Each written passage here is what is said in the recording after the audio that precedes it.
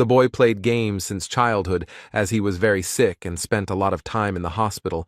It was boring to just lie down, and this became an important part of his life. And this time the hero was playing a mobile game, but suddenly he was defeated and began to complain about the NPC artificial intelligence. But if you do something for a long time, you get tired of it, and one day it just becomes uninteresting to play. Neither puzzles, nor RPGs, nor first-person shooters, nothing could interest the young man. The story and lore were simple and stereotypical, the system had no depth, and there were no unique games. But suddenly he found an RPG indie game with 2D pixel graphics, which had long been unpopular. It was called Dungeon & Stone. The game was only in English, and in general the hero didn't really like such games. But it was free, so despite everything, the guy, out of boredom, decided to download and install it. There were many types and classes here, but the young man didn't have much hope for the game and didn't plan to spend much time in it, so he chose at random. He noticed that he hadn't played a vertical scrolling game in a long time and began to take his first steps in and get used to the mechanics. So, without even noticing it, the hero spent the whole day in the game, and the room began to be illuminated by the setting sun.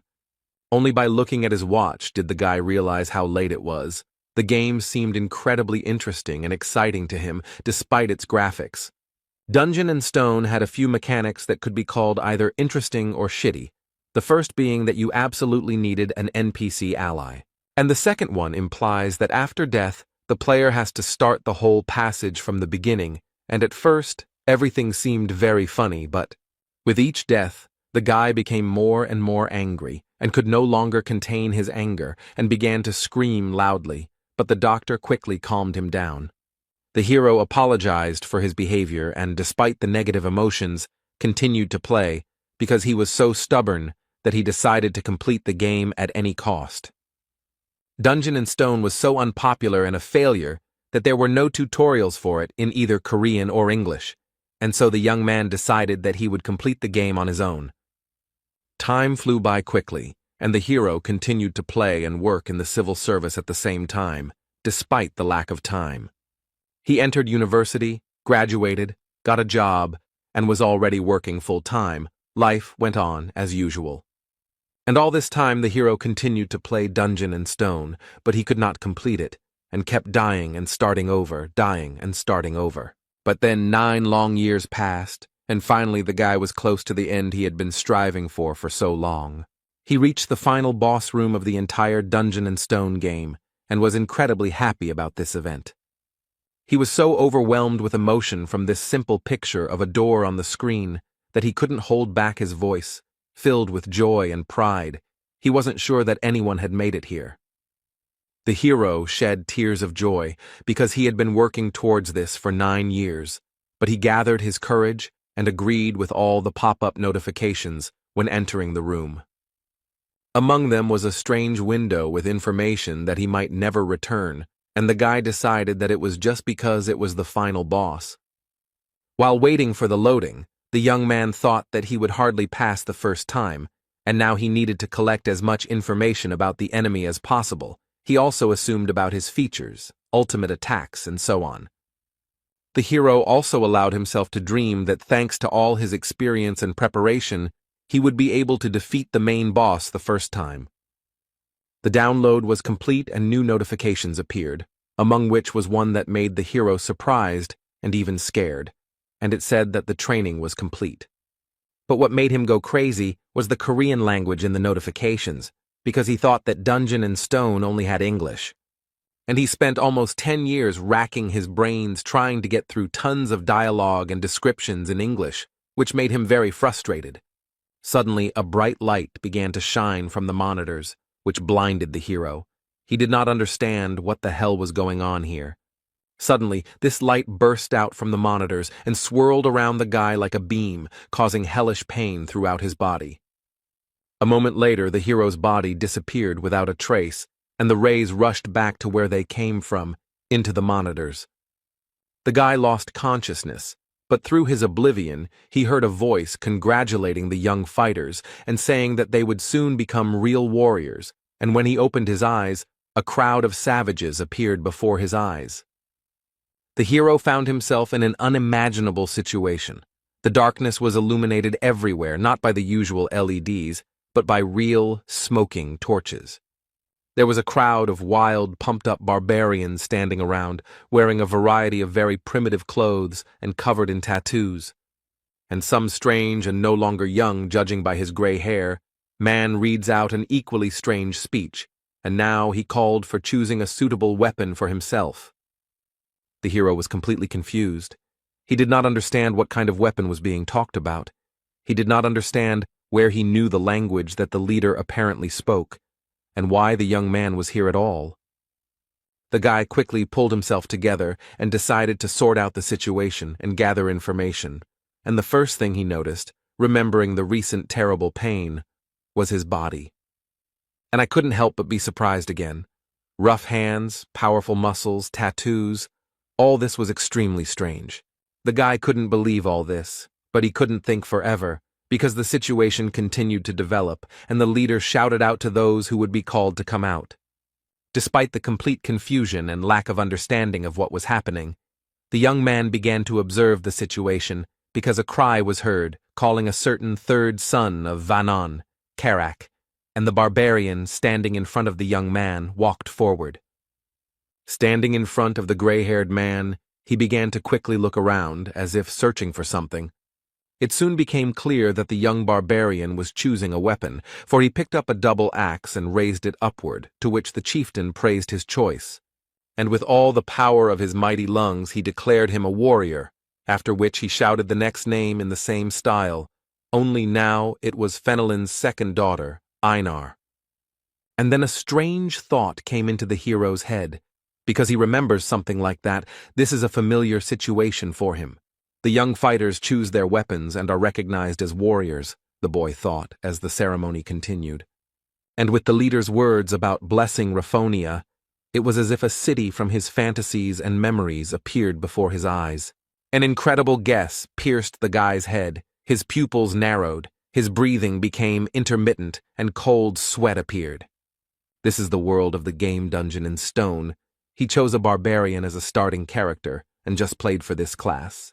The hero simply couldn't comprehend how this was even possible. Heavy thoughts occupied his head.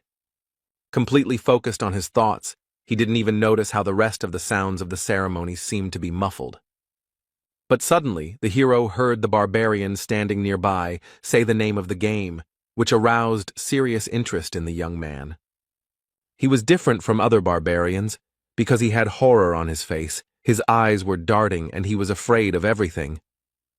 The guy realized that he was not the only one who got into the game, and that this barbarian was the same player as he was. Suddenly, a threatening voice was heard very close by, asking who dared to open their mouth. Raising their heads, the two young barbarians saw the figure of the leader towering over them. He had a threatening look, and his very appearance inspired terror. The hero was feverishly thinking about how the chief had ended up here so quickly and unnoticed, but his occupation was interrupted by the chief's question, asking if it was he who had done it. The guy shouted out decisively, denying it and trying to hide his fear, excitement, and worries. The hero glanced sideways at the barbarian standing next to him, mentally blaming him for what was happening. The leader realized who was guilty and turned his terrifying gaze on him, to which the barbarian tried to apologize hesitantly. And he asked if this was all really dungeon and stone, and there was horror in his eyes, cold sweat running down his forehead. But the young barbarian's words were interrupted by the chieftain, who simply swung his fearsome axe without the slightest mercy. The hero looked in horror at the place where the head of someone as unfortunate as he had recently been, and could not move from the fear that gripped him. Despite the emotions that overwhelmed him, the guy stood straight and tried not to show anything on his face because he could become the second victim. Without taking his eyes off the hero, the chieftain reported that Kadua's son, Orm, had been captured by an evil spirit. Seemingly satisfied that the second barbarian was okay, the chief turned around and walked back, ordering everyone to forget the evil spirit's words along the way. The ceremony continued, and the hero thought hard and realized several things, namely that people like him are called evil spirits. If someone finds out about them, they kill them, and that his head could be lying on the ground. The following names of the barbarians were heard, and the guy realized that he had one small problem. He didn't know his new name. There was no character screen, but the hero was able to figure out what to do. He would just wait 2 seconds after each name and then go. Of course, it could be the name of another evil spirit, but he would have to take a risk with that. After some tense anticipation, the next name was called Jandel's son, Björn.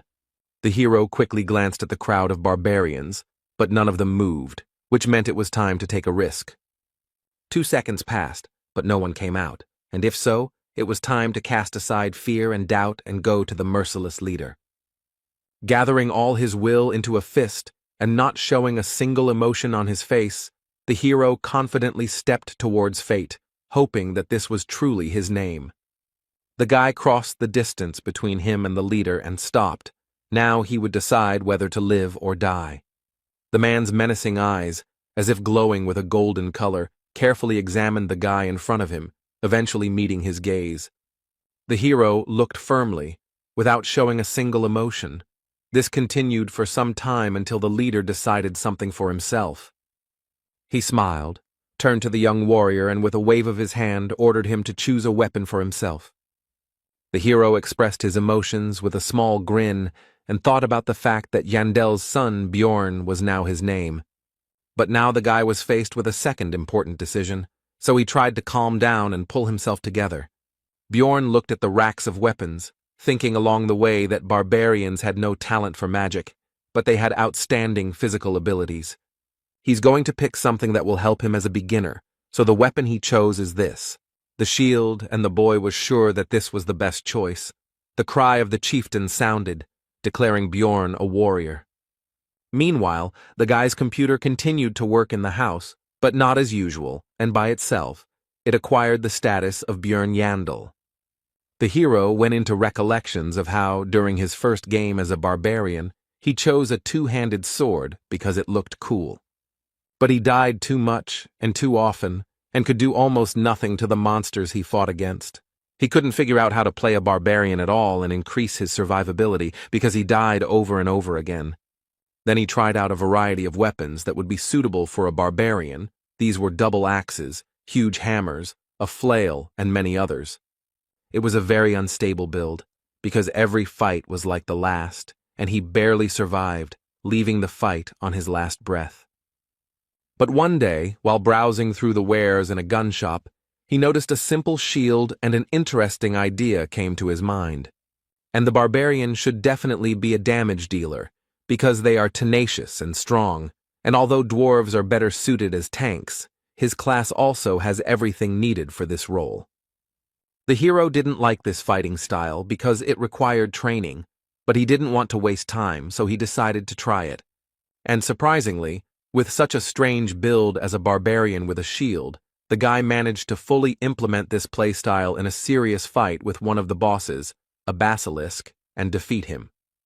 And although in reality the graphics and dry lines of what was happening on the screen were not at all impressive, in the player's head all this turned into an epic battle with a huge monster. The player realized that this was complete MBA, but in reality he summed up his thoughts and memories by saying that this was the most rational decision he could make now, and he would not regret it. Björn was brought out of his thoughts by the loud voice of the chieftain, who ordered the gates to be opened, which the adult barbarians immediately began to obey. Today, young fighters who are going through the coming-of-age ceremony are sent to the labyrinth, and among them is the hero himself. Their destination was just beyond the gates, in the city of Rafdonia, and the leader ordered the warriors to go forward, for in this city, their fate would be determined. After these words, the crowd of barbarians ran in disorganization through the gate, and with them ran the son of Jandel. The hero decided to run with them for now so as not to stand out, although he was not sure if they even knew where to run. After running around the city for some time, the barbarian who ran first reported that they were lost. At this, the rest of the crowd began to resent, and it was necessary to choose a new leader, and Bjorn thought to himself that they were no better than this leader. To which the ashamed leader lowered his shoulders calmed everyone down and was about to say that he was handing over his position. But in the middle of his speech, he was interrupted by a barbarian girl. And she said that she would be the leader, to which the others supported her, and shouted the name of Einar, the second daughter of Fenelon, and also that she was wise. The hero remembered her name and they continued their search, but very soon the girl reported that she was lost. The barbarians were outraged and began to quarrel with each other for the right to the place of the new leader, and Bjorn thought that at this rate they would never reach the labyrinth. But he did not want to attract attention and lead them himself. Then the hero turned to the former leader girl, Einar, to which she decided that he had come to condemn her. But Jandel's son explained that he wanted to tell her how to get to the labyrinth, to which the surprised girl asked how to achieve this. In response, Bjorn pointed his index finger at the group of adventurers and explained that they simply had to follow them. The adventurers looked at the group of barbarians with disdain and mocked them, and they were also sure that they would not find the way. The pair of barbarians paid no attention to this, and Einar exclaimed that she would try to do just that.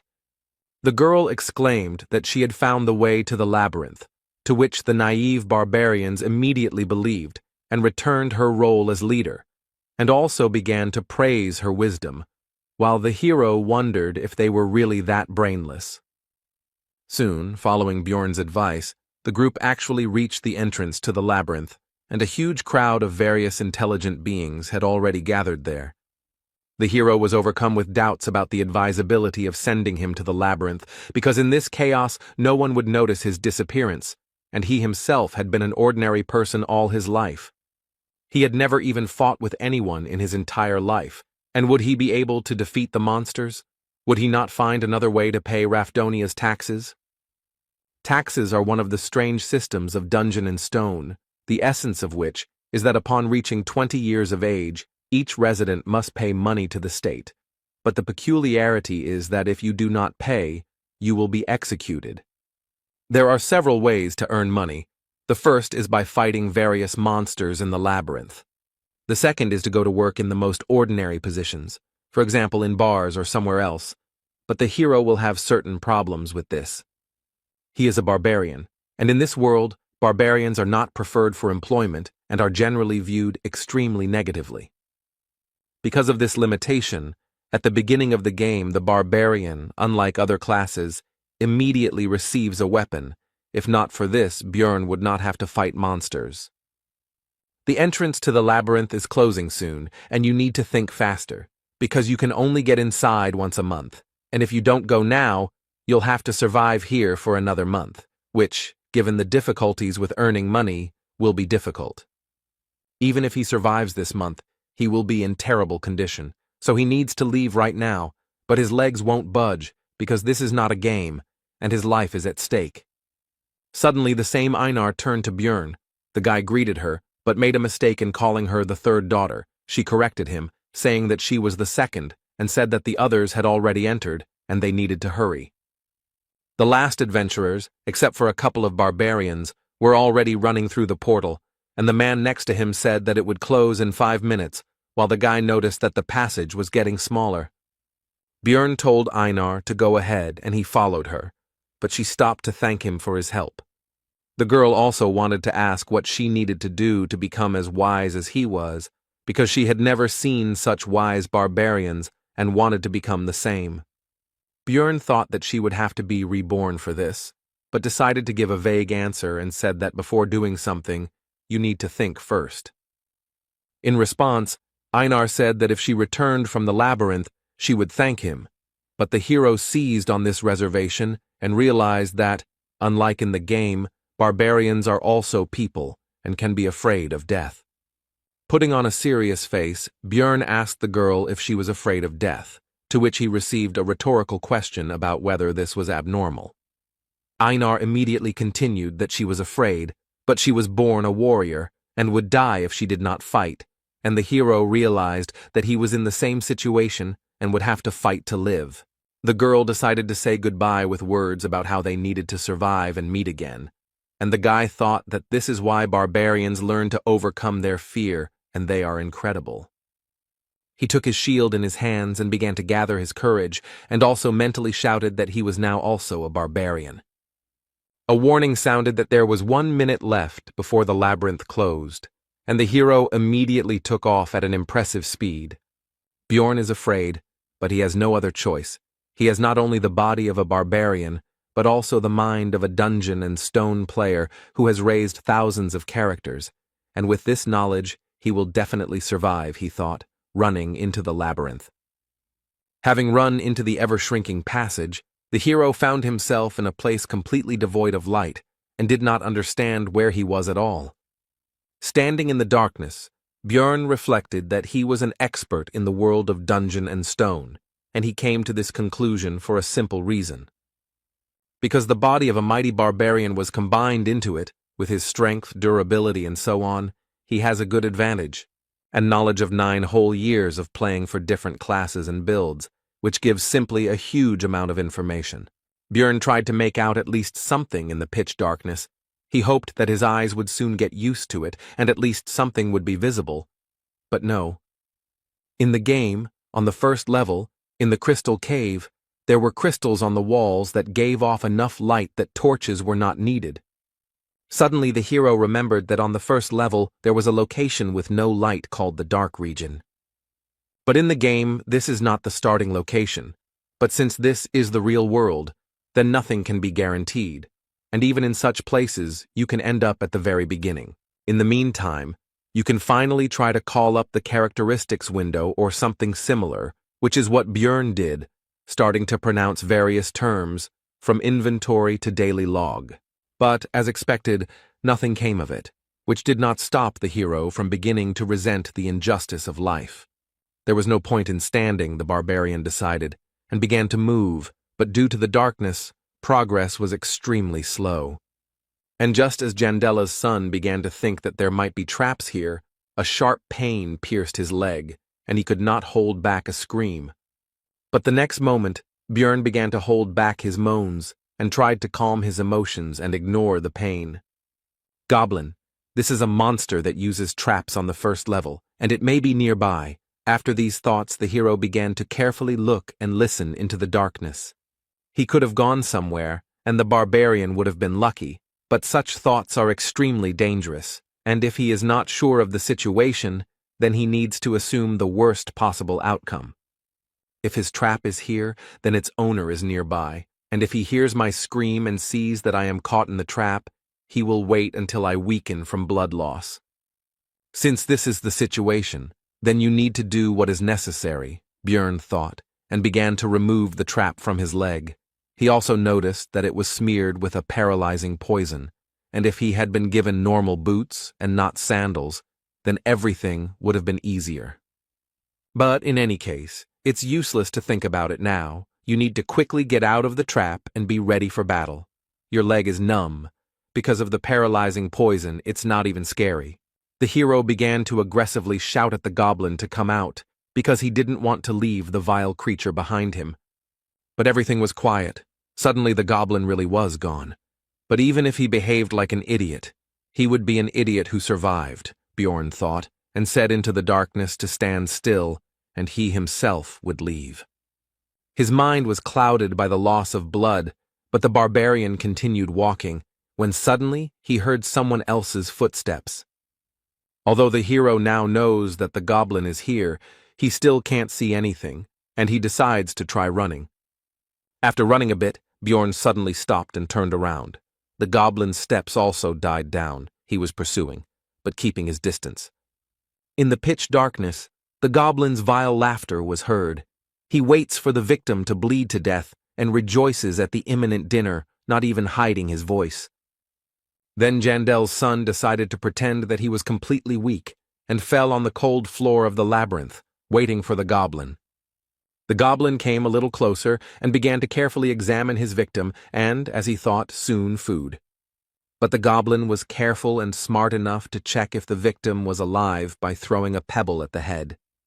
The monster's intelligence surprised Bjorn quite a bit, and he even thought that he was definitely smarter than the barbarians, while the object of his thoughts continued to throw pebbles. The goblin began to approach the victim, when unexpectedly for the hunter, he himself became the prey. Bjorn tried to throw his fist straight at the green-skinned creature's face, but missed, which even amused the monster a little. But the next moment, the hero felt as if his body began to move on its own, which was completely unexpected. This body is very different from his past. Instincts are highly developed in it, and the hero could even feel how his opponent moves. These thoughts went in parallel with how the goblin received blow after blow. With a loud, wild growl, the barbarian beat the already lying monster, who could no longer resist. How could the puny green-skinned one compete with the mighty barbarian? And now the hour of the final blow had come. Bjorn was not going to spare the monster, because what was the point? Even if it had intelligence, it was not even close to human. Besides, it would not spare the barbarian himself. A short time after death, the monster's body began to evaporate just as it happened in the game. In place of the corpse, there was only a small red object. It was the currency used in the world of dungeon and stone. To be more specific, it was a 9th-class magic crystal. His price is just a piece of bread, and for this Bjorn Yandel went through such a dangerous situation. This is a place where labyrinths and monsters exist that, after death, leave items and disappear. And outside the city, there are other places familiar to the guy from the game, where life goes on as usual and other races coexist. This is definitely the game world that the hero knows about, but he can never consider this reality a game, and with these thoughts, the barbarian continued to move through the labyrinth. The barbarian has been crawling in complete darkness for a long time now, but the bleeding still refuses to stop. The rejection of the human method of movement begins to bear fruit, because this way the guy does not use his injured leg, and he moves faster than you might think. And the most important advantage is that it is now impossible to step into a trap, and Bjorn is ready to endure inconvenience for the sake of survival. Continuing to move, the hero thought that bleeding was very dangerous, and he couldn't stop because he needed to find someone who would help him with the wound. In such a dangerous situation, Bjorn remembered a guy like him, who was killed by the leader at the very beginning, and began to wonder if he died or woke up in his world.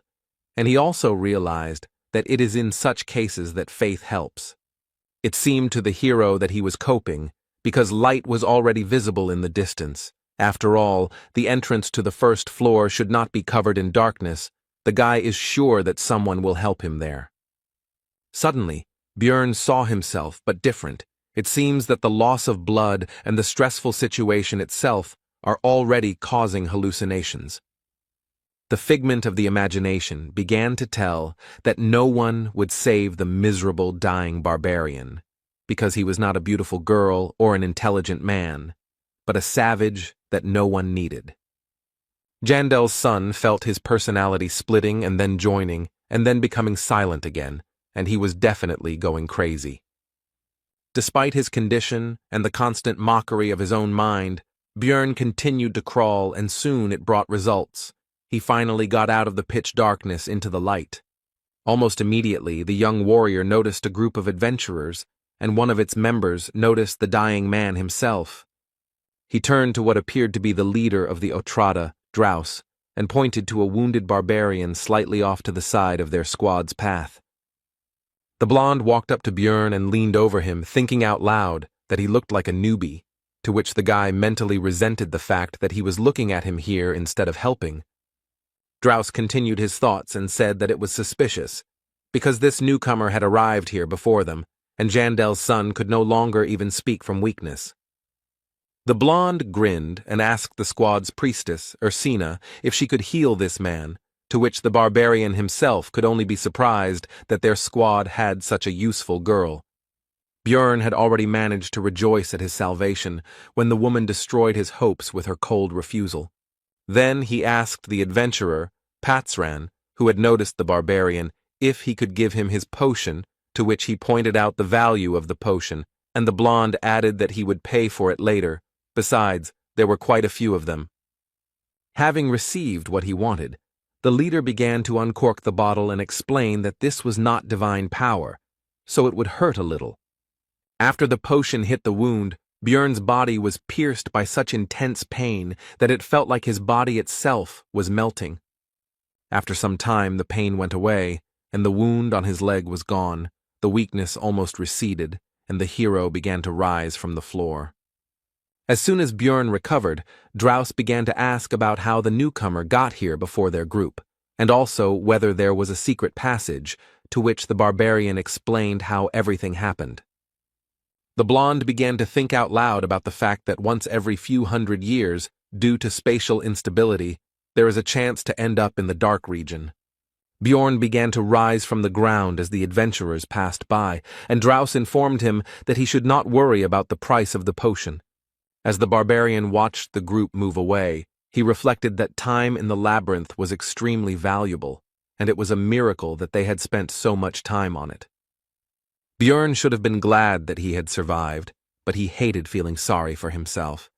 Meanwhile, the group continued on their way, and its members talked about the unexpected meeting, in particular arguing about his luck or bad luck, because on the one hand he got into an unpleasant situation, and on the other, he met them. The archer noted that his luck was to meet Draus, and not him, Patsran, because he was sorry to even give his potion. To this, the adventurer replied that there were many such worthless ones, and did not the priestess agree with him? To this, the archer said that if it were not for the rules of the temple, the barbarian could have been cured without any problems. Continuing the argument, pointing out the kindness of Draus, because he gave the dying man the opportunity to pay for help with information, and barbarians do not like to accept help from others, they also noticed that the bloody trail had been going on for a long time. The priestess noted that it was convenient to have a guide, who was the blond man, to which the archer noted that he had memorized the map of the entire first level, which was an extreme rarity. But when the group finally reached their destination, they noticed that they were the first to arrive, and Draus came closer. And he activated the portal that leads to the second level of the labyrinth, and the adventurers began to move to the next location. But the archer made everyone pay attention to the sandals of their recent acquaintance and the trap nearby. The magician illuminated the cave, and everyone saw that the bloody trail stretched all the way from here, which surprised everyone, because they had lost him. The magician asked Draus how long it was to walk from here to the place where they met the barbarian, to which he received the answer that it was about 15 kilometers if you didn't take a shortcut. Patsran, having learned that he had crawled for so long in pitch darkness, wondered whether he could repeat it. He also remembered that the barbarian had then pulled his magic crystal towards them, which he carried with him all the time, no matter what. He simply had nothing more to thank them with, and after these thoughts he informed the group that he took back all his unflattering words about this guy. He realized that people like this barbarian never give in, no matter what, and never escape from problems through death. After his recovery, Bjorn continued to encounter green-skinned goblins in fairly large numbers. The first time, the barbarian was in pitch darkness and was also nervous, but now these monsters pose practically no threat. The traps are set randomly, and not even camouflaged in any way, making it almost impossible to get caught. Their attack directions and ambush sites are extremely predictable, and they cannot pose a serious threat. But a new problem has appeared, and it is extremely simple. It is hunger, because enough time has passed, and the energy has gone to recovery and physical activity. Suddenly I remembered that they were given provisions at the very beginning, but while crawling the bag got damaged and a fair amount of food was lost. There was only enough for 2 days left from the 7-day ration, which meant he would have to economize, Björn thought, eating the bread, which seemed quite tasty to him. Only the first problem, the need for food, was more or less solved, as I wanted to drink, but this will be more difficult. Dungeon and Stone only had a hunger system, which worked in the labyrinth, and it had no information about water. But this is not a game, but the real world. And since they were not given water to take with them, it means that there must be natural springs somewhere, and the hero went in search of them. After some time, Björn heard the sound of water and went there, where he met a lonely adventurer resting. It was the first time he had met anyone outside of that blonde guy's group, but in the labyrinth there was an unspoken rule not to interact with others unless absolutely necessary. Having quenched his thirst, Björn decided to count the crystals he had obtained from the goblins, of which there were 44, which turned out to be quite a good haul for him. And now, the third problem has arrived, also connected with the needs of the body, namely, the need for sleep. And there are two ways to rest in the labyrinth. The first is to simply go to bed and hope for luck. The second is to find people who can protect you in your sleep. In other words, temporarily unite with someone. But here too the hero was in for a failure, because some were openly afraid of the barbarian covered in blood, some did not trust him, and some simply did not like people like him. This whole situation was extremely irritating to Björn, but he couldn't do anything about it, and he just wanted to sleep. But suddenly, some lonely adventurer approached him with an offer to become night companions, which at first angered Björn, but he explained that he had nothing reprehensible in mind. The barbarian agreed with the proposal, and also remembered that a night companion is an in-game term, although in real life it sounds strange. After that they introduced themselves to each other. The new acquaintance was called Hans. The adventurer said that it was pointless to look for another comrade, and that they would spend that night just the two of them, which made Björn tense up because of the ambiguity of the phrase and the manner of speech of his new acquaintance. They played rock, paper, scissors to see who would be on duty first, and the barbarian lost, which didn't surprise him, since his luck had clearly deserted him lately. Hans handed Björn a mechanical watch and told him how to know when to wake him up. He clearly didn't have the best opinion of his friend's intelligence. Looking at the obviously expensive device, the hero thought that in the future he would certainly have a chance to use the prejudice about the stupidity of barbarians to his advantage. Looking at the sleeping Hans, the warrior wondered if all adventurers behaved so carelessly, and whether he would lend him his sleeping bag. And so when the right time came, Björn woke up his temporary comrade so that he could take up his post. Hans replied that it was now the barbarian's turn to sleep, and then he realized that he wouldn't be able to sleep because he didn't trust his friend at all. The hero decided to just pretend to be asleep, simulating a loud snore, but in reality he listened attentively to the actions of his temporary comrade. But during the entire dream, Hans did nothing, despite all of Björn's expectations and suspicions. Looking at the carefree sleeping man, the barbarian doubted whether it was all justified, or whether he was just winding himself up in vain. So, while thinking, the hero began to feel sleepy, because recently he had had very intense adventures, an injury, and the very fact of getting into this world. Björn was brought out of his sleep by a sharp cry of his name. It was Hans. After all, 2 hours had already passed, and now it was his turn to be on duty again, and he did not argue with his night companion since nothing had happened and sent him to sleep.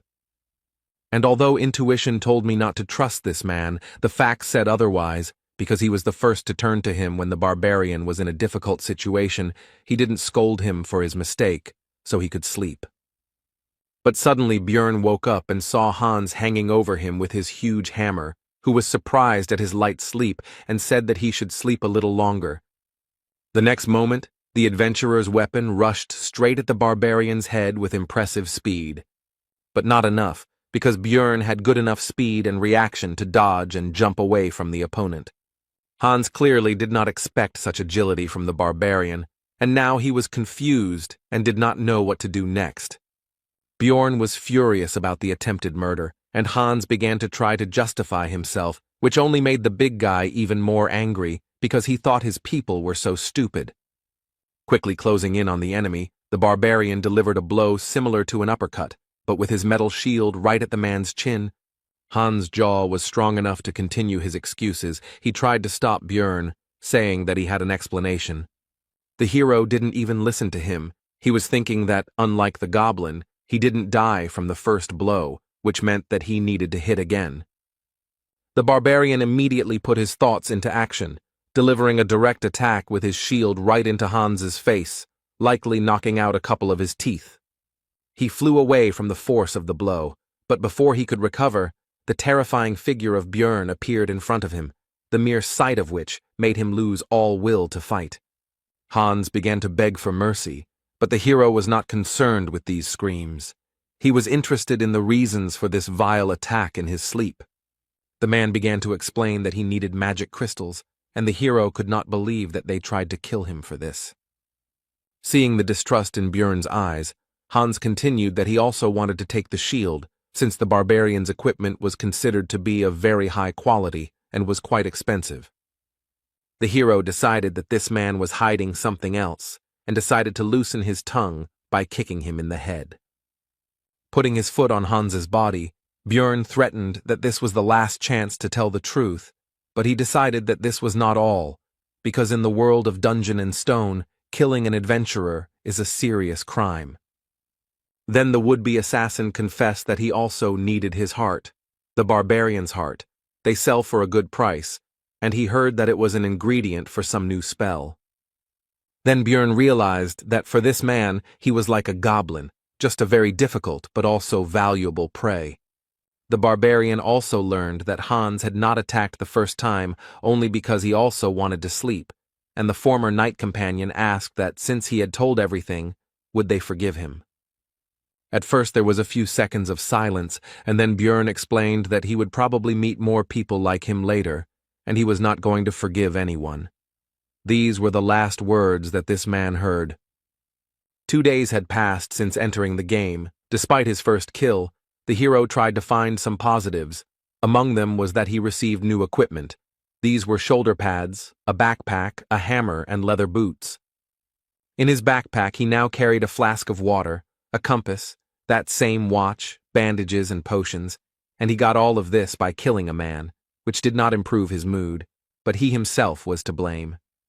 With the new weapons, it became much easier to kill goblins, and during the fight, the instincts of the body took over, which on the one hand felt like being in someone else's body. On the other hand, it made it easier to fight. It's already the second day of the labyrinth's life, so the goblins began to appear in pairs, but the hero also became stronger thanks to equipment and some experience. Also, the young warrior's progress became much faster than before, which could not but please. But there was one serious problem among this news, because he had not slept for a long time, and this threatened significant problems, and remembering the previous experience of searching for a comrade, the hero decided to sleep alone. But as soon as Björn began to fall asleep, these green-skinned people appeared, which irritated him greatly, as a result of which they lost their lives. Then the barbarian tried to kill all the goblins in the area, hoping that they would not appear again, and fell asleep. He was awakened by a sharp pain in his chest, and opening his eyes he saw a monster in front of him who plunged a dagger straight into his body. But the green-skinned man did not rejoice for long, because he received a fist in the face and died instantly. His friend, seeing the fate of his comrade, hastened to flee, and the barbarian did not even have the strength to pursue the fugitive. Reflecting on the fact that due to overwork, he did not notice the danger at all, the hero decided to use a healing potion, which brought even more suffering than the injury itself. It's been 14 hours since the meeting with Hans. At this time, the adventurers begin to look for companions for the night, which Björn decided to do, but now he decided to look for a fellow barbarian, because only he can be trusted. This time, other groups of adventurers also invited him to join their company, and at first, the hero, due to exhaustion, did not understand why. He refused everyone and explained that he was looking for a relative, and he also understood the reason for such hospitality, simply and trivially. With new equipment he looks not like a tramp without one sandal, but like a completely reliable comrade. One of the people I met explained that it would be difficult to find a barbarian on the first level of the labyrinth, because all of them, 3 to 4 months after the ceremony, go to the second or higher levels, and it is difficult to meet young ones. Then the hero decided that since he couldn't find his relatives, he would look for representatives of other races. For example, elves who kept their promises, or dwarves who were as lively as he was, but not people. They wouldn't attack other adventurers, blinded by the thirst for profit, Björn thought, and after an hour of searching, he was lucky enough to find the elf sitting right on the floor of the cave, with a bow and quiver lying nearby. The barbarian asked the elf if she was alone, to which he received a tense silence, She was clearly afraid of the big guy who had suddenly appeared. Björn also noticed that the girl was wounded in the stomach, and it did not look like the damage was caused by goblins, so he asked if a human did it.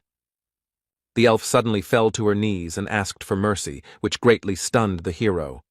Her eyes began to water, and she continued to beg for him to let her go, and also said that she had a little brother at home. Björn just stood there the whole time, thinking that in the game all the elves were very cold and very different from this representative. In order to calm the elf down, the hero tried to smile kindly, which clearly didn't work out, and on the contrary, he scared her even more, and even added that he didn't plan to kill her, as if an even worse fate awaited her. The next moment, the girl burst into tears and began to say that she knew that the warrior opposite her was a barbarian, but he did not have to kill her. At this sight, the hero could only marvel at the bad reputation his fellow humans had, and he could only guess how they had earned it. Bjorn decided to throw the elf some bandages and some herbs that he didn't know, but the pointy-eared one recognized them. They were the healing leaves of Liko. When the girl asked why he was giving it to her, he replied that there did not necessarily have to be a reason for helping, although in fact he wanted to make as positive an impression as possible. When the elf finished bandaging the wounds, the couple decided to introduce themselves to each other. The possible friend's name was Erwin. Sitting down opposite, Björn asked the reason for her fear of him, to which she simply replied that it was because she was an elf, and he was a barbarian. And she explained in detail that their races had fought with each other about 10 years ago, which made the hero surprised and made him think about how much time had passed since the situation that was presented in the game. But then Erwin said that enough time had passed, and now there was peace between them, and she did not hate his people, and also did not want to fight with them. In response, Björn said that he also held no grudge, which made the elf happy, and then asked her if she would like to be his companion for the night. Erwin was wary of the barbarian, but remembering that people like him value their military honor, she asked him to swear by it that he would not harm her, and seeing the displeasure on the big guy's face, she assured him that she would swear by her tribe. Bjorn agreed with this, but decided to first deal with the fact that the girl constantly calls him Mr., which makes him feel old, and once again reminded him of his name. When this question was decided, the barbarian and the elf began to pronounce mutual oaths, and the full name of the pointy-eared one turned out to be Erwin Fornaci de Tercia. Björn decided that he would sleep first, and gave the girl the watch that he had gotten during his last attempt to spend the night. Lying in the sleeping bag that used to belong to Hans, the hero thought that he would never have thought that it would be so difficult to get the opportunity to sleep, and also that he needed to pretend to sleep a little. But he didn't succeed, and soon Erwin woke him up because 2 hours had already passed, and he decided that it was the power of the pillow and the backpack as a pillow. And he decided to let the elf use these things for sleeping, because this way she would also certainly not be able to pretend and would fall asleep, and she, it seems, was no less tired than he was. This made Erwin extremely happy. She could not even imagine that such a barbarian as Björn would take care of her. As soon as the elf laid her head on the backpack, she immediately fell asleep, and the hero began to guard the sleep of his night companion. Bored, Björn sank into his thoughts. Memories of his past life began to penetrate his head, and as a result of his reflections, he came to the conclusion that even if he could return, there was nothing to do there anyway.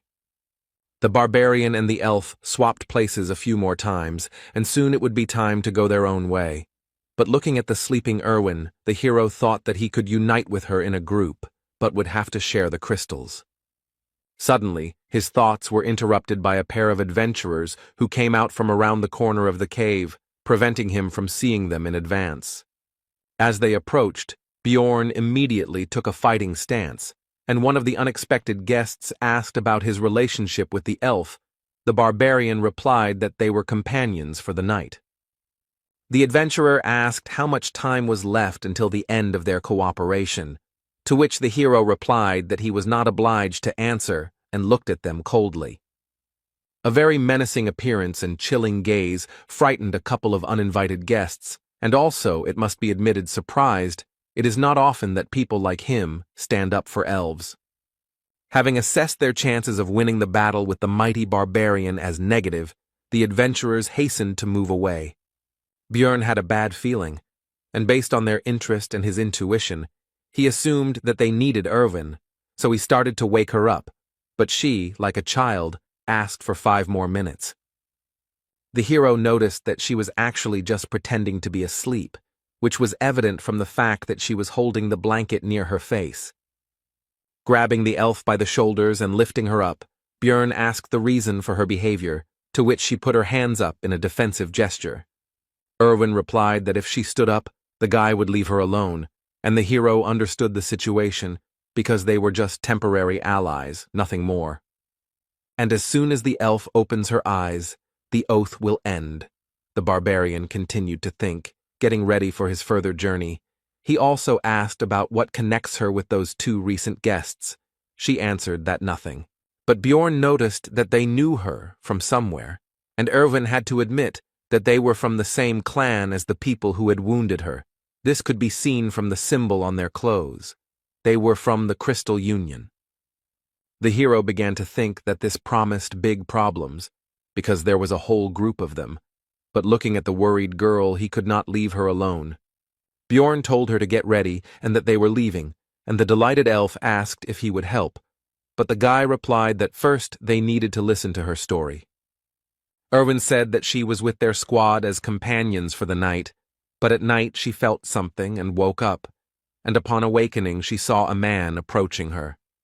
Continuing to run away from the place where they spent the night, the girl said that only later she found out that he was the director of their clan, which operates on the first level of the labyrinth, and since then she has been persecuted. They are helped to coordinate their actions in her search by stone transmitters, magical devices that allow them to communicate at a distance of up to 300 meters, if they are synchronized. The hero began to think hard. They are the equivalent of walkie-talkies. They are a bunch of people. There is nowhere to run. If he abandons Erwin, she will die. Björn asks why they continue to pursue her if she has done nothing significant, perhaps to silence her, to which the girl hesitantly replies that there is a compelling reason. And feeling awkward, she began to tell that when she ran away, she threw her knife somewhere, and that this is what happened, and she fell silent. And after a pause, she continued to talk about how he had ended up in a so-called bad place. At this news, an unpleasant guess appeared in the barbarian's head, and the same unpleasant emotions appeared on his face. Smiling awkwardly, Erwin ends the story by saying that she heard that the director was so injured that even potions couldn't help him return everything to how it was. But after a few seconds, the emotions left her face, and she reported that they were being followed, and the distance was 150 meters. Looking out of the corner of his eye at Erwin, the hero thought about how she heard this from a very impressive distance, and also noticed the opening of her wound, and she was not complaining. Although they have sped up, the elf reports that the distance is still the same 150 meters, which means they cannot break away, and during this time the pursuer has probably informed his people about the situation. The only way out is to destroy them, but then there will be no way back. Is it worth risking for the sake of a companion, because he is not the target?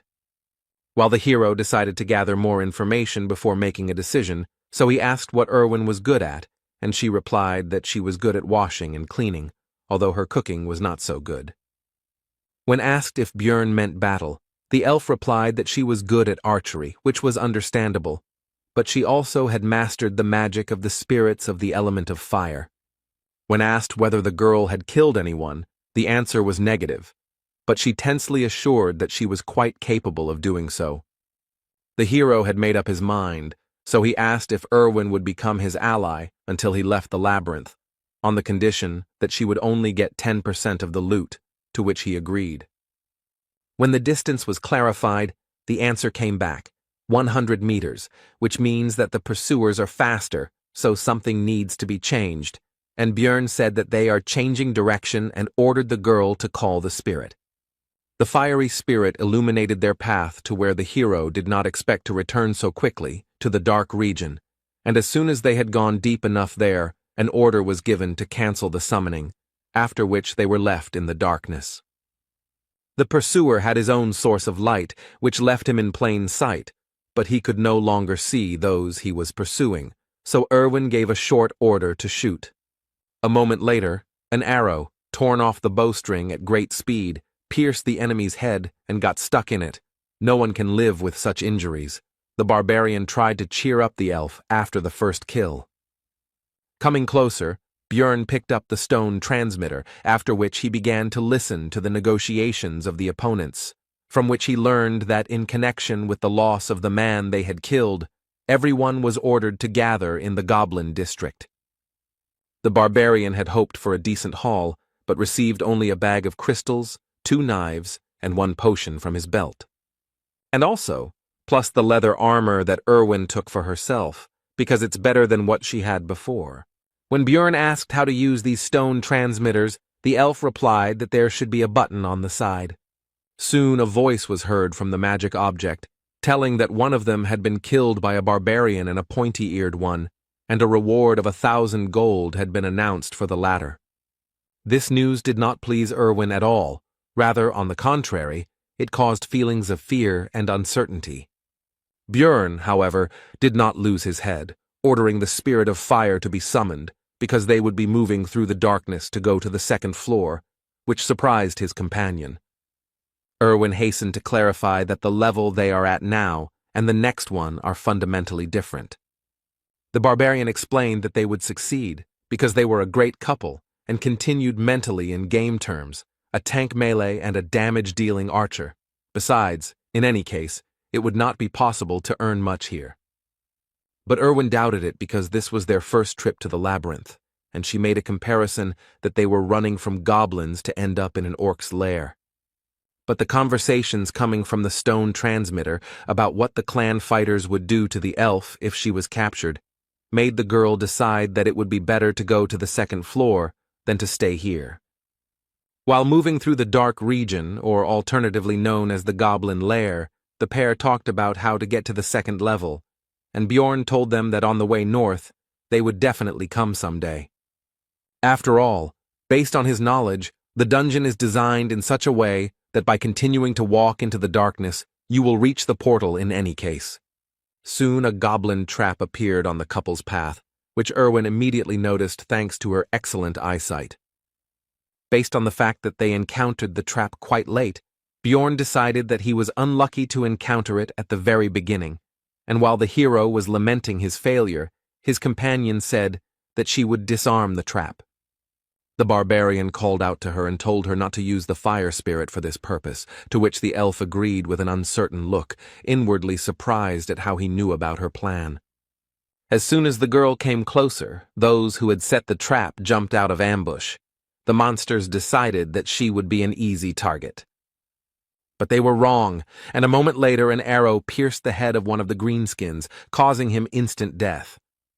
The 2nd goblin tried to strike with his claws, paying almost no attention to the death of his kinsman. But the attack was unsuccessful. The elf turned out to be too fast and agile, and before the monster had time to understand what was happening, his, as he thought, victim was already behind him, with a drawn bowstring. A moment later, Erwin was already relaxing, and the bodies of the goblins evaporated around her, leaving behind their prey. The elf asked the barbarian if she had done well, to which she received well-deserved praise, which made her seem to glow with joy. Erwin handed over 2 magic crystals to Björn, after which she said with shining eyes that at this rate she too could earn something. From the stone transmitter came information about the update of data regarding the elf. Now the reward had increased to 2,000, and alive or dead, and the barbarian tried to console his companion. Suddenly, Erwin noticed a new danger in the darkness ahead, ghouls, which surprised the hero, because according to his information, such monsters should live in the south, not the north. The meeting made the guy think about the strange experience system in Dungeon and Stone, which consisted in the fact that EXP is given only when a representative of a new species is defeated, and there is no reward for a repeat kill. After closing the distance, the ghouls turned their ugly heads towards the living, and in their eyes one could see only hunger and no glimmer of reason. These monsters are faster and stronger than goblins, but they are still only rank 9 monsters, so they don't pose much of a threat. Plus, he's not fighting alone now, which makes the battle even easier when you have a comrade covering you. The pair walked north until their 3rd day ended, and soon they came across a long trail of blood and a piece of bread. At first, Björn had an unpleasant guess that he did not want to believe, but soon it was confirmed, because they found the very same trap, next to which lay one sandal. And very close by there was an already open portal. Remembering what the hero went through when he could have simply crawled back a dozen meters, he was overwhelmed with emotions. Soon, all other feelings were driven out by the barbarian's rage, and Bjorn gave vent to it by hitting the floor, which frightened his companion. The girl took the guy's anger personally, so she asked what she did wrong, and moisture began to gather in the corners of her eyes. But the hero calmed her down, saying that it was not because of her. Erwin then put all the factors together in her head, including the bloody trail, the pieces of bread, the sandal, and her companion's reaction. And she said in a mournful voice that he had been through so much, which made the barbarian wonder if she had really guessed what had happened. But it soon became clear that Erwin had come to the wrong conclusions. She thought that the hero had lost a precious comrade here, and uttered a phrase about the certainty that he had gone to paradise. Having gathered their courage, the pair of the elf archer and the barbarian tank went through the portal straight to the 2nd level, which is called the Goblin Forest.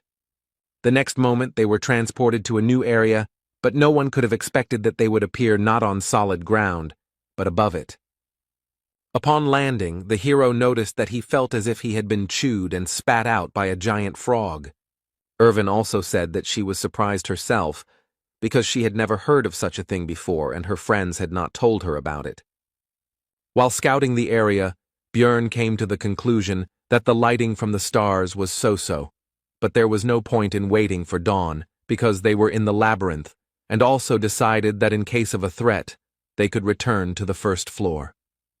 Erwin asked if this was really the 2nd floor, since she had never heard of this forest, to which the hero explained that from the 1st level you can go through different portals and end up in other locations.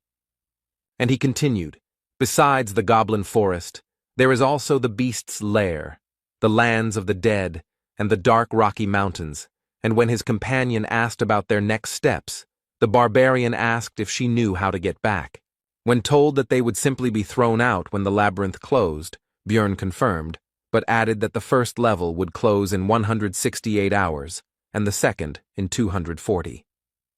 And most likely the Crystal Union will not go to this floor, so they will wait until the 1st one is about to close, and will be transferred there through their portal, and then they will be spat out into the outside world. But the hero decided not to sit around doing nothing all this time, and the couple set off to explore the surrounding area.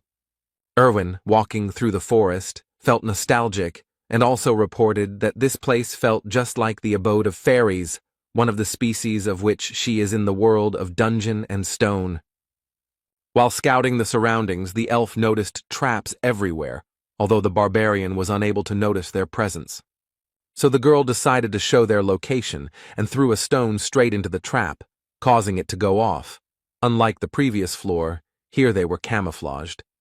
After that, Erwin started begging for praise, but Björn decided not to overdo it and simply said that she was throwing stones well.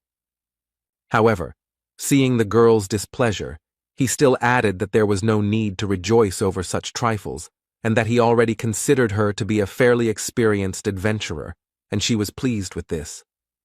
After walking around a bit more, the girl expressed concern that there were enough traps, but there were no people who set them, and the hero remembered that their presence in this location was more of a feature of the zone. In the game, this place was also called the Goblin Forest, and in addition to the traps, there should also be many times more goblins here, and among them there should now be mutants, archers, and warriors, and the deeper, the more and more dangerous. Björn ordered to first deal with the traps in the area and then explore further, so that in case of danger, it would be possible to run to the portal without fear of getting a leg injury. After that, the couple simply searched for traps and disarmed them to secure their escape route. But they had to stop abruptly, because Erwin noticed traces of a group of goblins nearby, which she did not hesitate to tell Björn about, and also soon clarified that there were more than 10 of them, and they were about 50 meters away. The hero decided that the threat should be eliminated, so he ordered to get as close to them as possible and attack while they were unknown. The girl walked quietly and silently, and the barbarian decided that this was some kind of fairy trait. But be that as it may, a group of monsters was soon discovered. The pair decided to start the fight with Erwin's shot, so soon the sound of a bowstring being pulled was heard, and they prepared for battle.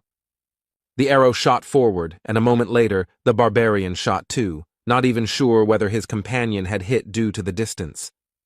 The boy and the goblins ran towards each other. Erwin, as an archer, stayed behind and did not rush forward. Both sides were confident of their victory. The second floor is different from the first. There are 3 times more enemies, and you can also encounter new species, and most likely the hero should have felt fear. But the barbarian did not feel it. On the contrary, the warrior's heart, which he received in his new life, trembled in anticipation of the battle. With a loud battle cry, the hero burst into the crowd of greenskins and began to scatter them in different directions. But there were too many enemies, and one of them almost cut off the barbarian's head with his dagger, but he was fast enough to dodge. And Björn jumped back, thinking about the situation, because if he had been a little less agile, his head would have flown off his shoulders. The enemy has the advantage in numbers, and injuries would be inevitable if he were here alone, but it's good that he has an ally. To prevent the goblins from running to Erwin, the hero began to shout loudly, attracting the attention of the green-skinned shorties. It was time to finish. From defeating the group of goblins, 11 magic crystals were obtained, which was quite good compared to the first floor. After all, Björn earned about 44 in a whole day, and although he wanted to take the armor or weapons, they dissolve along with their bodies. The barbarian decided to give Erwin 2 crystals because those that fell from the goblin warriors were more valuable, which made the girl happy. After which he ordered them to move on, because he was impatient to see the results of the whole day's monster hunt. As the pair went 3 kilometers into the floor, groups of goblins began to appear every 5 minutes. This time they had a new type of enemy with them, a goblin archer, whose specialty, among other things, was camouflage, with the help of which he could disappear right before your eyes. The barbarian and the greenskins rushed towards each other, because even though the shooter would make things more difficult, he would not lose.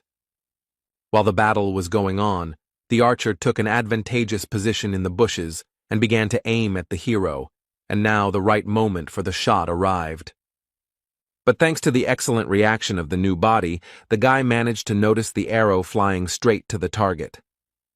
At the last moment, Björn was able to dodge the dangerous projectile without receiving any injuries, after which he began to search for the shooter's location. The goblin realized his mistake too late and could no longer hide, so he was killed with one powerful blow of the hammer. After 15 hours of continuous fighting, both were very tired, so they finally decided to rest. This time Björn was the first to take up duty, because despite the fact that they were very well prepared, the elf could not boast of the barbarian's endurance. It seems that it has already become a tradition to reflect on duty, and this time the hero did not break it. They hunted for 15 hours and earned more than they could have dreamed of on the first floor. But the further they went, the more often they encountered other adventurers, who not only often had numerical superiority, but also included different races. Adventurers are much more dangerous than goblins, especially now that the guy has someone to worry about. Björn said out loud his thoughts that the biggest problem was that he was very beautiful, which embarrassed, in fact, only the girl who was falling asleep. In the following days, the couple actively hunted goblins to earn crystals and gain experience. Together they rested from physical activities and protected each other's sleep from monsters and other possible dangers. So the 6th day of their stay in the labyrinth passed, and the 7th came, The couple decided to get out of here because there were only 2.5 hours left before the first floor closed. They were both very tired these days, but it affected Irwin especially strongly. She already dreamed of going to bed immediately after returning. Soon they came across a group of goblins on their way, and despite their fatigue, the adventurers decided to fight their opponents. The mere sight of the stern barbarian already instilled in the green-skinned monsters a feeling of insecurity in their own strength. While scattering the enemies, Björn decided to deal with the warriors first, and Erwin would deal with the archers. After so many battles during these days, the hero became a master of such battles and gained enough experience. And Erwin also didn't stand still and now always knows exactly who and when to shoot so as not to interfere with the guy. Although there were 2 archers among the goblins, not a single arrow flew towards the barbarian, and the enemies were already defeated. The pair had already worked together perfectly. The time it took to kill goblins had been significantly reduced, and looking at Erwin and noticing how much she had grown in recent times, Björn even began to feel proud of her. Suddenly, among the evaporating corpses and magic crystals, the elf noticed something unusual, something they had never seen before. It was an essence, part of the dungeon and stone skill system. It gives passive or active skills. You can only absorb 1 per level. Skills vary greatly depending on who dropped the item.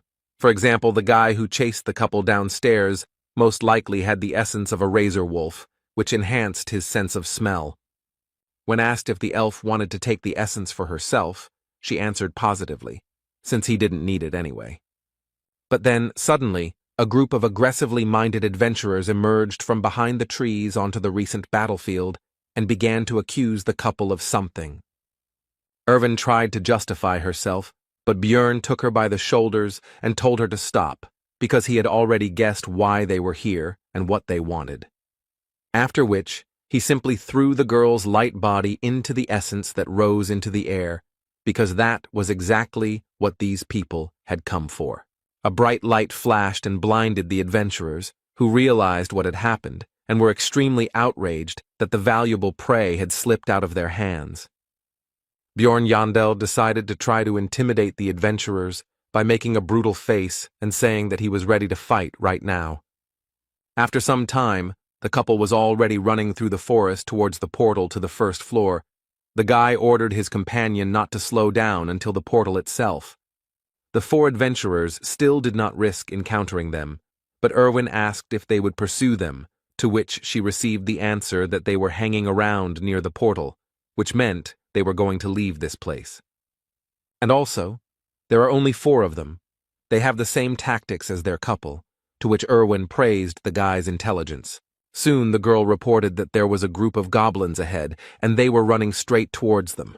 Björn realized that he would not be able to simply get around them. This was suspicious, because goblins usually don't behave like this, and they didn't want to run into them now, when the pair's goal was the portal, so the barbarian ordered to change direction. But before the girl could answer, a projectile flew towards her, and Björn pulled her out of the way by the collar. Rubbing her injured neck, Erwin noted that she herself would have dodged the goblin's arrow, to which the hero responded that it was a crossbow bolt, which meant it was those adventurers. Most likely it was they who lured the greenskins, and they themselves are sitting in ambush on the other side, wanting to exhaust them. Björn decided that there was no other way out. They would have to fight, but they had an advantage, the power of the essence. The goblin archer's essence, based on game knowledge, should increase stats and give 1 passive and 1 active skill. The first is arrow poisoning, and the second is camouflage. When Erwin remarked that she didn't know how to use them, Björn pointed out that she was already using them, and it seemed to be done simply by the power of thought. The hero handed over the backpack and sleeping bag to his companion and said that he would deal with the goblins himself, and her task was to find the enemy crossbowmen.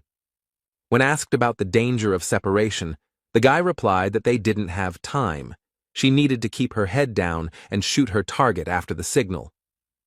And he rushed at full speed towards the goblins, no longer hearing the question coming from behind him about what kind of signal this would be.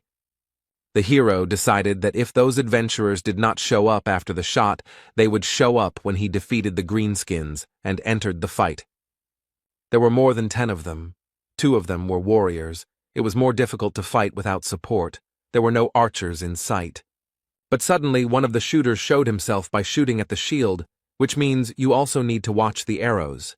Taking advantage of the hero's distraction, one of the goblins snuck up behind him and plunged a dagger into his body. Without Erwin's help, alone against a group of enemies, needing to watch out for goblin arrows and not forgetting about the crossbowmen, the situation is extremely lousy. More and more wounds appeared on the warrior's body, although none of them were serious, but there were more and more of them. A crossbowman suddenly intervened in the battle. At that moment, 2 projectiles, an arrow and a bolt flew at Bjorn.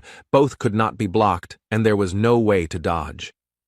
The hero decided to defend himself from a more powerful crossbow shot, and he will have to take the goblin gift on his body. The arrow pierced right into the elbow, and it also turned out to be poisoned. Now one arm is not working, which means I will have to choose what to throw. The hero decided to leave the shield, because although it would be easier to kill goblins with a hammer, the real threat comes from the crossbowmen, and without a shield it will not be possible to defend against a bolt. The battle with the greenskins became even more ferocious and difficult, but despite the advantage they had gained, the monsters could not win. Very soon there were only a few goblins left, and they decided to run away. This man had instilled fear in their little hearts. As soon as the battle was over, how did the adventurers who had been watching the hero's battle all this time show themselves? The crossbowman was not with them, the barbarian noticed, and their leader began to ask about Erwin's whereabouts. But the hero was not going to answer and simply said to attack. There was nothing else left anyway, because he was not going to give up. The adventurer gave a speech about how, although the barbarians had a lot of energy, this representative of theirs already had enough wounds, and now they would defeat him and find out where the elf had gone. Finally, the leader said to imagine that they were fighting a huge monster. The group rushed towards the hero. Choosing a unique gesture for this world, suitable for giving a signal, the guy decided to raise his hand higher and put out his middle finger. Seeing the suspicious movements, the adventurers became wary and stopped, and the hero wondered whether Erwin had understood the signal. But in any case, it doesn't depend on him, and all that remains is to trust his companion, thought Bjorn, making a dash towards the enemy. He met his onslaught and blocked the blow, but realizing that he would not be able to compete in strength with the barbarian for long, he called his comrade for help. An elderly man with a katana named Elias intervened. He drove the hero away with a blow from which he had to move away and break the force contact. But despite the less than ideal situation, Bjorn could not retreat, because in order to help Erwin, the enemies needed to be distracted, so the son of Yandel entered the battle against the 3. But everyone had to turn away from the battle because some kind of projectile was flying towards them, and no one knew whether it would be a crossbowman's bolt or an elf's arrow.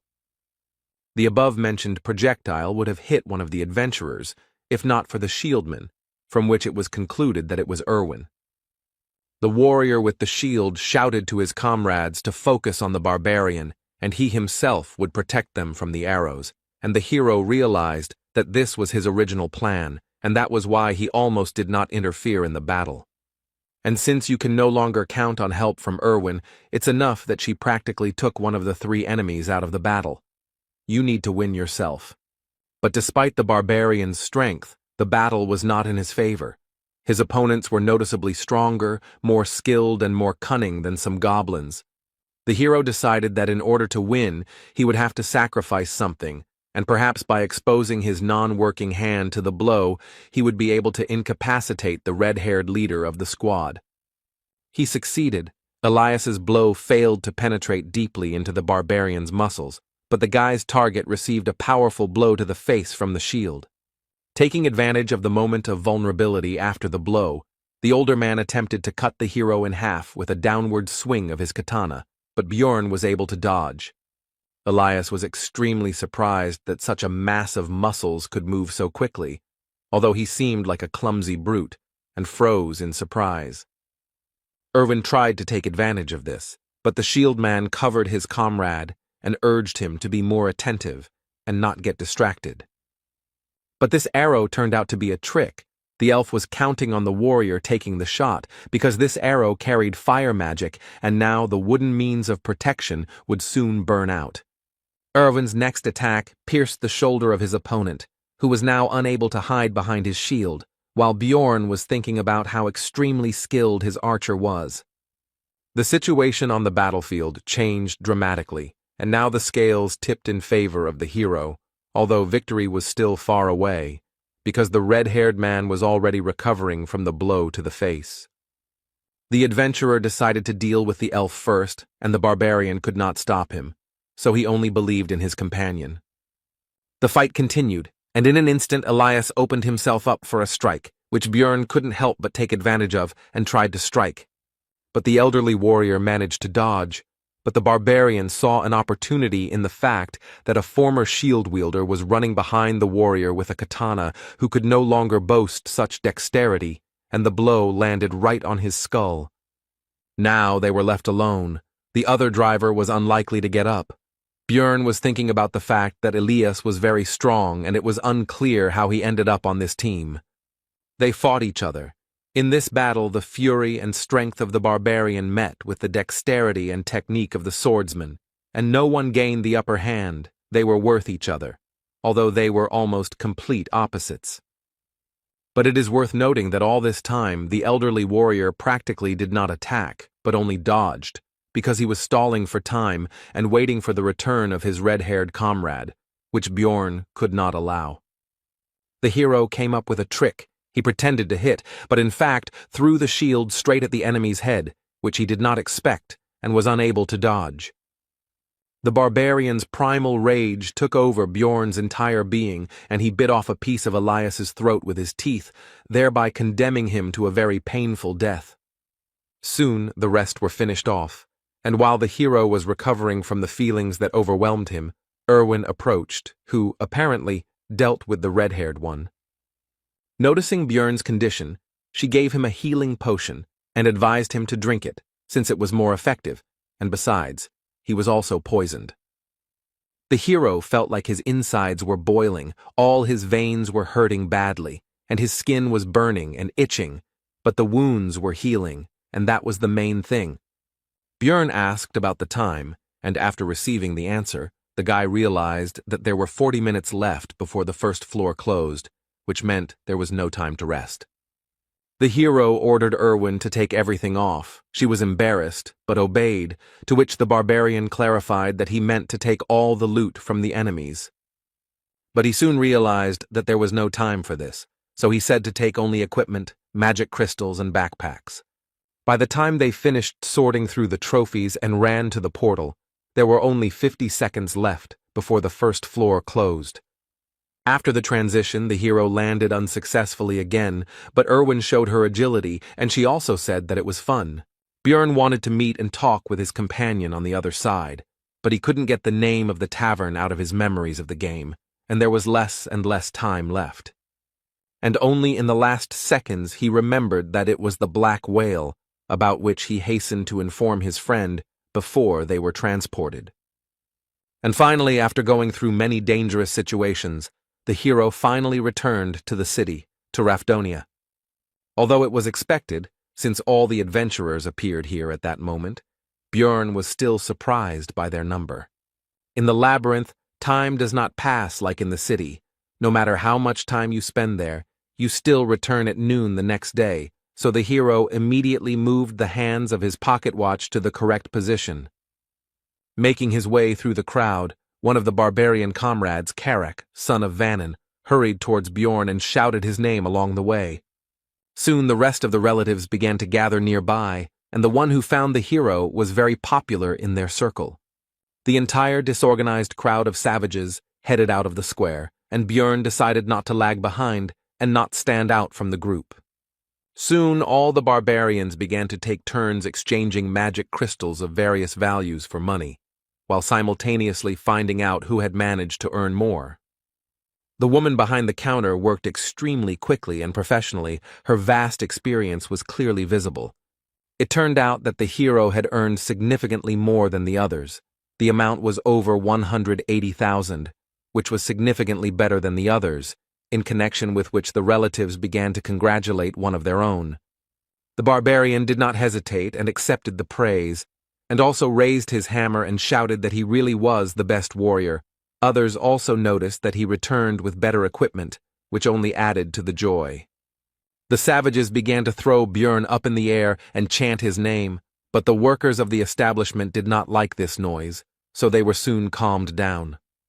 Soon the group of barbarians left the building and sat on the stone steps, waiting for everyone to receive their money, and the hero decided that he would follow the others, because he did not yet know the local layout. While examining the city, Jandel's son noticed a small detachment of elves, and among them he managed to discern Erwin. The girl also noticed her friend and waved awkwardly to him. Björn also greeted his friend and quietly asked to meet tonight, and despite the distance, the sharp ears heard everything.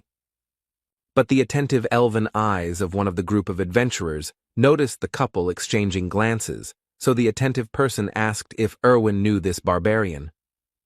But only the pointy-eared can boast of excellent vision, so Karak also noticed what was happening and asked Bjorn about his acquaintance with this girl.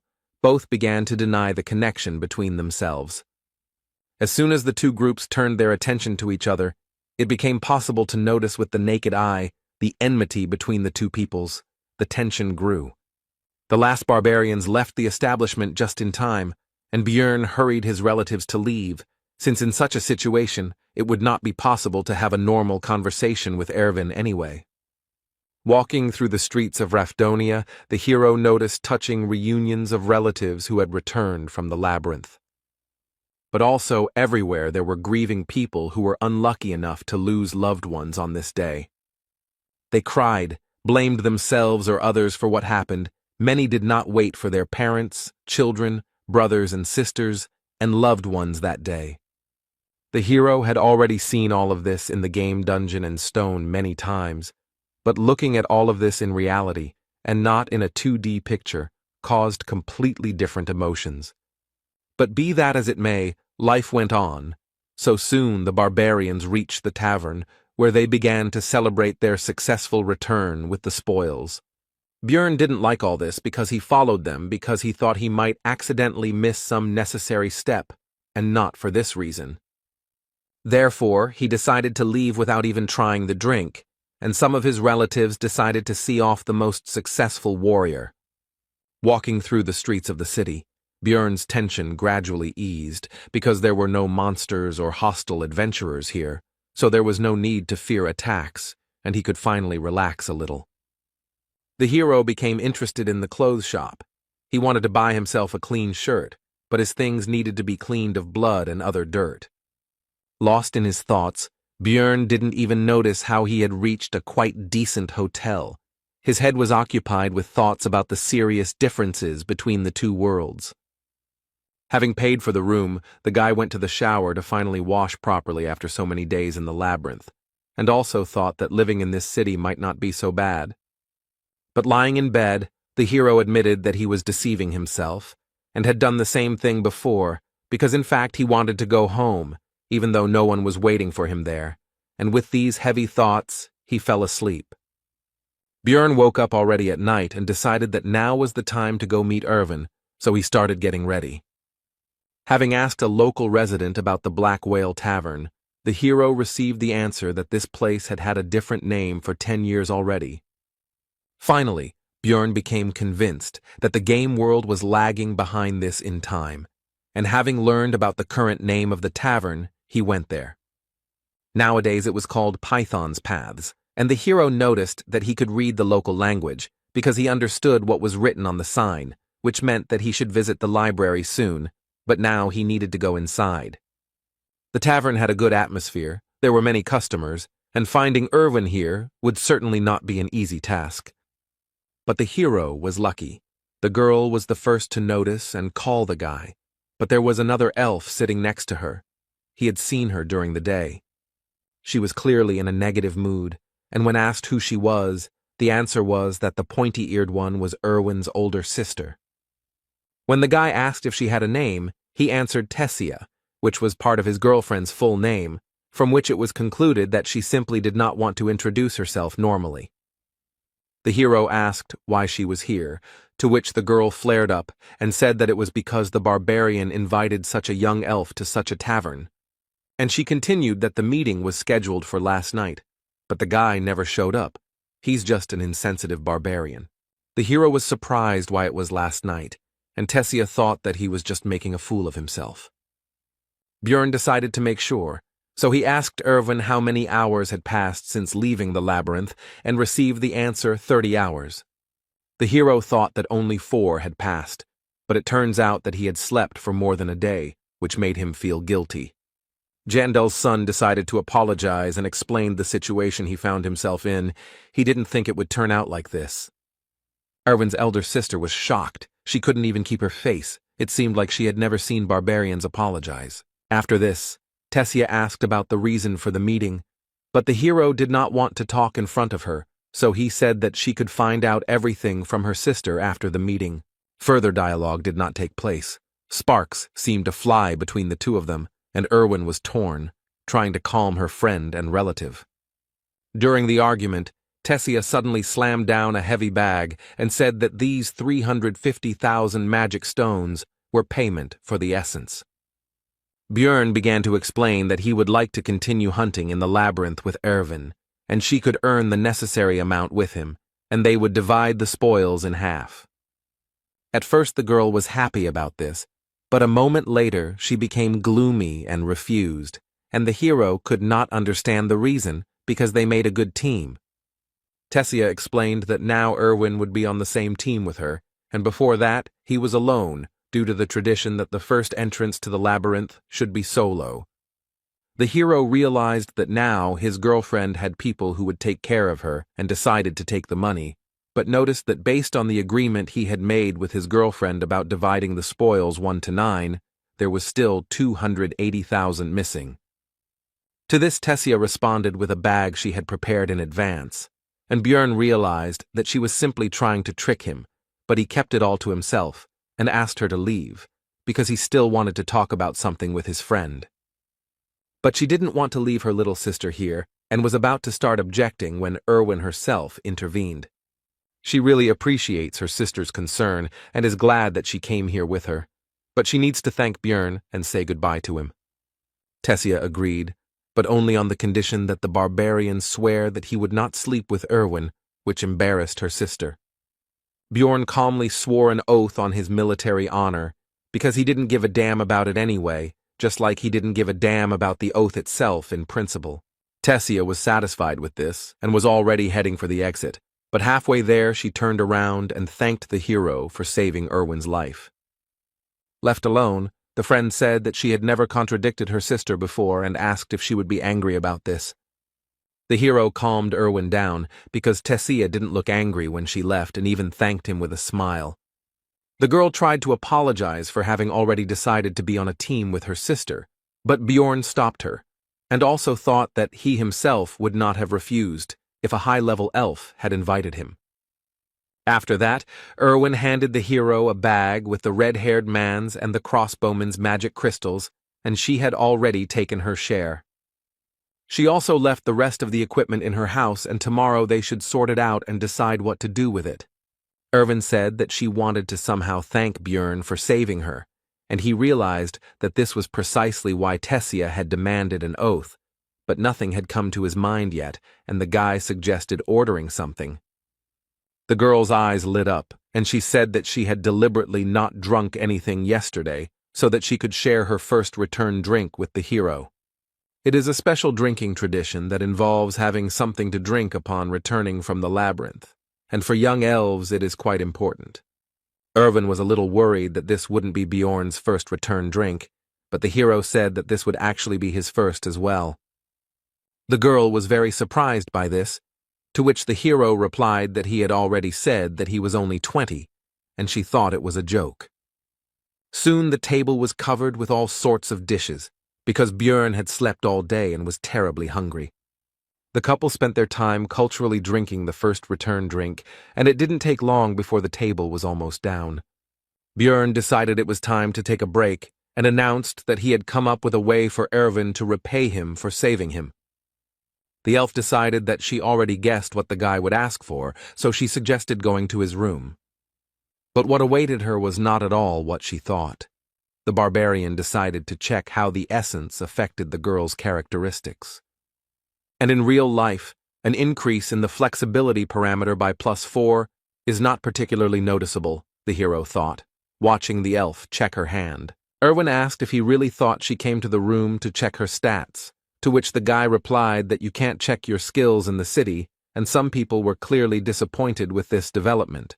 Although the game dungeon in stone had only 3 main characteristics, these are strength, spirit, and abilities, but each of them had hundreds of other parameters. The guy spent thousands of hours studying them, but still couldn't understand the effects of some parameters.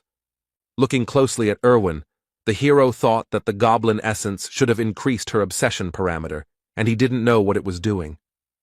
When asked whether she had felt any obsessive thoughts or lack of restraint, the girl replied that she suddenly really wanted cookies, although she had never liked them before. The hero concluded that this characteristic strengthens desires, and in the future some other unknown effects may appear, but his thoughts were interrupted by Erwin, who said that she wanted to lie down. Soon Björn woke up and thought about the oath he had made to Tessia not to sleep with her sister. And then I decided that it didn't matter, because you meant a completely different dream, and I continued sleeping. The next morning, the pair decided to sort out the equipment of the dead adventurers. Erwin asked if the barbarian was going to sell everything, to which he agreed, but specified that he would leave a couple of things. The elf then asked if she could keep the leather suit and belt, to which she was granted, but it would be deducted from her share. After this, the couple began to go to various shops and stores, and in order to sell all their loot, they had to go around a lot of places. The total came to 1,450,000 stones, but taking into account the equipment, 50,000 is Erwin's share, which does not change the impressiveness of the remaining amount. This would be a great start, Björn thought, since even in the game he hadn't managed to get that much on his first outing.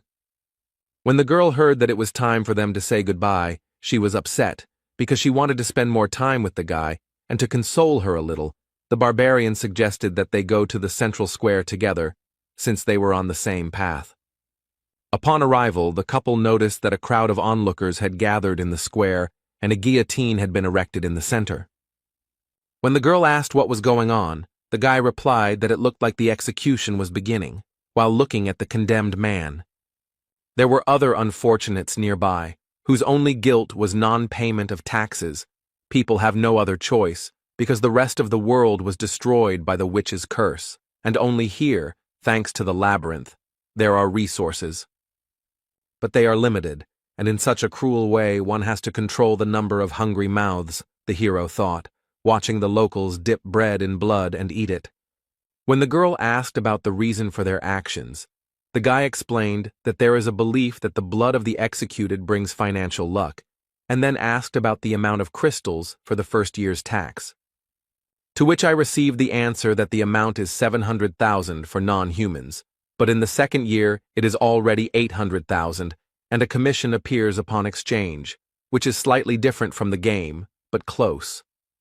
Taxes are growing every year, which means he can't stop training, otherwise his blood will end up on someone else's bread. You need to save up as much money as possible so you don't have to worry about it, so you need to get to at least the 6th floor in order to avoid execution and survive. After saying goodbye to Erwin, the hero went to the library, where he continued to collect surprised glances from other visitors, since barbarians are rare guests in such a place. Walking through the reading rooms, the hero suddenly noticed a familiar girl. It was Einar, the second or third daughter of someone there, he didn't remember, who seemed to have fallen asleep right on the book. Björn decided to wake up the blonde, because he was curious what she was doing there. She woke up easily. The girl was glad to see her son Jandel, which she announced very loudly to all the visitors of the library. When asked to be quieter, she justified herself by saying that she did not expect to see a fellow barbarian in this place. The hero asked about the reason for her stay here, to which the girl replied that she decided to follow his advice to think before doing something, so she decided to gain new knowledge here. She also said that while in the labyrinth, she realized that it was not only monsters that posed a danger, so Einar decided to study, but she faced a problem, which was her poor reading skills, and now she is going to the Temple of the Barbarians to fix it. As she was about to leave, the girl remembered her promise to repay for the advice, so she said that she should be looked for in the Angry Bull Tavern. The library was simply huge, and the hero couldn't even imagine how to find the books he needed here. Björn decided to approach the female librarian, but noticed that she had fallen asleep at her workplace, so he tried to wake her up with a soft cough. She immediately opened her eyes and began to find out what was required of her, to which she heard about the need to help in the search for books. But before the hero could explain the details, the librarian cast some kind of spell and cast some kind of effect on the barbarian. And yawning, she explained that he would find the book he needed if he simply wandered around. Taking them with him was forbidden. He had to read them in the library. Before Björn could find out exactly how it worked, the girl closed her eyes and fell asleep again. He quickly understood how magic works. Just looking around a little, it turned out that magic simply highlights the desired book, which was very convenient. Now it became clear to the hero why only one person looks after such a large library. Magic makes life much easier. The first book Björn picked up was called The Fallen World, and it told the story of how the lands had been cursed for thousands of years, and only Rafdonia survived, thanks to the ruling family who opened the way to a dimension called the Labyrinth. The second, Basic Notes on Alchemy 4, covered ways to turn magic crystals into food, water, steel, and other resources. The book Holy War 3 described the reasons for the enmity between the barbarians and the elves, but he was already impatient to touch the fourth, the most useful for him. Bearing the name Evil Spirits of the Abyss, which was the name given to those who came from another dimension to take over someone else's body. The reasons are not described here, but it is clear that the ruling family and the church have done a lot to get rid of this phenomenon. For him, as an evil spirit, the information from the book was very useful. As long as he didn't give himself away in any way, he would be fine. The fifth book on the death of the king told of the death of the first ruler, who was called the Immortal, Ravigian III, and he died 150 years ago, and it is from this event that the events of the game begin. Next, records of dimensional instability, which suggested that he himself was to blame for ending up in the dark region, as interference in teleportation could cause passage through a closing portal, which is what he did. Those events could have been entirely his fault, but even thinking about it was disgusting to the hero, and so, while reading books, night approached. Lying in bed, Björn thought about the fact that 3 days had already passed since returning from the labyrinth, and there were still 27 days left until its next opening. Tomorrow he would look for companions, and with his thoughts, he fell asleep. In the morning, the hero was awakened by a knock on the door and Erwin's voice calling him to wake up. The guy had no choice but to obey and go open the door. Before Björn could say hello, a powerful gust of wind hit him in the face, causing him to lose his train of thought. Erwin began to happily tell that she managed to make a contract with a new spirit. This time it was the wind element, although she spent 10 spirit stones. Showing a creature that looked like a small tornado, she continued to say that she was very lucky because the elements of fire and air go well together. The hero remembered that spirit stones are a rather expensive item, which allows you to make a contract with a spirit, a 10% chance. After finishing his thoughts, Björn asked to call the creature back, as a strong wind was currently causing a disturbance in his room. As an apology, Erwin decided to confirm her words about her good cleaning skills, and the barbarian admitted that she really did it very quickly and efficiently. After this, the hero asked the girl about the reason for the visit, because she has more important things to do, for example, preparing for the trip to the labyrinth. Erwin explained that she wanted him to be the first to know about her successes. Based on these words, Björn decided that he was her first friend, or something like that.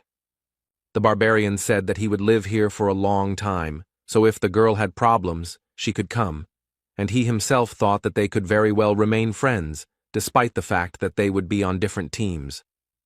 Erwin, sitting on the bed, beamed at these words, and the hero thought that having many connections is always useful. Having said goodbye to the girl, the hero went to the Angry Bull Tavern, where the barbarians were staying.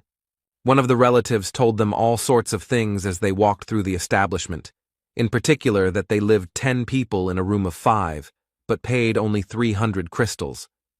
Soon they met the one for whom Jandel's son had come here. It was Einar, Feneline's second daughter. When asked why he needed her, the hero explained that he wanted to fight her for training. In response to this request, Einar explained that there was no point in spending her debt on this. She could just go to the site, and she was not against training in her free time. Björn didn't want to put this matter off for later, so he suggested that the girl fight right now.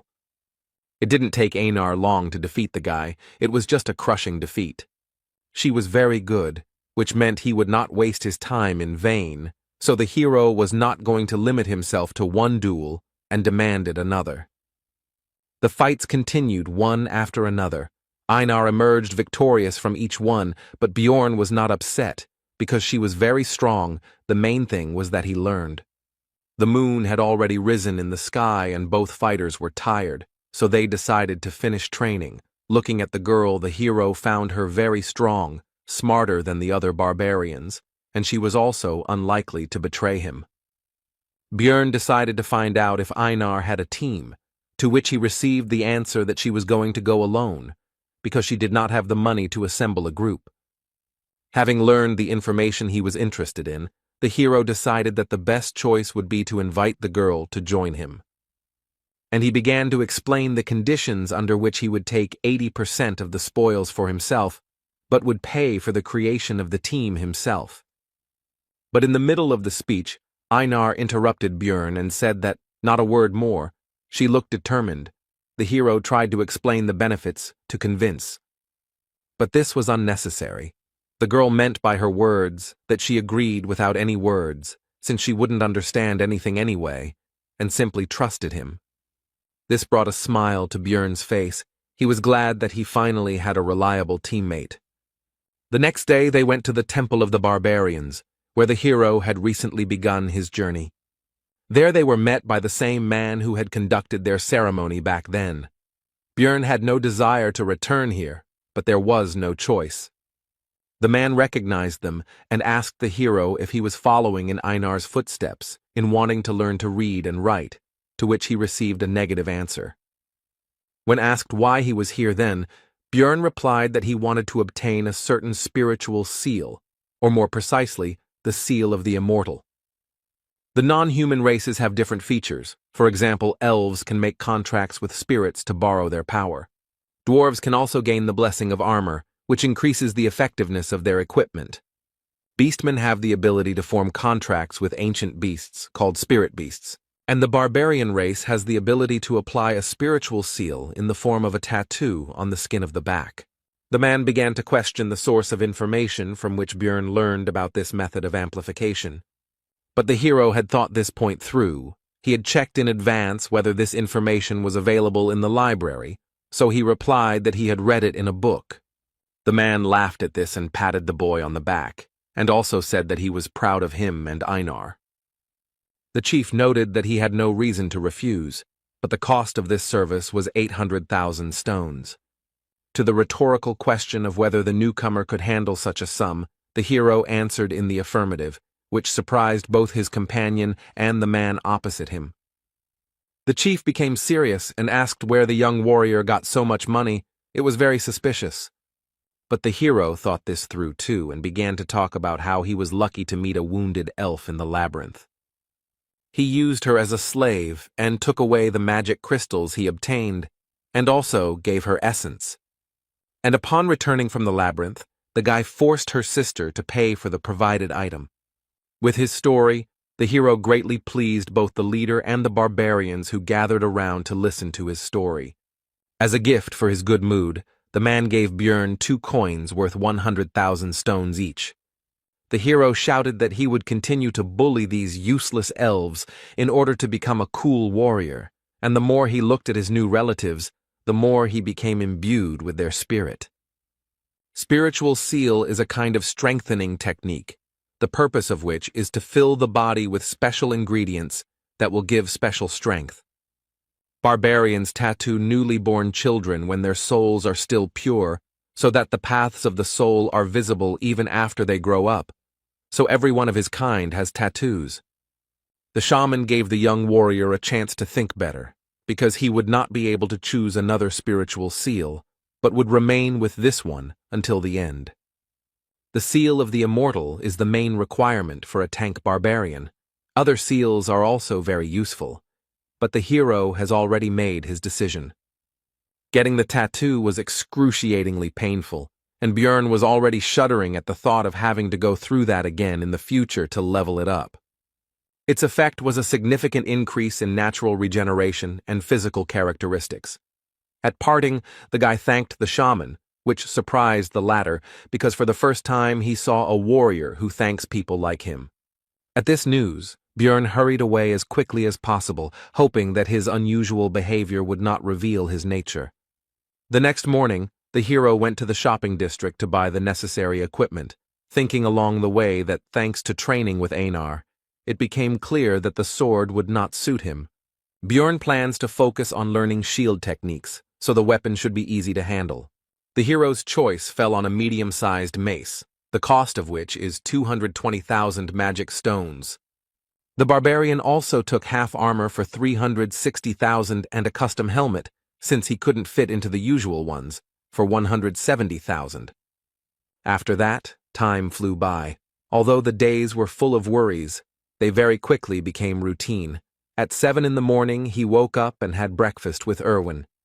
After that, Björn stayed in the library until 4 in the evening, which greatly surprised other visitors, and the librarian slept constantly. After this, the guy goes to different taverns to listen to the conversations of other adventurers. He does this in order to obtain information that cannot be found in books.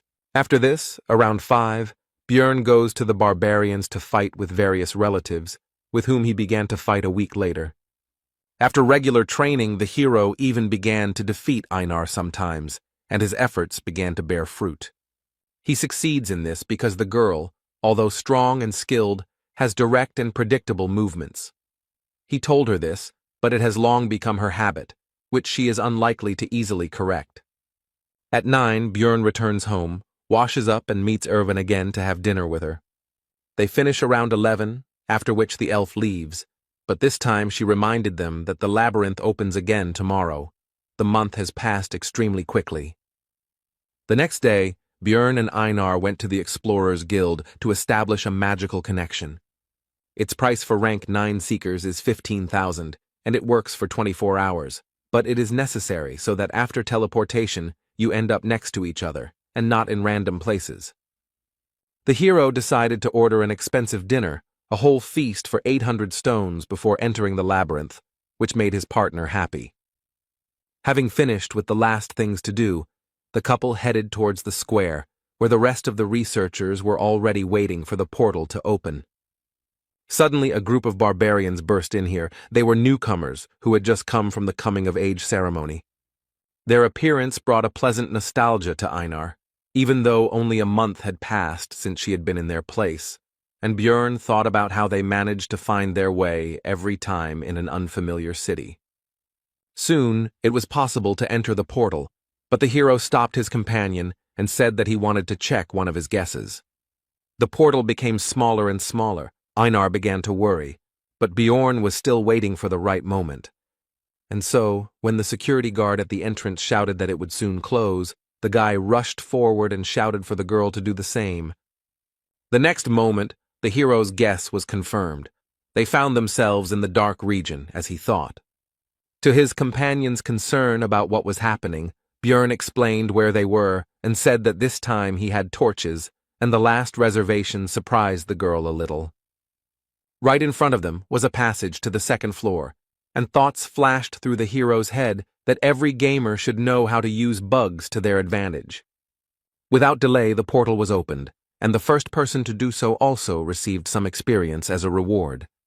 This time the location was different, the dark ground, The remains of stone structures and heartbreaking screams indicated that this was the land of the dead. But unfamiliar feelings distracted Björn from examining the area. He felt as if something was moving through his veins and filling his body.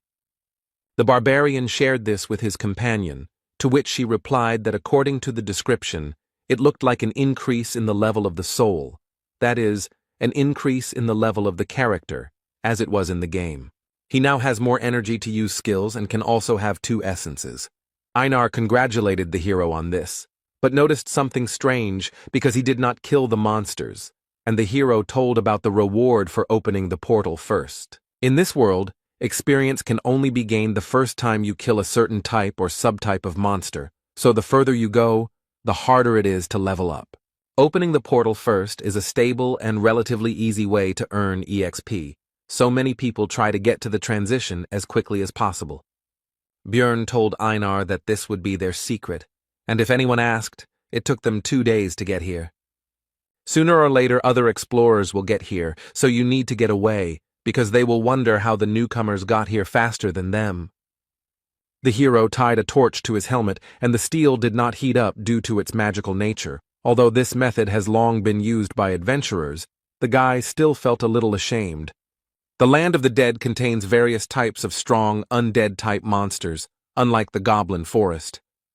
But there are no traps here, so it's a bit easier, in other words, an ideal place for 2 barbarians. The first enemies the team encountered along the way turned out to be a trio of ghouls, but this is only because it is only the first day. On the third, their number will triple. These enemies did not pose any threat, so they served only as a light warm-up for Einar, and the hunt began. After some time, a terrible scream was heard nearby, and the companion, although a barbarian, was also a lefty, so she pressed herself against the guy in fear and asked what it was. Bjorn explained that these were banshees, and they should not attack these monsters, because their physical attacks would not damage the ghost's body, and the curse could easily be obtained. The next monsters that appeared on the barbarian's path were skeletons, on which Einar could just vent her fear. Björn tried to advise the girl that monsters had a vulnerable core between their ribs, but it soon became clear that she didn't need that. She could just smash the bones with brute force. They walked through the lands of the dead for another 7 hours, and encountered various monsters, such as elder ghouls that were twice the size of normal ones, or mutants that turned into skeleton warriors and skeleton archers, and all the new species brought the desired experience. They did not pose a danger, both because of their small numbers, and because of the hero's increased combat capabilities. The mace was perfect for the guy in terms of weight and length, so it breaks the skulls of enemies much more effectively than with a hammer. The vest-style armor reduces the area that needs to be covered by the shield, allowing for more aggressive fighting. And the new helmet, although it won't protect against any crossbow, can easily deal with the rotten bows of skeletons. The hero has become better at destroying the enemy, but there is also someone nearby who is no worse at this. She went into battle with the battle cry of Yahello, the name of the goddess of the barbarians' ancestors, and having tried to shout as well, Bjorn did not notice how this cry began to fly off his tongue extremely easily. It was a refreshing feeling. Compared to fighting with Erwin, having a fellow barbarian's shoulder next to him felt completely different. During the fight, Bjorn received a small wound on his arm, but it closed very quickly, causing delight in Einar. The seal of the immortal improves natural regeneration. Healing a wound half a centimeter deep takes only a minute, and stamina is restored faster, although the pain is terrible. Soon the earth became dry, the soil changed, and the banshee's cry became much louder. All this meant only one thing: monsters of the 8th rank would appear soon. And he didn't keep us waiting long. It was the demon of death, who somehow miraculously managed to quietly approach the couple almost right next to each other. The monster looked more terrible than Bjorn had imagined, but fear did not stop the barbarians, and they rushed into battle. Einar attacked first, and while the monster blocked the blow, the hero slipped past and found himself behind the enemy. But the maneuver was useless, because the creature's body was so hard that the blow felt as if it were a stone and not the flesh of a living creature. Despite the lack of visible damage, the demon still tried to kill the impudent barbarian, but the latter was fast enough to dodge. But we shouldn't forget about Einar, who decided to take advantage of the monster's distraction and struck the creature with her huge sword. But the weapon was unable to enter the monster's body, and the young warrior was thrown further away by the attack. The death demon in the game had high defense, but the guy didn't think that in reality it would be such a difficult opponent, and even small scratches on it healed extremely quickly due to the body preservation skill. But soon the situation worsened even more because the monster used its active skill for summoning ghouls, which was called the Call of Death. Björn ordered Einar to deal with the dead first, while he would distract the monster. Weaker attacks could be easily taken on the shield, especially with the physical stats boost from the Seal of the Immortal. More powerful attacks had to be dodged, using all possible agility from one's body. Bjorn was quite successful in distracting the death demon, although he was unable to land any blows, but that was not necessary. Soon Einar was able to deal with all the ghouls and immediately went to help her partner. She slipped behind the monster's back and prepared to deliver a devastating attack with her monstrous weapon. The next moment, the warrior struck the death demon with her sword, but the strong skin withstood it. When the monster was distracted by a new target, Björn had the opportunity to attack in the same place where Einar had hit, which he took advantage of. Finally, the battle began to turn in favor of the barbarians, and they finally managed to inflict serious damage. But, not paying attention to the pain or possible problems from a head injury, the demon drove his opponents away from himself. The team couldn't keep up with the monster's regeneration. It recovers too quickly thanks to its passive skill of body preservation. Already thinking that they wouldn't be able to cope with the demon and would have to return to hunting 9th-rank monsters, the hero saw that Einar had grabbed the enemy's leg in an attempt to upset his balance. This seemed like a great idea to Björn, and he hastened to support his companion in the attack on the monster. And in the end, the barbarians managed to drop the monster on its back. Now it's time to quickly take advantage of this. But it turned out that there was no hurry, because nature, or whoever created the demon of death, did not think of a way for him to get back on his feet after falling. Now the barbarians can take advantage of their advantage, and the monster began to feel like a victim. The pair of researchers began to joyfully beat and cut the helpless enemy, who not long ago seemed to them, if not invincible, then at least an extremely difficult opponent. After defeating the demon, a very large magic crystal remained in its place, which made Einar happy. But Bjorn hastened to explain to her that the cost of extraction was actually only 100 stones. But it turned out that for the girl, this sum was quite good, because for this price she would be able to buy the delicious bread that she ate at the feast before leaving for the labyrinth. The hero decided that it was not right to limit himself to one demon, so it was time to go and continue hunting, and also realized that hunting with barbarians was quite good, and Erwin was a little passive. In this battle they managed to find an excellent tactic, so the barbarians first threw the monster on its back as soon as they discovered it. After which they joyfully beat him on the head until he died, and as a result, they finished off 70 of these big guys. It was time to set up camp, and the hero again fell into thoughtfulness. He thought about the fact that it was extremely profitable for him to hunt death demons, because there was, albeit a low chance, but a chance to get an essence that would suit him very well. The next day, the number of monsters doubled, but this caused practically no problems. The barbarians simply felled them one by one, and then finished them off. True, if the demons could not be neutralized before they used the Call of Death, then they had to run away, because the creatures do not pursue prey outside their territory.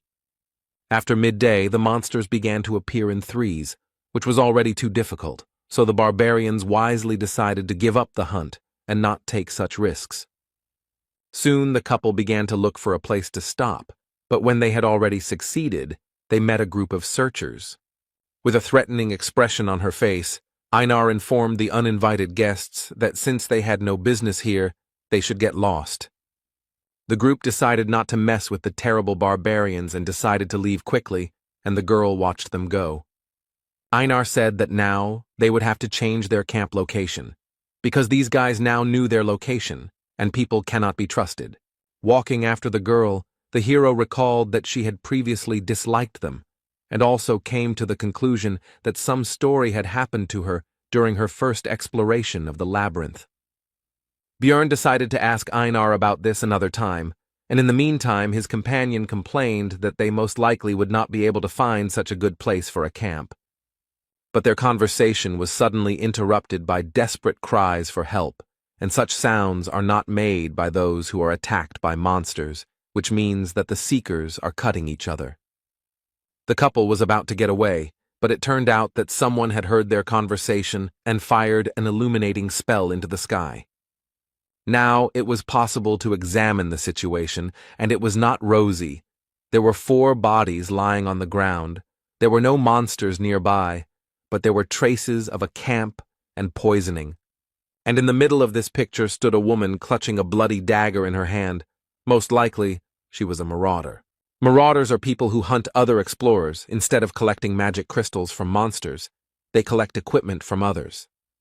Naturally, in Rafdonia this is punishable by death, although if you think about it, no one convicted him of killing his colleagues, which means no one will know anything if there is no one to tell. Looking at the girl, the hero realized that she was very strong and professional, and also had a noticeable appearance, but nothing was known about her, which meant that she did not leave witnesses of her work. Looking over the dead people, Björn noted that they had very high-quality equipment. The mage seemed to have reached the 5th floor. 3 apparently died from poison, and the 4th seemed to have resistance. Without any concern at all, the woman began to search the bodies. She was not at all afraid of the 2 new barbarians. Judging by how that huge sword fits, she must have an expensive spatial traveler's bag.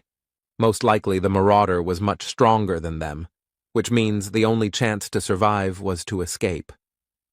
Along the way, Björn left marks on the trees, just in case if they followed them, they would soon reach the portal to the 1st floor.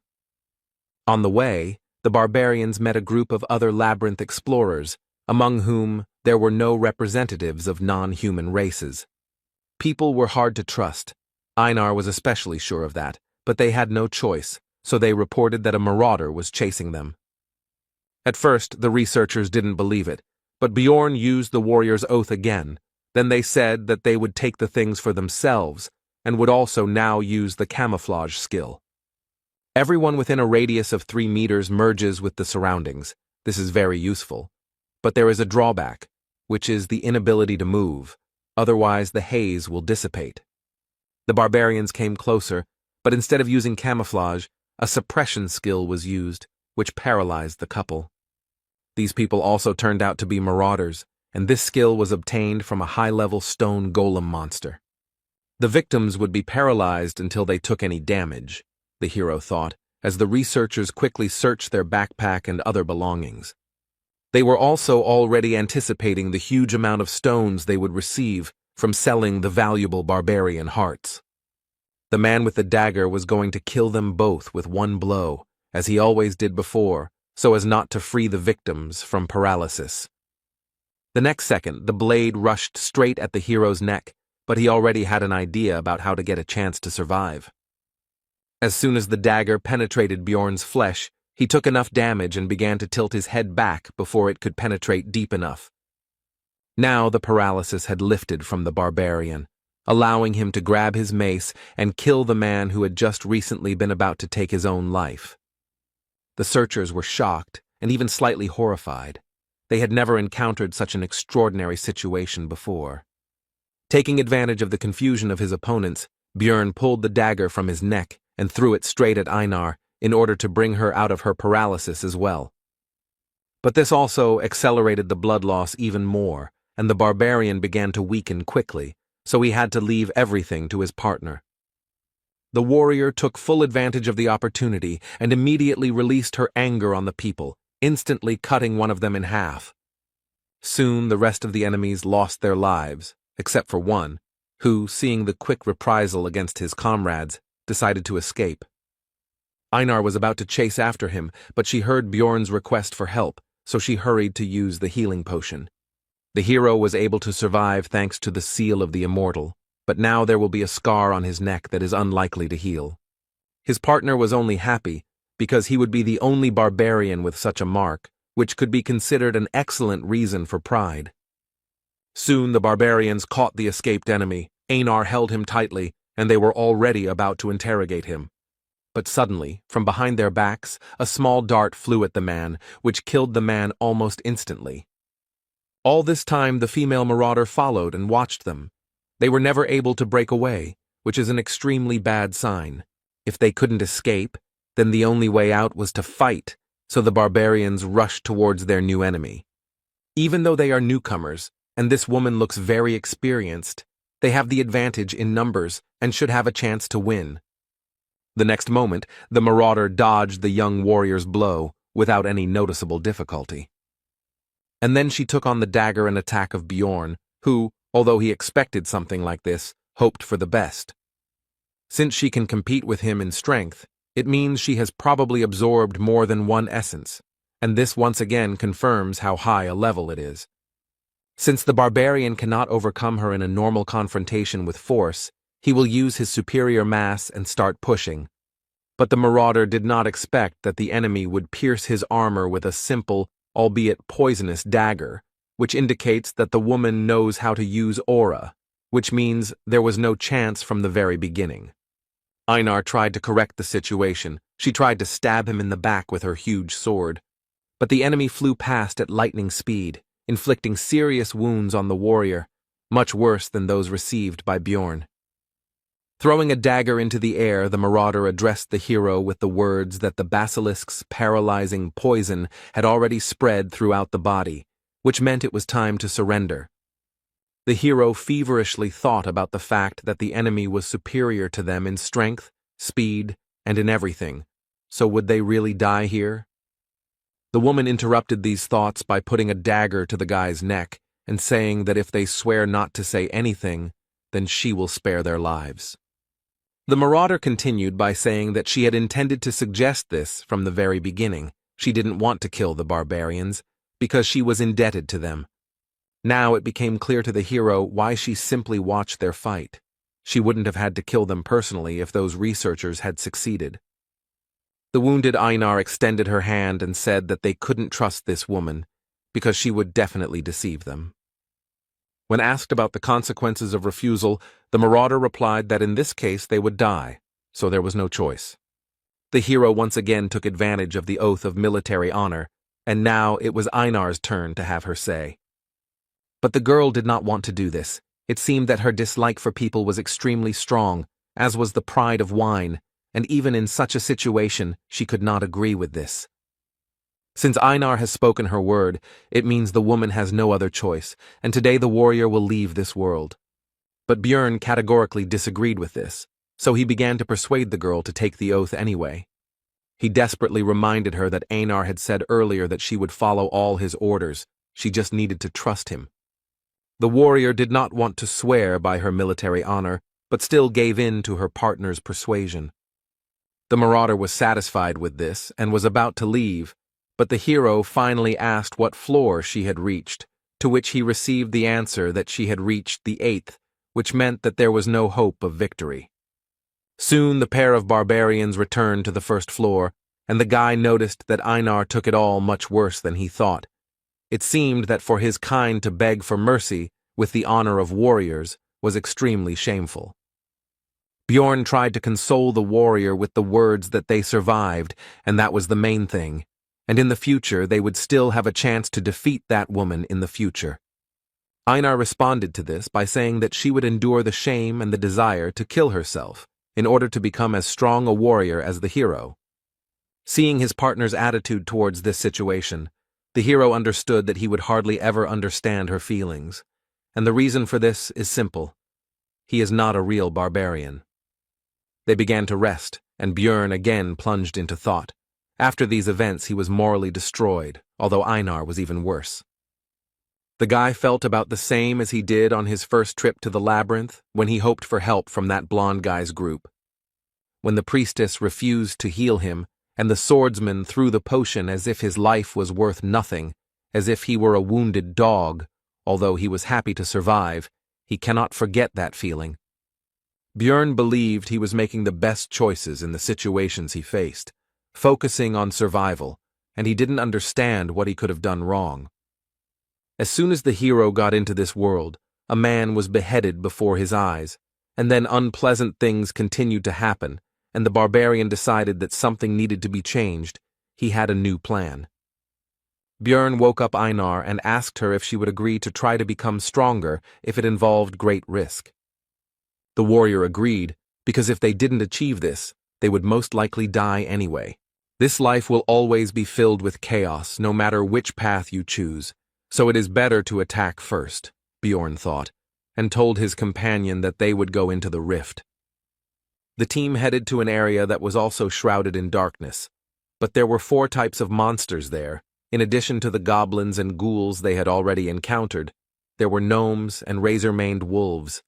Soon, an ancient monument appeared before them, and when Einar asked what it was, Björn told them about the memorial to the man who first found the labyrinth, dedicated to Deflon Grandel Gabrielius. The hero said that he was going to open the rift and asked to keep it a secret. His partner agreed, but asked to tell what it was. Roughly speaking, it is a labyrinth within a labyrinth. In the game it was called an instanced dungeon, which was cleared by a selected number of characters.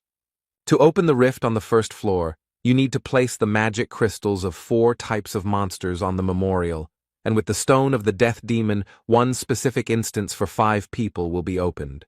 The difficulty depends on the number of participants, and the hero was interested in who else would be included in their temporary cleanup group. The rift is a passage to another reality that appears randomly on each floor, and they also have a recovery time, and the passage on the first floor opens once every 3 months according to city time. On the first level there are 4 rifts. The one they are going to has a red sky, clouds of crows flying across it, and a dark castle rises up ahead. This place is called the Bloody Citadel. Björn knew where they would end up because he used the death demon's magic crystal, but in real life it all looks much scarier. The most important thing now is who will appear here next, because the rest of the group members will be chosen randomly. Meanwhile, Erwin and his sister were on the first floor, and the elder was teaching the younger that she needed to be able to defend herself without a bow and spirit, but with just a dagger. To this, the girl replied that Björn told her that you need to concentrate on what you are good at and leave the rest to the team. Everyone should do their part. Tessia explained to her sister that he was also right in his own way, but you can't always trust your companions because this world is not particularly welcoming. Walking through the labyrinth, the elder elf told them that before heading to the second floor, they should look for a rift, because although it was difficult to find them, 8 months had already passed since the last one, so they had a chance. Erwin said that it was interesting. Björn didn't tell her about it, to which Tessia thought that it was natural. After all, he was just a barbarian, and a newbie at that. He probably got to the top in the most ineffective way. Their conversation was interrupted by some suspicious sound, and when they followed it, they realized that this was exactly what they were looking for, a rift. This was their chance to become stronger and make some good money, so the elves immediately rushed into the rift before anyone else got there. The girls had almost reached it when the entrance to the rift closed right in front of their noses. It looked like some researchers in other places had managed to get into other entrances earlier. Meanwhile, in the Bloody Citadel, the barbarians waited for the first comrade to appear. It turned out to be a dwarf. And after him, a sorceress and a guy with a backpack stepped into the passage.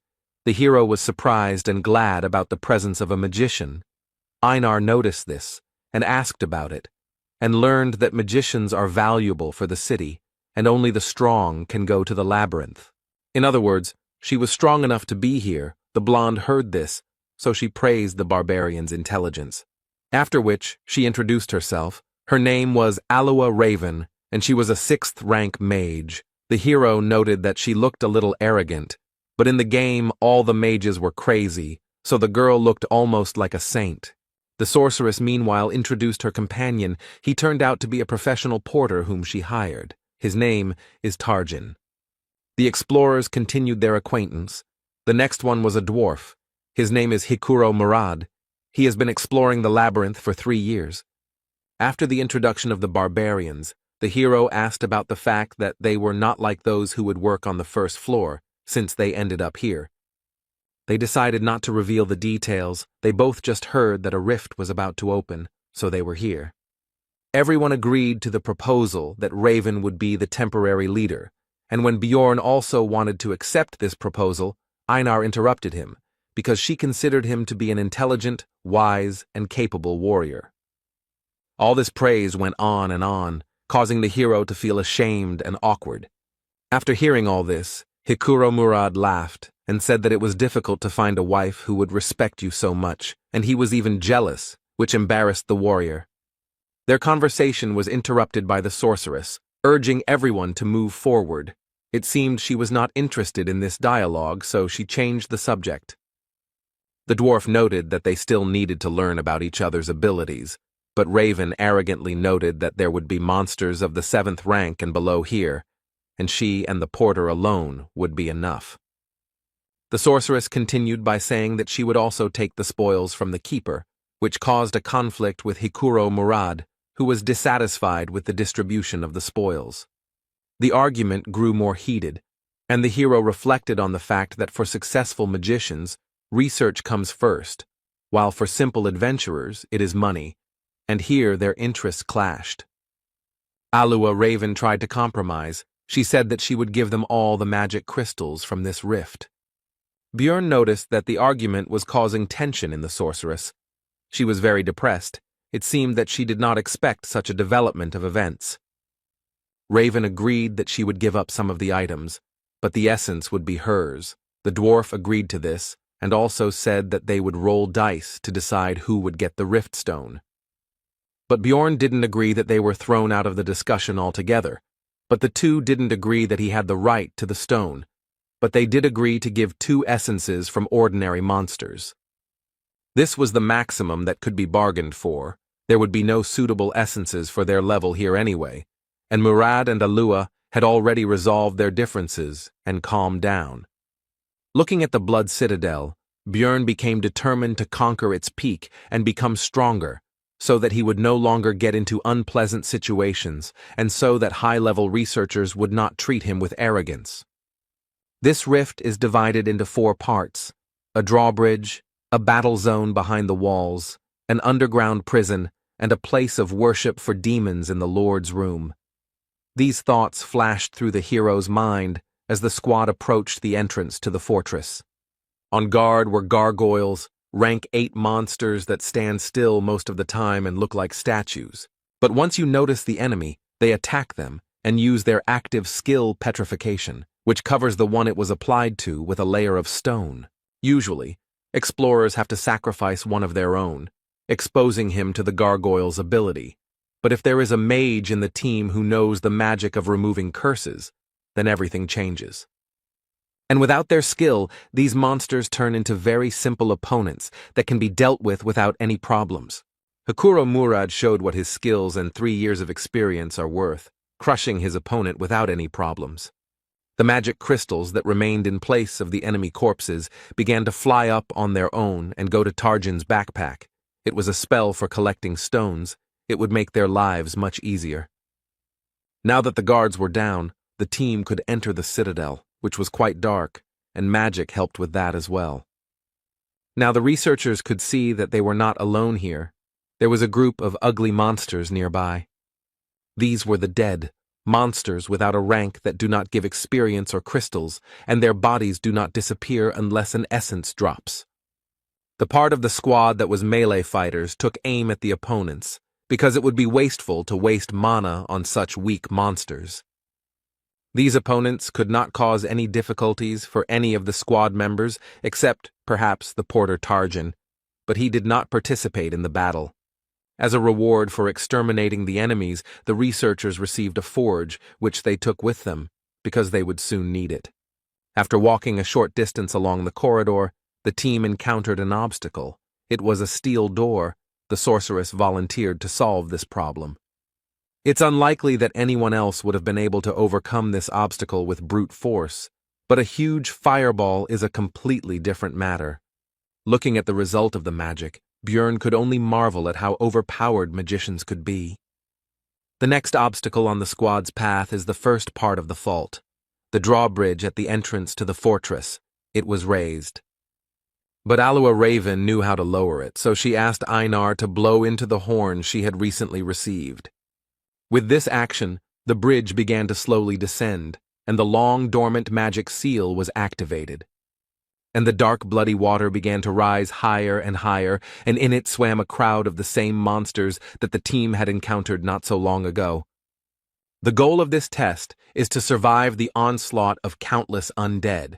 This is a pretty difficult part, but only for those groups that don't have an experienced mage who has area attacks.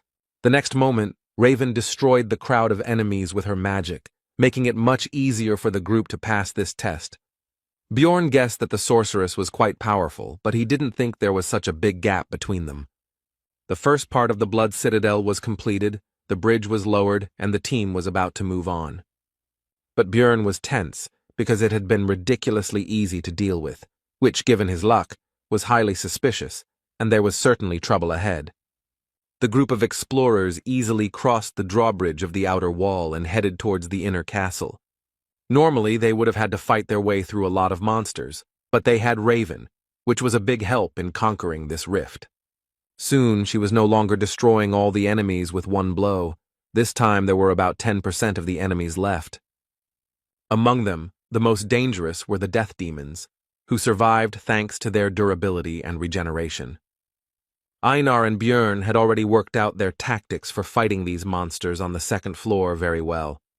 This sight greatly surprised and discouraged Hikuro Murata, but the barbarians seemed to be having fun.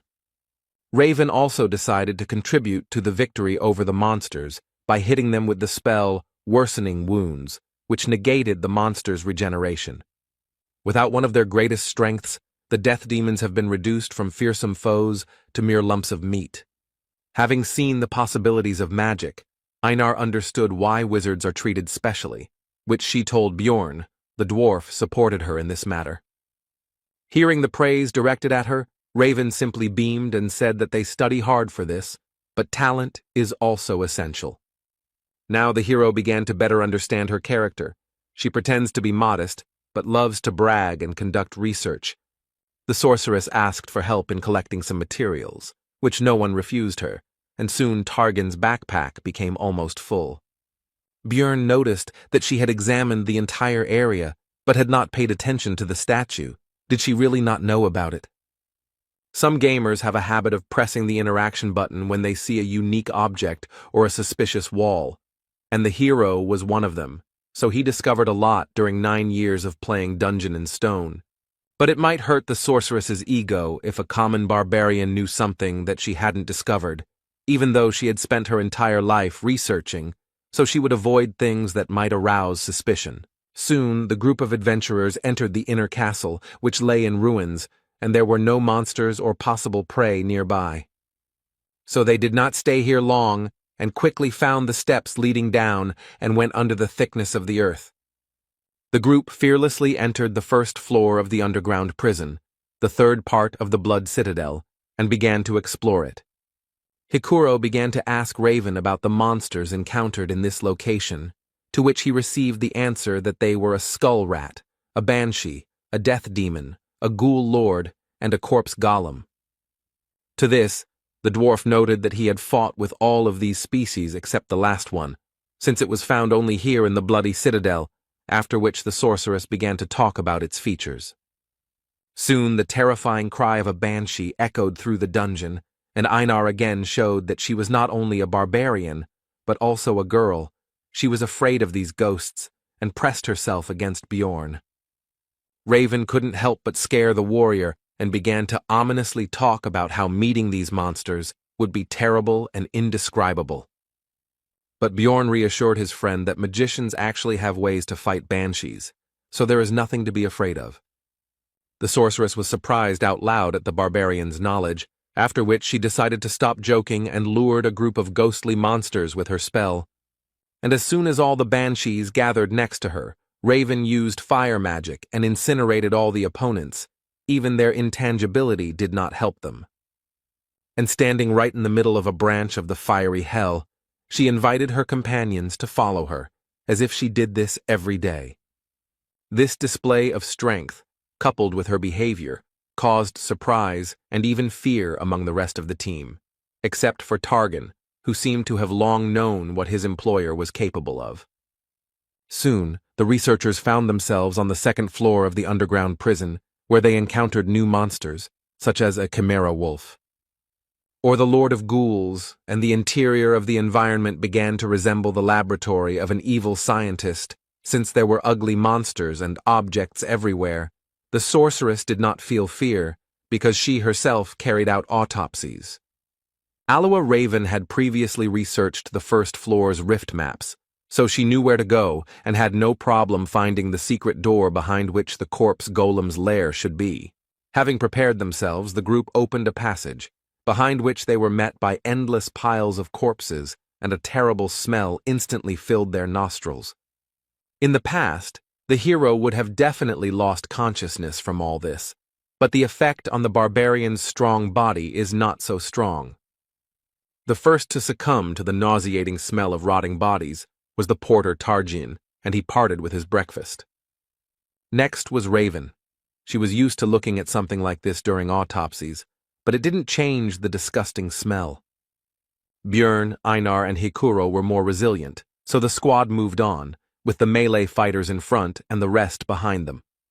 Soon, they reached the largest pile of corpses, and suddenly began to hear strange voices that became louder and louder with each passing second, and soon it became clear that these were the bodies talking to them. It turned out that this pile was the monster that the group came here for. The first boss, the corpse golem, awakened. The terrifying appearance coupled with the human-like voices caused fear in Hikuro, and he froze in place, as did Raven and Targan. The hero had thoughts about how they had always pretended to be tough, but now they were useless, which meant he would have to sort things out together with Einar. Dungeon and Stone is a niche game, but it has details that could appeal to anyone. One of them is the terribly realistic illustrations that look like photographs they often flashed on the internet. The hero was once again faced with the fact that no matter how plausible the pictures were, reality was on a completely different level. Aloha Raven still couldn't recover from her dissection experience, so she wasn't just useless, but also a burden that needed to be protected. Hikuro Murad, a dwarf who had seen many terrible monsters during his 3 years of exploring the labyrinth, was no better. Tarjan, the porter, who looked quite stoic, especially for his role, was also of no help, which was to be expected. They all treated Björn and Einar like trash because they were newbies, and in the end, they, the barbarians, were the only ones left sane. And the corpse golem was not going to wait for the researchers to come to their senses, so it attacked them, releasing acid mixed with corpse poison from its body, from which the warrior protected herself with a broad sword. But Hikuro didn't defend himself in any way, and the splashes hit him right in the eyes, taking him out of the fight in an instant.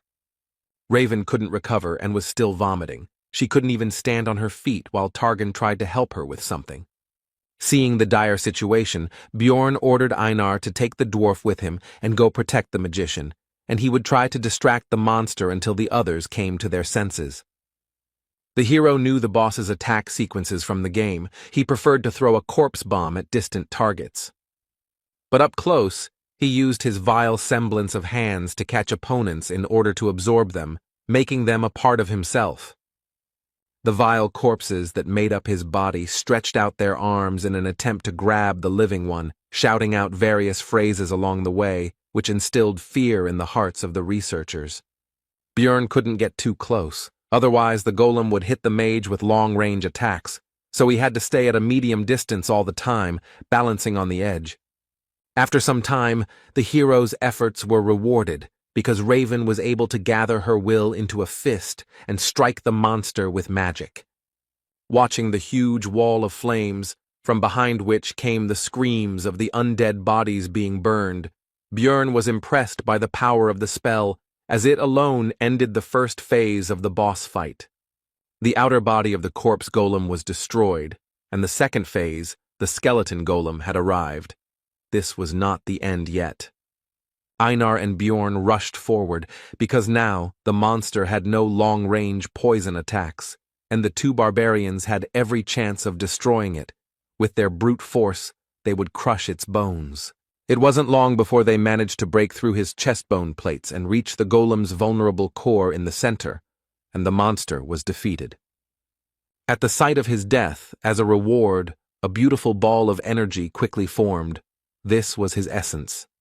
Elite monsters that do not appear in the regular labyrinth are highly valued by explorers, as they can be used to obtain valuable experience, which is very difficult to earn.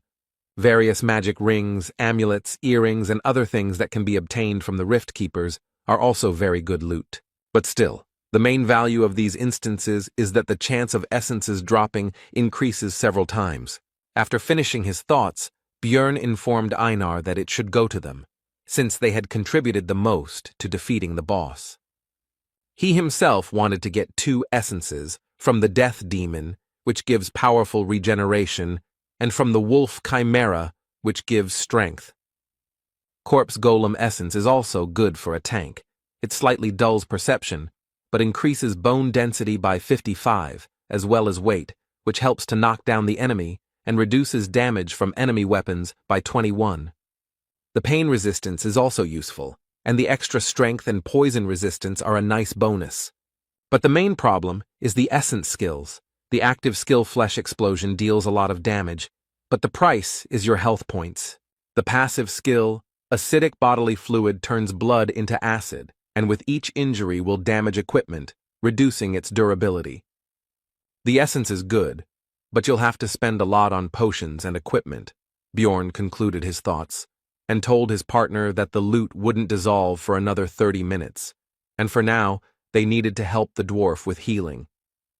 Soon Hikuro was as healthy as before. He felt shame and regret for his behavior, and only thanks to Einar he saved his life.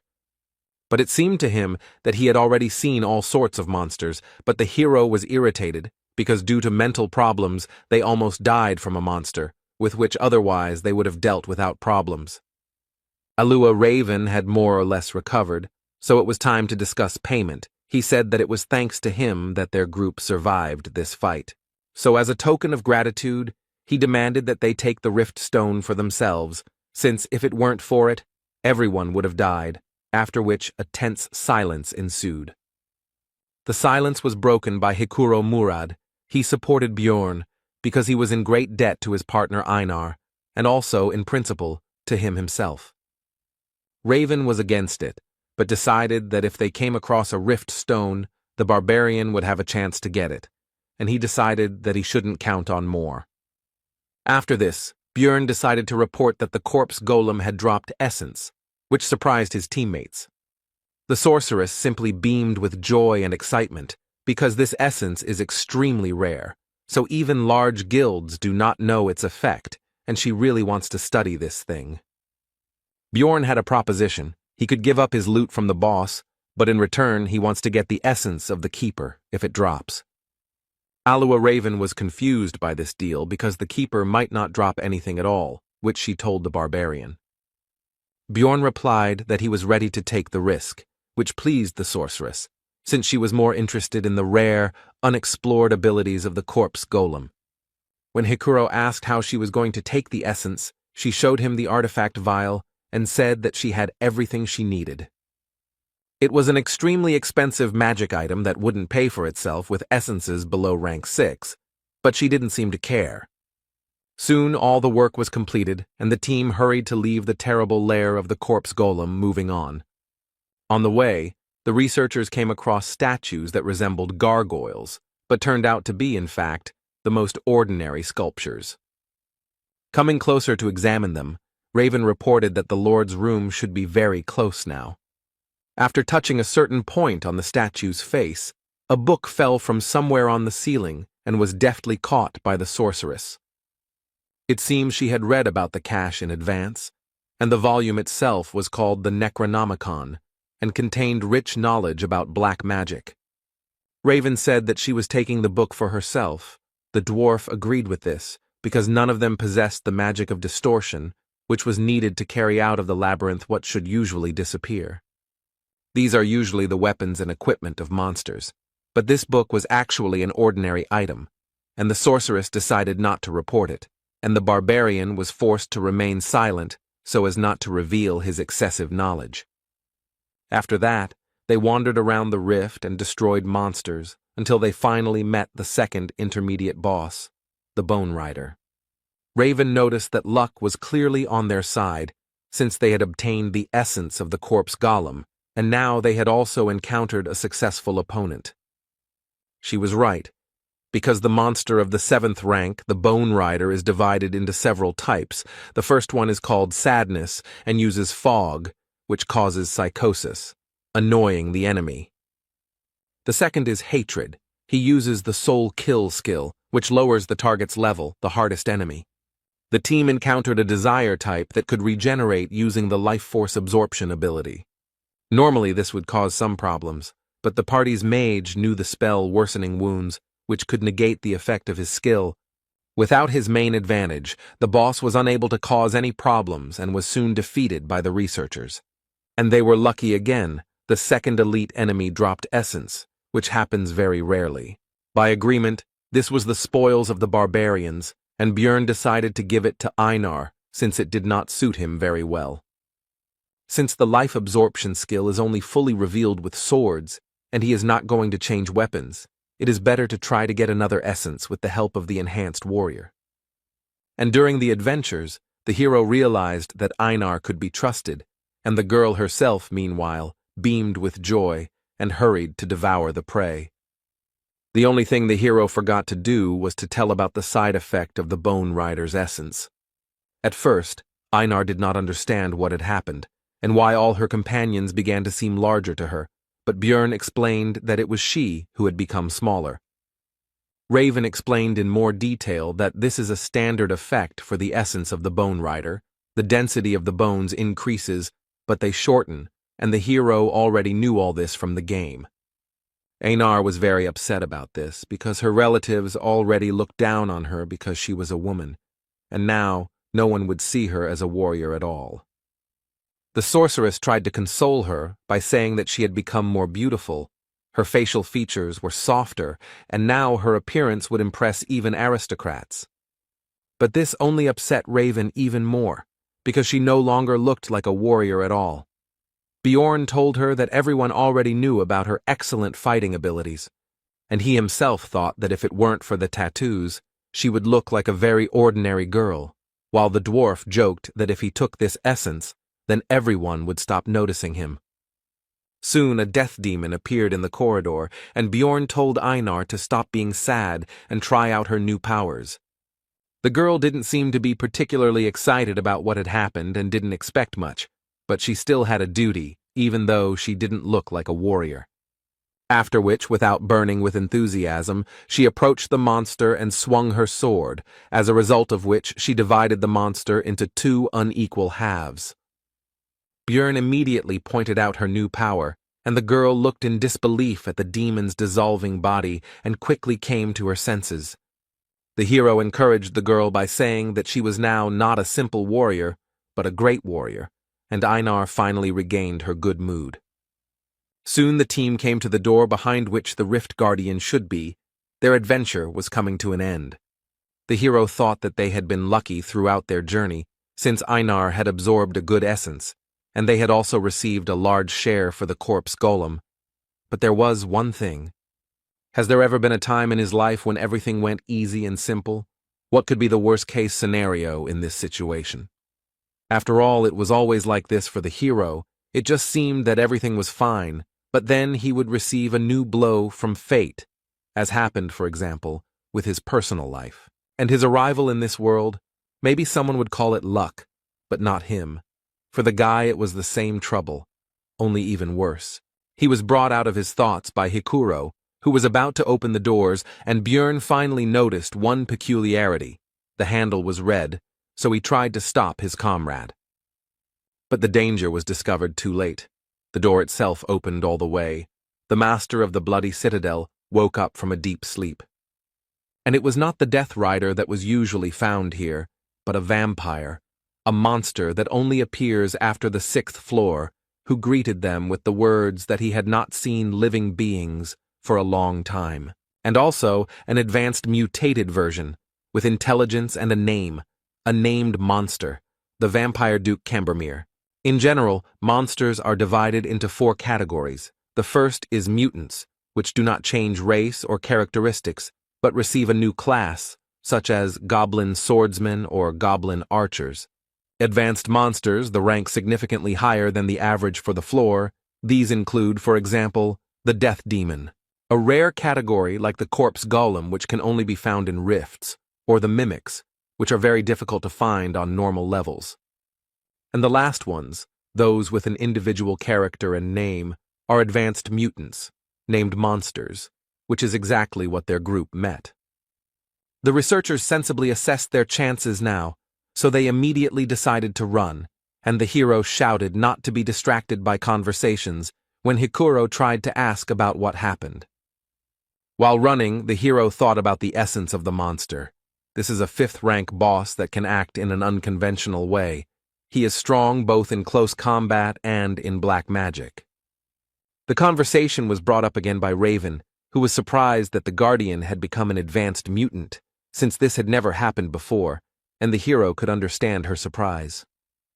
After all, even he, having spent thousands of hours in the game, had never met the Vampire Duke, and only knew about him because he saw him on the stream. Even in such a situation, the sorceress could not suppress her curiosity, so she asked how he guessed about the trouble, because he said to close the door in advance. Bjorn couldn't come up with an explanation for his gaming knowledge, so he blamed it all on his well-developed intuition. And he understood everything thanks to the red pen, because he had tried many times to find the Vampire Duke himself, and when he watched the recording of his appearance again, he was able to notice this small difference from the usual rifts. Bjorn partly blamed himself, because if he hadn't been distracted by his own thoughts, he could have noticed this in advance and changed something, but now it was useless to think about it. Hikuro noted that they wouldn't be able to leave without finishing off the Guardian anyway, so shouldn't they turn around and fight, to which he responded that they needed to get to a place with sunlight. But their conversation was suddenly interrupted by the voice of the vampire in front, who said a phrase about ill-mannered guests. It was one of the spells of black magic, spiritual form. A frightened Raven began to prepare some kind of spell, and before using it, she called on everyone to close their eyes. After using magic, the vampire disappeared, which surprised Einar greatly, but it was clear to everyone that everything could not end so simply. Spiritual form is one of the spells available to vampires. It allows them to move quickly, but their real body remains in place. Only with the help of release he can switch the real and spiritual bodies, and they would have been in huge trouble if Raven hadn't reacted in time, but they gained about 3 minutes. But it seems that the meeting with Cambermere did not pass without a trace for the group. He somehow managed to cause internal bleeding to the sorceress, which surprised the hero because vampires do not have such an ability. This means that the boss has the essence of another monster, which the hero does not know about, because in the video, the player did not have time to not only win, but even do anything, so he could not show his techniques.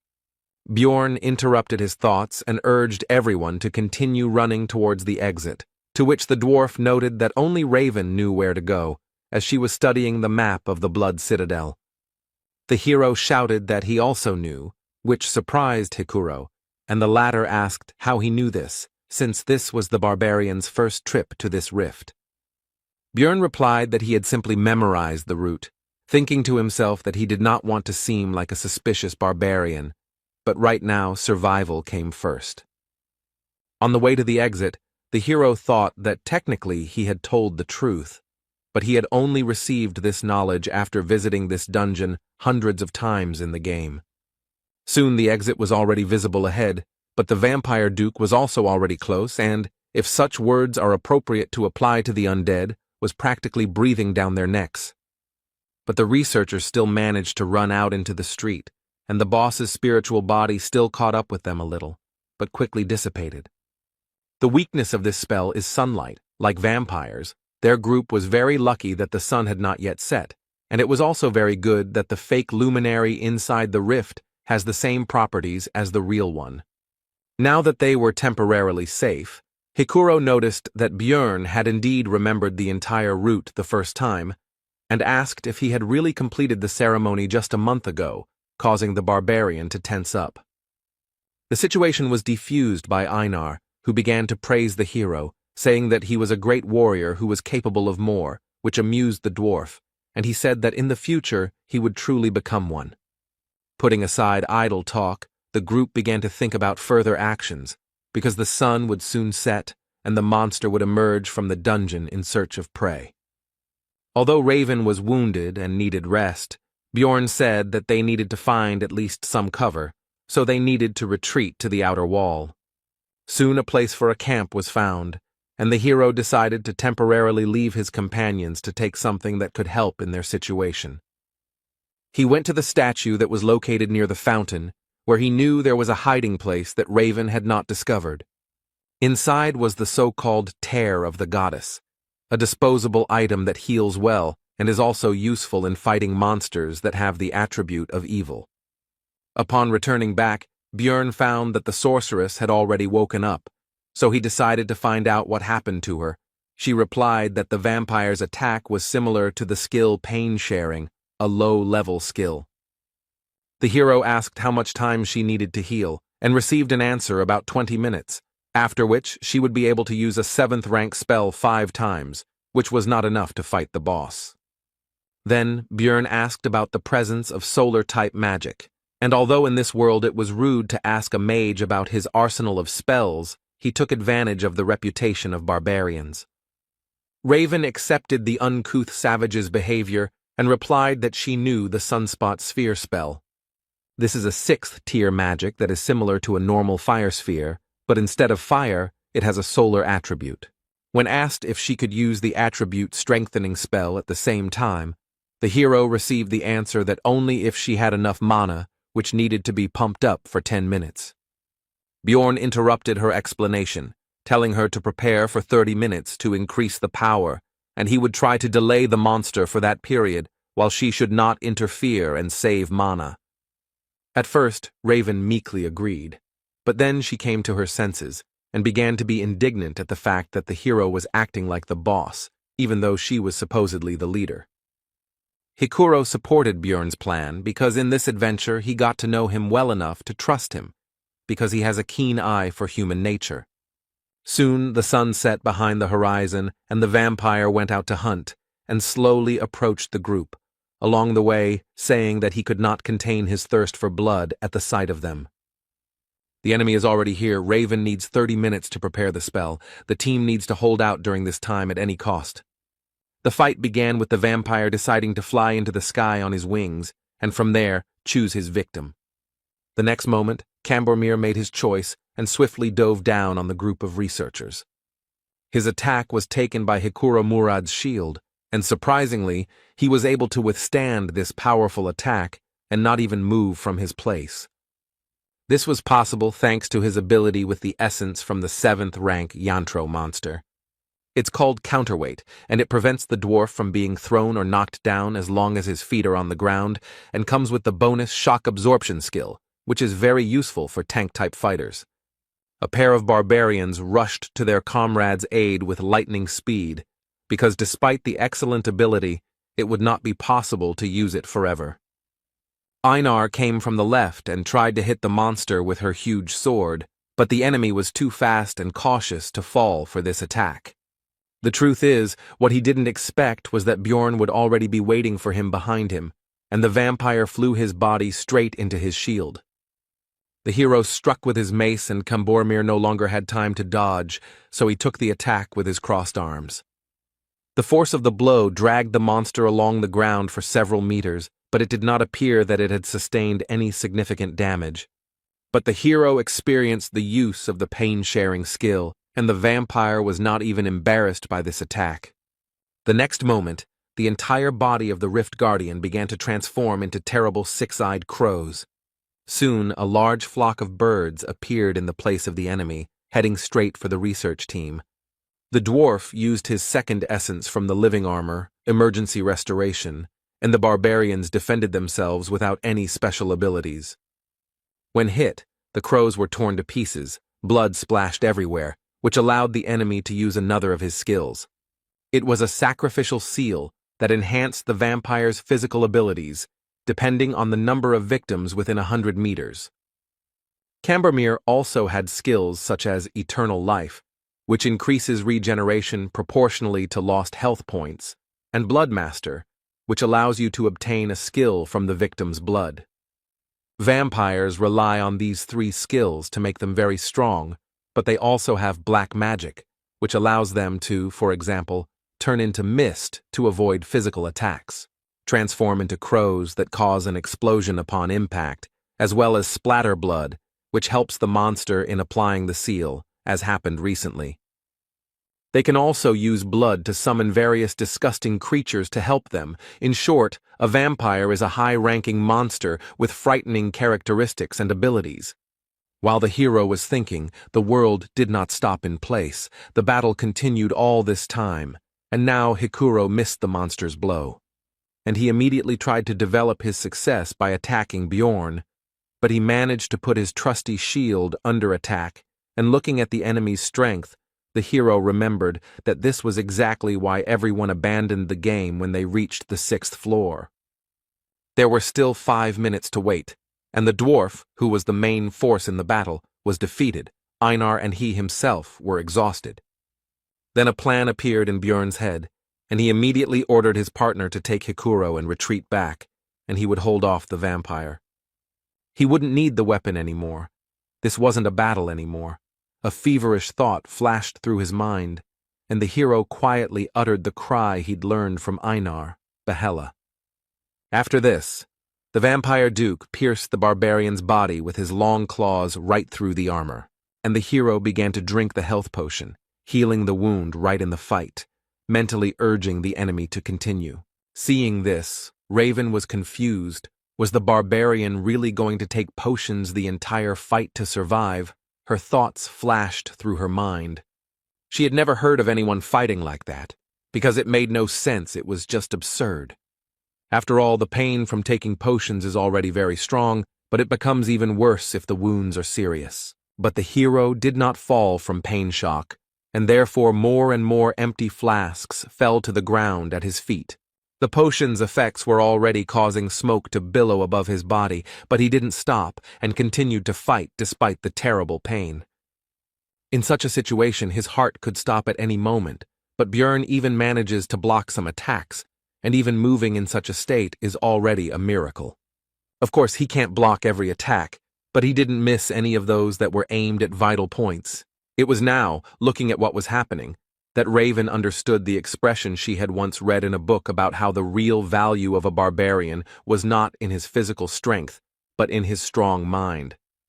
Tarjin said that the situation was becoming too dangerous, so it made sense to get out of here, but the sorceress responded sharply negatively, because there was nowhere to run. They were locked here until they killed the monster. Raven wondered what she was doing. Even a young barbarian could think rationally and make rational decisions. But what was she, a wise sorceress, doing? She made a decision, so she sent Tarjin to help Einar with healing the dwarf, so that the warrior could quickly return to the battle. As Raven rummaged through her backpack, she thought about how mages weren't just about firing spells from afar. They were also supposed to analyze the situation based on their knowledge and choose the best path for the team. She found what she was looking for, that very test tube, and made the best decision in this situation, in her opinion, because she wants to live. Raven conjured a number of magic circles that increased accuracy, helped with range projection, and performed automatic targeting. And when everything was completed, she threw a vessel with essence at Bjorn with magical telekinesis. This should help in defeating the Keeper. The test tube shattered on the barbarian's armor, and he instantly absorbed the loot from the corpse golem, which instantly increased many of his stats. When fighting the vampire, the hero's head became empty and his vision became clouded. He had to choose what to sacrifice and what to save. He forcibly threw away his weak heart and fought with all his might. He had to ignore such insignificant things as his arms and legs and protect only his vital points. But suddenly something changed. The picture of the battle changed. The vampire duke's claws couldn't cut through the bones. Could it be that he was fed essence? The hero thought. It was painful for Björn to think about how he would have to change his training and development plan because of this, but if we look at the current situation, it is a very fortunate development. After all, the doll that was beaten one-sidedly can now move, and even such a small thing increased the guy's chances of survival by an order of magnitude. The thought flashed through the barbarian's mind that he couldn't just keep taking damage, and suddenly someone seemed to hear it, and a restoration potion hit him in the back, increasing his regeneration. It was Raven, who had already come to her senses and seemed determined to use up her potion reserves in this life-or-death battle. If he can regenerate at the same level, then there is still a chance. The immortal barbarian mode is activated. Björn no longer cared how his muscles were being cut, because the main thing was that his acidic blood from the essence of the corpse golem would cause damage to the vampire. And the damage will be immediately healed with the help of Raven's potions, so he doesn't care about his own wounds, he just needs to keep fighting. Finally, Einar was freed and immediately rushed to help her relative, which distracted the monster's attention. Björn dropped his weapon when the enemy began to hold him back, so now he had to attack the enemy with just his bare hands. The fight went on, and for the two barbarians the battle lasted for hours, although in reality it had not even lasted 5 minutes. And then Raven's voice was heard, saying that the spell was ready, and the hero realized that the time had come. The barbarian lunged at the vampire and grabbed him, briefly stunning him, and then tensed his entire body. And with a cry, Yahello threw the body of the monster high into the sky. Although Cambormir had enormous strength, he was still quite light. After this, Björn shouted at the liked Murad to use another of his skills to hit the vampire. The dwarf began to charge the lightning. Discharges gathered around him, hitting his shield, and the power grew. To strike the airborne Rift Guardian with full force in the next instant, inflicting a stun effect on him. After this, Björn decided to use his trump card. These were the very tears of the goddess that he pulled out of the statue. In the confusion of the battle, he was able to save this item no matter what. Running up to the vampire, the barbarian shoved the flask into his mouth without even opening it. But that was not necessary. After all, immediately after this, the hero delivered a powerful uppercut to the monster's jaw, which damaged the flask, and the liquid was released. At the place where the item was destroyed, grace was formed, which temporarily sealed all of Duke Cambormir's resistances and increased the damage dealt to him. The monster's intense shock changed its stunned status to paralysis, leaving it temporarily defenseless. Raven finished preparing the 6th tier Sunspot Sphere spell, so she shouted at Björn to get away from the Guardian. But it was too late. The hero should have run away earlier, and now he would fall under the influence of magic along with his enemy. Soon everything was engulfed in flames, but Björn, despite his terrible wounds, did not lose consciousness, and also noticed that it was too quiet around. He did not realize that the vampire had used pain sharing. It was necessary to make sure that the keeper was defeated, so, overcoming the weakness in his body, the hero began to rise.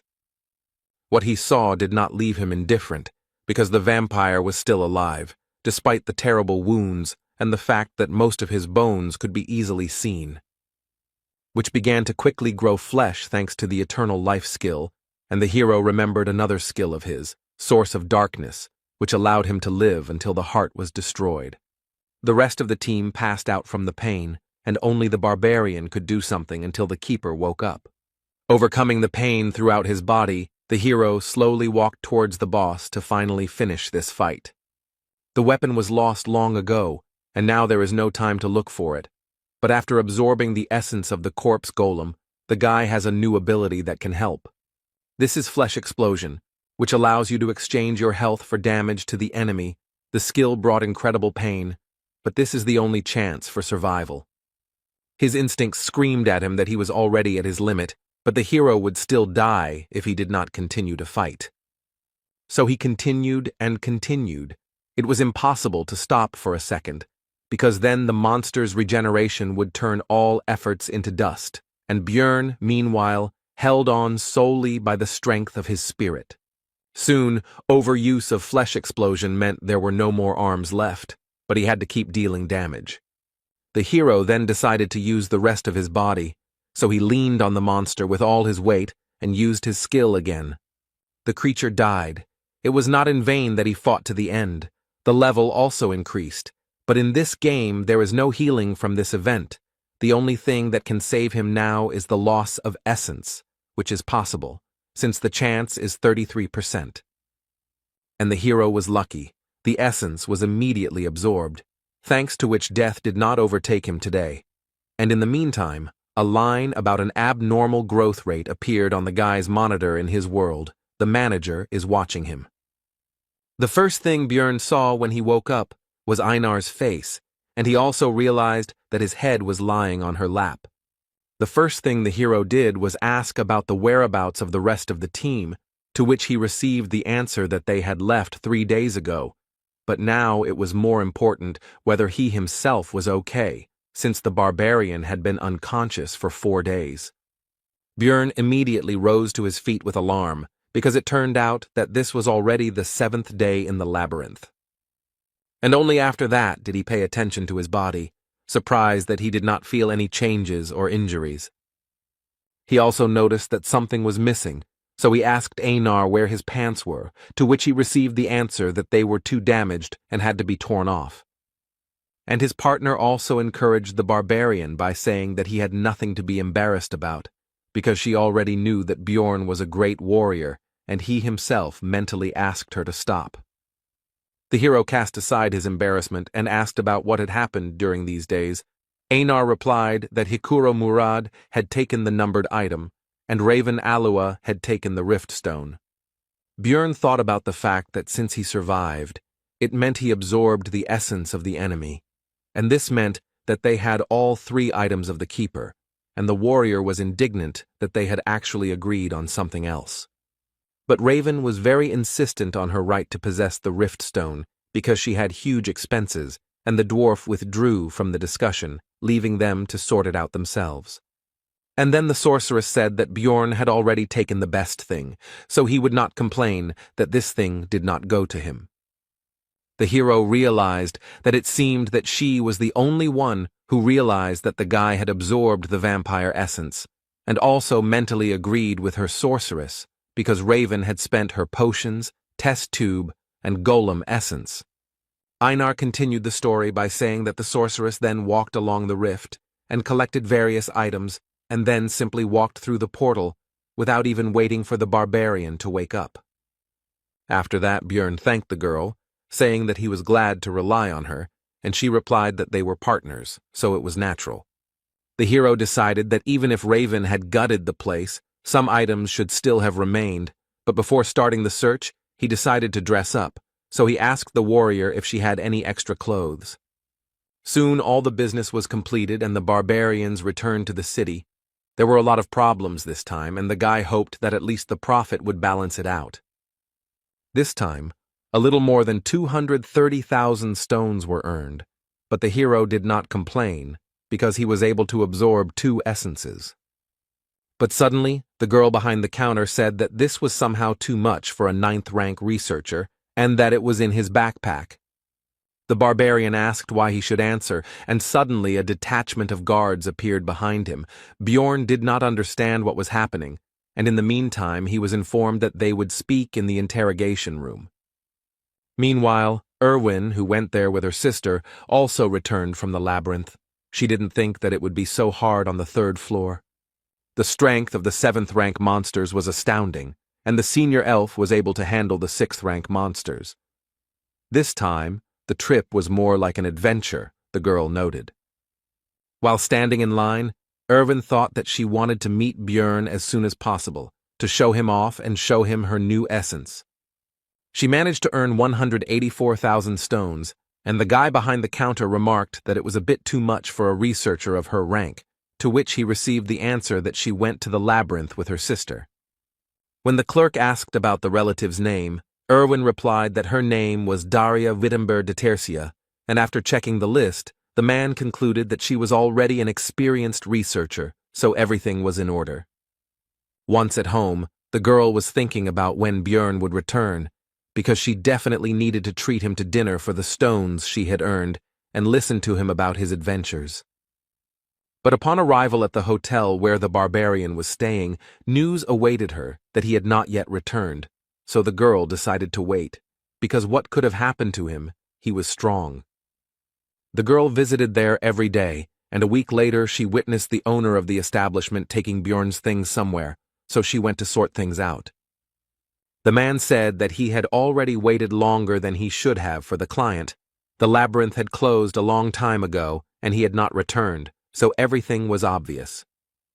Erwin had been trying her best to push these thoughts away from herself all this time, but the innkeeper himself voiced what should have been obvious anyway.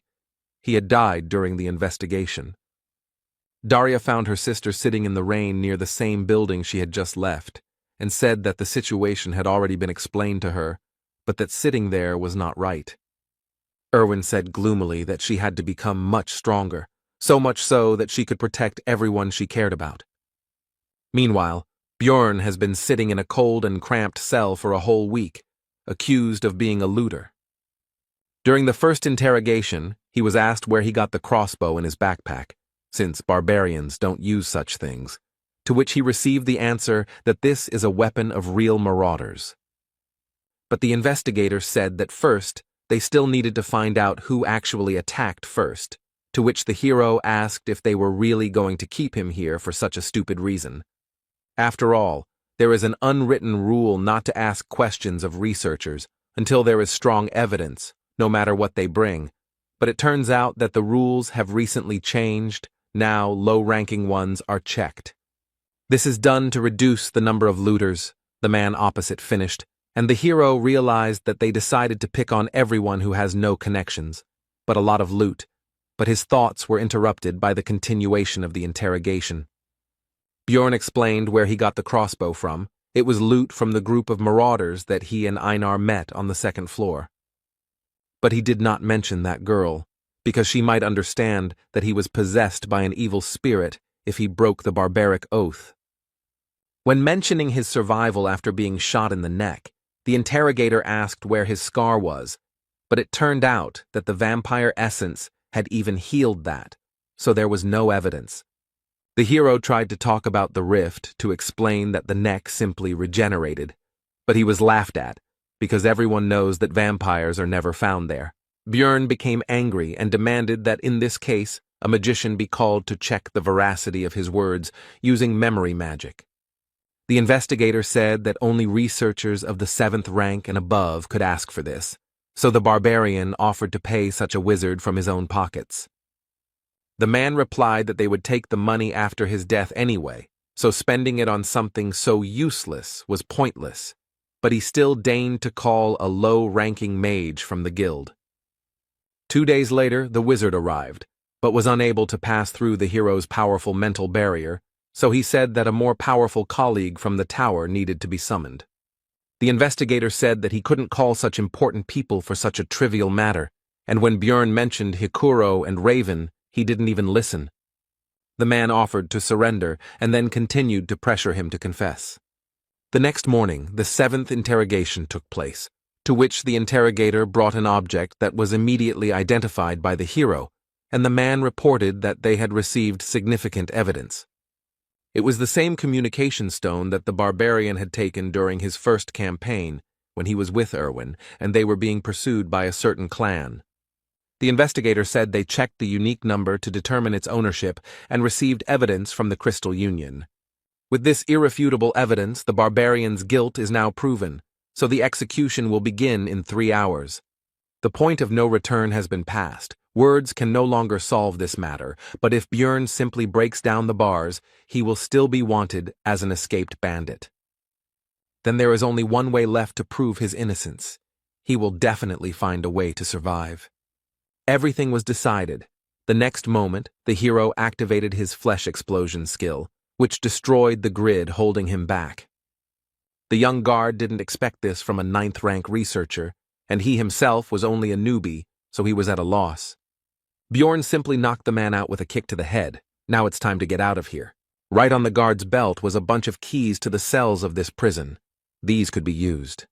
After all, there are plenty of prisoners here who can create the chaos that is so necessary now, which will be a great help to the hero. Surely a significant portion of them committed some crimes, but the innocent researcher doesn't care about that now. Soon all the prisoners came out of their cells, and then began to shout the word barbarian, and someone soon added freedom, and a chorus of voices began to chant the phrase barbarian freedom. Directly above them, the usual life of the Explorers Guild continued, visitors and employees not yet even suspecting what had happened on the floor below. Their peace was suddenly disturbed by a crowd of prisoners who broke down the doors and began to wreak havoc. One of the guild workers called on the researchers to help subdue the criminals, for which there will also be a reward. The hero understood that the former prisoners would not hold out for long, since they did not even have any weapons, and only some were able to get hold of some improvised means, so he rushed to the second floor. Bjorn had a plan. He didn't just want to escape, so he instantly passed this floor, but at the entrance to the third, a small detachment of guards blocked the way forward. The barbarian extended his hand to the side and used flesh explosion, and then acidic blood mixed with pieces of flesh and bone rushed like rain onto the first floor. All of this fell directly on the crowd of prisoners along with the researchers, which allowed the hero to activate the sacrificial seal, which enhances physical abilities depending on the number of victims. They give their bonus at a distance of 100 meters, but this will be quite enough. The mighty barbarian received even more power than he had before. Bjorn rushed forward with a Yahello cry, and the magical doping allowed him to literally drive his opponents into the ground. It also increased defense, although not so much that the guards' swords would not cause any damage at all, but enough that the blade would stick in the muscles. But all this was pointless. The guards could not believe their eyes, because the wound healed almost immediately, thanks to the hero's new essences. Bjorn feels the power that overwhelms him. The effect of this doping is simply mind-blowing. These guys can't do anything against him. The guards were at a loss. How could a 9th-rank barbarian be so strong, since only low-ranking researchers were locked up in the branch? There is a prison for high-ranking people, but today they were just unlucky enough to meet a hero. They were clearly not ready for something like this. Soon the way was clear, and Bjorn could now calmly enter the branch manager's office on the 3rd floor. As soon as the hero opened the door, he noticed an ambush, but there was no way to avoid it. However, it was not necessary. The man's sword reached the barbarian's flesh, but he did not rejoice for long, and the reason for this was not even the enemy's rapid regeneration. Much faster than he could see the enemy's recovery speed, he was hit by the effect of the corpse golem's acidic blood, which instantly took the swordsman out of the fight. Suddenly the barbarian noticed that there were not only the two of them in the room, but also some girl in a rich dress. The man, overcoming the pain, shouted not to touch her, because she was the daughter of the head of the district, which made Bjorn think that he had hit the jackpot. The barbarian interrupted the swordsman's threats with a blow to the head. Now, due to new information, the plan has changed. Initially, he did not intend to do this, but the presence of the girl changes everything. While the hero was thinking, the daughter of the head of the district tried to interrupt his thoughts, outraged by his terrible act and calmness. She accused him of knowing about her presence from the very beginning and setting everything up. Bjorn became irritated by this and shut her mouth. The guards burst in, but did not dare to do anything, because the barbarian had the head of the district's daughter in his hands. Then, the hero demanded that they bring him the investigator who was handling his case, the leader of the Crystal Union, and the magician from the Magic Tower. But that wasn't all. Bjorn went out onto the balcony with the hostage and took a deep breath, because it was time for the next point of the plan. The barbarian shouted his battle cry, attracting the attention of the onlookers so he could deliver another blow to his enemies. There were enough people nearby, and the hero began to loudly talk about how he was a 9th-rank researcher, whom the guild tried to frame and kill, and also swore that he was innocent. The bastards set him up. He didn't do what he's accused of, and now their leadership won't be able to hide such a grand event. Now a lot of people know what's going on. Meanwhile, a respected old man from the Tower of Mages received a message from the branch manager that some psycho was wreaking havoc and they needed a wizard. And the elder decided to send Raven Alua there, and also clarified that the one who arranged this freed the prisoners and took the daughter of the head of the district hostage. The sorceress agreed to go there because she still needed to find someone, and she was also curious to take a look at this crazy man. Upon arrival at the Explorers Guild, Raven fulfilled both of her wishes, although she was not particularly happy about it, and the barbarian simply clarified whether she was the mage they had sent. The sorceress was confused, so she shouted out what Björn Yandel was thinking when he did all this. And she continued to be indignant about whether he really thought he had several lives, and she was also curious who it was, and it was the hero again. But Bjorn interrupted her, asking her to use the memory check magic faster. The sorceress agreed. Only if in the future the barbarian fulfilled one of her requests, he accepted the conditions. But the spell didn't work. Then Raven asked if he had any equipment against psychological spells. The hero answered negatively, and the hostage meanwhile tried to understand what was happening. Their dialogue was interrupted by an investigator who ran into the room and immediately rushed towards the branch manager, apparently not even noticing the others present. He asked what could have happened here, since they had taken care of most of the prisoners on the first floor. And only after that did the investigator notice the others, and immediately pointed at Björn and shouted that it was he who had caused the disturbance, to which the manager replied that he was already aware of this.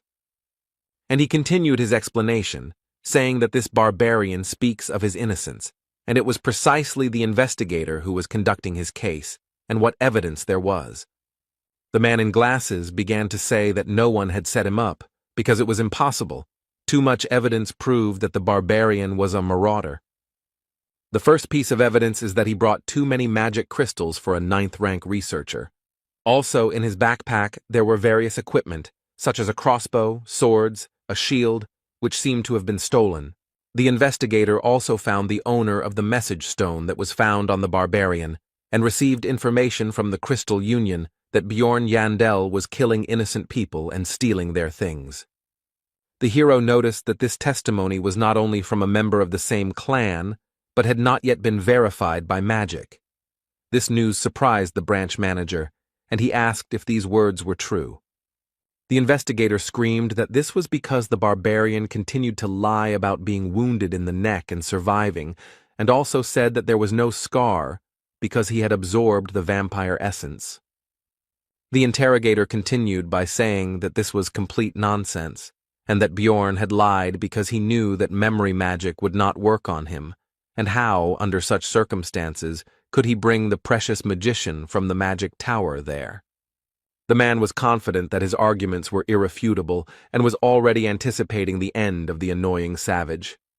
But Raven indifferently reported that the information about absorbing the vampire essence in the first-floor rift was true. This news surprised the head of the branch and the investigator, and the latter, stuttering, asked what she meant. The sorceress explained that she had been there and seen everything with her own eyes, and ironically asked what to do now, since he would not be able to verify the truth of her words with magic. The interrogator did not take this information seriously and told Raven that even if she knew the barbarian, she did not have to protect him with lies. But the blonde sorceress interrupted the man and threateningly asked if he really doubted her words. And, without changing her tone or facial expression, she continued to talk about whether investigating the cases of low-ranking researchers with his pitiful powers had forced the investigator to look down on magicians as well. The interrogator, after Raven finished speaking, immediately fell to the floor and began to make excuses and ask for forgiveness. This was because the wizards of the magic tower were close in status to the aristocrats. There were many different schools of magic, but they united into a group to protect their rights. A simple guild worker dug his own grave. Björn finished his thought, and the branch manager suggested that they stop this argument already. After all, even for her, a sorceress, this might have seemed absurd if she had not been aware of the situation. Raven made an indifferent face and said that there really had never been vampires on the first floor before, to which the man began to thank her for her understanding. As a loud no came out of her mouth, this was not something that the manager of the branch of the Explorers Guild should say, placing special emphasis on the last word. And she continued her explanations by saying that even now, many years after the discovery of the labyrinth, there are still mysteries that have no answers. One can never predict what might happen there. So how can a man be confident in the impossibility of anything, and at the same time head a branch of the Explorers Guild, again emphasizing the last word? The hero, looking at the girl's passionate speech, could confidently say that she really was a magician to the core, and also ruthless even to a very influential person. Suddenly, a man entered the room accompanied by guards who immediately introduced himself as Niall Urbans. At first, Björn couldn't understand who it was, but soon everything became clear, because his hostage shouted the word father, which meant it was the head of the district. The Explorers Guild is run by clans, uses command spells, and trades information for the benefit of other explorers. Its management system is simple. Each of the hundreds of branches has its own leader. Above them, one step higher in the hierarchy, were 13 regional managers, one of whom was the man who had just entered here, and at the top was the guild master. The guards behind Niall Urbans pushed a man forward, and the high-ranking guest himself said that this was the one Bjorn had requested. The barbarian's face took on a gloomy expression, and he asked this man if he was the Crystal Union member, Hartz Jr., who had made false accusations against him. Without even listening to his excuses, Raven immediately used memory-reading magic and reported that the man had lied. Now he definitely won't be able to get out of this situation, since the sorceress from the Tower of Mages confirmed his slander. After this, the county chief said that Björn Yandel was found innocent, so there was no longer any point in keeping the hostage, and the barbarian released the girl. After this, Niall said that an investigation would be conducted against the slanderer, as a result of which his fate would be decided, to which the hero noted that it would be a good idea to take a closer look at the Crystal Union itself. Urbans agreed to this, and also added that the investigator responsible for his case would also be fired, to which he began to justify himself by saying that he had acted according to the rules. The regional manager interrupted him and threatened him not to try to shift the blame onto the guild, and that all matters he had handled would be investigated. And he ended by saying that if any discrepancies were found, the investigator would be punished accordingly, which made the latter break out in a cold sweat. Soon the investigator and member of the Crystal Union were taken away by guards, and Niall Urbans decided to move on to discussing compensation, which would consist of a promotion to rank 7 and a change of equipment. But this did not suit Björn because he himself could advance to the 7th rank with the help of the essence of a vampire guardian, which he was quick to report. Niall tried to say that the barbarian only had 2 months of experience, to which the hero said to bring him a researcher of that rank, and then it would become clear who was stronger. Björn was immediately engulfed in barbaric rage, and with a cry of Yahello demanded an opponent, to which Urbans tried to calm the hero down and explained that this had simply never happened before. Unexpectedly, Raven decided to support the hero. They met eyes, and the girl smiled at him, after which she began her speech. The sorceress stated that she was sure that there was no researcher here who could resist a 5th-rank vampire and return alive by absorbing his essence, so Niall was forced to agree. Then Björn demanded money as compensation, or to be more precise, 5 million stones, which may be a bit much, but he, as a stupid barbarian, can afford to start bargaining with this figure. But unexpectedly, for both him and the branch manager, Niall Urbans, although with displeasure, agreed to these conditions. Björn thought that it might be related to the presence of Raven here, who just now demanded another 1,000,000 stones as a reward for her services.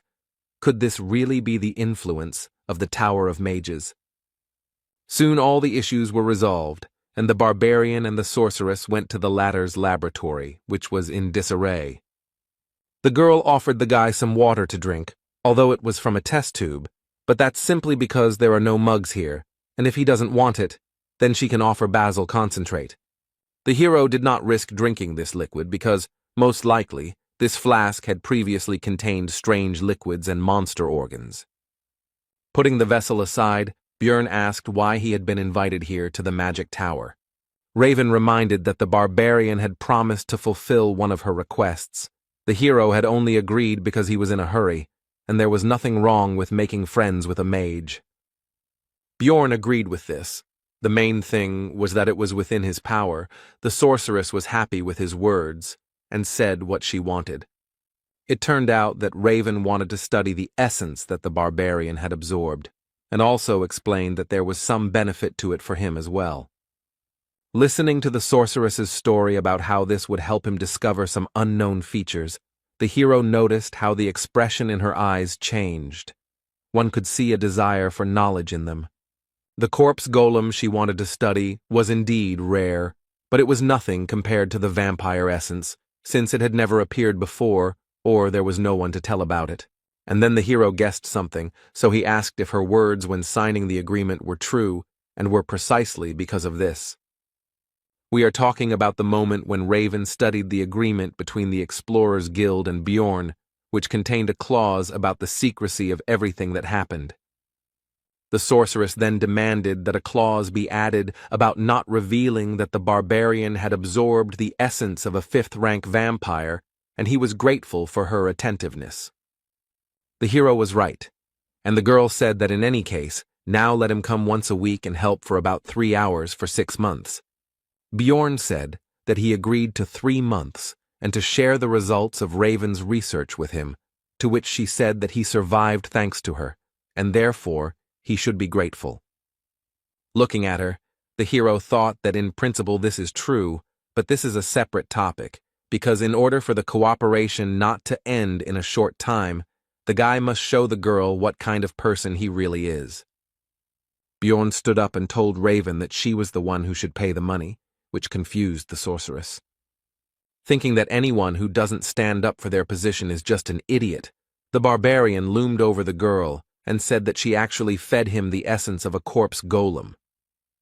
Raven tried to push the hero away from her and asked how that could be a problem since she gave him his powers for free. Bjorn said that she fed the essence for her own survival, to which the girl replied that she saved him as well. The hero responded indifferently that he didn't care. Raven had to pay 10 million, because that was exactly the amount needed to remove the essence in the temple. The sorceress asked in bewilderment why he was getting rid of such a precious thing, and exclaimed that he was a crazy barbarian. Bjorn explained that it was not the essence he wanted, meaning it had caused him serious damage, to which the girl responded that she had heard about the value of this thing to researchers. The hero said that this is the mage's biased opinion, since they cannot absorb essences. If he does not believe, let him ask other adventurers. Raven said that he was just sure that she didn't know any other explorers besides him, but that wasn't true. He should just wait a little. After this, the sorceress took out a magical communication item from somewhere and called a certain Patsran to resolve their dispute. The girl asked him how he would feel if someone fed him an essence he didn't want, to which he said the answer was obvious.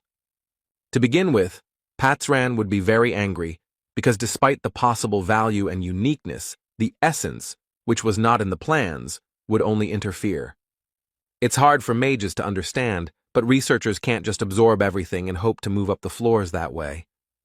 And when asked about possible compensation, Patsran replied that he would demand 15 million, because the more essences a person has, the more expensive the removal, and if they cannot pay him, he may kill.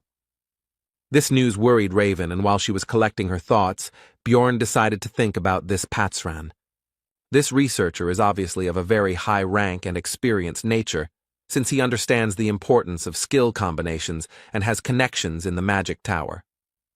If you were to ask the same question to some 9th-rank rookie who was barely surviving, then the answer would be completely different.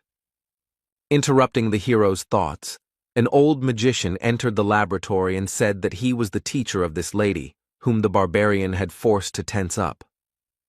Bjorn understood that since this was Raven's mentor, it meant that this was the person who controlled the 5 floors of the tower, the master of the great Artemian school. He was even higher in status than the regional leader. The old man said that he had overheard their conversation and drew the sorceress's attention to the fact that her sound insulation magic was working with many holes.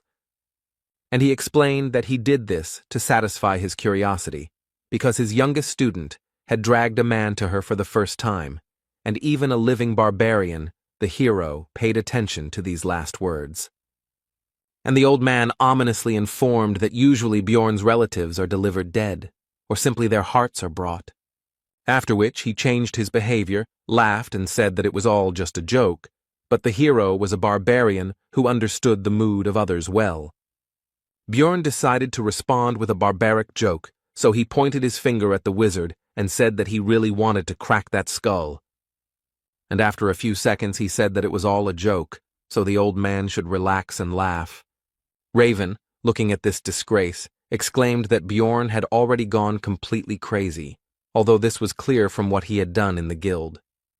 Having already decided that he had gone too far, the hero began to think about how to resolve the conflict, but the old man laughed and assessed the character of the boy in front of him. He also said that the older generation could easily tell the difference between a joke and a threat, although it was clear that he was actually furious. The hero decided to take advantage of the reputation of his people and praised the magician, saying that since he understood barbarian humor so well, he was not such an old man, and asked if there were any barbarians in his family. Teacher Raven decided to return to what he came for. He had heard about compensation and would like to offer Bjorn something else. He took out a box and presented its contents. It was an artifact. Number 9425, the Ring of the Frost Spirit. Numbered items are rare things. You can only get them from the keepers, and each of them contains a unique skill. Would he really just give away such a valuable thing? Bjorn asked what use he would be. The mage replied that he absorbs one of the skills of the absorbed essence, and this would be useful to him, because having acidic blood is very problematic. The hero agreed, because it seemed that even the head of the school did not know about another function of the ring. He was escorted to the exit by Raven, who reminded him not to forget about helping in research. The sorceress tried to ask her master for forgiveness, but he said that the item was useless anyway. Its market value was 1.5 million stones. Bjorn, meanwhile, was also pleased with the deal, because thanks to his game knowledge he knew about another ability of the artifact. Both parties were pleased with the deal, thinking that they had deceived each other. When Bjorn arrived at the hotel, its owner was surprised that he was still alive, and also said that he had already thrown out his things. The hero got angry because he had paid for another week. He said that he would reimburse everything, but the hero was not free of anger. He did not want to forgive. But the next second he calmed down, because he realized that this behavior was not typical for him, and he tried to remember how long he had been behaving like this. From the moment he came to this world, even when his life was in danger, the boy kept his emotions in check and remained calm. When I first killed, I only thought that it had to be done. The process was simple. Even during the escape from prison, there were no doubts. Remembering the argument with the old man from the tower, Bjorn knew that 29-year-old office worker Lee Han-soo would never do something like that. It seemed to the hero that these were all just changes under the influence of the surrounding reality. But the discomfort continued to grow, and now he is sure that after each battle the body's instincts break out. His mind becomes simple, rough, and aggressive, as a barbarian should be. It seems as if his consciousness is merging with this body. But for survival it would be even better. Bjorn summed up his thoughts, after which he demanded 30,000 stones from the innkeeper as compensation. The man was outraged by such a price, so he could not keep his emotions under control, and shouted that his trinkets were not worth half of it.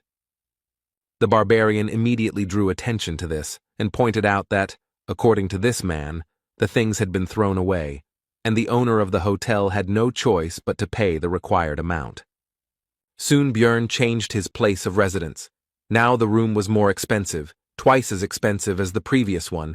It had its own bath, good windows, etc., and it was also closer to the square with the portal. The next day, the hero went to Einar, who greeted him with joy, because she was worried about her partner when he disappeared for such a long time. Meanwhile, the rest of the tribe shared the news that the whole city was talking about the so-called barbarian of freedom. Björn realized that this was all about him, so he asked cautiously for details, in particular about the name of this hero. To which he received the answer that no one knew about it, which meant that the guild was somehow able to maintain his anonymity. But the rest of the barbarians were not interested in this. They were simply happy and proud that such a man appeared in their tribe. He fought alone against 100, refuted false accusations. The relatives admired these actions, and the hero did not think that this would become such big news, and also hoped that it would not lead to serious consequences. Afterwards, Björn and Einar went to Karmelby, a middle-class area with many craft shops and merchants. Here, the team sold the loot and equipment of the hero himself, which turned into scrap metal, resulting in 800,000 stones, of which 300 went to the warrior. Einar suddenly became surprised by something and drew Björn's attention to how people had put clouds on a stick and were eating them. Of course, it was just cotton candy. The hero decided that it would be a good idea to treat the girl to both sweets and just lunch, while the warrior could not believe what humanity had come up with. But soon Einar's mood worsened. She thanked her partner for treating her as before, because the other barbarians now avoided her and did not see her as a warrior. And lately, some guys have started to hit on her, trying to get her attention, which had never happened to her before. Einar finished pouring out her experiences by asking Björn for forgiveness and saying that she would not be able to go to the labyrinth with him. As a result, the girl left the group, and although her problems were very important to her, they were not the main reason. The main reason is that the elder of the sacred land, a famous sword master, noticed Einar's talent. Therefore, the warrior decided to study the art of the sword under his command in order to become much stronger than she was now. When asked if the sword master could go to the labyrinth with them, the girl replied that there would be special training, so they couldn't leave the sacred lands for 6 months. The hero understood what kind of training this was, so he decided that Einar really shouldn't miss such a chance, and she herself said that she couldn't ask him to wait for her. And she doesn't necessarily ask to take her back when the time comes, but she will try and come back so strong that she will no longer pull Björn back. He couldn't hold her back, because during the second exploration, she was defeated by the marauder, and she also had to use the oath. In the rift, Einar could only watch as others took the initiative while she remained at best in the background. It all hit her hard, so she agreed to the training. Björn will have to look for new companions, although there is an option to go on his own because he has grown a lot in 2 months. Namely, he absorbed 2 essences, thanks to which his characteristics have greatly increased. But from the 3rd floor, it is impossible to travel alone, because as the floors increase, the absence of other roles in the team becomes critical, so finding comrades is a necessity. The hero needs companions of a similar level to climb higher and hunt higher-level monsters, and his first target for recruitment was Raven. After completing the research, Björn spoke about it, but nothing came of it. She didn't even listen and refused.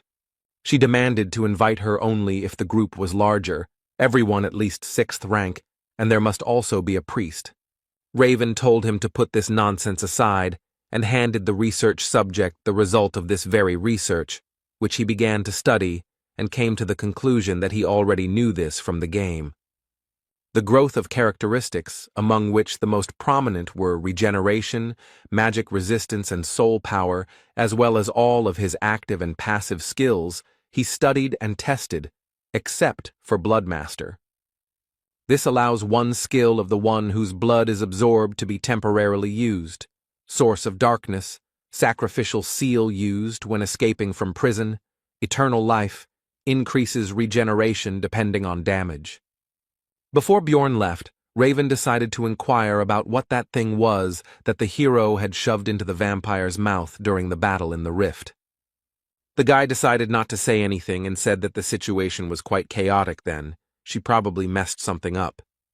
The sorceress began to say that she saw everything with her own eyes, but the barbarian interrupted her, saying that he was hungry, after which he quickly ran away. Raven was unhappy with this. She realized that Bjorn was hiding something, so the girl intended to find out everything on her own. To this end, the blonde headed to the huge library of the Magic Tower with confidence to find answers in the books, which she did. She read that it was similar to a goddess tear, a consumable relic of unknown origin that, when destroyed, bestowed a powerful holy blessing on the surrounding area. 150 years ago, during a dimensional collapse, Cardinal Andron used 3 such objects to save the Holy Pope, and it was never mentioned publicly again. Suspicions grew stronger, because how could a barbarian who had recently undergone the ceremony know about the location of the relic, as well as its effect? Upon arriving in his room, the hero began to think about another artifact, the Golden Mask, which drops after defeating the boss of the Bloody Citadel when many conditions are met. It changes the wearer's face for 30 days, the number of uses is 5, the item dropped for him in the game, but there was no point in changing the appearance of a 2D character, so he sold it. But this is reality, which means that in the event of a clash with the forces of law or with someone extremely influential, this may come in handy in the future. Meanwhile, Daria Wittenberg de Tercia, Erwin's sister, sat in the tavern, calmly eating and resting. But she was drawn to the conversation of the other visitors, as they talked about the Crystal Union and its disbandment in just one night. This clan created a huge information network with the help of communication stones and offered various services to newcomers on the first floor. It grew very well. At first, everything went well. Some people found salvation there, but soon the Crystal Union became mired in disgusting deeds, mocking and doing terrible things to newcomers. Take, for example, what almost happened to Erwin. The elf did not want to admit, but if it were not for the barbarian, something terrible could have happened. Daria finished her meal and was about to leave, but decided to listen to the curious information when she heard that they fell apart because of some barbarian of freedom, because it seemed ironic to her. The researchers talked about the recent incident in the Explorers Guild, and one of them said that the rule about increased search for marauders among newcomers will be revised due to the growing problem. They continued their conversation, and when it came to the fact that it was a 9th-rank barbarian, Daria decided that it couldn't be a simple coincidence. If this barbarian of freedom is that same Bjorn, then the situation with his disappearance becomes completely explainable, the elf thought, heading home. But should she in that case tell her sister about her suspicions, who still can't get over the shock? The next day, Bjorn Yandel went to the Explorers Guild to find out about the gathering teams, active above the 3rd floor. Having received the ID card and the hero's badge, the employee could not contain his surprise and exclaimed about some 5 stars. When asked what it meant, the man tried to change the subject, but Bjorn already guessed that it was some kind of internal guild code, and as a result of recent events, he received the status of a VIP client or something like that. Among the list of proposals, the hero noticed a familiar name. It was Hikuro Murad, so he immediately decided to meet him. They greeted each other and sat down at the table, but the dwarf suggested not to talk about anything for now, because another person should arrive soon. It would be a magician. He didn't keep them waiting long. He immediately introduced himself. His name was Lior Wobdvalki, and when Hikuro asked if he was the one they were waiting for, the wizard replied that it would be good luck to meet another sorcerer here and now. Murad didn't seem to be very good at understanding clever words, so Bjorn explained that the magician meant that everything was correct. They introduced themselves again. Hikuro added that he was 6th rank, and Dvalki said that he was an 8th-rank wizard of the ruling family of Rafdonia. The barbarian had to explain again that he simply did not work for the guild. The hero decided to ask directly why a mage of such a low rank would go to the labyrinth, since it was dangerous for such people, and it was more profitable and stable for them in the city, to which he replied that he wanted to glorify the family of Baron Martuan. Hikuro Murad was surprised that he turned out to be a nobleman, to which he received the answer that his mother's sister's husband was the 3rd brother of the Baron's wife, to which Bjorn thought that he was not connected to them at all. Lior Wobdvalki himself continued by asking them not to be nervous, because he was not going to act arrogantly, which made the barbarian think that he looked like a fraud with these stories. From the subsequent conversation, it became clear that the magician knows how to use daily and administrative magic, knows a couple of spells like curses, and is well versed in cold magic, a wizard without experience. There are nuances, but the very presence of a mage in the team will become bait for good fighters, so Hikuro and Bjorn decided to accept Dvalki. As expected after that, requests from various researchers poured in, so they met several times a week to review documents, but it felt like the hero was doing all the work. Be that as it may, but soon the composition of the future team was approved, the group was assembled, and soon there will be their first trip to the labyrinth. On this occasion, Bjorn even decided to update his equipment, as he had some extra money as compensation from the Explorers Guild. With this, he decided to go to the Abode of Knowledge. The librarian asked what this meant, to which the hero replied that he would have to explain, since she asked. And Bjorn began to boast that this was his brand new armor and shield, made of good material, lithium. And behind his back is an extended backpack, which was not too expensive, so it was bought. But the indifferent Miss Librarian took a step back and said that the hero would be complained about by other customers, so he should not come in armor anymore. Bjorn was already returning home when he noticed one of the barbarians who was simply sleeping in the alley, but he would not have paid much attention to this if not for one thing. This kinsman has no weapons, and yet they store their weapons as if their lives depended on it, no matter how hungry, weak, or poor they are. Bjorn approached him and asked where his sword or something was and what he was doing there, to which he received a polite answer that he had no money, so he sold it. The hero smiled at his fellow man, but inside he understood from his behavior and actions that this was not a barbarian, but an evil spirit just like himself. Bjorn invited this Tarikan, son of Lien, to the tavern, where he learned that he had undergone the ceremony a month before Jandel himself. But then he got lost and couldn't find the labyrinth, but it's obvious that this is a lie. He was just afraid to fight monsters. It would have been easy to escape, but the problem is, in the consequences of this decision, he probably couldn't find any work, because no one needs barbarians. This made the hero wonder if players really end up here when they open the final boss room, since such an experienced gamer should have understood the consequences. When asked what Tarikan was doing a month later, he replied that he again did not go to the labyrinth, because he was unarmed, to which Bjorn exclaimed that he had gone completely crazy. That's why it was necessary not to lose him, the hero wondered. Did this man even play the game? And if so, how did he make such mistakes? Then Tarikan went through hunger, cold, and illness, and Bjorn thought about how he had managed to last 3 months under such conditions, and also if he had run away on his first day, the same fate would have awaited him. The barbarian, on the contrary, finished telling his story and asked how he liked it, whether the hero felt sorry for him, whether he would help his fellow man, whether they would go to the labyrinth together. Bjorn refused this, but gave Tarikan 150,000 stones so that he could buy himself a weapon and go on the campaign himself. When his relative said that they should meet again next time, the hero responded with a sharp refusal, saying that he didn't care what would happen next, but that he shouldn't even try to look for him. Already in his room, Bjorn analyzed what had happened, and his behavior. He had behaved disgustingly. Did he remember the past? A logical person would say that this Tarikan is nobody to him, and the hero is stupid for giving him his money, but an emotional person would be angry at the weak help to that barbarian. Both points of view had a right to exist, but Bjorn believed that he had made the best decision, and now he could only hope for the survival of an evil spirit like himself.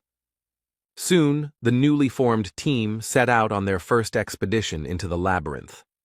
The squad's wizard, Lior Wab Dvalki, an 8th-rank mage, 25 years old, was inspired and ran around everywhere. Brown Rothmiller, human, rank 7 researcher, 34 years old, 8 years of research experience, seems to be the most normal member of their group. Hikuro Murad, a dwarf, a 6th-rank explorer, a tank and the leader of the group, and right next to him stands the 2nd tank, Bjorn himself, a 7th rank. The last one is Misha Karlstein, a 7th rank beast woman, 25 years old, 5 years of experience exploring the labyrinth, and someone also said that she is the 13th princess of some tribe. She has a strange habit of saying Nya at the end of her lines. She claims that it is an innate trait, but the hero has never encountered this. Thus began their team's first exploration of the labyrinth, and under Rothmiller's leadership, they reached the portal to the 2nd floor in 10 hours. It was a good result. Although someone still came earlier than Brown was unhappy, soon the group entered the portal. Bjorn regretted that he could not use his method, because he does not trust them. This time the team got to the location of the beast's lair, in which, as can be understood from the name, beast-type monsters were found, and there was always a terrible smell here. But almost all members of the group could handle him, except for the newcomer Woba Dvalka. He felt bad. He vomited. This caused an attack of disgust in Misha. Since Rothmiller had an essence that was related to the sense of smell, Bjorn asked him how he was feeling, and he replied that he had gotten used to it during his entire time exploring the labyrinth. The beast's lair is a canyon, so you'll have to find a way through a natural labyrinth. There are no traps here, but a guide is needed even more than in the goblin forest. The local monsters could not become a problem due to the strength of their team, so they became only a source of experience for the hero, because he had not encountered local species before. Thanks to Dvalka's signal magic, 4 people could sleep at once, which meant 6 whole hours of sleep for Bjorn. When the magician asked why he should be on duty at all if he had his magic, he received the answer that the spell only works on monsters. But Dvalki didn't get the hint, so Hikuro said outright that the explorers could be much more dangerous than the monsters, which was clearly not what the naive wizard expected to hear. The 3rd floor is a huge space called the Pilgrim's Path. On the 2nd floor, everyone ends up in different locations depending on the portal they choose, but on the next floor, they end up in the same place again. On the way, the squad started talking about each other's experiences. It turned out that it took Misha a year to get to the 3rd floor, while Bjorn had only been here for 3 months. The girl and the dwarf also had a playful spat about how she was more experienced than Hikuro, but was still at rank 7 while he was at rank 6. Their quarrel was interrupted by Brown Rothmiller. The hero thought that it was because of his habit of working alone that he reacted so sharply to noise behind him. Soon, the team moved to the 3rd floor of the Pilgrim's Path.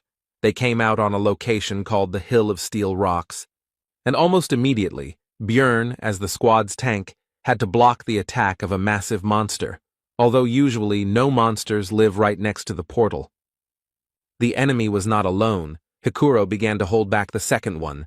They were strong, and if it were not for the hero's lithium shield, it would have been bad.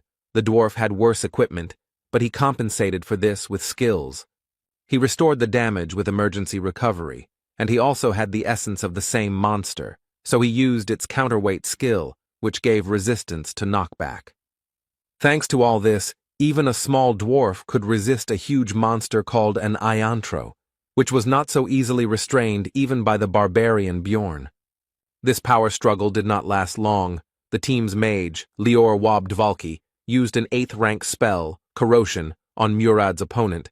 The effect manifested itself almost instantly. The monster's tusks began to melt. Hikuro instantly saw an opportunity to attack, which he took advantage of.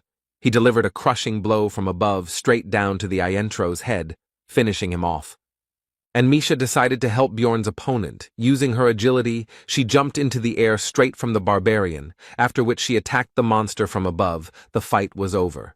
It was suspicious to meet monsters right next to the portal, so the hero asked Brown to check the area for people nearby.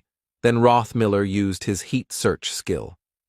No one was found, but he informed Bjorn that their scent was still strong. They were a maximum of 2 minutes away from here. Then the barbarian assumed that these people were watching the fight, and then left. When Hikuro asked if this was a staged attack, Rothmiller replied that they were not specifically interested in their group, as luring monsters to the portal was a common tactic among marauders. Misha Karlstein suggested catching them and beating the crap out of them. Besides, they could give a good reward for them, as well as for the equipment of the scoundrels. The group continued their discussion, also considering the murder option, and listening to all this, Dvalki began to understand that this was not a fairy tale or an interesting adventure, but a harsh reality. The team continued on their way, talking about what had happened along the way. In particular, the conversation turned to the fact that there were not many opportunities to encounter marauders, which surprised Björn. The hero immediately asked about this, and it turned out that, for example, Misha met with them 8 times in 5 years, while the barbarian met them 5 times in 3 months. To this, the rest of the group could only say that Björn seemed to have no luck at all, and the dwarf said that 150 years ago, the situation was very bad, but lately the number of marauders has been less. Soon the squad decided to set up camp. It was not a very convenient place, but it was on the border of the location, where there were fewer monsters, which was more important. At the halt, Hikuro decided to inquire about Dvalka's condition, because he looked so-so, and at some point he stopped talking much, although before he never closed his mouth. Then the wizard replied that his fantasies of adventure had been destroyed. Perhaps he would be called naive, but the fact that researchers kill their colleagues in pursuit of money cannot be called a fairy tale. Dvalki continued by saying that in that case, he would sooner or later have to kill a person, so he had been preparing himself for this all the way.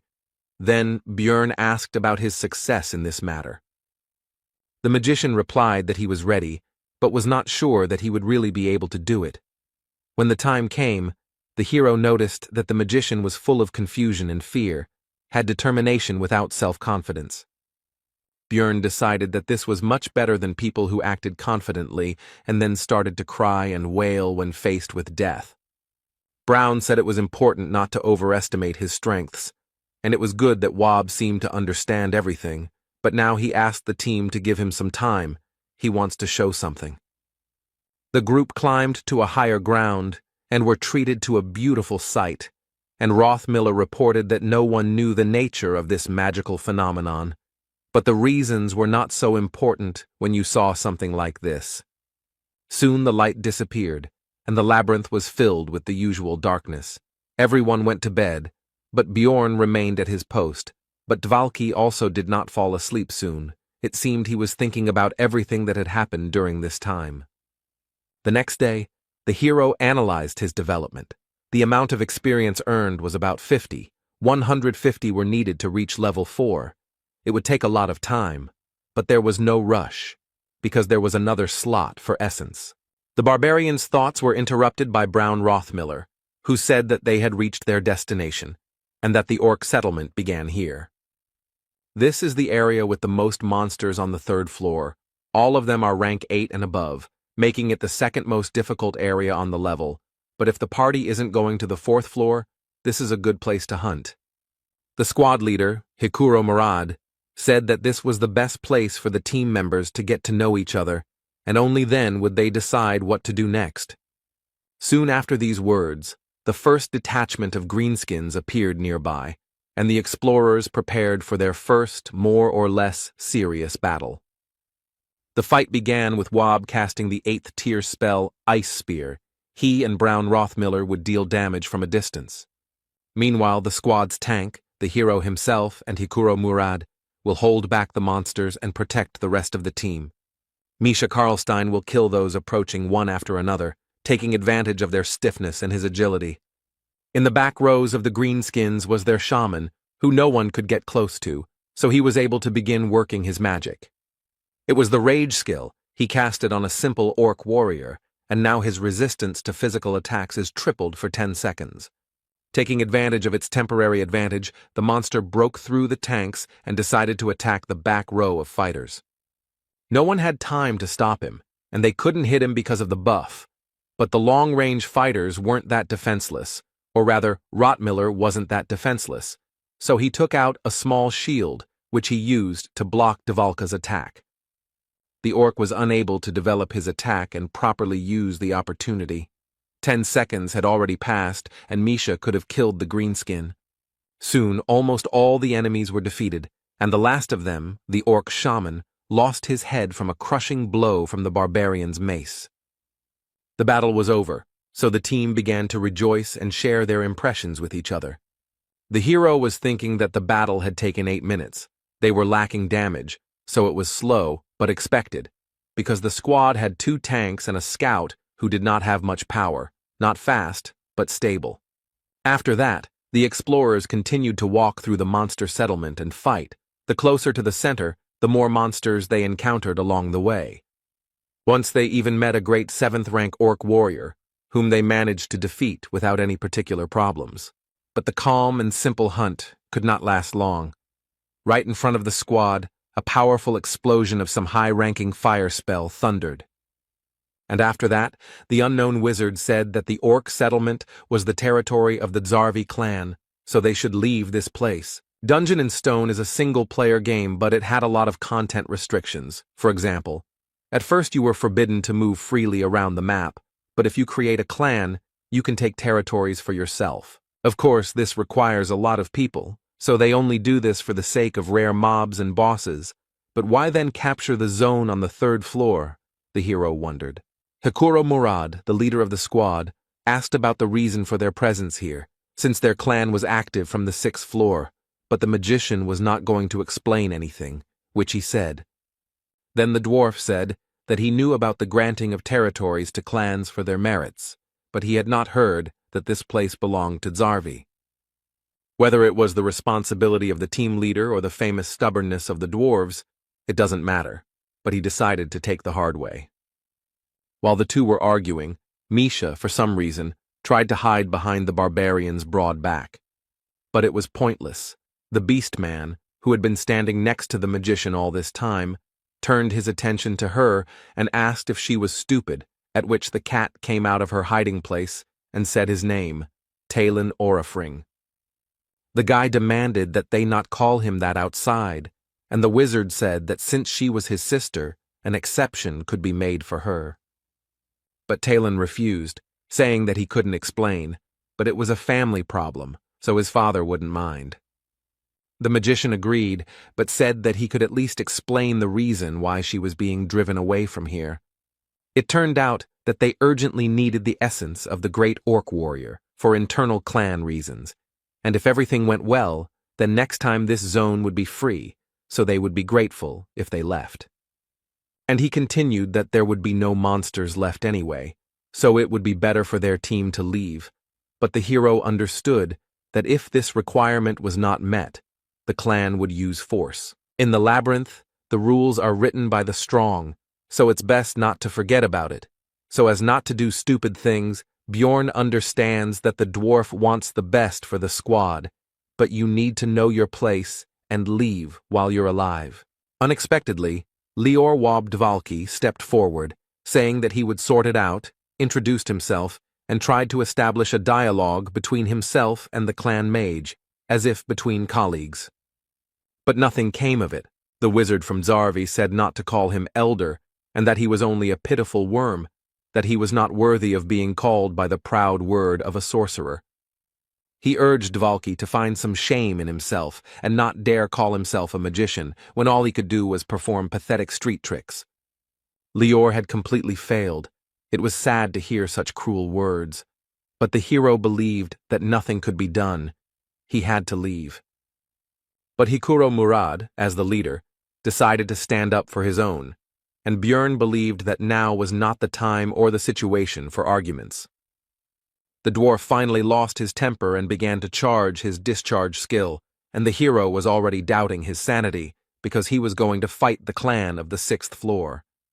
Additional fighters from the Zarvi clan approached the magician. They all just looked at Hikuro and were not going to leave, because what could such a low-ranking researcher do to them?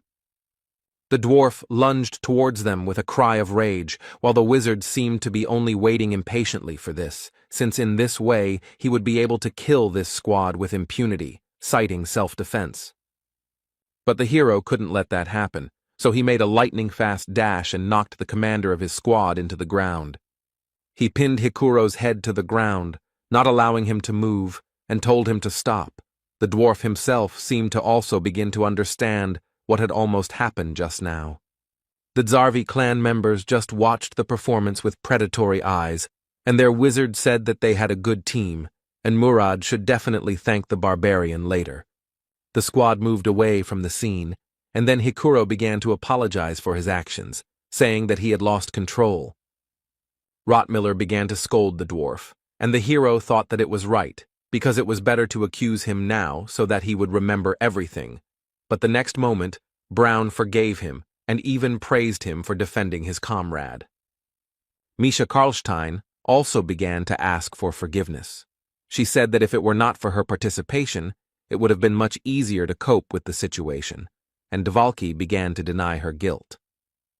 Hikuro noticed how awkward but sincere this consolation was, and the atmosphere between the squad members somehow changed, and the hero began to feel some kind of shame from this situation, as always in such cases.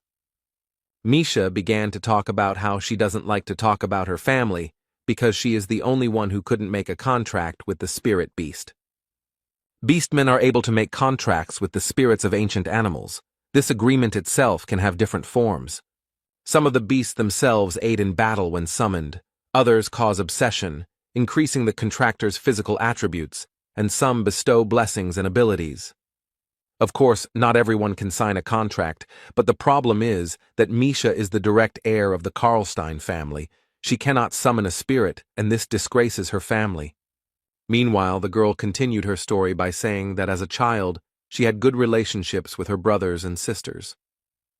But when she became an adult and was not chosen by the spiritual beast, then everyone began to ignore her, and also called her a half-breed.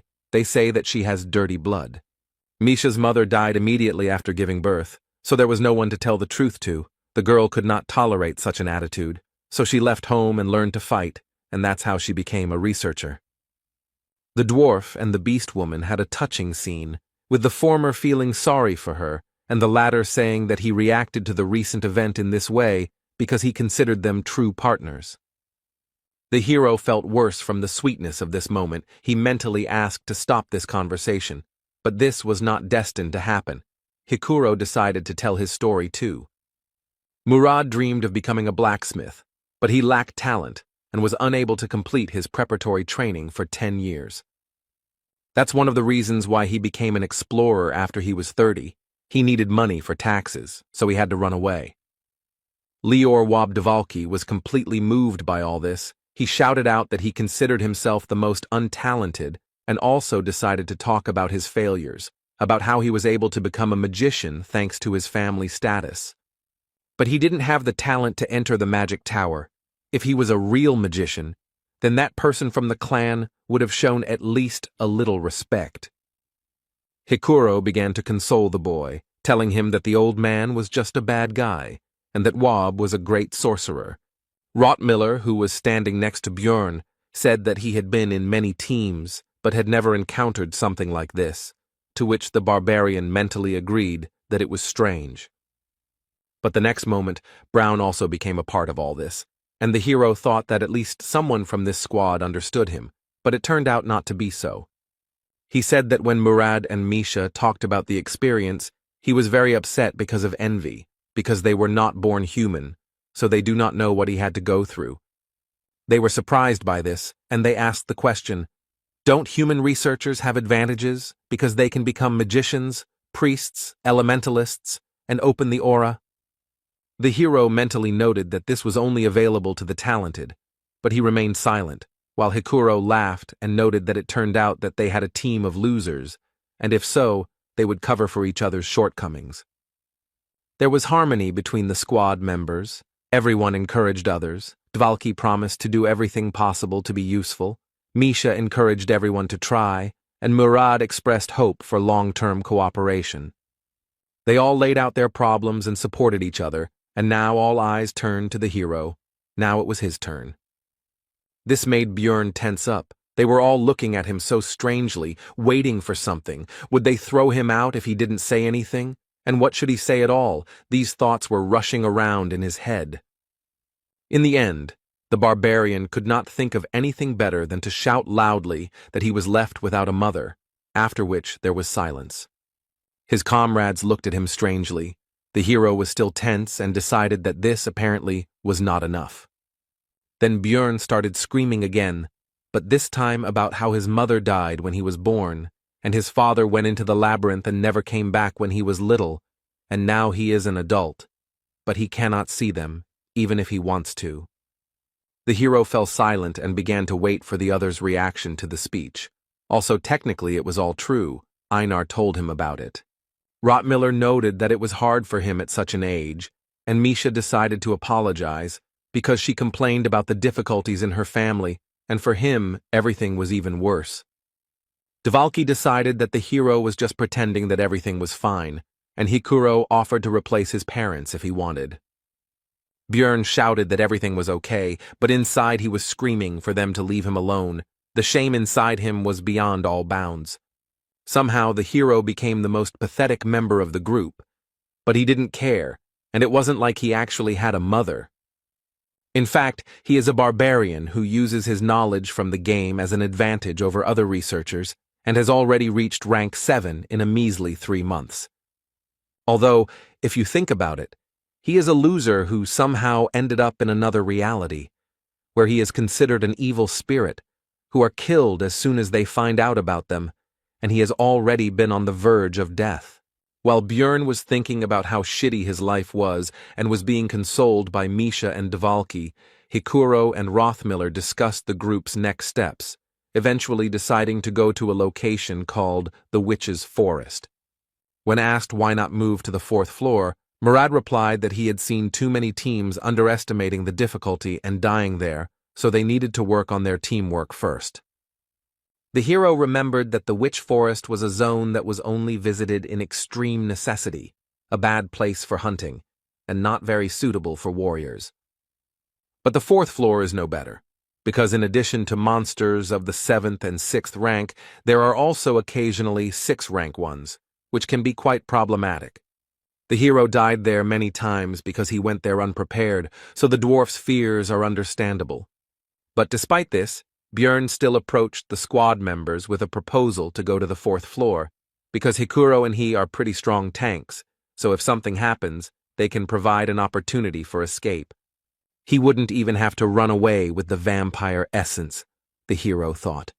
And they also had a mage and 2 experienced researchers in their squad, although the damage would be small, which would make the hunt slow, but they should be able to overcome the floor.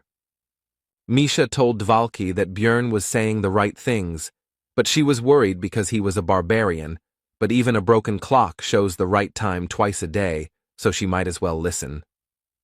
The hero didn't say anything, but he got angry because he could hear them perfectly well, and in the meantime, the dwarf suggested holding a vote. As a result, their pathetic team decided to go to the 4th floor. They had a long way to go. 3 days had passed since entering the labyrinth. Rothmiller was once again choosing a place to stop. Hikuro suggested walking for some more time, but Brown said that it would take a long time to find another suitable place. Björn noticed that they set up camp at 9 in the evening, just like the last 2 days, which was quite curious. It seems to choose its future resting place based on the remaining distance and speed, which doesn't sound very complicated, but is impressive, especially in the labyrinth, where the concept of day and night does not work. The hero asked Brown about his plan for tomorrow, to which he received the answer that they would be at the Witch's Forest before lunch, and he also advised everyone to have a good rest, because moving through the forest would require a lot of strength. Björn thought that Rothmiller didn't even think about the answer. He was just a walking GPS navigator, but he didn't expect anything else from the veteran researcher. In the middle of the night, Brown woke up the barbarian. Although it was not his turn, the hero, seeing the tension of his comrade, asked whether they were people or monsters, to which he received the answer that both. The sounds were like those being pursued. Rothmiller recalled the attack at the exit from the portal. Björn replied that the guide said that it looked like a trap for those who escaped. Brown confirmed this and said that he smelled the same scent as then, and their conversation also woke up Hikuro, who became tense from this news.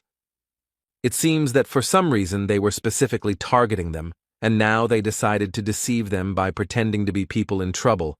In this situation, Björn decided to take advantage of the opportunity and asked the others not to interfere.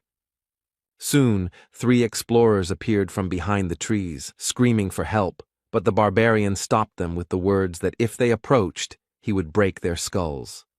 Orcs appeared behind the night visitors, and they themselves began to talk about the fact that the rest of their team had died, and also promised to reward them for their help. Bjorn demanded that they first put their weapons on the ground, but the adventurers were unwilling to do so, arguing that there were monsters right behind them. The orcs themselves were in no hurry, but simply watched and, it seemed, tried to understand whether the researchers had united into one group, but the hero decided that it was even better that way. The next moment, the barbarian threateningly announced that the choice was theirs: either throw down their weapons or get out of here straight into the clutches of the monsters. The researchers nevertheless decided to agree and threw down their weapons. Then Bjorn asked Rothmiller to collect it all. After this, the orcs turned around and hurried back into the forest. It seems they are retreating because they do not want to attack a large group, cunning monsters. The woman began to thank for the help and also introduced herself. Her name is Eliza. Also, her clothes were damaged, especially the bottom. The dwarf, due to his short stature, had a better view, and he was distracted by the girl's appearance, which irritated the barbarian. The others also decided to introduce themselves. One is called Irida Tyson, and the other is called Hans Argoth. The hero asked the latter again, because he remembered the first marauder he had met, who was also the first person he had killed, which was an interesting coincidence. Argoth replied that it was a fairly common name, and also asked if he knew the other Hans. Bjorn answered in the affirmative, and mentally added that he was already a corpse, so the acquaintance was very conditional. Eliza, meanwhile, even shed a tear, and also said that their meeting was probably the protection of the goddess Ritlus, which surprised Rothmiller, and he asked if she was a priestess. The girl replied that it was true, that she served the deity of light who protected explorers and relationships, the star that rose at dusk and guided them. The hero did not believe her speech, because he already knew that they were actually marauders, but one of the guests asked Eliza to heal his wounds. And the girl used a divine spell, which surprised the barbarian, because this meant that she really was a priestess.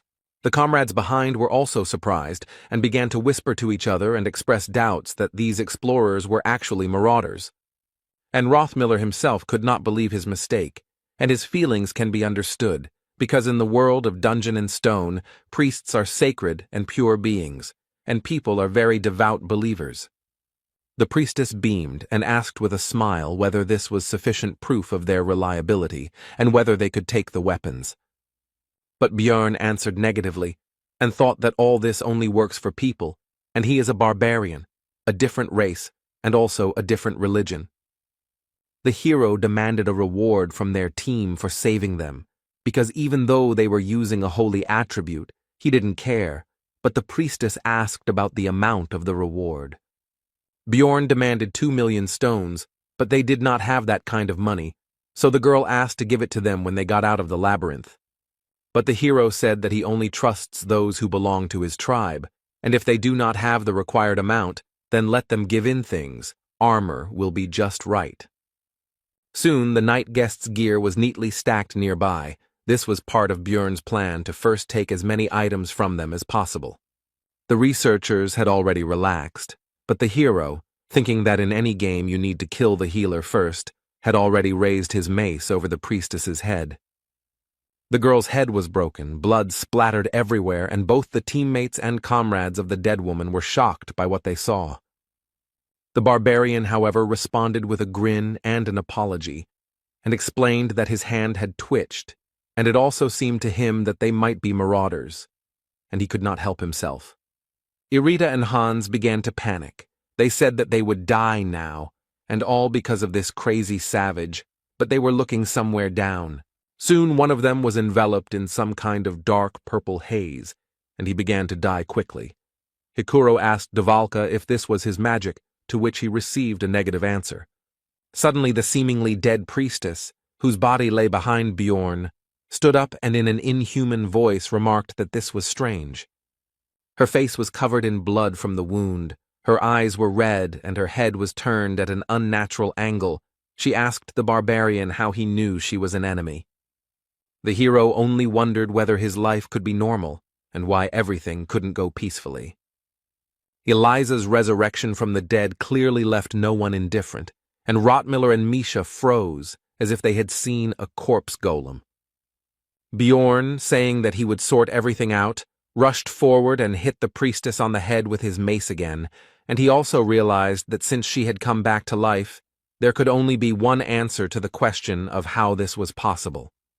This is a hidden class that can be unlocked upon reaching the 5th floor, the Karui priest, who has a huge number of combat spells and curses. It also allows them to use dark and light magic at the same time, allowing them to disguise themselves as ordinary clerics. Of course, there are also weaknesses, for example, the fact that Karui is an evil god, and if such a priest is found out, his head will be cut off immediately. Also, for full use, it is necessary to regularly sacrifice living creatures. Apparently, for this reason, she became a marauder, because it is easier to find prey in the labyrinth.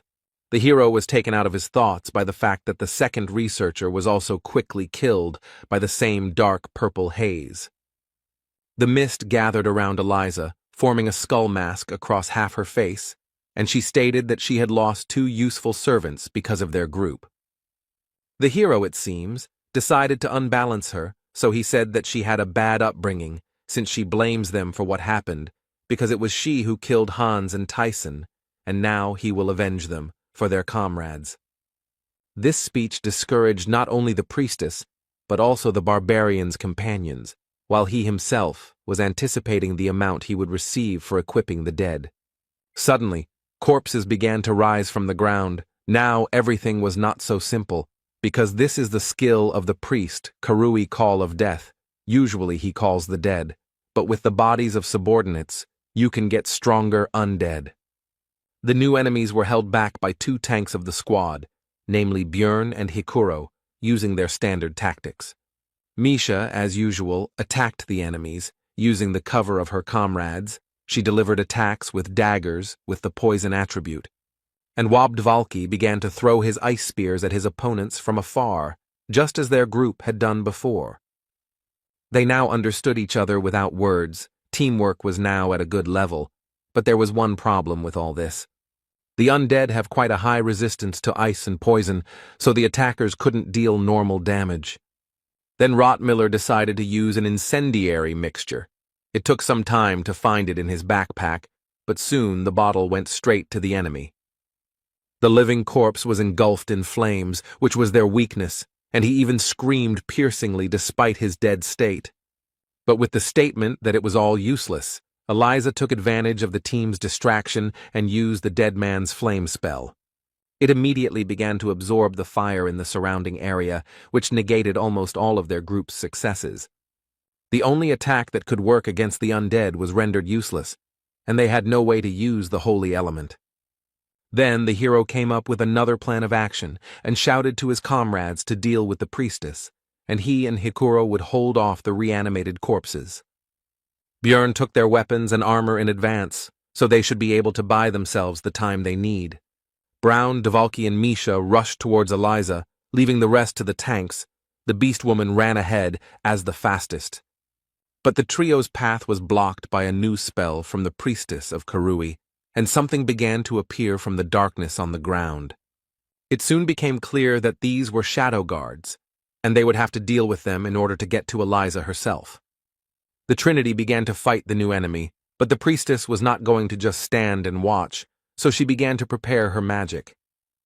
She cast a curse on Misha, which prevented her from escaping in time from the attacks of 2 shadow guards.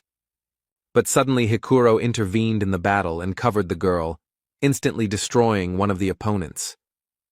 When the beast woman asked him what he was doing there, he replied that Bjorn had told him to help in their battle, which meant that the barbarian was currently holding off both of the undead alone. The servant Karui became angry at her failure to kill the researchers and shouted at Hans and Tyson that they were supposed to be protecting her. The hero, holding the 2 dead men, grinned cheekily, looking into her eyes, and said that they were a little busy right now. Eliza realized that she was losing, and saying that she would not forget this humiliation, began to rise into the air. After looking at the hero one last time and telling him that he would never get out of here alive, she left the battlefield using one of her skills. Looking after her, Björn understood that they had almost won, and she had run away at the last moment, harboring a huge grudge against them. The next moment, the barbarian felt extremely ill. The priestess left him with her entire arsenal of curses, of which there were over 15. It's good that Dvalki understands them, the hero thought, after which he turned to the magician with a request to remove the negative effects from him, to which he only hesitantly asked again. Then Bjorn said that Wob claimed to understand this magic, but he replied that he only knew a couple of spells from this school, but did not know how to remove them. This was very bad news because physical characteristics could be permanently reduced if the curses were not removed by magic or holy power. Soon the squad was running as fast as they could towards their destination. Hikuro asked how Björn was feeling, to which he replied that everything was fine, although in fact it felt like he was dying. It was all because of the negative effects.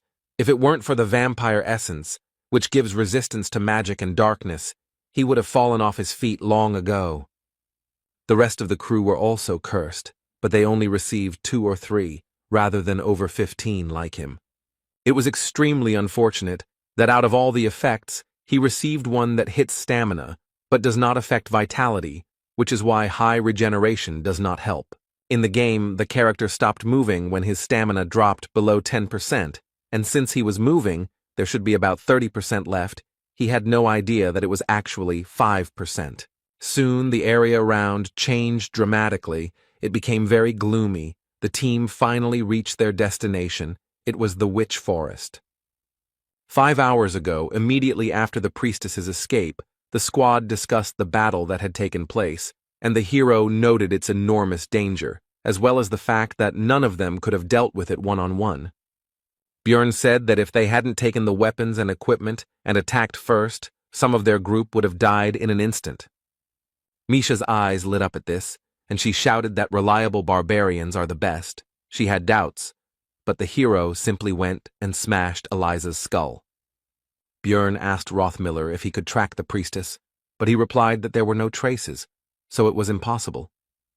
The hero informed everyone that she would definitely try to finish what she started before the labyrinth closed, because they would be able to reveal her, to which Dvalki said that they did well and could do it again.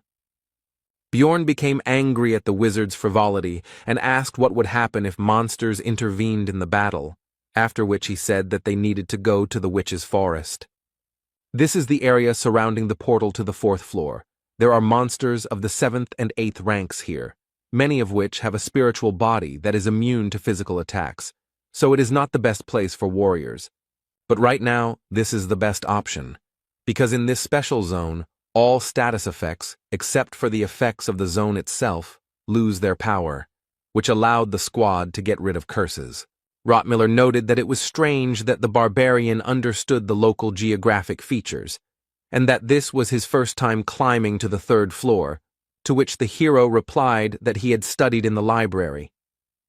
Misha and Dvalki took it as a joke, because a barbarian who reads books is simply an impossible phenomenon.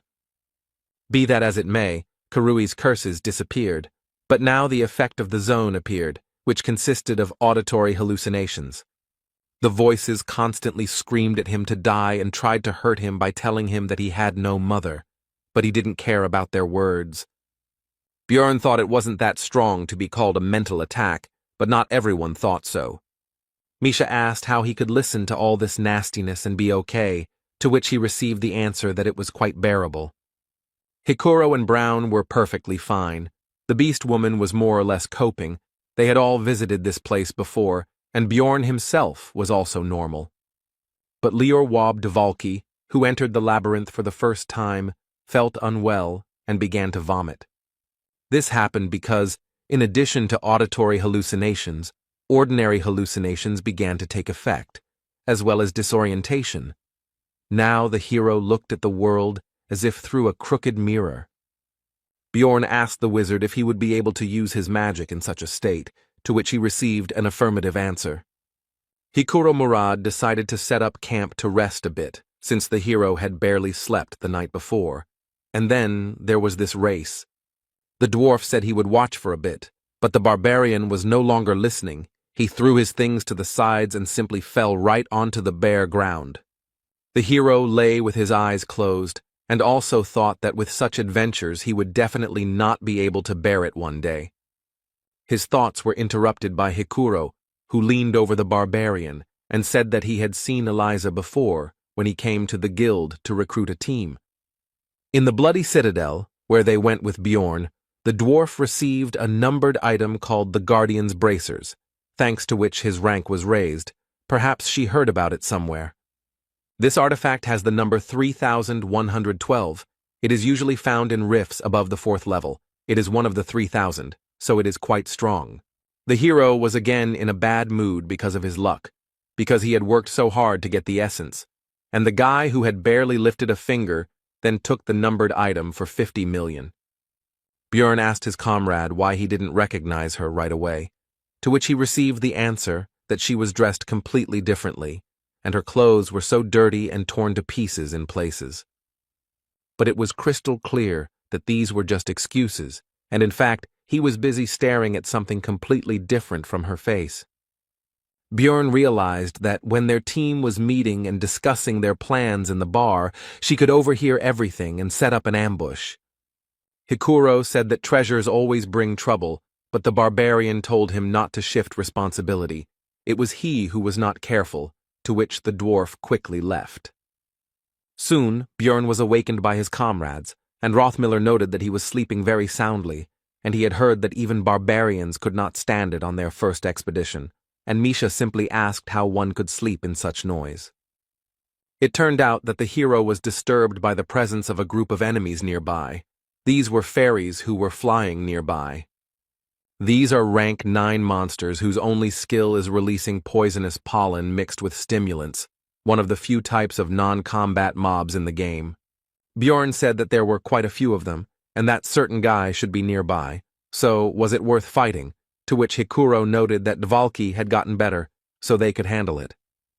The fight began with Murad sending his lightning at the fairies, after which the monsters simply fell to the ground.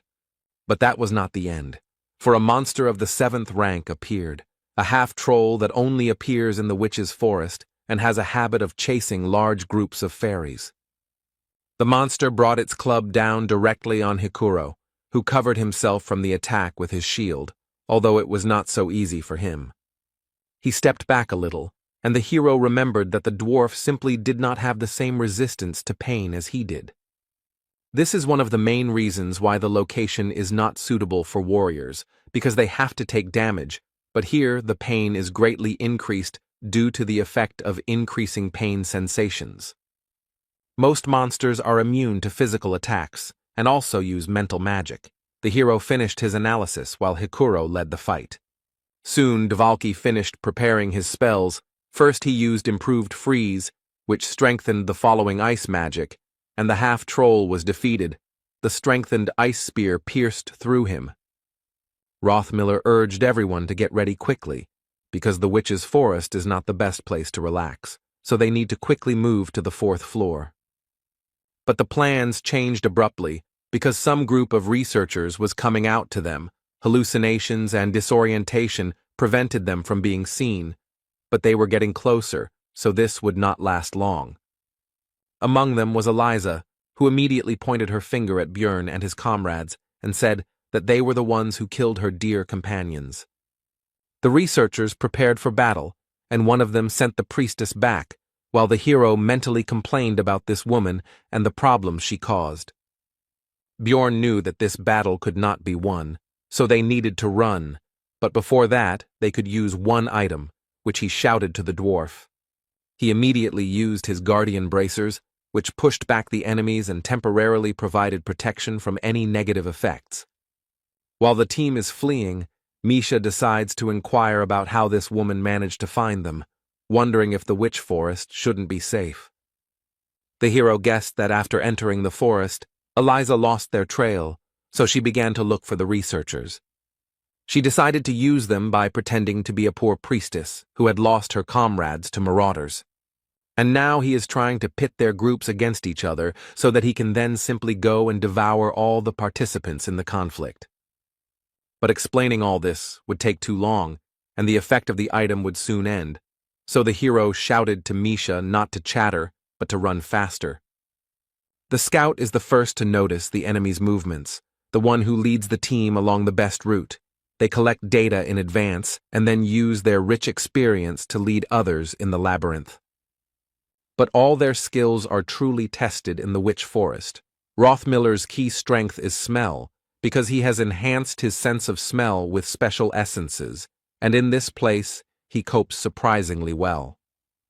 At a certain level of sensitivity, one can even smell mana, which now helps Brown in planning his route. But the enemy also had a good scout, who closed the distance at every opportunity, so they needed to speed up. Now it all comes down to who gets to the portal first.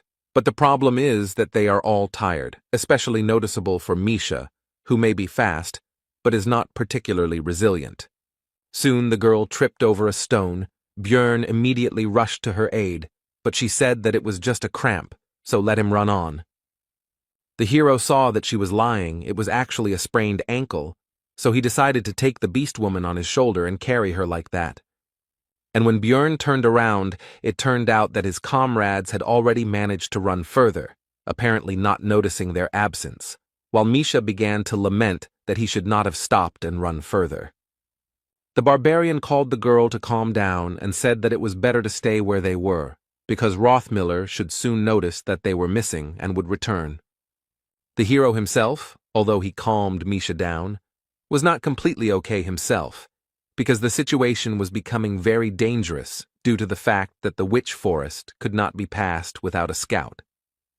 The beast woman began to ask how long they would have to wait here, but her question was interrupted by Hikuro's cry, which rang out across the surrounding area.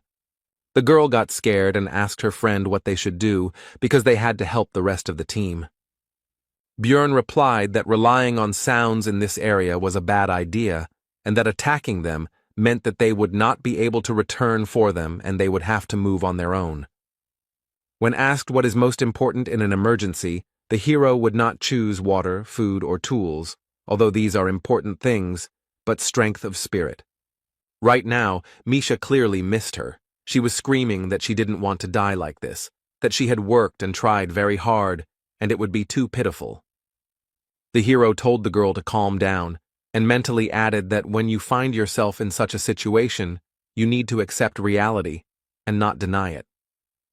Misha began to blame herself for this situation, because if she had not fallen, then this would not have happened, but Bjorn shouted at her to listen to him, because they needed to focus on the present.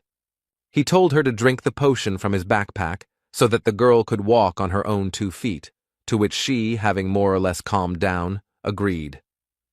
Soon they stopped to rest a bit, and Misha began to lament that she couldn't believe that she had swallowed the potion while riding on a running barbarian.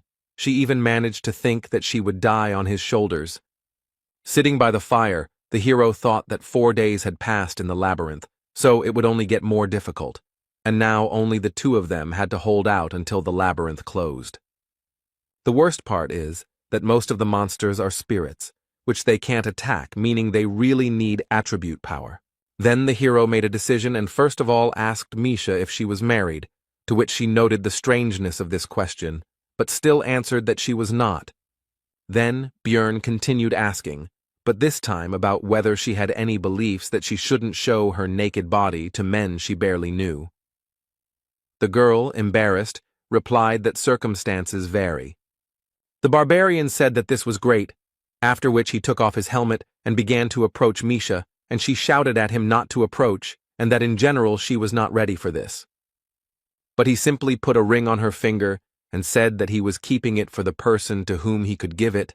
All this surprised the girl. She did not understand what was happening. Bjorn told Misha to swear by her guardian god, and in exchange for this, he would always be by her side. And he continued by saying that from the moment she accepted this ring, then he himself would take an oath on the honor of a warrior that he would support her, and he hoped that the girl would promise the same. Embarrassed, Misha asked him about his seriousness, and then explained that it was a bit unexpected, but it was the first time she had received such an offer, so it wasn't that she wasn't happy. And then she apologized and said that she didn't think of him in that way, and then she tried to explain something else, but she was constantly embarrassed and spoke incoherently, so the hero didn't quite understand her.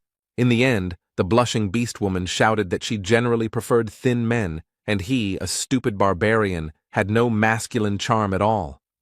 Bjorn explained that there was a misunderstanding. He didn't mean it, but simply asked to become his comrade, which is why he gave the ring. Misha immediately felt somehow better, but the hero continued to talk about how she could refuse it at any moment, but then she would have to return the same ring or 15 million stones. The girl began to complain about the price, because it was too much money for a simple decoration, so she began to inquire about the reason. Bjorn said that this ring could fulfill her cherished wish, and mentally thought that if he had not played Dungeon and Stone, he would never have done this. But now he is going to awaken Misha. Number 9425, the Frost Spirit Ring, a numbered item that the hero received from the master of the Artemian school. At first glance, it can be considered almost useless, but after destruction, it had a special effect. He did almost no damage, but after all the years of playing, the guy couldn't help but learn this secret, and he figured it all out. If it is worn by a beastman who has not yet made a contract with a spirit beast, a special event will occur, and the ring will be destroyed, fulfilling special conditions. This would remove the seal of Skadi, the spiritual beast of ice, and right now all this was happening. Now the spirit offered Misha a contract, which she could not refuse. Soon the contract was concluded, and the girl could not believe that it all happened so simply, and she also asked Bjorn where he got this ring. But if something like this exists, then why did her father never tell her about it after all these years? The beast woman asked sadly. The hero replied that he most likely did not know about this effect, because the magicians had been trying to understand it for a long time, and had only recently unraveled the secret. Then the girl asked how he knew this and repeated the previous question. Bjorn said that before all this talk, Misha should get dressed, after which he pointed towards her clothes, and also said that there was some useful equipment from the marauders there. The girl noticed that he was also wearing new clothes and asked why she was naked. The barbarian replied that he undressed her himself, because during the ritual all equipment is destroyed. Then Misha indignantly asked why it was necessary to ask about her husband. Bjorn said that if he had been, it would have made him very angry. The girl was angry that he thought about such things, but he did not think to warn her. He replied that he was in a hurry. But despite all the negativity, Misha quickly calmed down from the words that she should say something, and she sheepishly thanked the barbarian. The hero asked if that was all, and the girl, after thinking, decided to share with Bjorn something personal from her past. Misha said that she once tried to commit suicide, but her father found and saved her. The barbarian said that in that case she should be grateful to him, but she was not sure about this, and continued the story. When the girl woke up, he said that if she wanted to die so much, let her do it in the labyrinth and not disgrace their family. The hero realized that her relatives were even crazier than he expected, and Misha said that it was then that she became a researcher, but not because she wanted to die. She simply ran away from that house. She thought that she could become famous and strong even without a spirit, and then her father would pay attention to her. She doesn't know if he will accept her with such an unusual contract, but it is a good thing anyway. And the next moment, the girl bowed to Bjorn at the waist and said words of gratitude once again, and also added that she would not forget his deed for the rest of her life, would seal it in her heart and thank him. A beastman who has made a contract with a spirit beast will receive one of 3 types of enhancement: summon, strength, and fortify. Misha Karlstein received the last one, and now her body is forever imbued with the power of the ice beast, Skadi. Now they have the attribute attacks they needed so much, and finally, they don't have to worry about encounters with spirit-type monsters, and they are pretty weak, so there won't be any problems.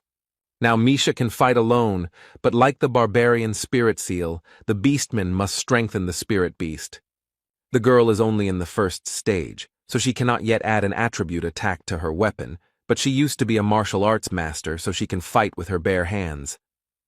But the witch forest is too difficult for one person. The monsters were weak, but there were many of them, so the partners had to run away. The hardest stage of survival is just beginning. 11 hours passed. All this time Misha and Bjorn avoided large groups of enemies, attacking only small ones.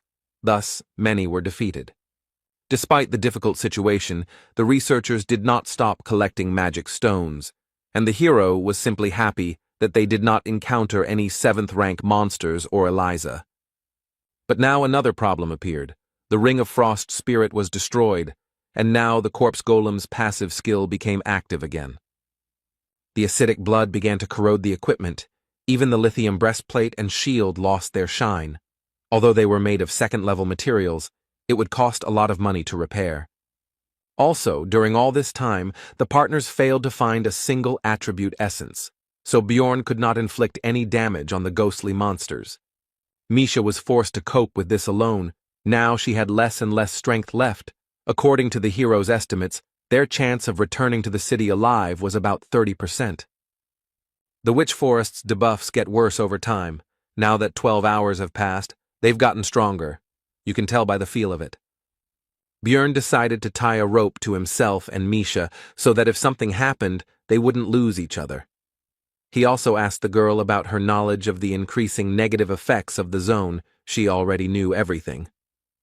In addition, they are now also affected by the witch's eye status, which is why it is considered that one should not linger in this place. After all, if you stay in one place for a long time, a rank 7 monster, Canevaro, will appear, and the time it takes for it to appear is reduced with each level of the effect. It had been more than 60 hours since the team split, or more than 50 since entering the forest. The witch's eye had reached level 5, and the other debuffs had also increased. During this time, the road was not found, and Misha and Bjorn cannot stop to rest, because at this level of effect, Canevaro appears in 10 minutes. It would take about 15 to kill one, so if they didn't keep moving, it would first turn into an endless battle, and then defeat would follow. The only thing that could be done in such a situation was to stretch a rope between them, because that way they could find each other if someone fell behind or fell. This morning, Misha's condition finally worsened. It wasn't because of illness or wounds, it was exhaustion. The barbarian had to slow down, but the rope continued to tighten. The girl could no longer maintain even a very slow pace. The hero believed that perhaps most of the damage was related to the hallucinations she was seeing.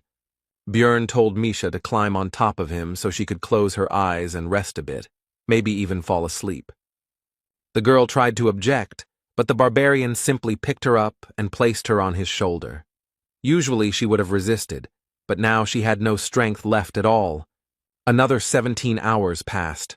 All this time Bjorn carried Misha. Except for moments of battle, the effects of the zone intensified again, including the witch's eye. The hero felt that he himself was also already at the limit, and if they failed to find a certain thing before it was too late, then everything could end badly. But suddenly Bjorn's thoughts were interrupted by a familiar voice. It was his ex. She was not at all like the illusion of the forest. The guy had a feeling that he would feel warmth if he touched her, and she, seeing his gaze, asked about what he had already managed to imagine. Bjorn noticed that she behaved exactly the same way in life, which meant that his memories were probably used as a basis. The ex skillfully manipulated the hero's weaknesses, made him get excited even in such a situation, and then told him to leave the beast woman and choose her. The guy already succumbed to her words. But Misha intervened in the situation. She delivered a powerful uppercut with the power of the attribute to the enemy and sent him flying. The hero, while his partner was fighting, slowly came to his senses and began to assess the situation sensibly, realizing that it was still some kind of illusion. Misha, meanwhile, continued the fight, apparently winning without any particular problems, even using only hand-to-hand combat. It was clear who would soon win, and so it happened. The girl approached Bjorn, all beaming, and reported that the Dryad had been defeated.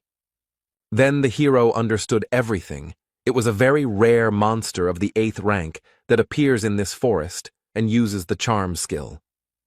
Now it became clear to Björn why the illusion was so realistic, because it was not a zone effect, but a skill, so he thanked Misha. Without her, he would definitely have problems. But the conversation had to be interrupted as a group of researchers appeared ahead. This was the first meeting with someone after their team split up. The witch forest is huge, and no one uses it as a hunting area, so it is very difficult to meet others here. They spent 8 days on the 3rd floor. The main part of the squads have already moved on.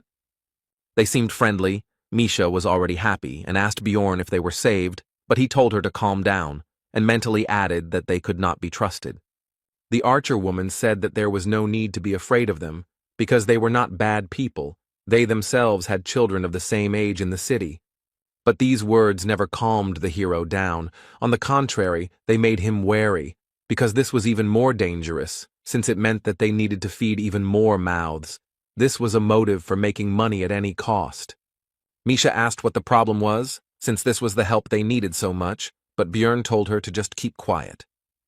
He had gotten into trouble many times and would usually ask for help if he promised a reward for getting him out of the forest. Then it would be a good deal. The first thing the hero did was to figure out who these people were. First, he introduced himself, then they started doing the same, but one of them turned out to be Hans, which immediately took away one point of trust from them. Bjorn analyzed the explorers. Their team consisted of 2 warriors, 2 archers, and a scout. It's all too dangerous. Besides, intuition tells him to be careful. Of course, he may be worrying for nothing, but these people look suspicious, so the barbarian decided to refuse help and began to slowly retreat. It soon became clear that his intuition had not failed him, because an arrow had been fired right at them, from which the hero had covered himself with a shield, which meant that these were not simple researchers.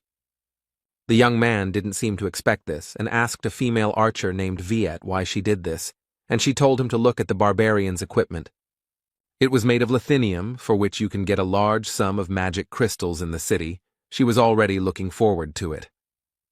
The guy said that they were also explorers, but the scout told him to just step back, since he was not going to help. The rest of the squad, except for the young archer, agreed to the attack.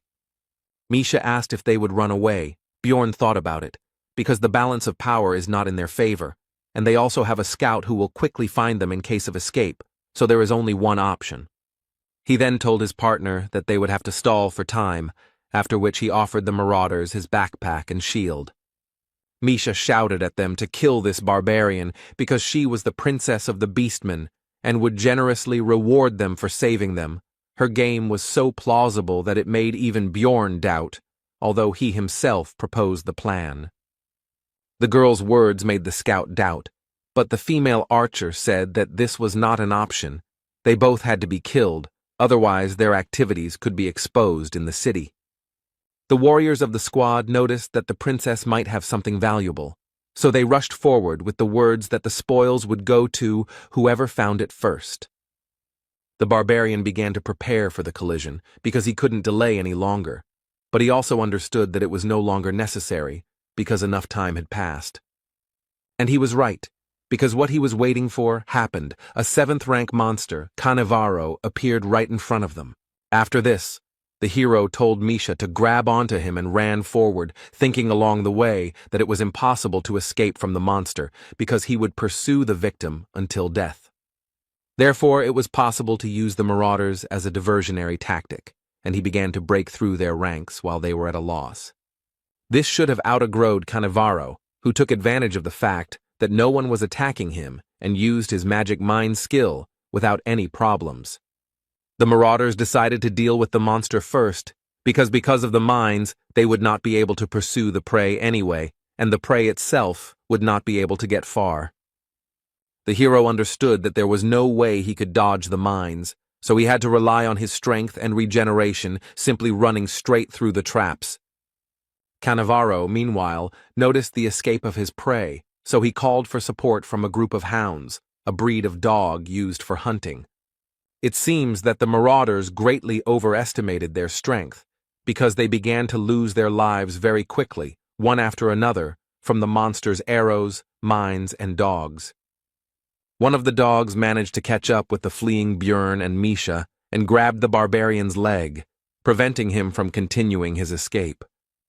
The hero had to use the flesh explosion skill to get rid of the dog, but at the same time, he lost the ability to run further. His leg was finished. In that case, the plan will have to be changed. Björn told Misha that he was leaving the rest to her. She told him to leave her in Canivaro. The barbarian threw the girl's light body without any problems. She rushed straight at the monster, who was not expecting such a thing, and it was finished with him in an instant. Among the attacking marauders, one was still alive. It was the same female archer who first fired an arrow at them. She tried to beg for mercy, but Misha was not going to spare her. The beast woman was worried about Bjorn. She poured a healing potion on the wound, but said that it could not heal such a wound, but the barbarian said not to worry. Thanks to high regeneration, the potion, and the eternal life skill, the leg was restored almost instantly, which surprised the girl very much. The hero understood that this was all thanks to the bonuses of the vampire essence, his skill, and the seal of the immortal. With all these factors and enough time, it would be possible to grow a limb without a potion. Misha asked how he could drink it without pain. Bjorn replied that it was the mental fortitude of the barbarians. He recalled that Einar also took potions without any problems. In his case, it was due to the high value of the pain resistance characteristic, but the effect was the same. The hero suggested that Misha pack up and leave before a new Canivaro appeared, and she herself asked how he realized that those researchers were dangerous. Bjorn replied that one of them was named Hans, and he didn't like that name, which confused the girl, but she quickly put it out of her mind. Misha shared her thoughts that she would never have thought that that woman could change her attitude so quickly. She could have been good. The hero replied that if they had not seemed so weak, if they had not worn expensive equipment, and if they had not met in the labyrinth, then everything could have turned out differently. In that case, she could have been remembered by them as a kind person, but what happened, happened. She attacked first and paid the price. Misha said that she didn't understand this. Then Bjorn asked about her reasons for visiting the labyrinth. She replied that it was for money. Then, the hero said that they had the same reason, because it was the best way to protect yourself, especially in a world where failure to pay taxes would result in execution, and she also needed to protect not only her own life. Both were in a gloomy mood after this dialogue. Misha reported that there was a lot to rethink after this trip. 109 hours have passed since they got lost. Now the beast woman has found the place that the partners hoped to find, the only place in the location where they can rest. The witch's hut is a shelter that appears in random places in the forest at regular intervals and remains there for 8 hours. The effect of the zone is temporarily removed while you are there. It is also safe here, because monsters do not appear. This place is difficult to find, but there is no other way to rest. The partners spent a long time looking for the first shelter, but Misha's keen eyes quickly helped them find the next one. There were 53 hours left to hold out before the labyrinth closed. They had seen this place for the 3rd time, but the girl still didn't get tired of it. She sincerely enjoyed the local beauty and was in a good mood overall. But Björn told her to be quiet, because there was someone here, since only 5 people could enter here, and the portal closed as soon as they entered, which meant 3 unknown people were somewhere nearby. Soon they found a man dozing carefree in a field of flowers. It was one of those who helped Eliza then, but now he looked so-so, so the hero was interested in how this happened. Misha reported that there was also someone in the hut. She also noticed that these were the same researchers. Bjorn decided to knock out this guy first. He raised his mace up and brought it down sharply right on the man's face, and the girl noticed that he was just going to knock him out. Soon all 3 researchers were knocked out and tied up. Misha was surprised that the first of them was still alive, and also noted that it would not be for long if he was not helped right now. Then Bjorn poured a healing potion on all the captives, and they quickly came to their senses, both due to the healing and due to the pain they were experiencing. The chief immediately recognized the barbarian and began to explain that he was not guilty. He began by saying that when their group caught up with the hero's team, there were only 3 of them, after which a quick fight took place. They didn't want to chase them through the entire forest again, so the first thing they did was shoot a guy who looked like a scout, but he immediately clarified that the wound wasn't serious, just a scratch on his shoulder. Then they were thrown back again by some kind of light. Björn understood that it was Hikuro who used his numbered item again. When they came to, their scout had an ice spear sticking out of his head, which meant that at the right moment, Dvalki was still able to kill the man. Looking at the captives, the hero thought that the rest of the team seemed to have managed to escape, and that the scream that he and Misha heard after the separation was due to Rothmiller being wounded. The man meanwhile continued his story by saying that due to the loss of the scout, they could not continue the pursuit, and simply wandered around the area. The problem started on the 2nd day after his death. Eliza showed herself. They understood everything. Only after she absorbed the life force of one of the researchers, the girl turned out to be a priestess of Karui. The man started to justify himself by saying that they had been deceived, so it was not their fault, and they had not intended to kill anyone for no reason.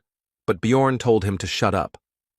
Then tears began to flow from the man's eyes, and he began to apologize and say that they had been very stupid to fall for the deception, and he also promised to compensate for all the damages and beg for mercy.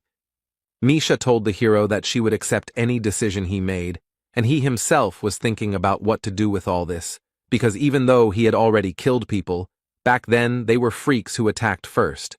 They were not worthy of living. This case was different. They caused problems, but no one died. It was completely different. Björn wondered if it would be right to kill them. It was as if 2 images appeared in the hero's head, one for good, the other for evil, but not in the usual image of an angel and a demon, but in his current, savage and former, from the past world, form. The barbarian said that whether it was right or wrong didn't matter. The main thing was that they could create problems in the future, so it would be easier to kill them.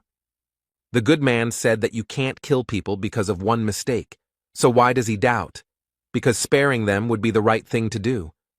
But the hero decided that the last statement only applied to his past, the civilized world from which he came, and not to this cruel and merciless one.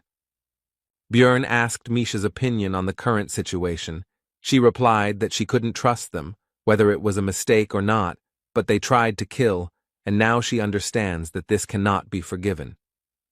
Then the hero's mind cleared, as if a fog had been dispelled, and he remembered the expression that in Rome they obey Roman laws, otherwise he himself would end up in the grave. Whether it was a mistake or not, he had a feeling that they would repeat it at the first opportunity, so pity was thrown aside, and the explorers lost their lives. The hero, when he first opened his eyes in a new world and in a new body, realized that Björn Yandel was not only his new name. This is also his new essence, the essence of a barbarian, which he must correspond to in order to survive. Misha noticed his worries by his trembling hand. The hero replied that everything was fine. She shouldn't worry. It would be better if she collected the things of the killed researchers. This was soon done, but Misha was disturbed by the sight of Bjorn dragging the body to the fireplace and starting to push it straight into the fire. She asked him about what was happening. He replied that it was necessary. The fire consumed the corpse unnaturally quickly, meaning that everything was as it was in the game. The witch's hut had accepted a new victim and would now be open for another 8 additional hours. Misha was still not sure that Björn was okay, but he didn't answer, and the only thought that popped into her head was that they had 2 more so-called logs, which meant 24 extra hours. The hero pulled off his helmet and asked his companion if she was going to rest, but she simply remained silent. She was clearly uncomfortable with what was happening. Since she did not answer, the barbarian said that he slept on the bed first, after which he fell face down on the pillow and thought that sleeping on the bed was very good. But in reality, he was only unsuccessfully trying to distract himself from the thought that he was increasingly renouncing humanity and accepting the life of a barbarian, and that life was not punishing him for this, but, on the contrary, rewarding him. All night long the hero dreamed about his past life, namely work, meeting a girl, dating her and his future life, calm times. But in the morning he realized that it was just a dream, and his new reality was life in a monstrous body and fighting real monsters. Björn noticed that besides him, Misha was also sleeping on the bed with her head on his leg. He wondered when she had gotten in there, and it was also time to wake up, so he began to wake her up. Chewing the dried meat, the barbarian thought that there were only a day left before the labyrinth closed, and the hut would cease to exist in an hour. They had to hold out for just a little while longer, and soon they would return to Rafdonia. Misha said that this research was very complicated, so upon returning, she would immediately take a bath, after which she asked about her companion's plans, and he replied that he did not know. As soon as the shelter closed, it became clear that something was wrong. Everything around turned red and became even darker than it was before. This meant only one thing. The special condition of 7 sacrifices in the witch's hut had been fulfilled, and now the Chaos Lord Riakis was wandering around the floor. The hero explained to his companion that this was something like zone bosses, but much stronger, and also each level had such a floor lord. The girl had never heard of such a thing, so she was surprised. Björn explained that she didn't know because the method of summoning was kept secret, because if some psycho summoned one, then a couple of deaths wouldn't be enough. When Riakis appeared, erosion began. All the monsters began to dissolve into chaos. The Lord has an effect on the entire floor and kills everyone he meets until he dies himself. Also, his call closed all the portals. You won't be able to escape. If you were here when this monster appeared, then prepare for death. Misha asked about the reason for his appearance right now. Then Bjorn explained that it was all probably because of them, since burning those bodies in the hut was one of the conditions of the summoning. 10 years have passed since the last call. The hero thought that 3 corpses would not make a difference, but someone burned 4 of them earlier. The girl began to panic because of this. The barbarian said not to tell anyone about this, because if someone found out about their participation in the conscription, it would not end well. The barbarian also reported that the zone effect no longer affects them, so they will now be able to leave here, and their path will lie in the orc settlement. The Zarvi clan has settled there. It is huge. They operate above the 6th floor. They have hundreds of members. A meeting with Riakis is deadly, so to increase the chances of survival you need to join them. It's unlikely that the entire clan will be on the 3rd floor, but to control the area they should have at least 10 teams, which would already be good. A huge crowd of researchers had already gathered here. The clan leader tried to call for order, but from everywhere came requests for help, promises of a reward for saving, accusations, and lamentations. Suddenly, a golden barrier appeared around, causing the crowd to quiet down somewhat, although not completely. But this was enough for the man on the podium to shout to the researchers. He explained that it was already safe here, since their priestess had activated the announcement of the destruction of evil, and his clansmen were standing guard. And he continued his speech by saying that they only needed to hold out for a day until the floor was closed, during which time Zarvi would fulfill the agreement with the royal family and do everything possible to ensure that most of the people returned. He ended with a threat that if he created any problems or if anyone disagreed with him, he would be immediately thrown out. The hero decided that the last part was unnecessary, but overall the speech was good because the panic was calmed down a bit, and thanks to the barrier he would be able to rest a bit.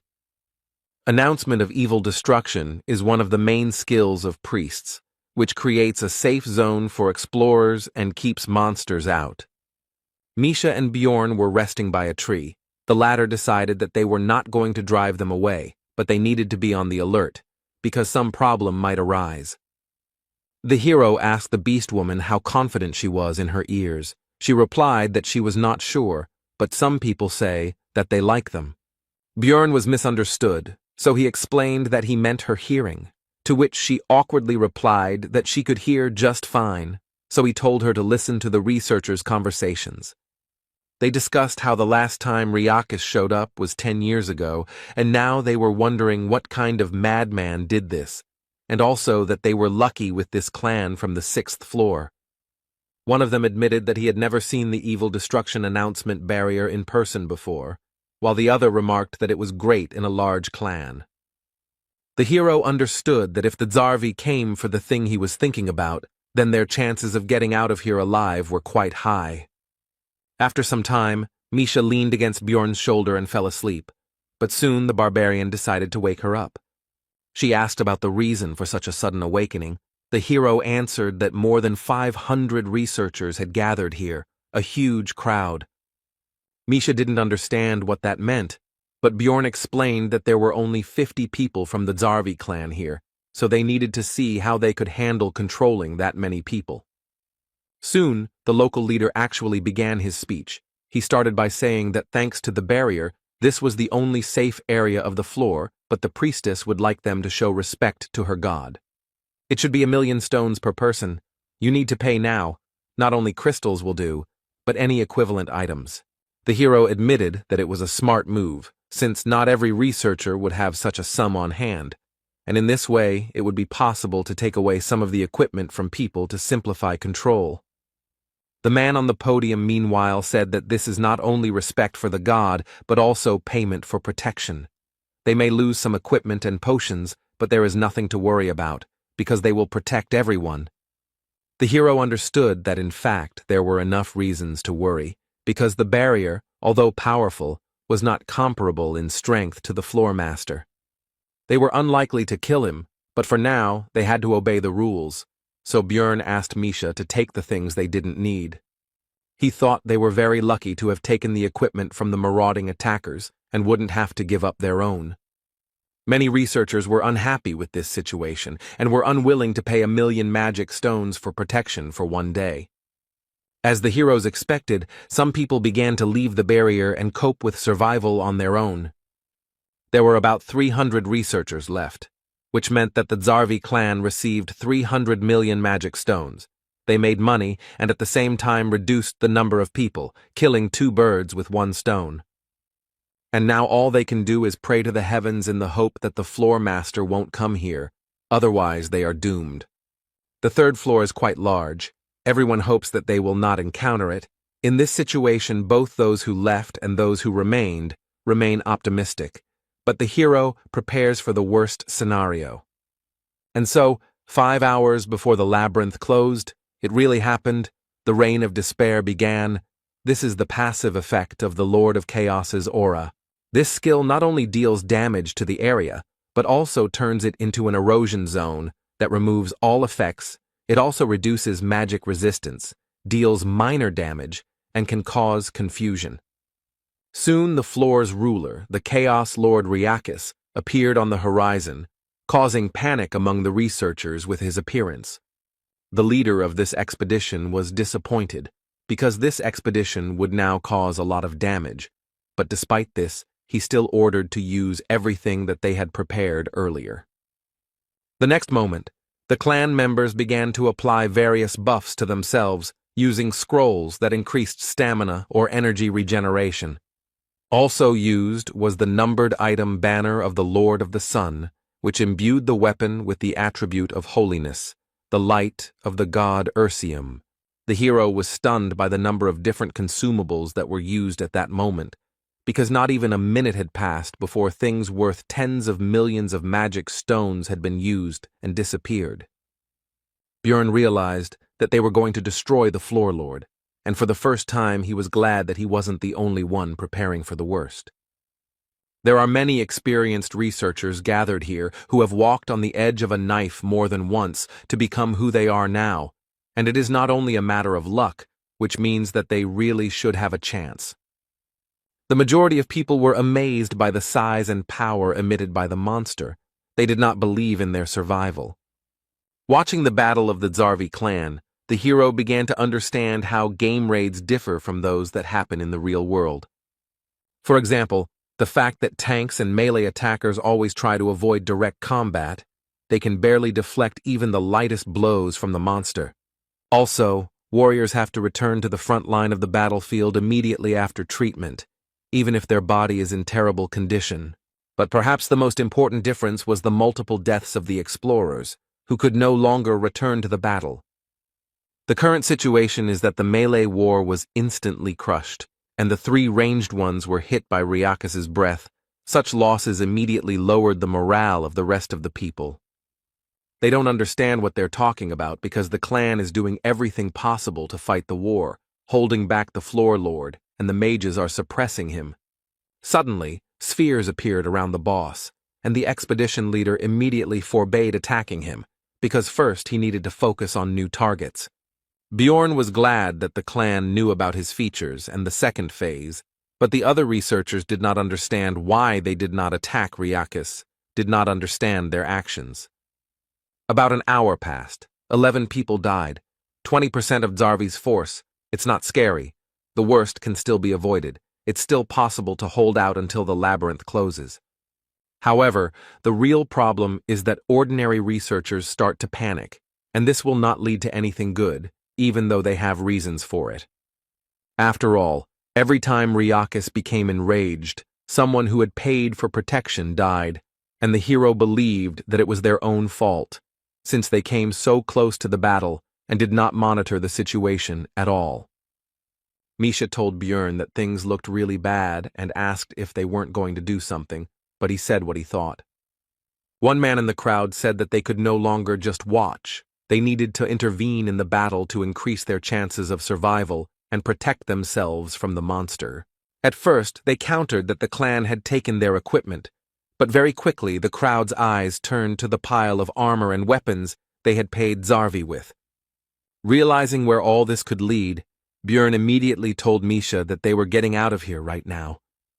Now that the entire clan was busy fighting the boss, only 2 guards were guarding the equipment. They decided to negotiate through dialogue. But the panicking crowd did not listen. They attacked even the high-ranking and experienced researchers, but the numerical advantage was on their side. Soon the clan fighters were defeated. The hero knew that things would only get worse, since ordinary fighters had no idea how to properly fight Ryakis, so he urged Misha to run faster. Soon spirits of chaos appeared on their way, but there was no time to fight them. They needed to run away, so they turned in the other direction. But it was all useless, because soon they were swallowed up by complete darkness, which meant that the floor master had swallowed all the spheres and used his ultimate skill. Evil Cleft is a reactant skill that appears after absorbing 10 spheres. The radius of action is 5 kilometers. The term is 45 minutes. If you do not have time to escape, then death awaits you. There are also many chairs, the peculiarity of which is that it attracts all those who fall under the effect to the center of the zone. Soon, Misha and Bjorn found themselves there along with other researchers. There were about 200 of them left. Of the Zarvi, who were originally 50, only 20 remained. With 11 dying in the few hours of battle and the rest in the last minutes, it was obvious what happened when the pair escaped. Now the clan fighters were aggressive towards the other researchers. They bared their blades in their direction and refused to let them get closer to them, because it was because of them that many people died. They also said that they should be grateful that they were not finished off immediately, and that there would be no protection now. The ordinary researchers were at a loss, and then one of them said that they needed to get out of here as quickly as possible, otherwise everyone would die. He had read about this in ancient texts. He also said that they needed to get out of the 5-kilometer zone. There would be monsters in their way, but if they acted together, then they would have a chance of salvation.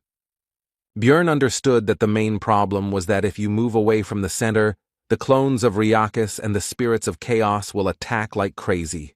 More than half of the researchers left, but the hero and the girl were not going to bet on such low odds.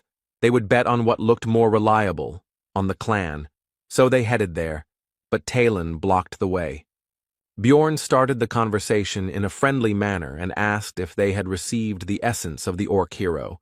He first answered that they had, but then came to his senses and asked how he knew this. Meanwhile, the vice-captain of the Zarvi clan, Iraz Magrain, was later informed that 23 people had survived, including 3 priests, 6 mages, 12 ranged attackers, and 2 warriors. He was especially saddened by the fact that only 2 fighters survived, many of whom died when the commotion occurred, and many were unable to get support from the others. They tried to buy time, but Ryakis still absorbed the spheres, and now the lack of melee warriors will be fatal. Only 2 of them will be able to clear the way for everyone else, especially this spear swordsman. The vice-captain was constantly asked to give orders, asked about something, reported new problems. Everything was very bad. Iraz Migraine could not come up with a plan of action, but suddenly a cry from the entrance to their temporary camp distracted him from his heavy thoughts. The vice-captain asked who it was, to which the fighter replied that it was a barbarian from Karlstein's sister's team, and that he had somehow learned the information that they needed the essence of an orc hero, and he said that he could clear a path with her help. Then Migraine used his skill survival instinct, which can highlight targets that can increase this very chance of survival, and Bjorn glowed brightly. Iraza application saved from many situations, and now it said that this barbarian was a chance for salvation, so he came closer and first of all asked the name of the guest. After that, he introduced himself and asked how he knew about the essence of the orc hero. Bjorn replied that it was an assumption, but why else would such a respected clan occupy a zone on the 3rd floor and take so many expensive consumables with them? These items are clearly not for ordinary orcs, which means their target was higher, a rank 5 monster, an orc hero, a hidden boss that can be summoned at the altar in the orc settlement, and 777 magic crystals of these same orcs. And such a large number of supplies was due to the possibility of calling the orc lord instead of him, and since these things are still there, it means that he did not come. Then Iraz asked the reason why he should bet on the hero. He then replied that he was a barbarian with the seal of the immortal, who had absorbed the essence of a vampire guardian from the rift and a corpse golem that gave pain resistance. The vice-captain interrupted him, asking him not to go into details, since he already understood that he could drink potions and fight at the same time. Migraine said that was pretty good for a 3rd-floor explorer, even excellent compared to his remaining warriors, so he was betting on the hero. Talon tried to remind the leader that the nobles had ordered the essence, but he replied that they could always say that they simply had failed to extract it from the monster. By donating crystals, 3 orc heroes can be summoned, each of them a different named monster, in other words, high-level opponents with inconvenient essences. That's why the group that hunts them must be strong and special, even though this monster is only a rank 5. Each orc brother drops an essence of a certain color. Danish drops a red one with the Cry of Passion skill, and Velt drops a blue one with the Banner of Struggle. But the hero hoped that the clan had met Targus, with one special skill that could become the basis for his build. And Bjorn was lucky. It was what he needed, the green essence. Such luck makes him think that something very bad is about to happen. The barbarian absorbed the essence of the orc hero, which instantly increased many of her stats, such as strength, agility, morale, bone strength, and physical defense. The hero felt his body filling with power, and although his pose seemed funny from the outside, no one laughed at the situation. The vice-captain only reminded him to take off his equipment before using the new skill. On Migraine's orders, potions and scrolls were quickly brought. Bjorn understood that the former clan would indicate the appropriate support. After this, the hero used all the consumables he had brought, which temporarily significantly increased many of his characteristics. It was not necessary yet that all the clan's mages, as well as their priest, also began to impose their blessings and magical enhancements, among which was something that increased his aggro level, that is, attracted monsters specifically to him. After that, it was time to use his Bloodmaster skill, which allowed him to temporarily use someone else's skill by absorbing the owner's blood. The best target was Talon Orifring of the Karlstein family. Judging by the redness of the eyes, it was the unholy one, which reduced the maximum amount of essences by 1, but increased the effectiveness of active skills by 1.5 times. After that, the hero finally used the skill he received from the orc hero's essence. It was gigantification, which increased his body size, his aggro level, and his physical characteristics. All his clothes were torn. The people around him had different reactions. but the blushing Misha covered her eyes with her fingers and then peeped through them. Erasmus decided that the hero needed to cover himself with something, so he ordered several cloaks to be brought, and soon the preparations for the exit were complete. There were 30 minutes left before death, so the giant barbarian, with a cry of Yahello, rushed forward at maximum speed. Behind him ran 23 members of the clan, Misha and 40 researchers who decided to stay here. They were allowed to join in exchange for all the equipment. Migraine also suggested using the sacrificial seal on them, which increased their characteristics depending on the number of victims within 100 meters. Now, with all these buffs and skill, the power and instinct of destruction overflowed the hero's body, and it was good that they did not need to be restrained. The road was blocked by small clones of Ryakis, although they were only that size for him now, but their height was almost 2 meters, but now Bjorn could handle them without any problems. These creatures carry damage to the person who destroys them, and even a barbarian with overinflated pain resistance still felt the numbness, which is why it is very important to have a tank in the evil rift. Of course, in his case, thanks to the vampire essence, and specifically the skill source of darkness, it is enough to simply protect the heart. But for others, be he a famous swordsman, mage, or priest, all this will be useless. All the monsters attacked only him because gigantification increases aggro proportional to body size, and barbarians are already very large, so it is very difficult to imagine his level. Talon Orifring entered the battle, and after destroying one of the clones he immediately received a blowback, so he asked the priest to heal him so that he could continue the battle. The hero shouted at him to stop getting wounded for no reason and get out of here, because he should be the only warrior on the front line. This is because he has the Orc Hero's Path passive skill, which increases all defense when health drops below 50%, with the maximum effect being achieved at 20. And to use this skill to its full potential, no one should approach the front line. He will deal with everything himself. The giant barbarian was breaking through the path for the rest of the explorers, and he was doing it as quickly as possible. The others were also hurrying after him, because soon this place would collapse. The vice-captain decided to send Tylon to the back of the crowd, because you never know when monsters will appear from behind. He himself was worried that just one single attack had caused him unbearable pain, so he had to retreat like an idiot, and he didn't understand how the hero could stand it. The Beastman wondered who this was, because at first he seemed like a simple third-floor explorer hanging around his sister. He seemed like a simple barbarian warrior.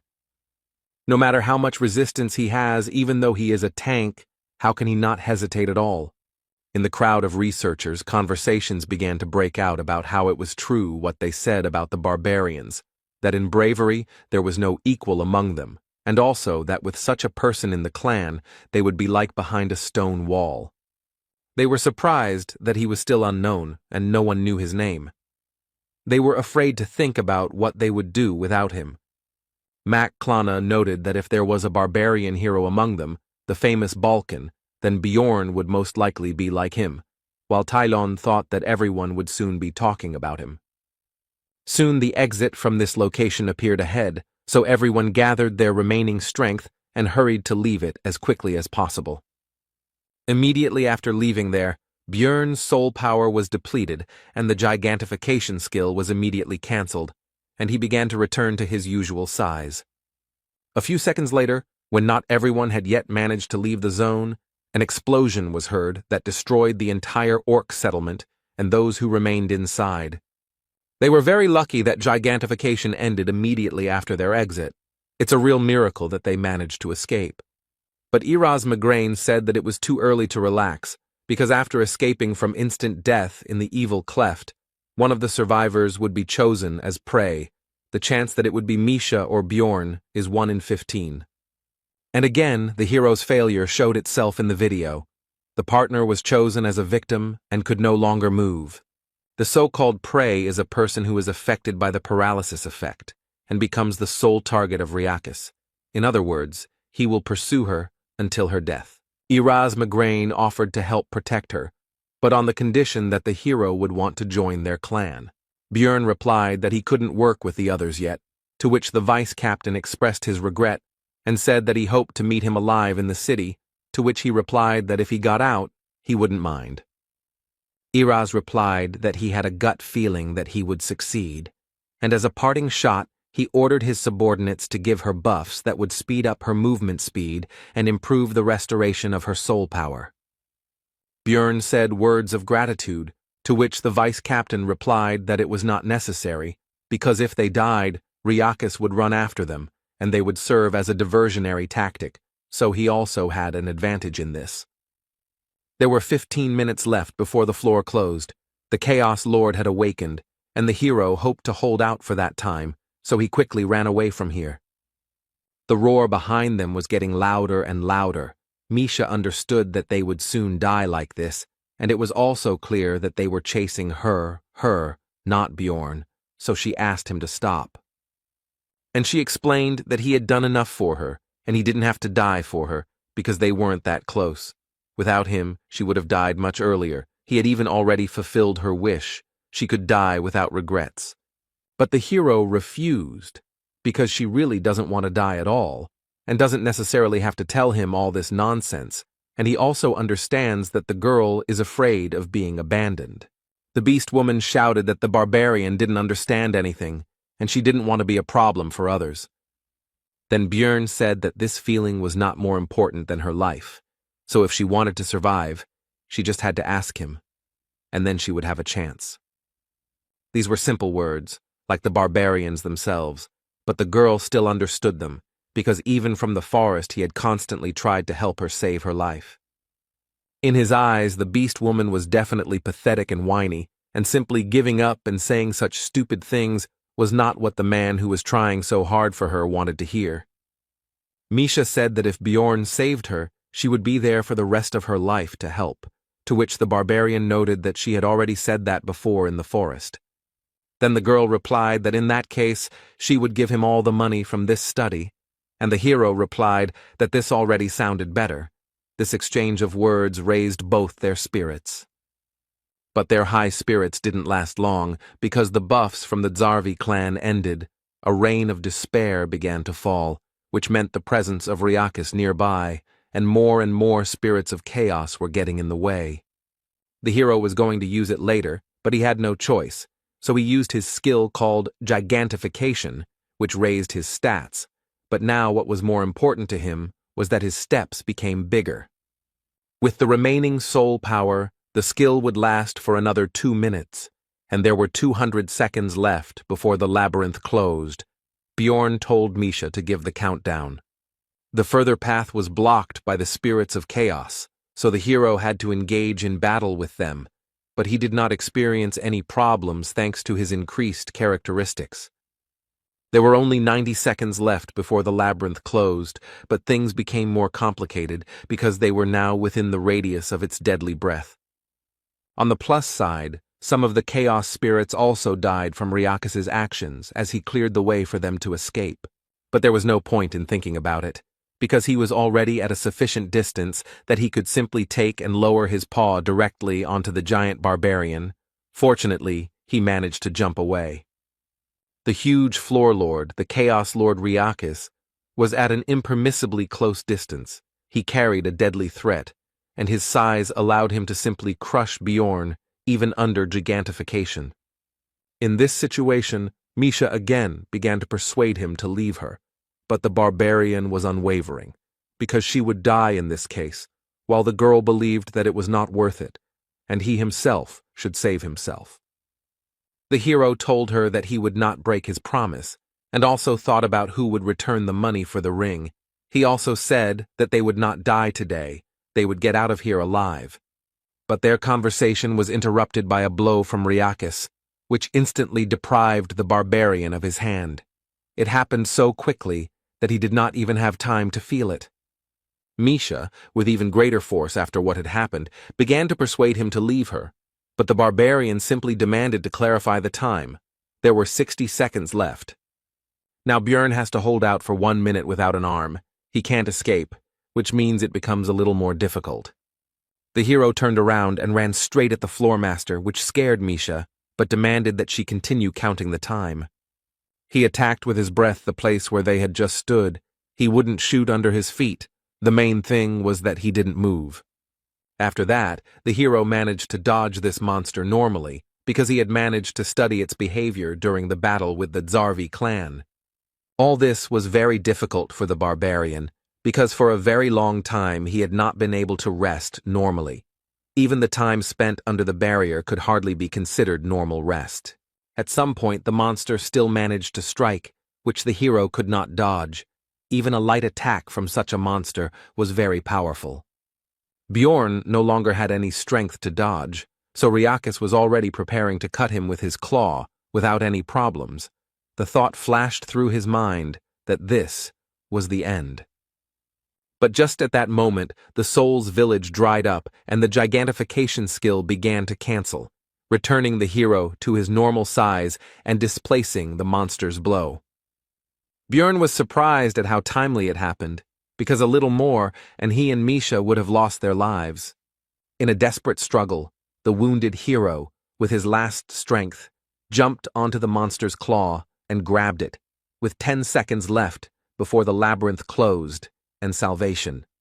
To somehow compensate for the absence of his hand and to hold on here more securely, he sank his teeth right into the monster.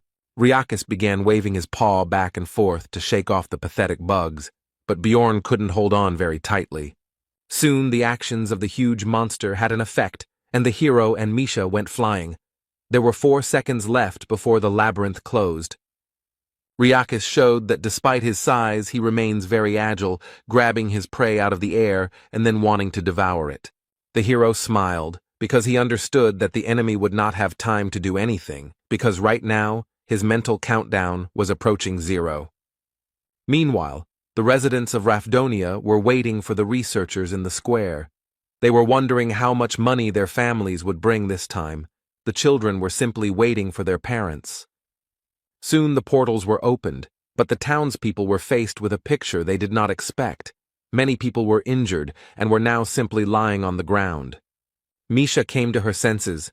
She immediately heard the words of those around her about the need to quickly call the guild and so on. But she only paid attention to how they talked about the seriously injured barbarian. The girl immediately pushed her way through the crowd and saw Bjorn, who was lying on the ground and showed no signs of life. Her heart sank into her heels. She was already expecting the worst, but when she put her ear to his body, the beast woman heard his heartbeat, which immediately caused tears of joy to flow from her eyes. Soon, talk about what happened on the 3rd floor began to spread through various taverns and other places.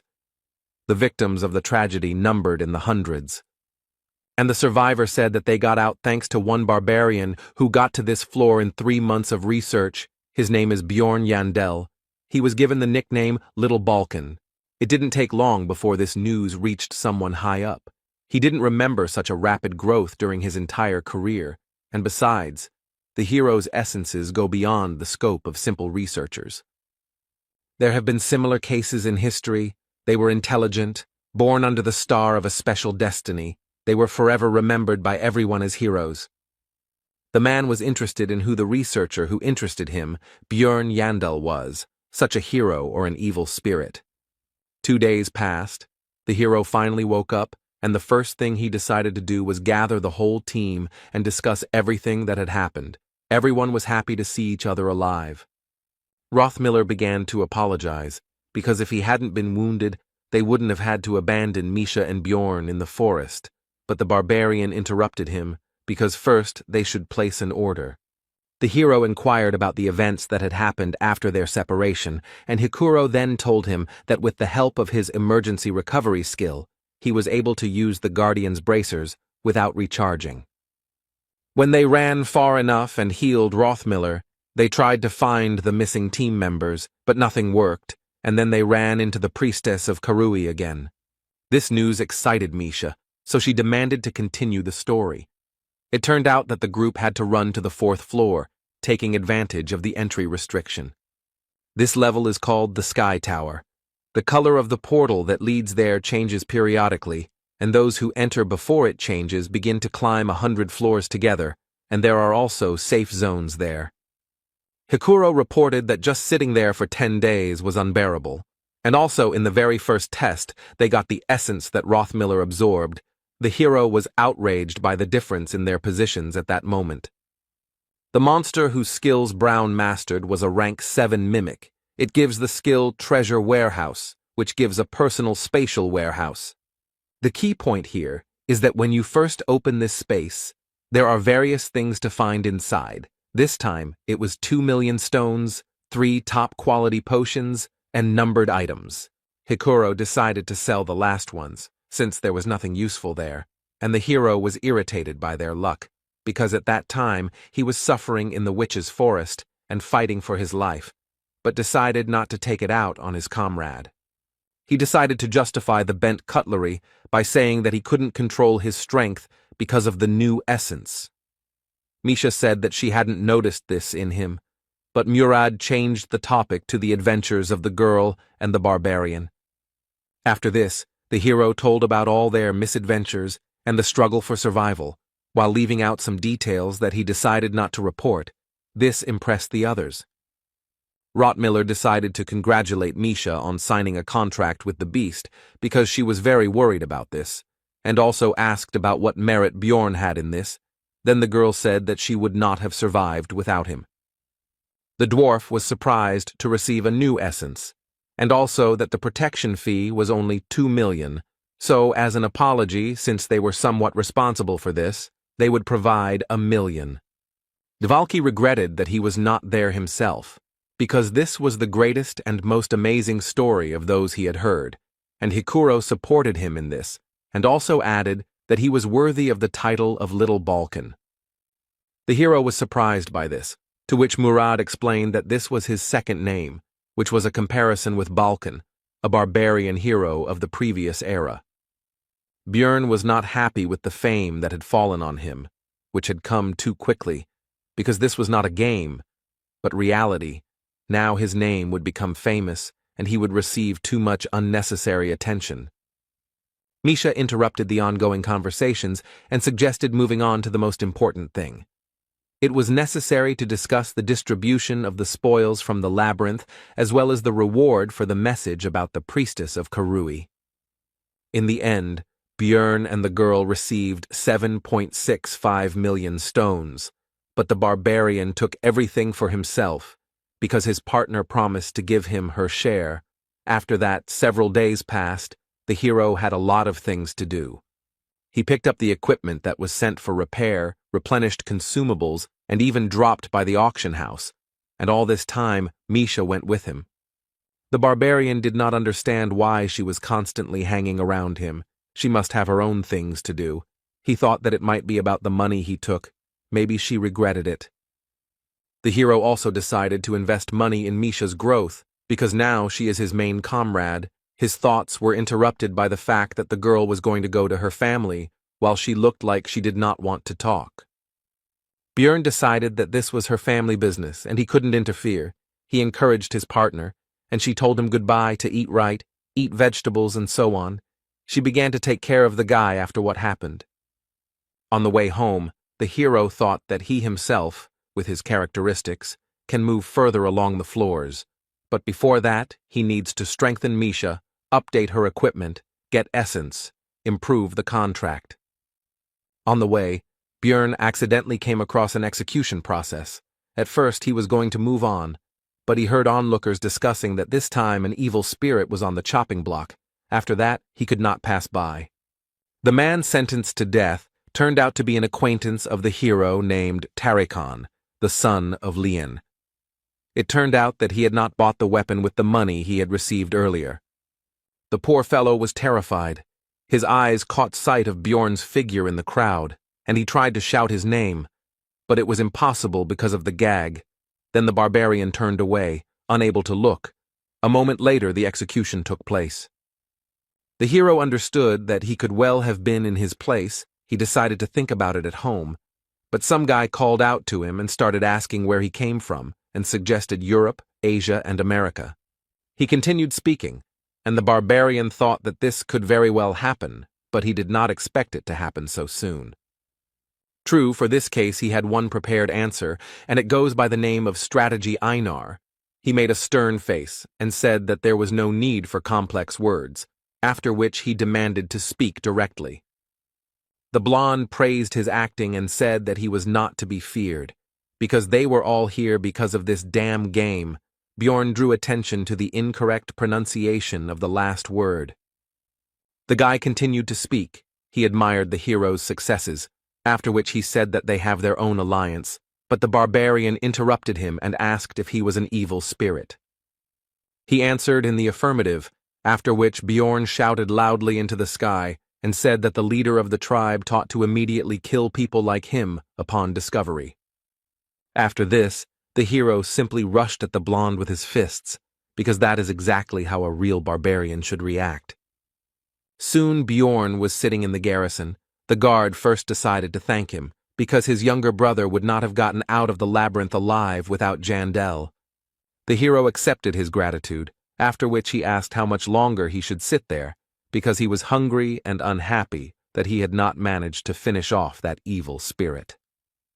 The man was about to answer when another guard ran through the door and said that the detainee had a certificate of a hunter of evil spirits, which immediately interested Bjorn, but he did not show it. After this, a man who also belonged to this organization explained to the barbarian that they always test those who have managed to become famous in a short period of time and show extraordinary abilities. Bjorn put on a show of being a simple-minded savage who was angry at these suspicions, after which he was released. Now he went home in a lousy mood. He didn't even think that these guys knew such details about evil spirits.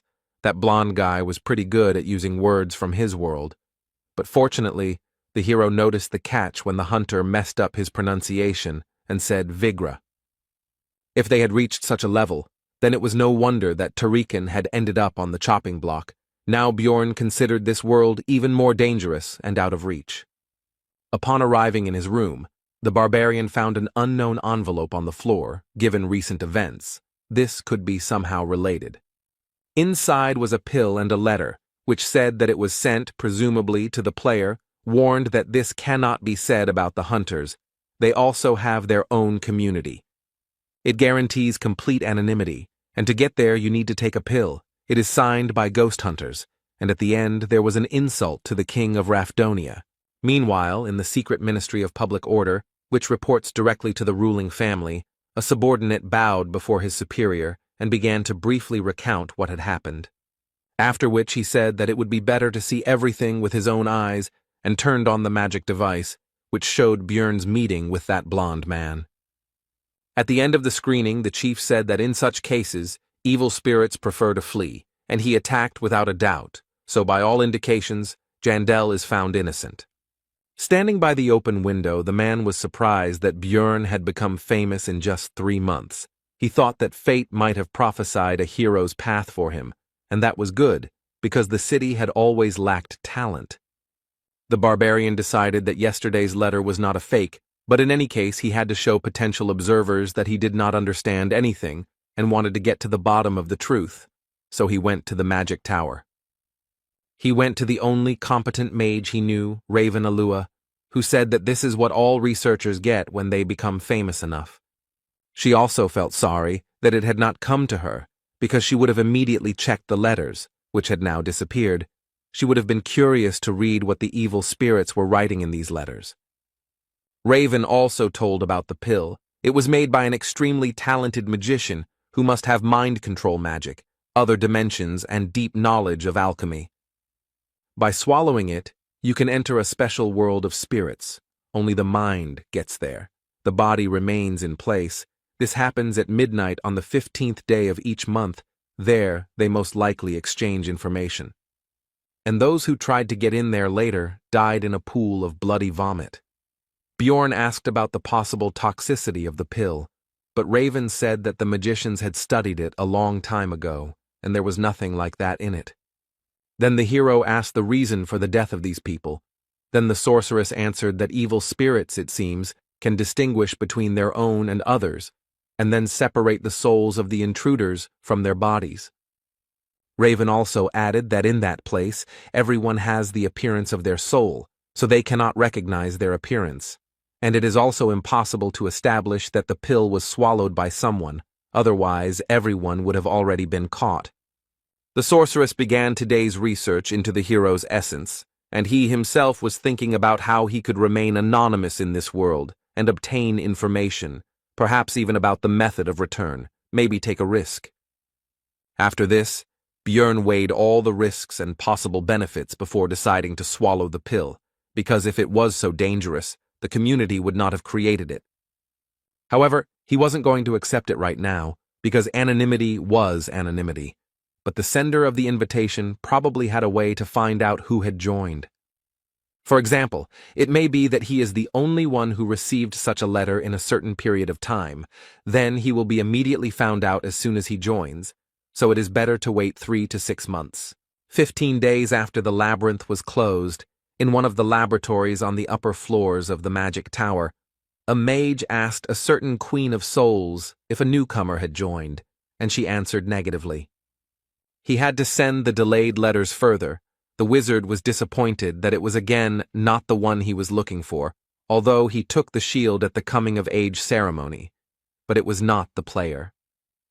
Björn didn't notice how time flew by. He was promoted to a 6th-rank researcher. Every day he was busy with various things, and the magic stones flowed away like water, but it was necessary, so he didn't regret it. A new mace was purchased for 400,000. It was gigantic in size and mass, and a spell of immunity to acids was cast on the armor and shield for 510,000. Also, the hero couldn't show off naked with every gigantification, so pants with automatic restoration, size change, and the same immunity to acids were bought. It cost 900,000. For Misha, twin lich blades were bought for 550,000, as well as the blood of a wild beast for pumping up spiritual beasts for internal use for 2 million, as Björn wanted, invested in its strengthening. The beast woman had upgraded her contract level and could now imbue her weapons with a human attribute, which was noticeable from the haystacks used as dummies. Another 1 million went into the 2nd stage of the immortal seal for Björn. It only took 10 minutes, which compared to the 12 hours of pain of the 1st stage seemed like a fairy tale to him. But the indicators of endurance and resistance to magic increased significantly. The spirit also increased, and the special ability improved. At the end of the procedure, the shaman offered to tell fortunes. The barbarian did not refuse. The man then said that he was destined to experience countless good and bad events that usually happen once in a lifetime, and that he was destined to share the fate of those who are called heroes. Björn decided that even if this was true, nothing would change. He had to do what he had to do, and in order to withstand any adversity, he would prepare for everything he could.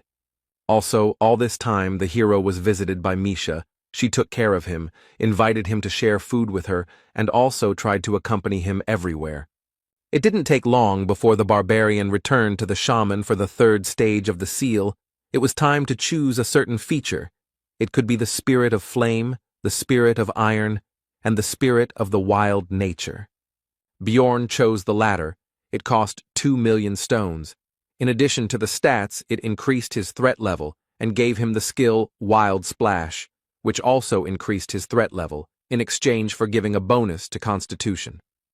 To attract the attention of a crowd of monsters, and at the same time increase the body's endurance, this is what, plus gigantification, this is best suited for a tank. The hero did not think that he would achieve such success in 3 months. The shaman said that last time he did not tell everything about Björn's fate. He also needs to always and everywhere beware of those who are filled with resentment. There will be many of them. If you dispel their grievances, then you will receive luck, and vice versa. The hero overcame the 3rd stage of the seal and was about to leave when Einar appeared from the bushes, calling him to her shelter, because she should not be seen. The warrior said that she heard from the elder about his new nickname, Little Balkan, and now she is burning with curiosity, so she asks to tell him how he got it. Björn told his story, and Einar was pleased that the hero had joined the team, because she was worried, but now she wouldn't be, because he was not alone and Hikuro seemed reliable to her. Jandel was concerned about the girl's condition, as she had become very thin, So he asked if the elder was starving her, but she explained that she was undergoing muscle compression. Suddenly, a loud voice rang out around the area, asking if Einar had run away again, so it was time for the warrior to leave before her mentor became even more angry. Finally, the girl said that she was glad that Bjorn had become more handsome, because before his face was filled with anger, which she did not consider bad, but now he looks relaxed. These words surprised the hero. Later, the barbarian visited the library, where the girl, who had never initiated conversation before, said that he had become a celebrity. But the hero simply said goodbye. Earlier, he would have tried to get closer to her to get benefit from the magician, but now it makes no sense, because he has become stronger, and there is already a magician in the team. This is rationalization. After all, his priority now is survival. He is not in a position to delve into other people's souls. His moral principle rejects idle curiosity. This is why the hero always treats the people around him with caution and weighs every action they take. That is why he always focuses on their possible value to himself and thinks about using them for his own benefit. That's why Bjorn killed people when they posed a threat, was ready for betrayal at any moment, and thought about how to get the most out of any situation. But at some point this thinking cracked. He kept his cool and acted for himself alone, until that situation on the 3rd floor happened, and the barbarian risked himself for her. He changed, and Einar noticed it. The hero began to catch himself more often wanting to do something useless. His body changed, something else changed. He doesn't know how to solve this, so he will be like a barbarian and will not restrain his desires. Bjorn demanded that the librarian say what she wanted to say. She asked how he knew about her intentions. He replied that he could see it in her eyes. The next day, the barbarian went to the Promise of Flowing Water Cafe. He somehow squeezed through the front door. The other visitors did not expect to see a savage in such a place, so they decided that the owner was in debt. Soon he was called by the client for whom the hero had come here. It was Shavina Amur, a 7th-class officer of the Administrative Department of Revision, and also a friend of the librarian. The girl asked him what he should get, to which he replied that he would like to have beer with meat, since he was not a fan of sweets. Obviously, there was no such establishment. It was just a little revenge for the invitation here. After that, he asked to get down to business. Shavina was surprised that he didn't know anything, because the librarian, whose full name was Ragna Litaniel Peproch, was supposed to tell her. The woman explained that the mission was to patrol the sewers. Usually they have a trusted squad that is engaged in catching tax evaders and other criminals, but they died on the 3rd floor. The hero had suspicions that these were again hunters of evil spirits, so he asked about the reason for his invitation, because there were more suitable researchers for this. To which Shavina admitted that it was simply a matter of his high popularity, and she was also curious to meet little Balkan in person. After which she said that she would order cookies to go and asked permission to tell her colleagues that he had given them to her, to which the barbarian hesitantly agreed.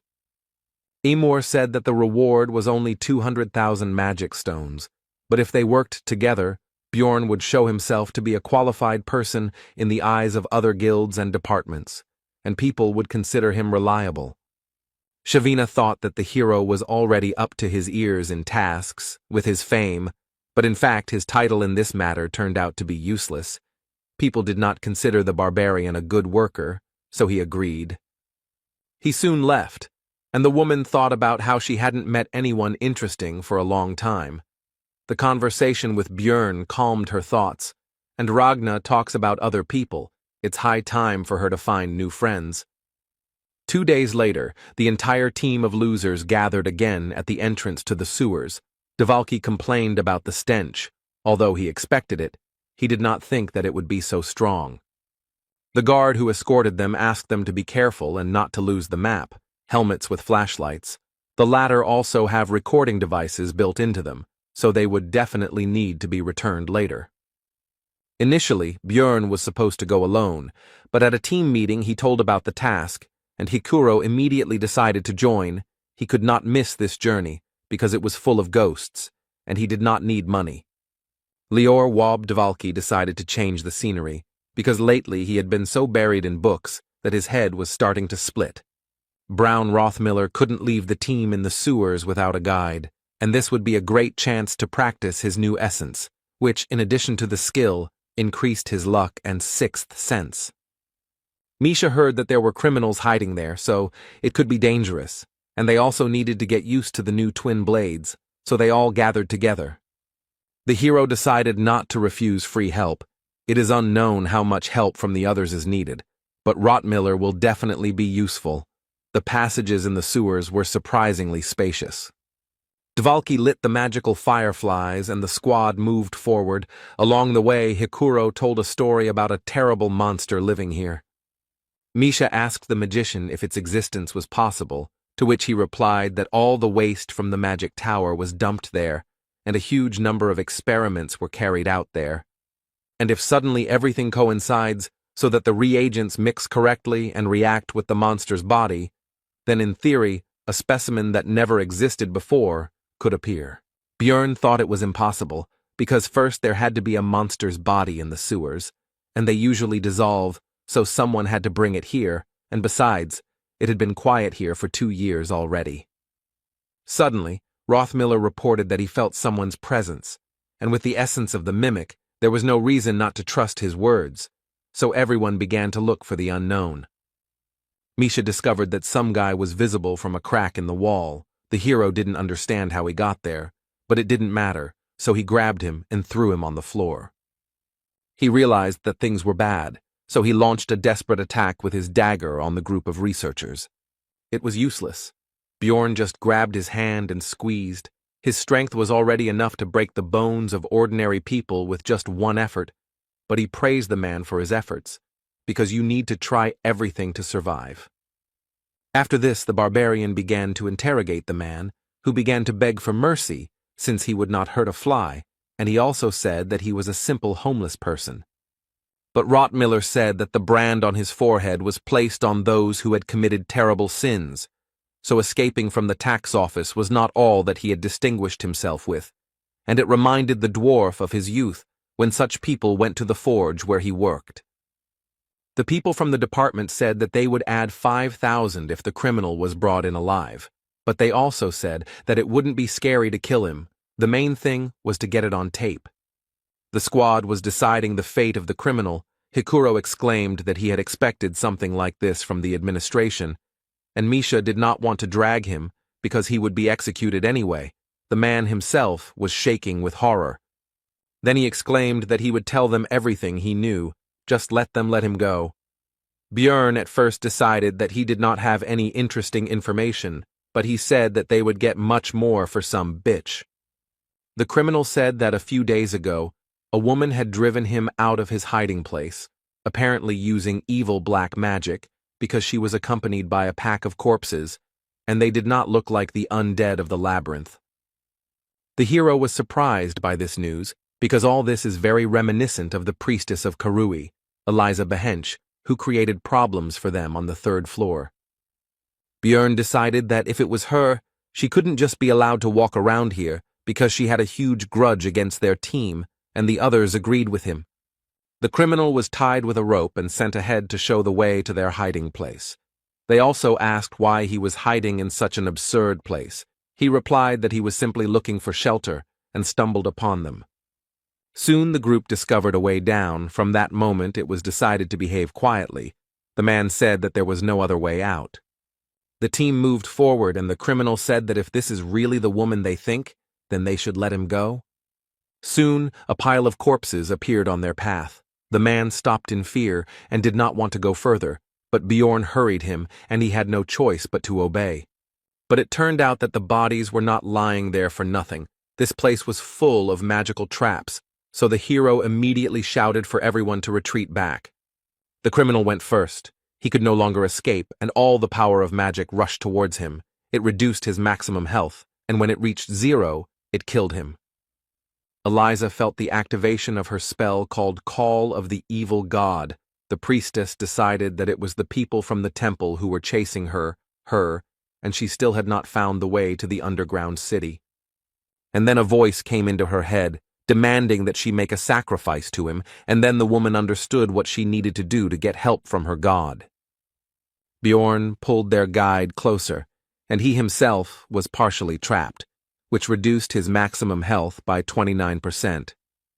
It turned out that the criminal was dead, and Bjorn was glad that he had sent him ahead, because he could have ended up in his place. Hikuro noticed that the deceased had a nameplate.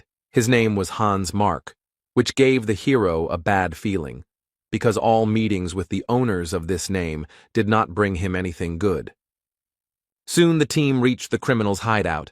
It turned out to be quite cozy, which they did not expect, but Eliza was not there. Dvalki found a faint trace of mana. After examining it more closely, the wizard came to the conclusion that something was hidden under the floor. Then the hero took off his armor and decided to break through the stone underneath with his massive mace. The squad's mage immediately said that with magic, everything would not work out so simply. But the barbarian didn't think so he used gigantification, because if you can't break through with brute force, it only means that not enough effort was put in. The squad watched with tension as the big guy began to punch the floor, and he finished his previous thought by saying that, by the way, this doesn't work on ghosts. But soon his efforts finally bore fruit. Hikuro asked Dvalka that it shouldn't have worked, but he himself was no longer sure of it. Rottmiller reported that thanks to his improved sense of smell, he can smell this woman, and there seem to be no other threats, so they can go down without unnecessary fears. The sixth sense is also silent. Meanwhile, in the underground city of Noark, where the priestess of Karui was heading, a guy was running quickly through the streets with urgent news.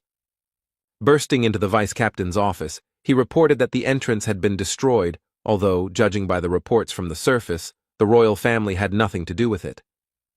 The man who received the news said that this passage had long been forgotten. The last time it was used was during the incident with the Karui cult, so it could be the priestess on the run.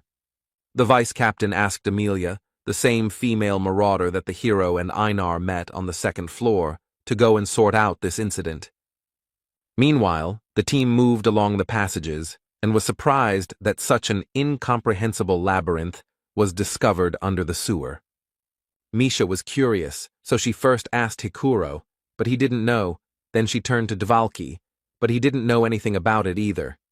Rottmiller stopped the group and reported that the smell of the priestess was getting stronger here. It was no longer just a trace. She was somewhere nearby. Eliza herself was wandering through the corridors of this place at this time when the voice of her god suddenly laughed. He did this only when something bad happens, and this could mean that people from the temple were already close. After that, she hurried to run away, and from behind she heard the voices of her pursuers, whom she recognized with surprise. It was the same barbarian blockhead with his gang. When Eliza realized what it was, she immediately decided to stop running away, because this time she would not let them go. They themselves were walking towards their death. After this, the priestess began to summon various creatures to help her with the spells Gate to the Kingdom of Demons and Shadow Guardians. Previously, Misha had some difficulties when fighting these opponents, but now she has become stronger thanks to the contract with the spirit beast and new equipment. Björn also became stronger. He rushed into the thick of enemies with the active skill Savage Splash, which increased his threat level, which lured enemies to himself, and also increased his physical characteristics. The others also entered the battle. They had won last time, but now everything was even worse, and Eliza decided to use the curses that had worked so well last time. But Dvalki used the 7th rank spell, Radiance, which removed all the effects with the evil attribute. It was the hero who asked him to learn a spell against this magic, and he went and learned a mass cleansing magic. Bjorn broke through to the priestess and tried to strike her, but she used the spiritual form spell, the same one that had caused her to fly away last time, and it also gave resistance to physical attacks. But Dvalki was ready for this too. He used materialization, which brought Eliza out of her ghostly state, and then used accuracy increase on the barbarian.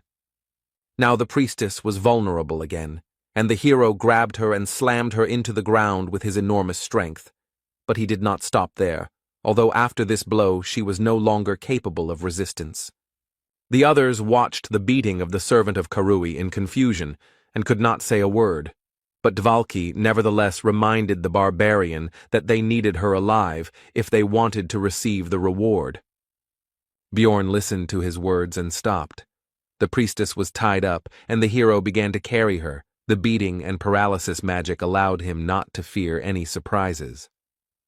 The hero, already in a good mood, praised the team and suggested getting out of here, but turned around and saw that the rest were lying unconscious on the ground. Before he could even react, he was poisoned by the basilisk's paralyzing venom, the effectiveness of which was halved due to his body type. Bjorn recognized the woman who came out of the shadows. He knew it was too easy, and it never happens like that with him. The marauder was surprised that the barbarian could still move. She praised him, because he had become noticeably stronger since the last time. After that, she looked at the hero's unconscious companions and assumed that he was not running away because of them, although he could, and Bjorn himself decided that she had come here to tie up loose ends. Then the woman let him go only because he was a greenhorn, but now he has become a celebrity with a nickname, and since he himself descended into this cesspool, it would be a sin not to take advantage of the opportunity, so thought Jandel. Bjorn shouted that he was keeping his promise, so there was no need to pursue him, but the marauder ignored his words. She asked how he knew about the passage here and why he invaded. But the hero did not understand anything, which he said. Then the woman clarified the details, and he replied that if she was talking about that magic thing, then he simply pierced it with a mace. The marauder was somewhat taken aback by this news, but continued the interrogation. She decided to find out the reason for his stay here, to which she received an answer about the priestess of Karui. Then Bjorn cheerfully suggested that they part ways peacefully. Since she had already found out everything, there was no need to give her an antidote. He could handle it himself. But she interrupted his flow of words. Amelia said that since the hero now knew about this place, she could not just let him go. Then he offered to take another oath, but the woman replied that this time everything was different.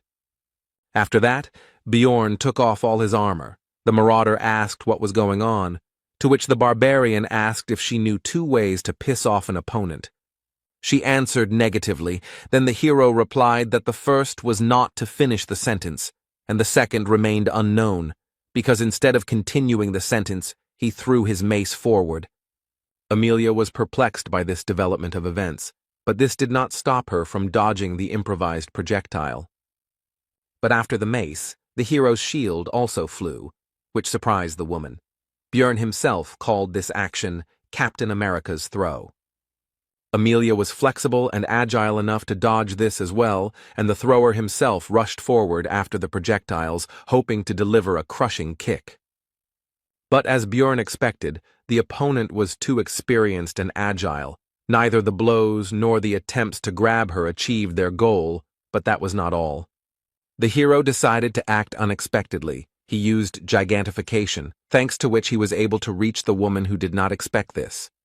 After that, he was still able to strike the enemy directly on the head, but it did not seem to bring the expected damage. She snatched the dagger and enveloped it in an aura, which was very dangerous. Such an attack would easily cut off his arm, so Bjorn had no choice but to use flesh explosion, which also splashed the enemy with acidic blood.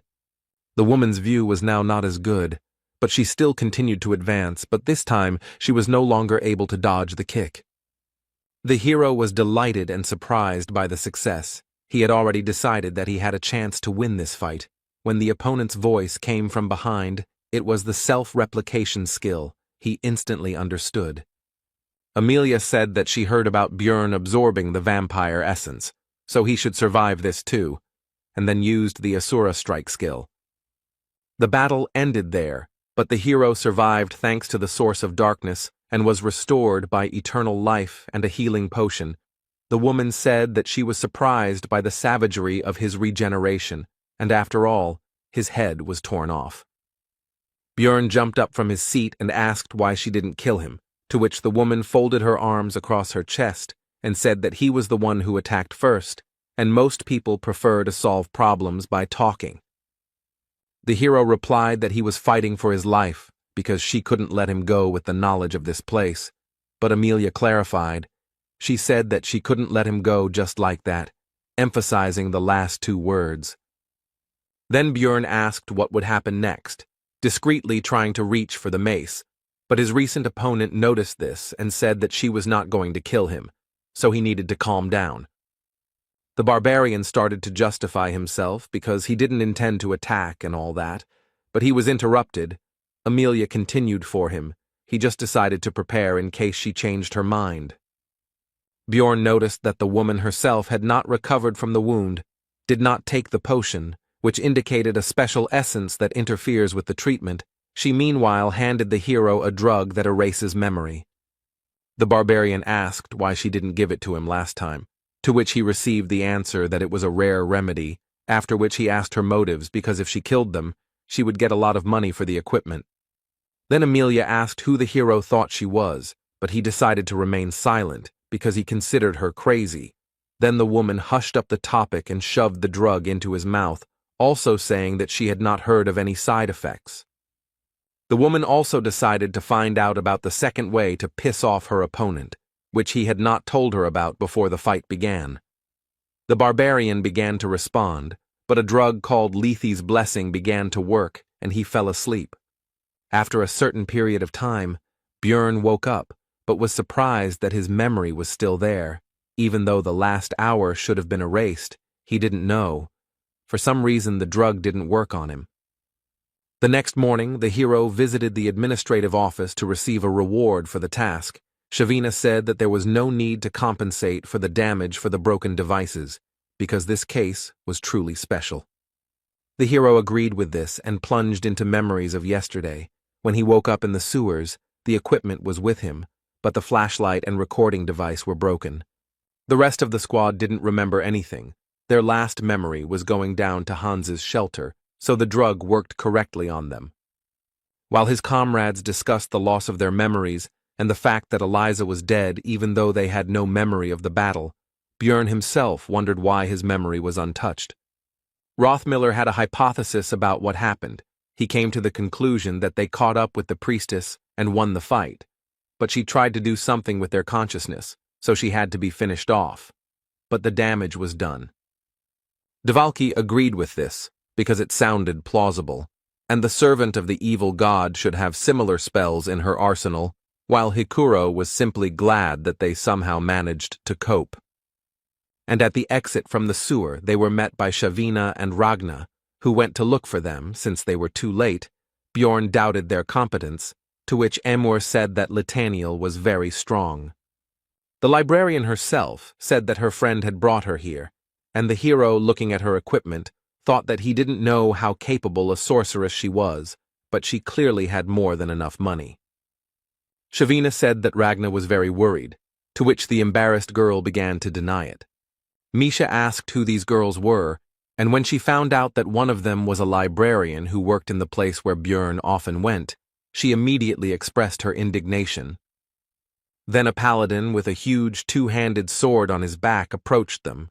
He made sure that the body next to them was indeed Eliza Behench, so his church would not forget about this service. At this point, Bjorn finished recalling the events of the previous day. While he was talking to Shavina, he heard the young female employees of the administrative department whispering about him, Little Balkan. One of them told her friends that something becomes really big when he uses the skill. The hero heard this and the rest, and was unhappy that they looked at him like an animal in a zoo. Shavina quickly scolded the girls and calmed them down with a threat to file a complaint for sexual harassment, to which they, covering their red faces with their hands, apologized and ran away. Bjorn decided that he would forgive her for inviting the barbarian to a nice little cafe, and he was about to leave when Amor said that Ragna had something for him, so he should stop by the library later. The team gathered to celebrate the successful completion of the mission, as well as the reward for the priestess of Karui, which amounted to 2 million for each. Everyone was in high spirits. Except for Bjorn, because the rest didn't remember anything and thought it was easy money when the hero tore his arm apart in a fight with that woman. Then she cut off his head, and his comrades thought they had won the lottery. Misha interrupted the barbarian's thoughts. She wanted to whisper something into his ear. She started to say that her dad wanted to meet him, but suddenly a loud voice rang out, and she was not heard. A guy came up to the table. It was Hans Hodge. He once advised the hero to go to the guild after Einar left the team. Maybe it was because all the Hanses Björn had met so far were assholes. But this man didn't give him any good feelings, so the barbarian chased him away. Not even a minute had passed when the Moslans burst into the tavern door. They belong to the organization of knights of noble origin of the same name. They are very powerful. The hero had already decided that it was all because of the meeting with Hans, and that they were bringing him bad luck. But it turned out that this time the problems had not overtaken him, but Dvalki, who was taken into custody for insulting the dignity of the nobility. 3 hours later, outside Moslin's office, the team waited at the gate for the investigation to be completed, everyone in a mood that was the exact opposite of what they had recently experienced in the tavern. Hikuro had already asked the others whether Dvalki would survive, but when the wizard finally came out to them, everyone rushed to him to find out the details of the incident. Half an hour later, in the tavern, the magician said that he would have to leave the team, after which he decided to explain the details, starting with the fact that his older brother is Baron Martuan, but Wab himself is not quite a nobleman. He is the son of the previous baron and a servant, and since the wizard turned out to be a disgrace to the family, immediately after birth, he was adopted by the third brother of Baroness Tirva, although only on paper. In reality, he was raised by his mother. Hikuro didn't understand what this had to do with their team, to which Dvalki replied that his father had died a year ago, and his second brother had taken the vacant place. And after the death of the former baron, his eldest son died, like everyone else in the indirect line of succession, and now his brother sent Moslans to him as a warning so that he would not stick his neck out and live in the shadows. He believes that he was angered by the fact that he had become part of the team as a good researcher, especially considering the presence of a celebrity in the squad. Bjorn clarified that Dvalki was leaving them out of fear of his brother. The wizard answered in the affirmative, but also added that in exchange for dropping the charges of insulting the nobility, he was forbidden to enter the labyrinth. The team members agreed to continue the discussion tomorrow. Rottmiller went one way, and Hikuro and Wab decided to talk some more. The hero decided to go to the library, because he had business with Ragna. Misha wanted to go with him, since she had nothing to do anyway. But Björn drove her away and also said that since she had a lot of free time, then let her train, he was in a bad mood because of the change of plans.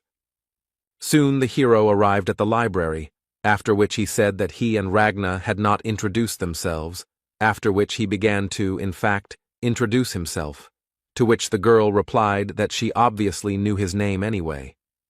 She said that she was closing the place soon, but Bjorn said that he didn't come here for books, and offered her to join the team as a magician. She refused without thinking.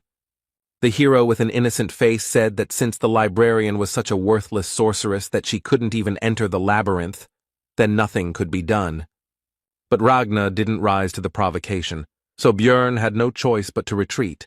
It was time to take an interest in what, as Shavina said, there was something for him here. The girl launched into an explanation that it was not from her, but from Emor, because she had raised her status, and Peprok had a debt to her, so she asked her to do this. The hero was not sure of the need for these excuses. Bjorn asked what it would be, to which he received the answer that it was books, after which a spell was cast on him that allowed him to find volumes of high secrecy, and it was allowed only to nobles and the chosen ones. The hero asked if this was possible. Ragna replied that if he didn't blab about it, then no one would know. She had only used this spell a couple of times anyway. No one cared about what was happening here. The top secret books were definitely different from the regular ones. Their contents were incredibly useful, so the barbarian wanted to read all the works he could get his hands on. Bjorn almost missed his chance to start reading because he arrived at closing time, but Ragna let him stay after closing while she put everything back in place. With the help of the girl, the hero managed to read a lot of useful literature. He started with the organizational chart of Rafdonia, which contained information about various organizations, even about hunters of evil spirits. The next book was about the latter, It was called The World of Evil Spirits. It was written by an agent who described a journey into the spirit world from which he barely returned alive. Björn appreciated the security system. Next was the complete book of Rifts 2, which described 4 of them due to volume restrictions. It contained details that the hero had been extracting from the game for 9 whole years. For the locals, it was a real treasure. The barbarian decided to find out the name of the author, who turned out to be Oral Gevis, causing shock to Bjorn, because this is the creator of Dungeon and Stone. This meant either that the player wrote the book or the real developer. If it is the second option, then everything becomes much more complicated, because it would mean that the reason why the hero ended up in this place was not an accident, but someone's intention, which is much worse. If that was the case, then the developer must not be a mere human, but some sort of divine being. But be that as it may, Björn was glad to know it, even though the world had once again reminded him of his ignorance. If he could track down that name, he might one day find his way back, since opening the gate to the abyss might not send him home, but asking everyone he met about it was a dubious idea, so he had to be careful. The barbarian was so immersed in his reading that he didn't even notice how morning had come. He asked Ragna why she was silent, because he would have left immediately if she had asked. She replied that she had decided to rest after work. Björn didn't believe her explanation. She told him not to imagine anything unnecessary. The hero looked at her face for a while and decided that she was actually a kind person, even though she seemed indifferent to everything. A few hours later, the barbarian was already in the magic tower. He came to Raven, who was unhappy that he came so early. Björn immediately started talking about joining the team, but the sorceress immediately slammed the door. Then he shouted that there was one more thing, after which he gave a piece of Oral's book and asked to find out the time of its writing. Raven invited the hero into the room and demanded that he first tell her where he learned about the tears of the goddess, with which he killed the vampire. The barbarian replied that he had no idea, but he found this relic in a statue. He broke it simply because he was bored, which shocked the sorceress a little. Raven noticed the oddity, because how did the hero know how to use it then? Then Bjorn replied that he thought that since it had the sign of the goddess on it, then it should help against the godless vampire, and swore on the honor of a warrior. The girl was upset by this, because she had already hoped that she would be able to get a copy of the complete Book of Rifts, but the hero decided not to say that there was one in the library, because it was a secret. Then Bjorn asked about his request, to which Raven replied that she would take care of it, but he would help her research supervisors with the research, since they were bothering her, and he would receive the results of the paper analysis next week. A little later, at a meeting of the Outcast team, Misha immediately attacked the hero with questions about where he spent the whole night. He replied that he was stuck in the library, which only made the beast girl tense up more. The barbarian explained that he had only read books, after which he remembered that his partner had wanted to tell him something yesterday, but then events had taken a turn and he had remembered it only now. But she was interrupted again, this time by the rest of the team. Their meeting began. Bjorn immediately said that it would be easier for them to find a new magician. He had already asked 2, however, both turned out to be. Hikuro was angry that the hero had resigned himself so quickly, but Dvalki calmed him down, as he believed that the barbarian was right, and the latter asked if there were any other ideas. Murad replied that they needed to meet and talk with Baron Martuan. Misha was surprised by this. Because he lives in the capital area, they won't even be allowed there. Hikuro replied that he often came to this tea shop where they were now, and usually showed up at this time. Bjorn was not in a good mood from such a surprise, because it meant that the meeting would be right now. Then the dwarf and the wizard, with an unhappy look, began to ask him not to abandon them, because if not today, then they would have to wait a whole month, and together it would not be so scary to approach him. Besides, Hikuro would give 300,000 each. Soon Baron Martuan entered the tea house in the company of a butler, 2 guards, and 2 servants. Dvalki was sent ahead, since they were relatives after all. The wizard immediately introduced himself and asked him to listen. The nobleman noticed that the surname was somehow familiar. Then one of the accompanying people explained that it belonged to the family of the third wife of the previous baron. Dvalki seemed to have spent all his determination on the first phrase, and then became completely confused by the fact that his brother did not even know about the existence of the wizard. So Bjorn entered the conversation. The baron noticed that he hadn't communicated with the barbarians for a long time, and this was at least something new and would dispel his boredom. Then the hero asked him to lift the ban on Woba entering the labyrinth, but he didn't understand what he had to do with it. Bjorn decided that he had no idea what had happened, and the butler meanwhile told him that Dvalki was a bastard, and he did not include this whole story in the report because he did not consider it a particularly important matter. Martuan agreed that it would be a waste of time, and decided not to grant the request, but the servant informed him that this barbarian was the famous Little Balkan, which immediately raised the spirits of the master. Then he said that he would lift the ban, but in return, Bjorn would do him a favor. In 2 months, the count would organize a large banquet, and at this event, the hero would become the baron's companion. Martuan also asked if the barbarian had any talent that could be demonstrated to the public, such as bending metal with his bare hands, which at first angered Jandel. Who do his people think he is? But the baron offered him 1,000,000 magic stones for this matter. Bjorn smiled and said that he would do anything for his comrades, mentally thinking that he would not refuse this money. The next morning, all charges were dropped against Dvalka. Now he could go to the labyrinth again, but the wizard was still not quite in the mood. It seemed to him that this story ended too easily. Bjorn reflected on the fact that using power turned out to be very pleasant. He decided to start making plans to achieve a higher status, although for now he was satisfied with his current level of influence.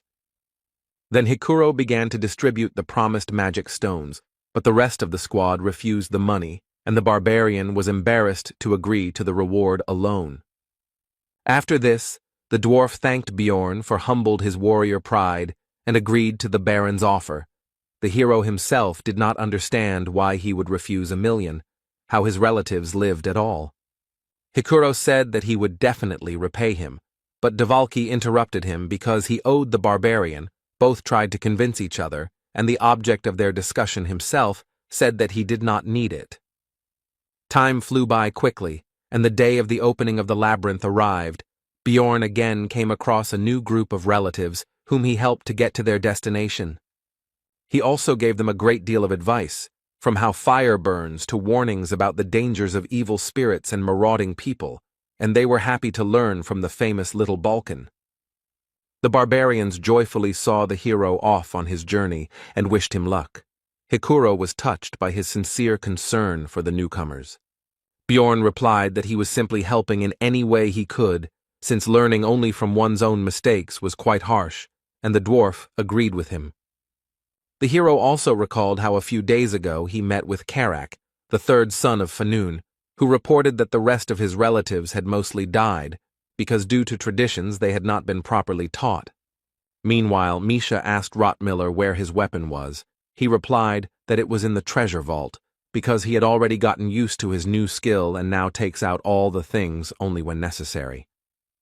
Bjorn was thinking that his last 3 trips to the labyrinth had been pretty shitty, and now it was time to see what awaited him today.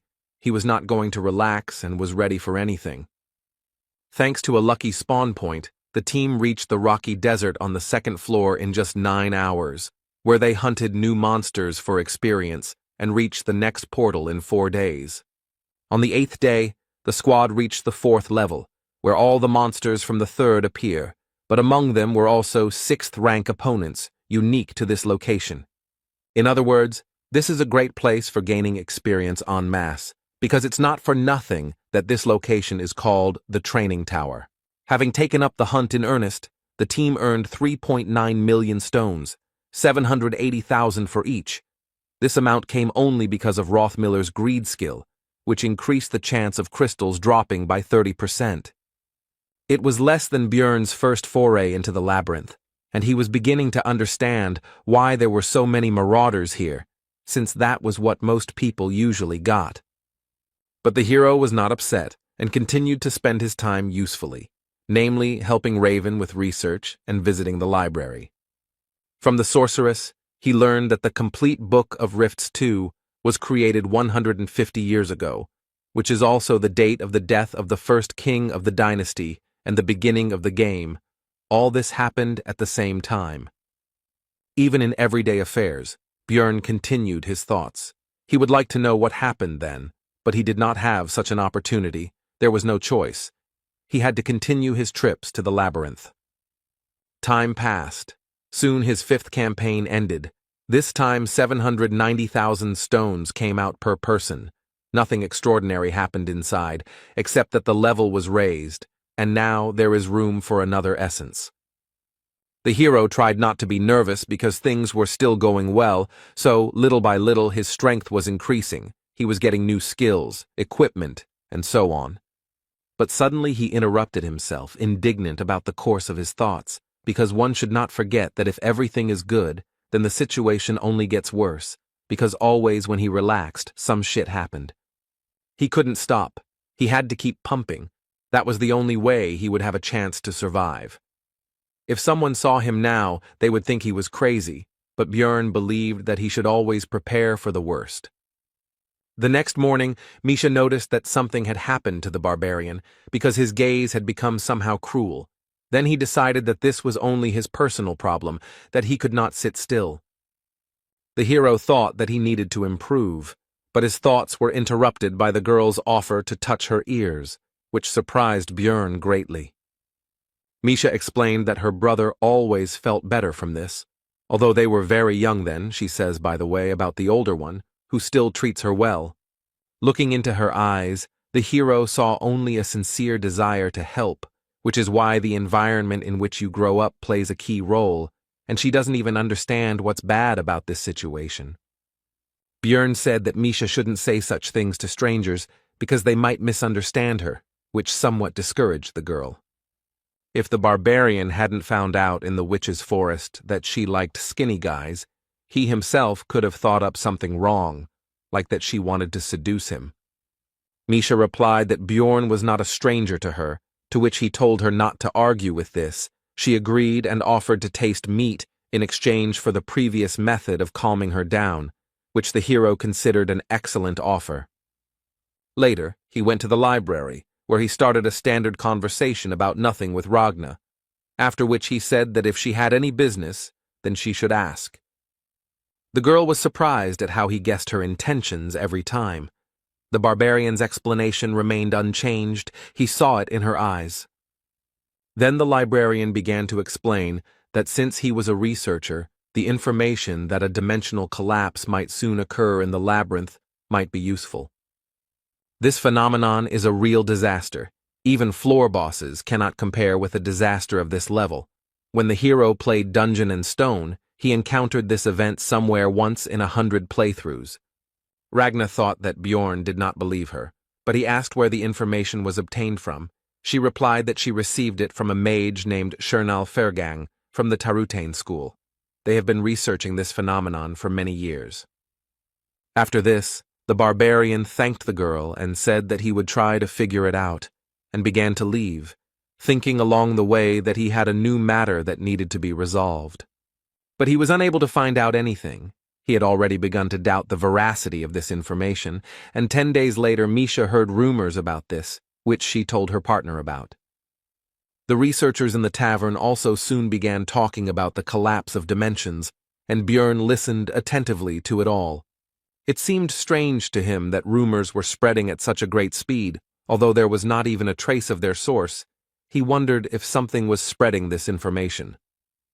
He would like to know what they were talking about in more secluded places, but the barbarian could not even hope for that. It infuriated him. So he was left with the last option.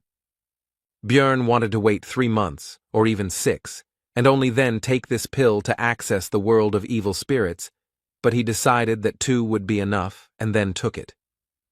Today was just the 15th, and soon it would be midnight, just the time when this special space opens. The hero was looking forward to it.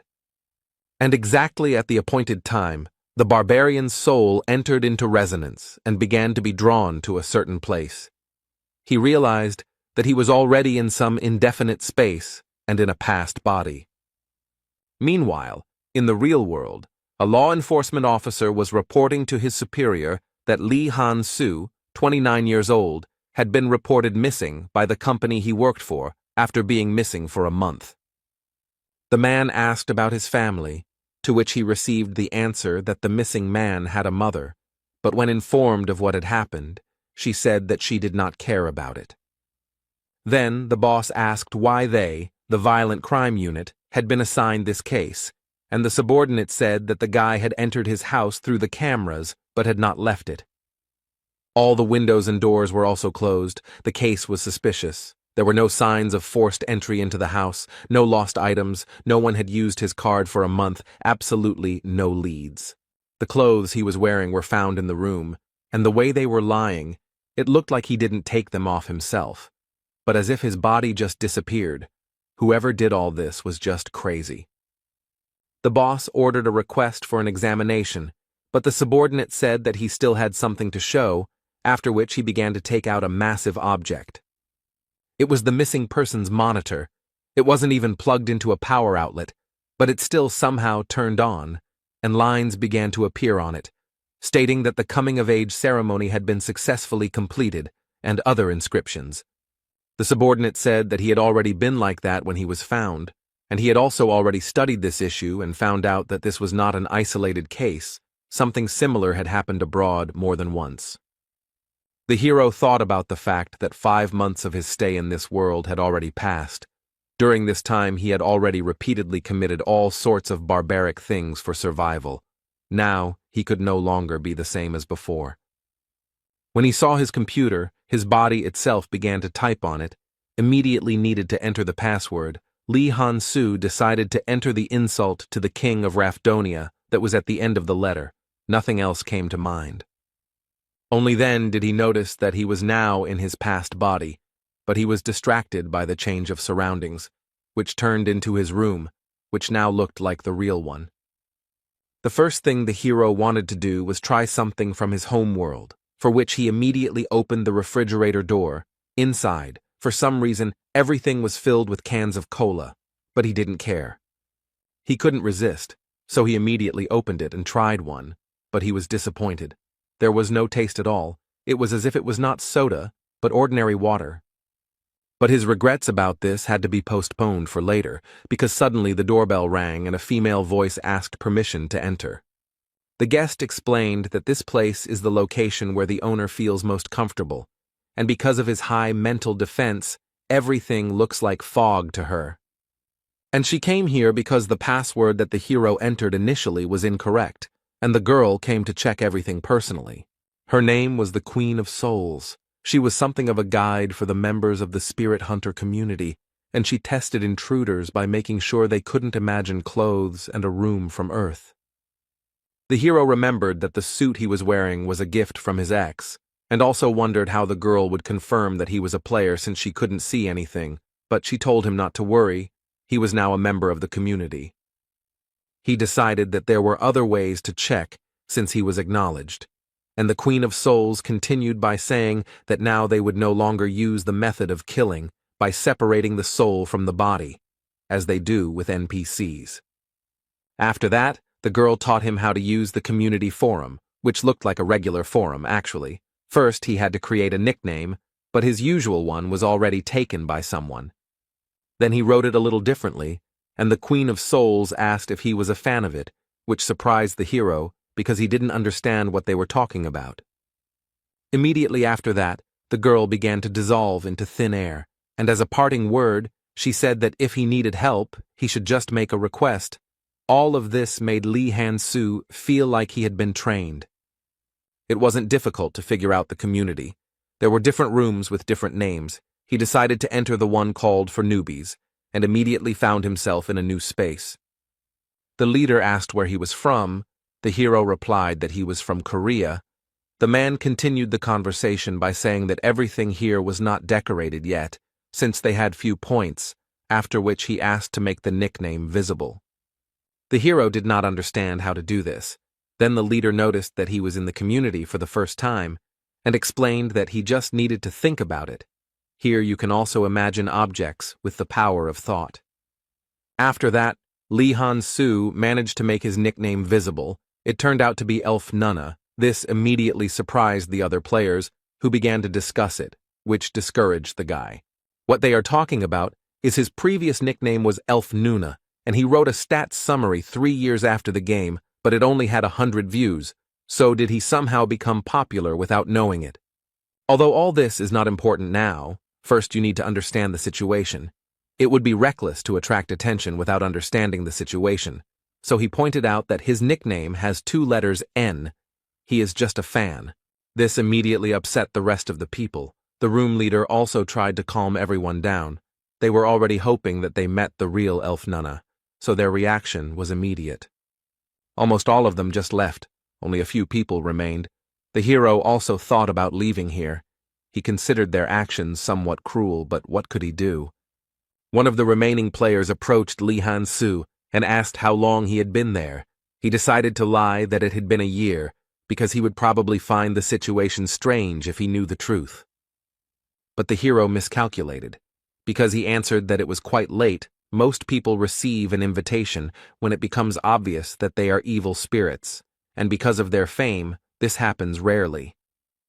Then the guy, whose nickname was Pink Guy, praised Elf Nunna for his acting talent, and also said that he should find out about what was happening in the real world, because something like 70 days should have passed there. It turned out that time flowed differently here than on Earth. The ratio was about 5-to-1, meaning that in reality only a month had passed there, which caused strange feelings in Lee Han-soo. From a conversation with Pink Guy, the hero learned a lot of new things.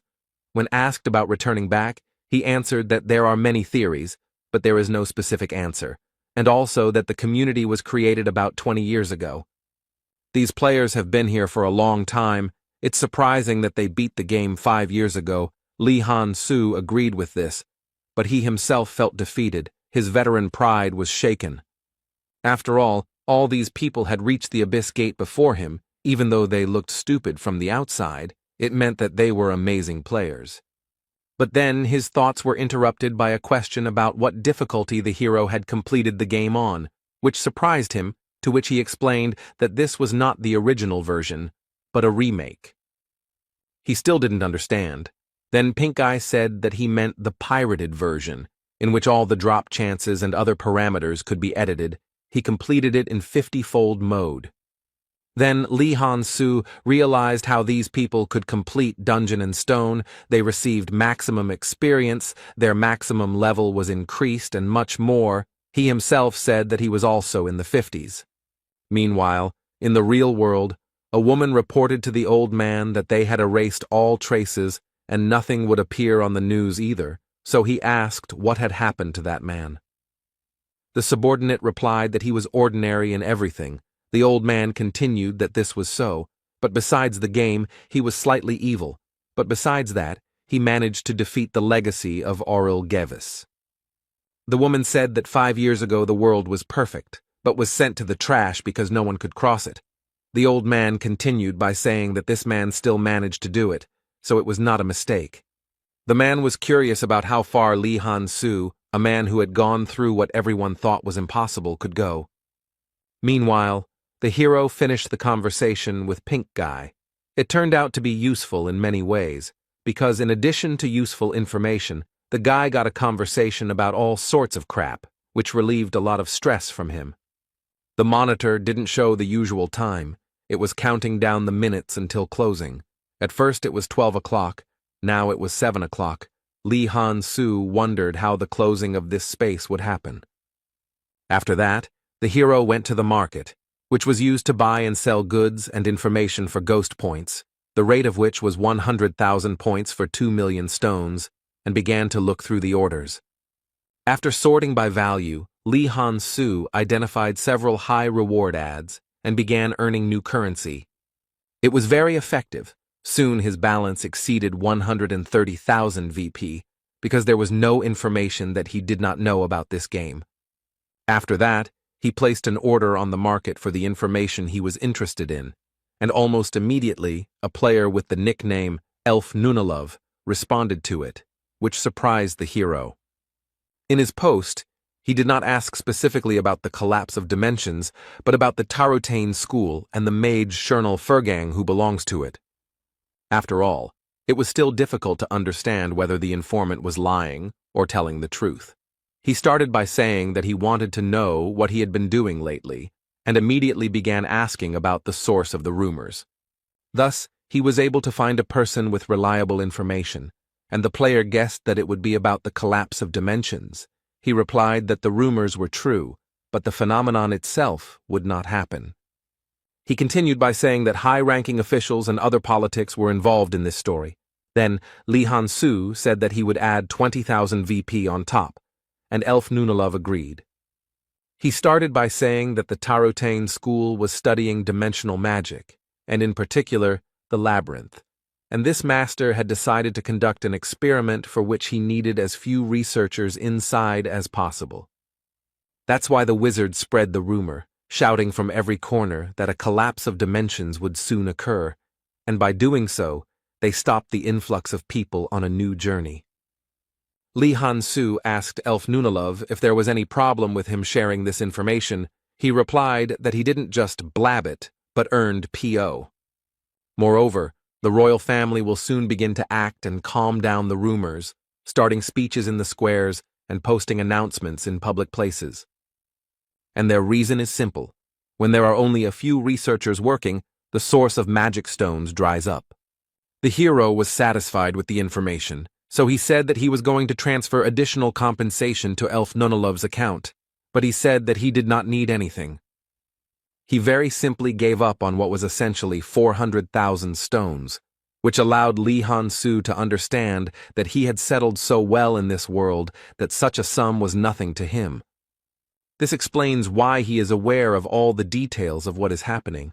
Although the hero himself did not find even a grain of information, after several days of diligent efforts, it reminded him of how he started. He realized that it didn't matter what difficulty they had played the game on, because this was the real world, which followed the rule that the strongest would survive, and in which many of the evil spirits had already succeeded. He was just a newbie here and still had a long road ahead of him, but despite all these thoughts, Lee Han-soo was having a lot of fun. He remembered his first client, who bought information from him about passing the first floor boss. A girl who wanted to know all the details about a location called Skull Island on the 6th level of the labyrinth.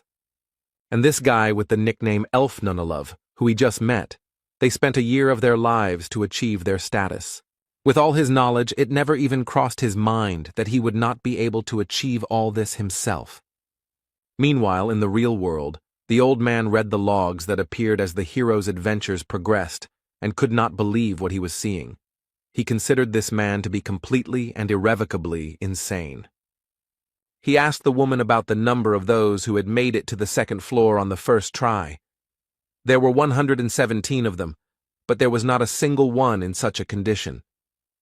He looked at the status that the hero had achieved in 2 months and did not understand how it was possible, but his subordinate said that even for some loser with a bit of luck, something like this is not something incredible. The old man interrupted her and said that luck alone could not achieve this, otherwise they would have already seen something like this. He falls outside the statistics. This case is unusual. It is impossible to determine the cause. Lee Han-soo shows an abnormal growth rate. Now he, the administrator, is watching him. The man suddenly remembered the time when everyone was criticizing the game, calling it a failure, and he had the last word. He said that he simply acted rationally. Even if it was just one person who would be properly prepared and sent there, then their chances would increase. Meanwhile, the time spent in the world of evil spirits has ended. 1 hour there is 1 second here. You need to be careful with this, because now every midnight on the 15th, he will be vulnerable for 12 seconds. While warming up, Björn thought about how the spirit hunter community had exceeded all his expectations. This place had proven to be a great source of information. Swallowing the pill early had been a good decision. But enough thinking for today, because he had been awake all day, and then the mental fatigue from the extra 12 hours had piled on. Now it was time to sleep. Tomorrow he had to accompany the Baron. At noon the next day, Björn was given a suit that the aristocracy thought would be appropriate for a barbarian to wear to their event, and he set off for the first quarter, the imperial capital, Carnon. He led a column of mounted knights and carriages, and along the way he thought about how he needed to quickly sort this out, and then stop by the heavenly auction house. His legs were already aching because the journey was long. The Baron's butler approached the hero with a remark that he was obliged not to turn his head, but to look straight ahead and keep his back straight, since he was honored to lead the cortege of the respected Lord Martuan. Björn thought it was his own mistake. What else did he expect when he let the barbarian go ahead? So he was not going to listen to this man's lectures. The Count's house, where the banquet would be, was about 6 kilometers away. It was still summer now, hot. But soon this distance was overcome. The hero met the Baron, who was beaming with joy, because for the first time so much attention from the guests was focused on him, and he had only just arrived. After this conversation, Martuan went about his business. Bjorn was left alone among the nobles. One boy asked his parent to buy him the same barbarian. The latter felt uncomfortable, like an animal in a zoo. He was about to leave when one of the knights approached him and praised his endurance, since he had walked the entire way in that outfit without stopping, after which he suggested that they step aside for a conversation. The barbarian agreed. They walked away and sat down on a bench. The hero asked the guy why he didn't chat with his own people. He explained that he himself had been a researcher in the past, so the others treated him so-so. After that, they introduced themselves to each other. The knight's name is Karls Erimor. He seemed like a good guy to Bjorn from the very beginning. This was because he did not show the arrogance typical of the other nobles. Their conversation was interrupted by the butler. He again had complaints about the hero. This time he did not want to see him idle. The new acquaintance said that he was relaxing with him at his own request. Then the man leaned towards the barbarian and began to whisper that it was time to end the rest, because the rest of the people would see the big guy sitting there. The latter did not understand what the problem with this situation was.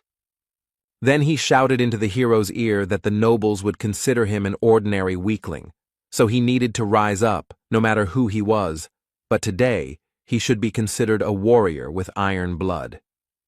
Björn remembered the reward for attending this banquet, so he became determined and stood up abruptly. If this butler wanted to see a real savage in action, then he would show him.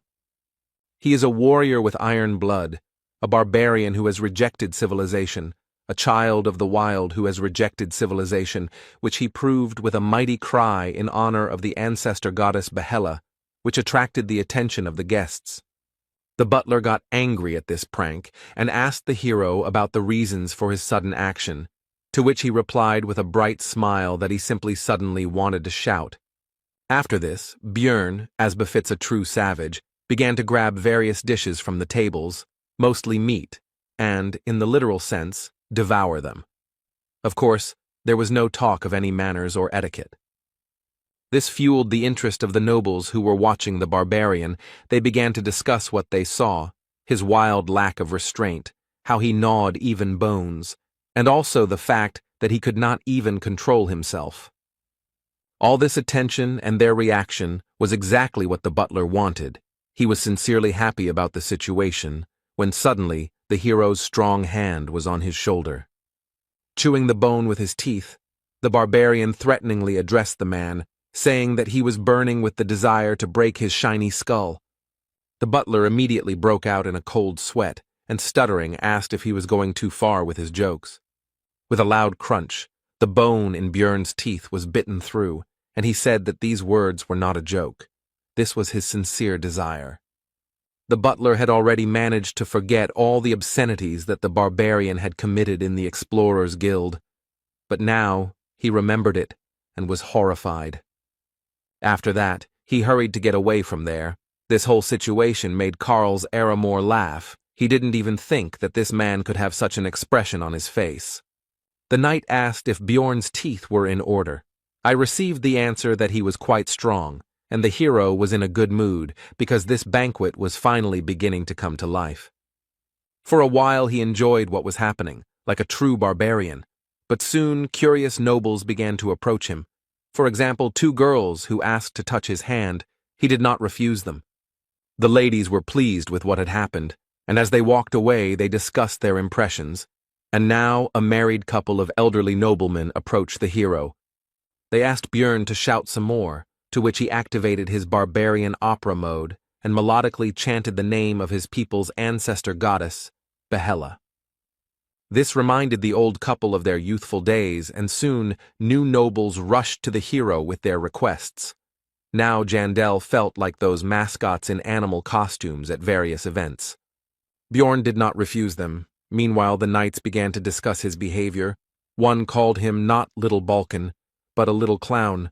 The second said that he had lost the honor of a warrior. The third simply insulted him. The hero heard their words. He noticed the insignia of cadets on their clothes, so he wondered why they were barking behind his back, because they didn't even know how to use aura yet. The Baron soon arrived, apologized for interrupting the speech and disturbing the atmosphere, and then said that the barbarian now needed to go with him. He needed to be introduced to someone. The hero followed Martuan and met other nobles in the banquet hall. He introduced his companion to the Viscount as Little Balkan, to which he asked what brought this explorer here. Bjorn replied that the Baron had helped him in one matter, and now he was protecting him to repay the debt.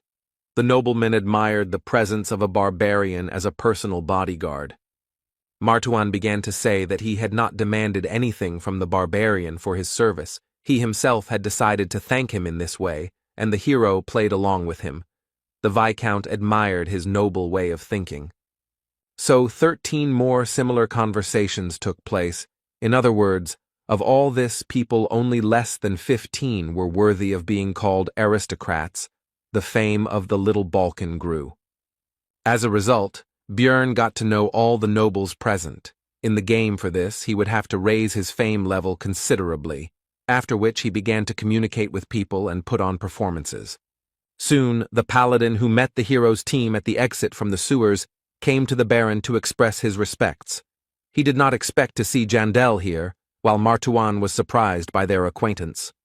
It turned out that this man was not a simple minister of the church, but a whole captain of the 3rd Division of Paladins of the Order of Letless, the god of research, and also the goddess of the stars. His name is Pal Krovitz.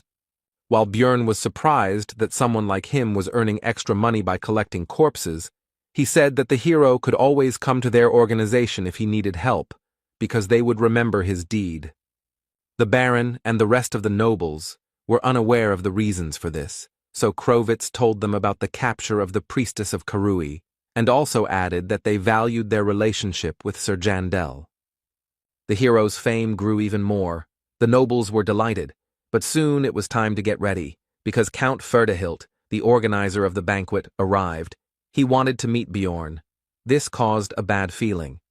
When they met, the elderly man shook Jandel's hand and said that he had long dreamed of meeting him, but the barbarian thought this was strange, since he had only become relatively famous quite recently. Even in the game, such an event was not triggered until quite a long time had passed, and the Count was sticking to him, meaning he wanted to appease him, which made the hero uneasy. Ferdehilt suddenly said that looking at Bjorn, he had a great idea. He offered the barbarian to participate in a dueling competition of knight cadets, which discouraged Jandel. The hero had a bad feeling about this sudden quest, but he still agreed to it, because he was promised 2 million magic stones just for participating. And for the victory, there was a prize. It was a numbered item, 7,777, the necklace of Garfus, which turns the crystals placed in it into a random substance, can only be found in the cracks on the 5th floor, very rare. In many ways, this artifact is similar to the Frost Spirit Ring. It also has a low number, and the unique property is considered not very valuable, which is why it is considered useless, and it also has a secret. The hero remembered his recent worries about the future. Now he decided to send it all to hell. He was still tense, but he decided to accept his fears and move forward. He was not going to avoid problems.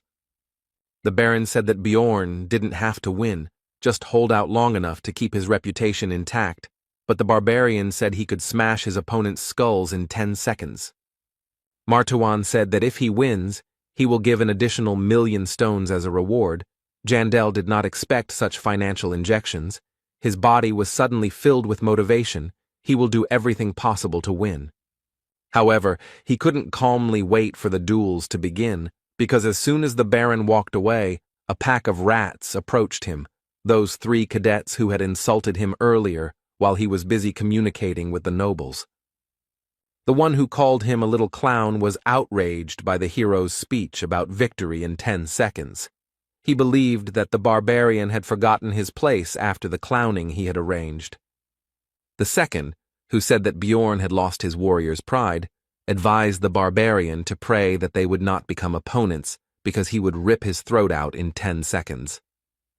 The third one, who insulted the hero, did not have time to say his line because he was interrupted by Jandel, who asked the knight cadets if they had any serious problems with their heads. After which he said that they pounced on him like a pack of cowardly rats, and even a baby warrior would not act like that. The knights were offended by this statement, but Bjorn shut them up again, pointing out that their courage had only awakened when the Baron left, and that this was their honor and dignity. Before they could respond, the barbarian began to shout to the whole area that the cadets had attacked another participant in the competition in order to try to scare him with their numbers, and added that they had problems with their heads. The surrounding nobles, of course, heard all this, so they began to discuss the situation. Some began to say that knights should not behave like this. They were ashamed of it. Therefore, the 3 cadets hurried away, and the hero said goodbye to them with the words that the next time they met, he would solve all their problems with their heads. He hoped that they would understand his hints. Soon the tournament itself began. The participants came out and fought each other, and when it was Bjorn Jandel's turn, he realized that his hopes were justified. One of those knights was his opponent. And he was also lucky that it was the most infuriating of them, the one who insulted him, although he himself was nothing special. After this, the opponent raised his blade up and began to swear by his honor and dignity that he would only use fair methods in combat, but then he was interrupted. This was Jandel, who once again used his battle cry praising Yahello. The sympathies of the audience were clearly on his side.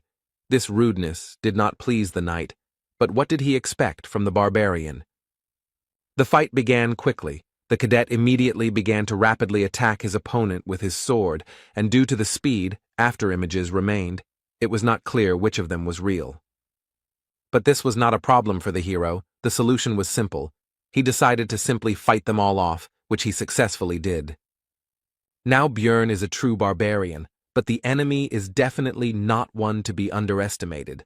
Or rather, it wouldn't be worth it if they were in the same conditions. After these thoughts, Jandel used his skill Wild Splash, which increases the threat level by 3 times, and physical characteristics increase proportionally to this value. He remembered his recent conversation with Baron Martawan, after which he told his opponent to go to him, because there was still a lot of time left until the end of the agreed 10 seconds. Wild Surge increases the threat level, which provokes monsters, but it affects people differently. For example, those who are already afraid of it begin to shake in terror, and the brave at heart are filled with fighting spirit. It turned out that this knight belonged to the latter, because he rushed straight at the enemy with a cry. It seems that he is still part of the elite. The hero didn't have a shield in this fight. He was so used to it that now he felt like he had no arms. The latter, by the way, was what he had to defend himself with from the cadet's attack. But it didn't do much damage. The blade cut through the barbarian's skin, but didn't go too deep. The enemy didn't understand how that was even possible. The hero, seeing all the worries on the enemy's face, explained that he was simply too weak, while simultaneously pulling his hand back and yanking it, splashing blood. A certain amount of red liquid got into the knight's eyes, and it was acidic due to the essence of the corpse golem. After such a move, the enemy no longer posed a serious threat, so he was grabbed by the neck and lifted into the air. At the same time, the hero reminded him of his promise to solve his problems with his head. He definitely had problems, and if someone has them, then the easiest way is to get rid of the cause. Any barbarian would agree with this, and if not, then okay, After these thoughts, the knight was cured, if you can call it that. After the battle, Bjorn decided to visit the temporary infirmary of the followers of Letlas to find out about the condition of the defeated man. The priestess said that he would live, but the barbarian should have been more gentle. The hero replied that he did not expect such weakness from the enemy. He was a knight after all. The blow was delivered not even with an axe, but with a fist. He did not expect that he would be knocked out from such a jab. The priestess noticed that it was not a jab. The cadet's brains were already flowing. Bjorn replied that since he remained alive, then we count the knockout. At that moment, the girl experienced a semblance of the stupidity of 3 barbarians at the same time. The knight soon came to. He decided that he had to go to the competition. The minister of the church explained that he seemed to have lost some of his memory due to the injury he received in the duel, but it should return soon. The barbarian hovered over the victim and asked if he really didn't remember anything, to which he answered in the affirmative. The hero decided that he wasn't lying. Then Jandal asked him for a favor, after which he would immediately get out of here. He reminded him of his own statements addressed to Bjorn and told him to repeat them word for word. The knight agreed with this, but the further he spoke the phrase, the more uncertain his voice became, and soon he fell silent altogether, grabbed his head with his hands, and exclaimed that he remembered, but there was no joy in his voice. Bjorn was pleased with the patient's memory return. He smiled and encouraged him to continue speaking. This made the cadet quite tense. He was already covered in sweat while speaking, but now there was more of it. The knight knelt down right in his bed and began to apologize, admitting his wrongdoing and asking for mercy, while the hero said with satisfaction that his problems with his head had passed. The cadet was horrified. In an attempt to save himself, he crawled under the bed. The girl was stunned and kicked the barbarian out, and he himself was satisfied, because today he had healed injuries that even the priestess could not heal. As it turned out, the Baron was just looking for Bjorn. He asked where he had been. He replied that he had been visiting the knight with whom he had fought. Martuan was surprised by this act, because in battle he had beaten the enemy without mercy. Jandal refuted his thoughts. He said that if it had happened in the labyrinth, then that cadet would not have left alive, but as it was, he expected that he would be stronger, since he was so slow. The hero asked about possible problems. The knights were from noble families. The Baron replied that there would be no problems even because of deaths. If such did appear, he would sort it out. He should focus on victory. The barbarian was pleased with this answer, so he said that since that was the case, he would crack open all their skulls. And in the next battle, Bjorn was again pursued by luck. This was also one of that trinity of rats. This representative of them then spoke about the loss of military honor. As soon as the start of the duel was announced, the knight began to accuse his opponent of lack of shame, because he entered the ring after the previous dishonorable beating and warned that this battle would not be so easy. He still didn't attack, but continued his speech. He began to say that the barbarian's previous opponent was the weakest of their 3. But the hero was not going to conduct a dialogue here. He moved forward. The knight didn't have time to react to Bjorn's sudden attack right in the middle of his speech, so he got hit right on the head with an axe. The battle ended in 3 seconds. The treatment of the problems with the head continued. After his victory, the barbarian again shouted the name of the ancestor goddess Yahello, and it came out so naturally to him as if he had been in this body all his life. The spectators of this competition were only delighted by the bloody spectacle. Many shouted the name Little Balkan, but there were also many who shouted the phrase Night Crusher. The hero was surprised that they actually enjoyed watching someone get their head smashed in, and he wondered which of them was supposed to be the savage here. After that, fight after fight continued. Bjorn invariably emerged victorious. His reputation grew, and in the semi-finals, he showed the audience how spines are broken. The only thing the hero regretted was that he never met the 3rd rat, and he was the only one who had not yet undergone physical therapy and had not been cured of his head problems. But soon this unfortunate omission was corrected. It is also worth noting that the second one also survived after the opening of the skull. All of them expressed a desire to join the faith, apparently thus saving themselves from Bjorn. During the break, the Baron approached the hero. He praised Jandel because he was truly amazing, after which he asked where he knew the latest technique from. He could not answer because he saw it in cartoons. So Bjorn got out of it by saying that he needed to rest before the next fight. The Baron bowed out, and the barbarian realized that this would be his last opponent. It turned out to be a cadet who had sworn allegiance to Count Ferdehilt. The hero had previously observed his battles. He had the essences of an orc warrior, a giant golem, and a cyclops. This was a typical combo to increase strength. Before the fight, Jandel took off all his equipment. The enemy could not help but notice. He asked about it. The barbarian answered that it was somehow uncomfortable for him. Then the opponent decided that it was difficult for him to constantly fight with such a load. He was already worried that it would be too easy and was glad that this fight was taken seriously. After the fight began, he called his opponent to him. But his attempts were obvious to Bjorn, and judging by the way he relaxed, the hero came to the conclusion that it was not in vain that he did not reveal all his cards until the very end. At first the knight was almost certain of his victory, but soon the smile on his face, as well as his face itself, froze. He realized that something had gone wrong. He raised his head higher and higher. A shadow gradually moved over his face, and his posture became more and more tense. The hero used gigantization and wild splash. The first increased the threat level and physical characteristics proportionally to the increase in size, and the second increased the same parameters, but without turning into a giant. This was a great combination of skills that greatly increased Bjorn's main stats. Now he was like a monster himself. Perhaps the threat level had increased so much that it had affected even the experienced knight, or perhaps he was not particularly brave, but whatever the case, he began to tremble in fear before the colossal barbarian. The enemy did not stand there in a stupor for long. He could not gather his courage, but threw his sword to the ground and, screaming for salvation, rushed to run through the crowd of spectators.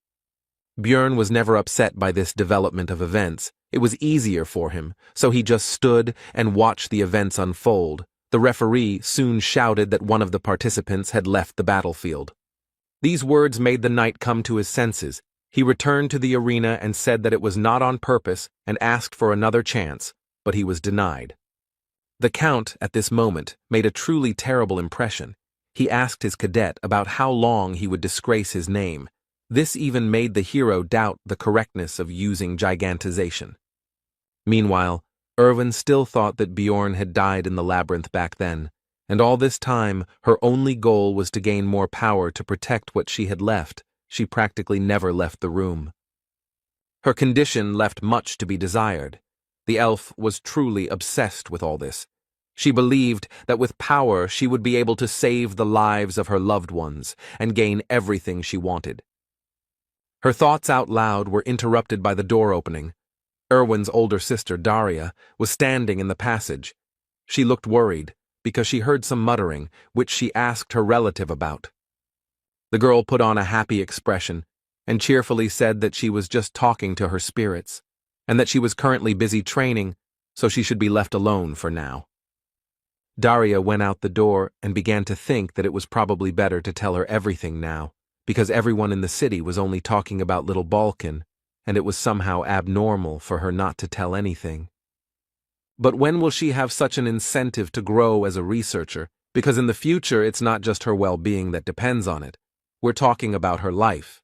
There are many dangers in the labyrinth. At this point, Erwin had become a contractor with all 4 elemental spirits. She had even managed to give 3 of them free will. This growth rate was even confusing. She had achieved a lot. But that's not all.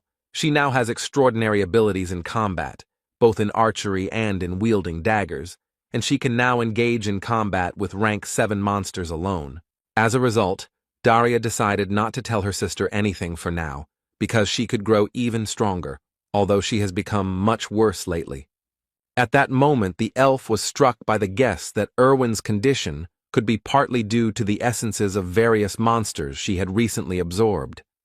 In search of answers, the girl turned to books. Recently, her sister had acquired the abilities of Canevaro, and as a result, Information was found that, in addition to other indicators, this greatly increases obsession. It soon became clear that her other two essences also enhanced this characteristic, and it is now clear that her obsession with strength arose not least because of this. Daria didn't like it, but she couldn't just take it all out of her, so she decided to do it only when essences were found to replace the current ones. Only then they would be removed. And in the middle of the night, the girl had a thought that it could very well happen that Ervin would find out that Björn Yandel was alive before the essences were removed, and in what direction her obsession would turn in that case. At the same time, the hero returned to his 7th district of Rafdonia by carriage. It was now already 2 o'clock in the morning. He would finally be home. Despite his fatigue, the first thing the barbarian did was not go to sleep, but to sum up his task and distribute the money he had earned, which amounted to 4,300,000. It was an unthinkable sum for just 1 day of work for an aristocrat. When they parted, Baron Martuan said that high society would talk about this for several months to come, and suggested that they contact him in case of problems. In other words, he was happy with their cooperation, but there was also a negative aspect. Ferdahilt looked quite angry. At first everything was fine. The Count congratulated Bjorn on winning the competition, and then said that he would call him when he was more prepared. The hero asked what it was all about. Then Ferdahilt said that he would not explain the details. The barbarian simply needed to ignore requests from other nobles. Jandel felt that something terrible would happen if he refused, so he nodded. The hero was pleased that he was able to obtain item number 7777 Garfa's necklace. So early, it is usually extremely difficult to obtain, even if you really want it. Then Björn reminded himself of his luck. From now on, he was going to even breathe carefully. The next morning, what the Count had spoken of happened. The barbarian received many letters from various nobles, all of them asking for the same thing, to accompany them to all sorts of events. The reward might have been small for the aristocrats, but it was impressive for the hero. But he remembered Ferdahilt and had no intention of angering him, but he couldn't just ignore them either.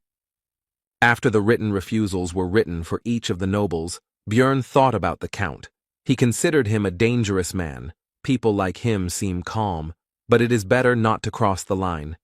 And it was so bad that he couldn't figure out his intentions. Jandel wondered what reason he could possibly have for being interested in some barbarian explorer. He decided to find out more about the Count and the community. Meanwhile, it was already the last month of helping Raven with her scientific work. Upon arrival at the magic tower, the girl looked somehow nervous. It turned out that the same old man, the sorceress's mentor, was already waiting for him here. During their last meeting, he had not made the best impression, so the hero was unhappy with his presence. Raven justified herself by saying that the master insisted on this. He himself reported the reason for his arrival. It turned out that he wanted to test his new magical device, which should detect evil spirits. Björn instantly pulled himself together, not showing a drop of worry on his face, and began to prepare himself for the worst. It seemed that this old man believed that he had figured out his true nature. The barbarian was not going to give up so easily. He decided to react first of all, not to the words about evil spirits, but to clarify about the magical device. This is a logical reaction, considering the experiments conducted on him. The wizard was outraged that the hero did not believe in the safety of his invention, did not trust the master of the Altemian school, but there was no need to worry. Everything would be checked by his student. She was surprised by this, but did not object. Björn decided that she would most likely side with her master. It was difficult to trust them both, but after analyzing the old man's behavior, Yandel decided that he himself was not yet sure of the outcome. Moreover, such a device most likely does not exist, and it did not exist before. Of course, it could have suddenly appeared, but in that case, it would have been safer to conduct the test without informing about its essence. With all this in mind, Bjorn was about to act on his thoughts. The wizard asked about his readiness and said that it would only take 5 minutes, to which he agreed. Then the old man began to question the barbarian again to find out about his confidence because he had recently been worried about the safety of the procedure. This further convinced the hero of the correctness of his conclusions. He replied that Raven had already checked everything, so it was time to start, because he wanted to finish this as soon as possible and go on vacation. He had figured out the wizard's plan and was not going to fall for his bait. The test was soon over, and as soon as the door closed behind Björn, the sorceress began to demand answers from the teacher about what was happening. After all, the so-called magical device, although it looks strange, is an ordinary chair. She played along with the master, but now she was going to find out about the situation. Eventually, the old man revealed his suspicions that Björn Yandel was an evil spirit, so he questioned him about what happened in the labyrinth. The sorceress was unhappy. But in the end, the master admitted that he was wrong, and Raven understood his motive, because the hero was truly unusual. He was a unique person, but she was interested in something else. She asked why the teacher needed all this, because if he considered the barbarian suspicious, he could simply report it to the secret police. But he did not do this. The old man's expression changed, and he replied that in that case, he would have faced execution on the chopping block.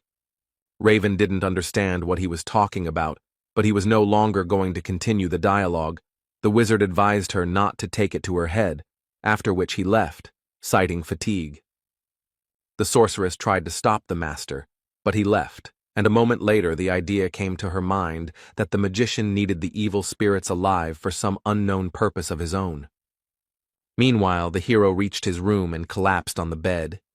He was really tired, because what had happened was a real shock to him, and the anxiety did not subside. But despite all this, he showed himself well, reacted to the crisis situation extremely well. At least it seemed so to him. The old man, by the way, for some reason looked disappointed, but that's not important. As soon as Björn closed his eyes, Misha's voice was heard nearby. At first he was surprised by her presence, but soon remembered that he himself had given her the keys.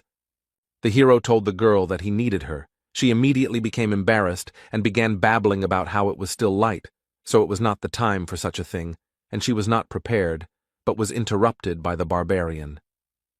It turned out that the guy needed help writing responses to the nobles who sent new letters.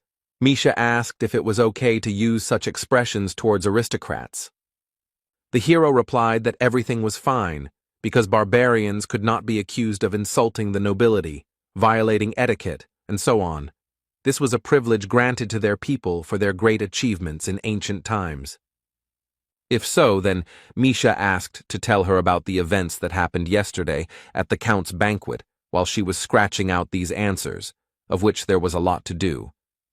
Later, the regular meeting of the outcast team began. There were still 10 days left before the opening of the labyrinth. The hero was silent for now, pondering his knowledge of the main topic of today.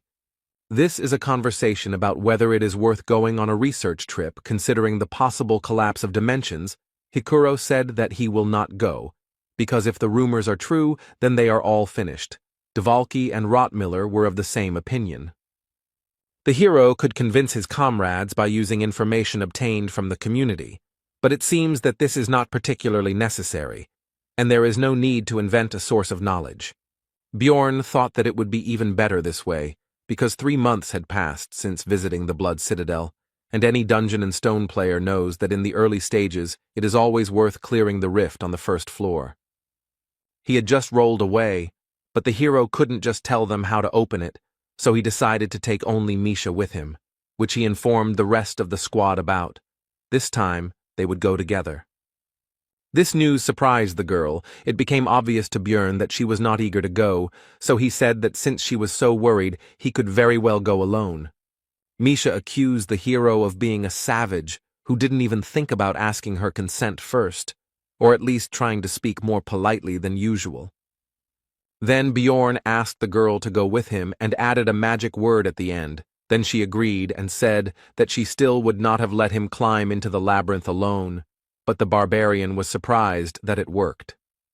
The next day at the market, Hikuro and Rothmiller learned from the newspapers that the royal family was claiming that the rumors regarding the dimensional collapse were false and that the Tarutane school was spreading lies.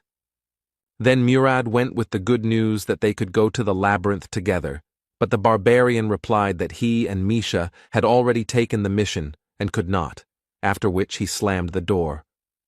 The girl was surprised by this and asked when the hero managed to take on the bodyguard assignment. He replied that it was actually just an excuse, which aroused the cat's curiosity. Björn explained that this time they would go into the rift. Misha asked about his source of information about this.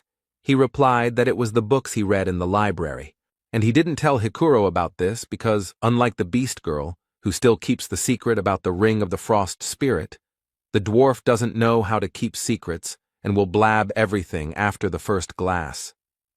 Jandel asked Misha's opinion about the rest of the team. She replied that Dvalki would definitely blab by accident, but she was not sure about Rottmiller. The girl's words almost perfectly coincided with Björn's thoughts. Apart from Brown, his hero was able to understand him the easiest of all of their squad. He would keep the secret, but at the same time he would begin to ask suspicious questions about the source of his knowledge, and might even begin to suspect the barbarian of an evil spirit. Misha understood her friend's reasons for not telling her about the rift, but she couldn't help but ask why he decided to take her with him. Her tail stood up straight in anticipation of an answer. The hero had several reasons for this. The Beast Girl is surprisingly meticulous in everything and knows how to remain silent. Moreover, she is completely incapable of lying, so he will be able to find out whether she blabbed or not. However, the barbarian decided to fit all this into one phrase. He simply trusts her. These words instantly made Misha blush. She said that she suddenly felt hot. Jandel offered her to drink some water. There were still 8 days left before the opening of the labyrinth, and it would take a lot of time to prepare. You had to strengthen both yourself and your partner. First of all, the barbarian's mace and the beast woman's twin blades were enchanted. Lightning energy permeated them. It was not forever, but for a certain period of time. But the hero was not going to save. Also purchased were a lightning scroll, thunder grass, and advanced healing potion. Misha doubted the need to make such purchases. 2 million were spent from their joint account that they opened. The next day, Bjorn went to the shaman to strengthen his immortal seal to the 4th stage. This cost another 4 million magic stones. This increased the characteristics of willpower and fortitude. Thanks to the increase of the last parameter, the hero could stay in the form of a giant longer, to be precise, 1.5 times longer. Just when he was checking this, Misha came to visit him. There were still 7 days before the trip to the labyrinth. At breakfast, Bjorn said that he was going to the library. The girl asked to take her with him. Then the barbarian was surprised that she was interested in reading at all. The beastman was outraged by this. In the end, they still went together. But this time Ragna used a simple book search spell, not the one she had been using on Jandel lately. He asked the librarian about it. She replied that she was using those charms specifically for him, so she couldn't do it in front of others. Bjorn noted that she should have told this only to him. Then Ragna asked Misha to forget everything she had said. This discouraged both the beast woman and the barbarian, but the latter did not want to think about it too much. When there were 5 days left before the opening of the labyrinth, Jandel finally fulfilled the agreement with Raven. The research of his essence was finished, and at parting, the girl advised the hero not to die there. The hero asked if the sorceress was going to take the pass to the tower. She replied that he could come in if necessary.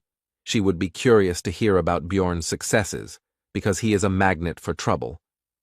During the remaining time, all other matters were completed, and the day of the opening of the labyrinth arrived. This time, the novice barbarians were sent there again, to whom Jandel again gave advice. Moving towards the portal, they repeated his words and thanked little Balkan. Their sincere gratitude even managed to embarrass the hero. The others looked at this with approval. Hikuro noted that they were lucky to have such a reliable mentor. Bjorn also gave advice to the rest of the team, because this time they were split up. After that, the 3 entered the passage. Half an hour passed. Misha was already starting to worry, but Jandel told her to wait further. He was going to use a method that had already been tested. Everything went as planned.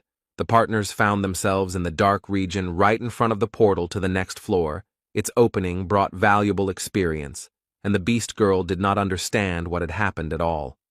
Then he explained to his companion about the phenomenon of dimensional instability, to which Misha said that she felt sorry for Rottmiller, because if he had found out about such a loophole, he would have considered all his work pointless. The hero agreed with this statement, because Brown takes his role quite seriously. He once said that his dream as a scout is to open a portal with his own hands, and he will try to do this. On the other side of the passage was the rocky desert, which did not suit them. They would have to go back and look for another passage, because there were no magic crystals needed to open the rift here. They needed to go to the beast's lair. According to Bjorn's estimates, they would have to walk for 2 days. After 3 hours, they encountered another type of 9th-rank monsters. They looked a bit like goblins, but in fact, they were gnomes that looked like clay dolls.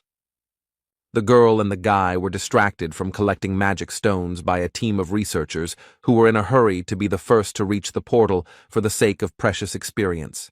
They had no idea that it was already open. Misha admired their high-quality equipment, but Bjorn said that there was nothing surprising about it, because one day they would also become the owners of something similar. The girl noticed that the hero was very ambitious. She assumed that it was because he was a barbarian. Jandel was not sure whether this was an insult or not, which is what he asked. Misha told him that he was a fool, and she meant that Bjorn was cool, which made the guy a little embarrassed. He thought that sometimes the beast woman could be too straightforward, just like himself.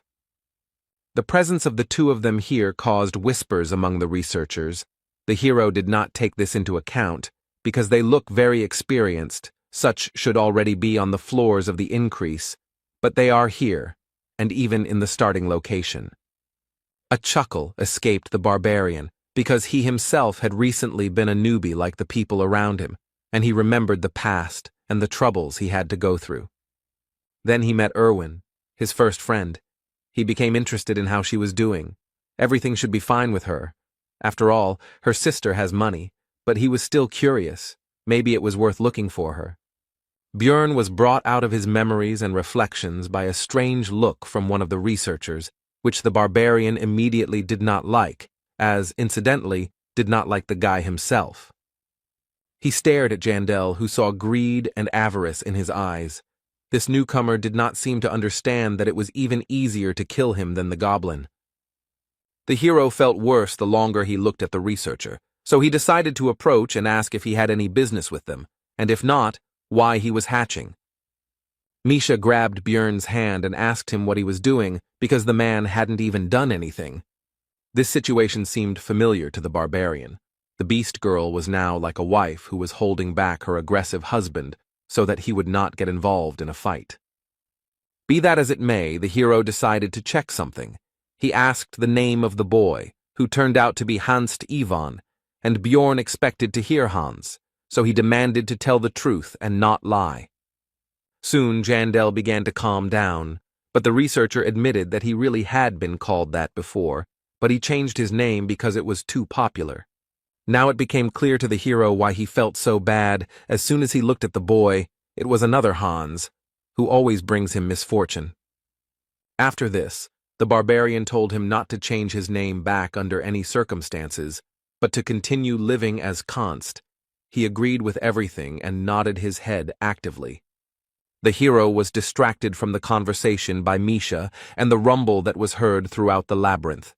Bjorn immediately grabbed his companion by the hand and ran towards the sound, because this could only mean one thing: the rift would soon open. Jandel decided that changing his name didn't help. If it was Hans once, it was Hans for life. They really were harbingers of trouble. Naturally, the rifts open once every 3 days, and while the first one was going on, it meant that someone had used the same method as him before to open this place. Bjorn was in a hurry. He had spent a lot of money on preparations. He also wondered who it could be, a former player or just someone with the right information, whatever it was. He was going to find out. But to do this, It was necessary to get inside, so to increase the speed, and, accordingly, the chances of success. Because the space is limited, the barbarian took Misha in his arms and rushed to the entrance. The partners still made it in time. They were the last of the 5 participants. 3 were already inside. It was time to get acquainted with the new members of the formed Rift cleanup squad. The young man introduced himself simply as Carlson. The massive beast man of the bear family was Abman Urikfried, and the girl was Genzia Nefrin. The hero decided to give fictitious names. He himself became Bjorn, the son of Thor, and he called Misha Michelle, but she didn't understand what was going on at all. Bjorn could only hope that she would start to think faster. She soon confirmed his words, but she was completely incapable of lying. Her face could not hide anything. After the introduction, Jandel decided to decide on their roles in the team. He himself is obviously a defender. Genzia said that she absorbed the essence of a goblin archer and is a scout, and Carlson is a vanguard fighter. The hero figured that the girl was somewhere on the first floor, the boy on the second. They had 2 newcomers in the group. This was radically different from the situation in the Bloody Citadel, but it was not surprising. After all, rifts appear in every 5th or 6th labyrinth. In Rafdonia time, this is once every 5 or 6 months. This time the opening was forced, which shortened the time. Experienced fighters simply do not know about what is happening.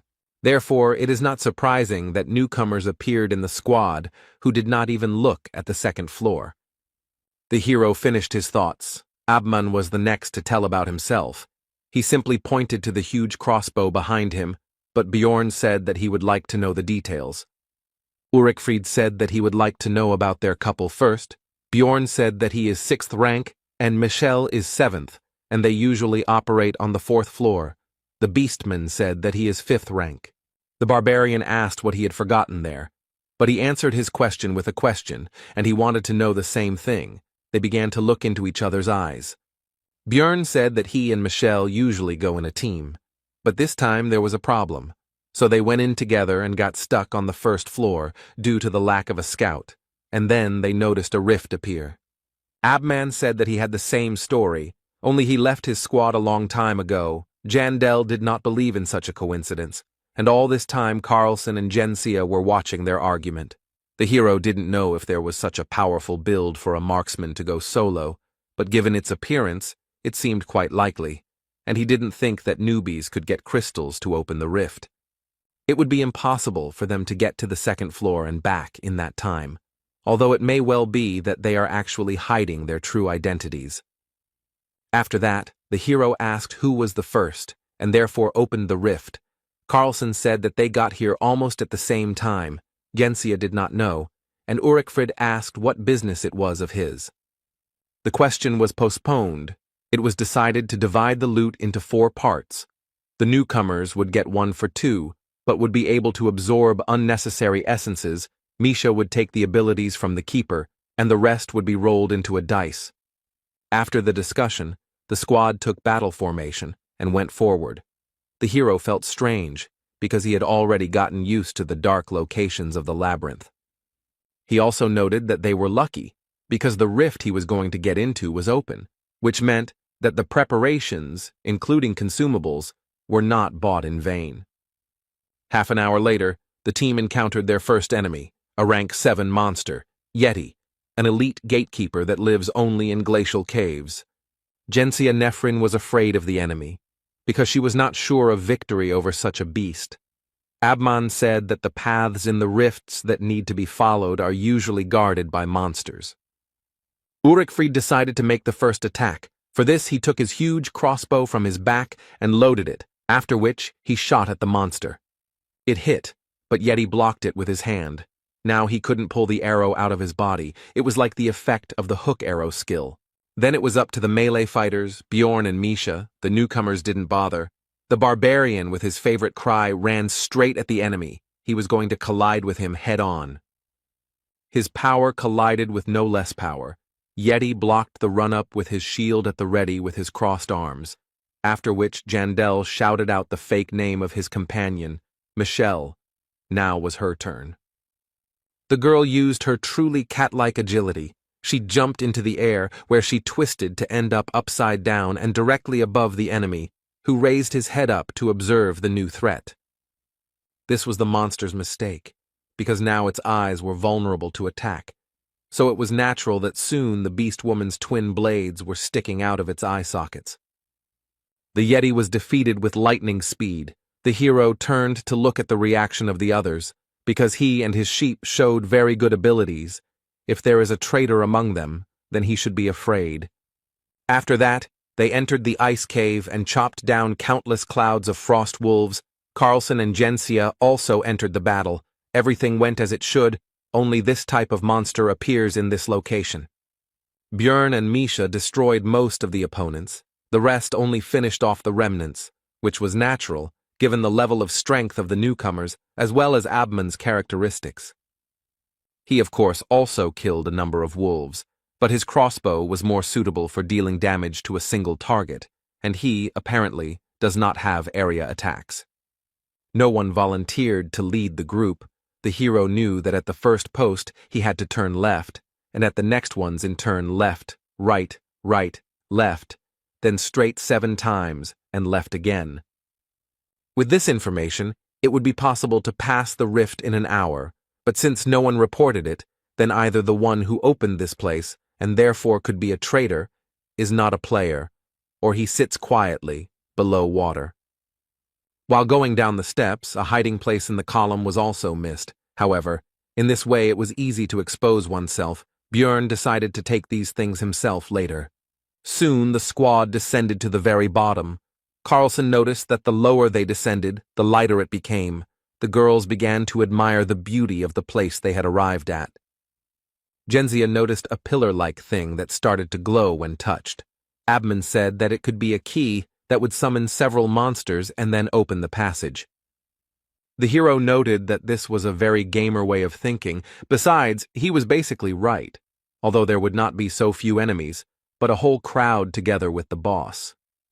The long-sealed tyrant has begun to awaken, but first, of course, we must deal with his minions, who have sensed their master and also awakened from their long sleep. Abman and Jensia did not expect such a number of opponents, but Bjorn calmly suggested retreating to the stairs, since it would be easier to build a defense there. There were about 20 frost wolves in the first wave, and a few rank 8 monsters appeared in the second wave, but they weren't a problem. After that, an ice golem appeared among the opponents, distributing a slowing debuff that also stacks. The barbarian decided to smash it into pieces as quickly as possible, which he did. The next enemy turned out to be the Lord of the Snowfield, Katumba, a named monster that is an intermediate boss, a mutant yeti that can use various skills. One of which was suppression. The hero had already experienced it during the battle with the marauders on the second floor. Because of it, it was impossible to move his body. It's easy to remove. You just need to take damage as soon as you freeze, or bite your lip, like Misha, so that the blood doesn't stop, which will also fulfill this condition. The hero used a different method. He simply pumped up the magic defense parameter, due to which the effect did not affect him at all, and he rushed at the boss with his battle cry using Wild Splash. Misha also joined his attack. Katumba decided to use his skill called Cold Burst. Bjorn took it on his shield. Although the body began to tingle, it did not cause any noticeable discomfort. The monster and the barbarian met in battle. The hero held back the enemy and struck him, practically without suffering in return. Ulrichfried told him to get out of the shot's path if he wasn't going to die, as he began to use his skills, which were enhancement, which strengthened active skills proportional to the soul's power, and hazardous materials. The combination was so powerful that it not only instantly killed the boss, but also dealt damage to the monsters that were nearby. The explosion was impressive. Misha was surprised that such a thing could be achieved with a regular crossbow bolt, while Jandel realized that the Beastman had had an area of effect skill all this time. He was just holding it back just in case. Björn wasn't entirely sure if this could be called AoE damage, but with the help of the bear, they were able to quickly deal with this wave. They were also lucky. They got 2 essences. Now the division of the loot should begin. Abman immediately said that he was not interested in this, and left the discussion to the others. The newcomers were about to say something, but Björn interrupted them. He informed them that the Yeti essence would go to them and Misha, and they could divide the second one between themselves. They agreed. The cat immediately began to congratulate the barbarian on acquiring even greater power, but it turned out that he wanted to give this thing to the girl. Misha hesitantly said that, in principle, she was not against such a development of events, but she was interested in how much she would owe for it. The hero was discouraged by these words. He was not going to fleece his partner. The girl continued to say something, but Björn was no longer listening to her. He was immersed in thoughts about the fact that the essence of the Yeti, a monster of the 7th rank, has quite decent stats. It increases bone strength and cold resistance. These are top defensive characteristics, and in addition to them comes sensitivity to the same cold. As well as a little strength and dexterity, all of this would be useful. But the sensitivity indicator is key for elemental damage dealers. It increases the damage from a given element. Misha, meanwhile, was still plaintively asking for an answer to her question. Bjorn continued to anticipate how much the power of his Koshara would increase. Because the color of the essence was also lucky, it gave the passive chill, which increased the damage of the attribute. But the main one was the active condensation of cold. Jandel could have dreamed about a better essence and thought about the prospects for a long time, but he came to his senses from Misha's touch, who thought that he would fleece her to the skin, since he had not answered for so long and with such a face. Björn finally replied that she shouldn't worry about that, since such things only needed to be taken care of with temporary companions, and it would be enough for him that the girl would continue to stay with him. These words somewhat confused the cat, but she still hurried to absorb the essence. This caused strange sensations in her, because the last time she did this was a long time ago. The barbarian decided to inquire about what the newcomers had decided. They said that they would not take their loot, which aroused the hero's suspicions, because such newcomers should seize any opportunity to become stronger. Carlson explained that Genzia saw that this essence fell from a frostwolf, and if so, then it would not suit him. Bjorn asked the guy about his reluctance to absorb this thing. Because these monsters are rare, it is unlikely that he knows about the granted abilities. The guy replied that it is rank 9, and something better will still fall out in the rift. It was a little suspicious, but such an answer was quite logical, because in this place the chance of essence dropping is very high, so I decided to find out Gensia's reasons for refusing to increase her strength. The researcher replied that removing unwanted essences was quite expensive, so she decided not to repeat her mistakes, because the girl uses a sword and she has the abilities of a goblin archer. The hero would have removed from the list of possible traitors those who would have absorbed the essence, but none of them took it, and the reasons given were almost ideal. He only hoped that they were not in cahoots. Genzia began to ask about the end of the monster's attack, as the ice ceiling above them began to crack, and soon a large paw of a new monster appeared from there. It was the final boss, somewhat similar to a lycanthrope, but larger and without weapons. But Bjorn was never worried about its appearance, because he knew that he would have to fight it later. Tyrant Tenerbus discovered the intruders and was very angry, so he used Ice Crush, which broke the floor under the team, and they all began to fall down. Just as the hero from the game remembered, it was time for the 3rd chapter. As a result, the squad ended up in a special zone, in which they were affected by the hypothermia effect, which reduced agility and doubled the damage received from the cold, and they all fell into freezing water. In the game, you just waited for the loading to complete, after which you start the 3rd chapter already on land, although your health points become smaller. But in reality, the barbarian was thrown around by the current left and right until he was thrown out of the waterfall, and he began to think that he would die like that. Now he understood the reason why he started this chapter in the game with reduced health. Because of this shaking from side to side, like a sack of potatoes, his body is now all in bruises and abrasions. The hero was distracted from analyzing his condition by a worried Misha, who shouted his false name and ran to the barbarian to make sure that everything was okay with him. When everyone gathered together, it turned out that Abman always carried firewood with him. Since he traveled alone, Björn decided that this fully proved the truth of his words. Nefrine and Carlson were worried that they were sitting right next to the fire, but it wasn't getting any warmer. Ulrichfrid explained that it could be an effect of a special region. His own limbs were getting numb. Misha was surprised by their conversation because she herself had never felt anything like this, but the hero was not surprised by this because the girl's resistance to cold, according to his estimates, should have already exceeded 40 units. The cat asked how Björn was feeling. He replied that he was also cold, although not too much because his body was shaking, but it did not cause pain. Then she called him to warm up to her. This time the situation could not be misunderstood. Even Abman was whistling, as if not paying attention to what was happening. Anyway, the team decided that the area was safe, so they planned to set up camp for the night. But Jandel couldn't trust the others. He and Misha had some firewood of their own, so they moved further away. The cat suggested that Björn sleep first, but he said that first they needed to talk about whether anyone from the rest of the squad seemed suspicious. After Misha shared her observations, the hero praised her, because thanks to this, he was now almost certain of the traitor's identity. 6 hours later, the expedition continued. Now they had only one path, albeit a winding one. In this location, they did not have to wander, they just had to follow the main path. Along the way, there were also monsters to fight that came out of the walls. Most of them were rank 8, but the difficulty was considered higher than the Bloody Citadel, which had rank 7.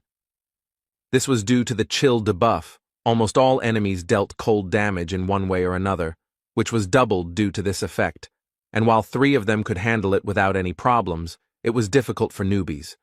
After 4 hours of moving forward and clearing out monsters, the team faced a new challenge. These were frozen ice orcs. They were rank 7.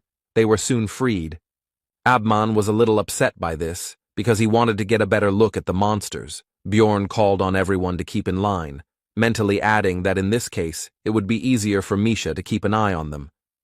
The barbarian didn't know what the potential traitor's goal was. Maybe it was even a simple clearing of the rift. But in any case, he decided to prepare for any development of events. Now he rushed straight at the orcs with a battle cry. Such a serious skirmish is the perfect chance for him to take action. So, just in case, the hero decided to keep his cards close to his chest and fight at a lower strength.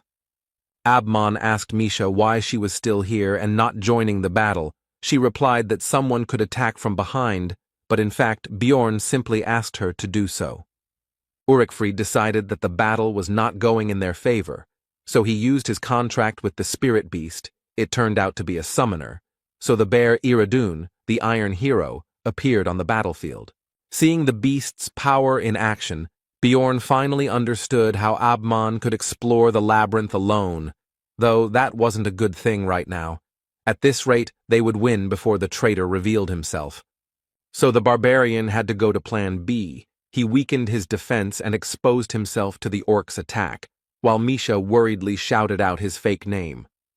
But in fact, she was closely observing the actions of the rest of the squad, as previously agreed.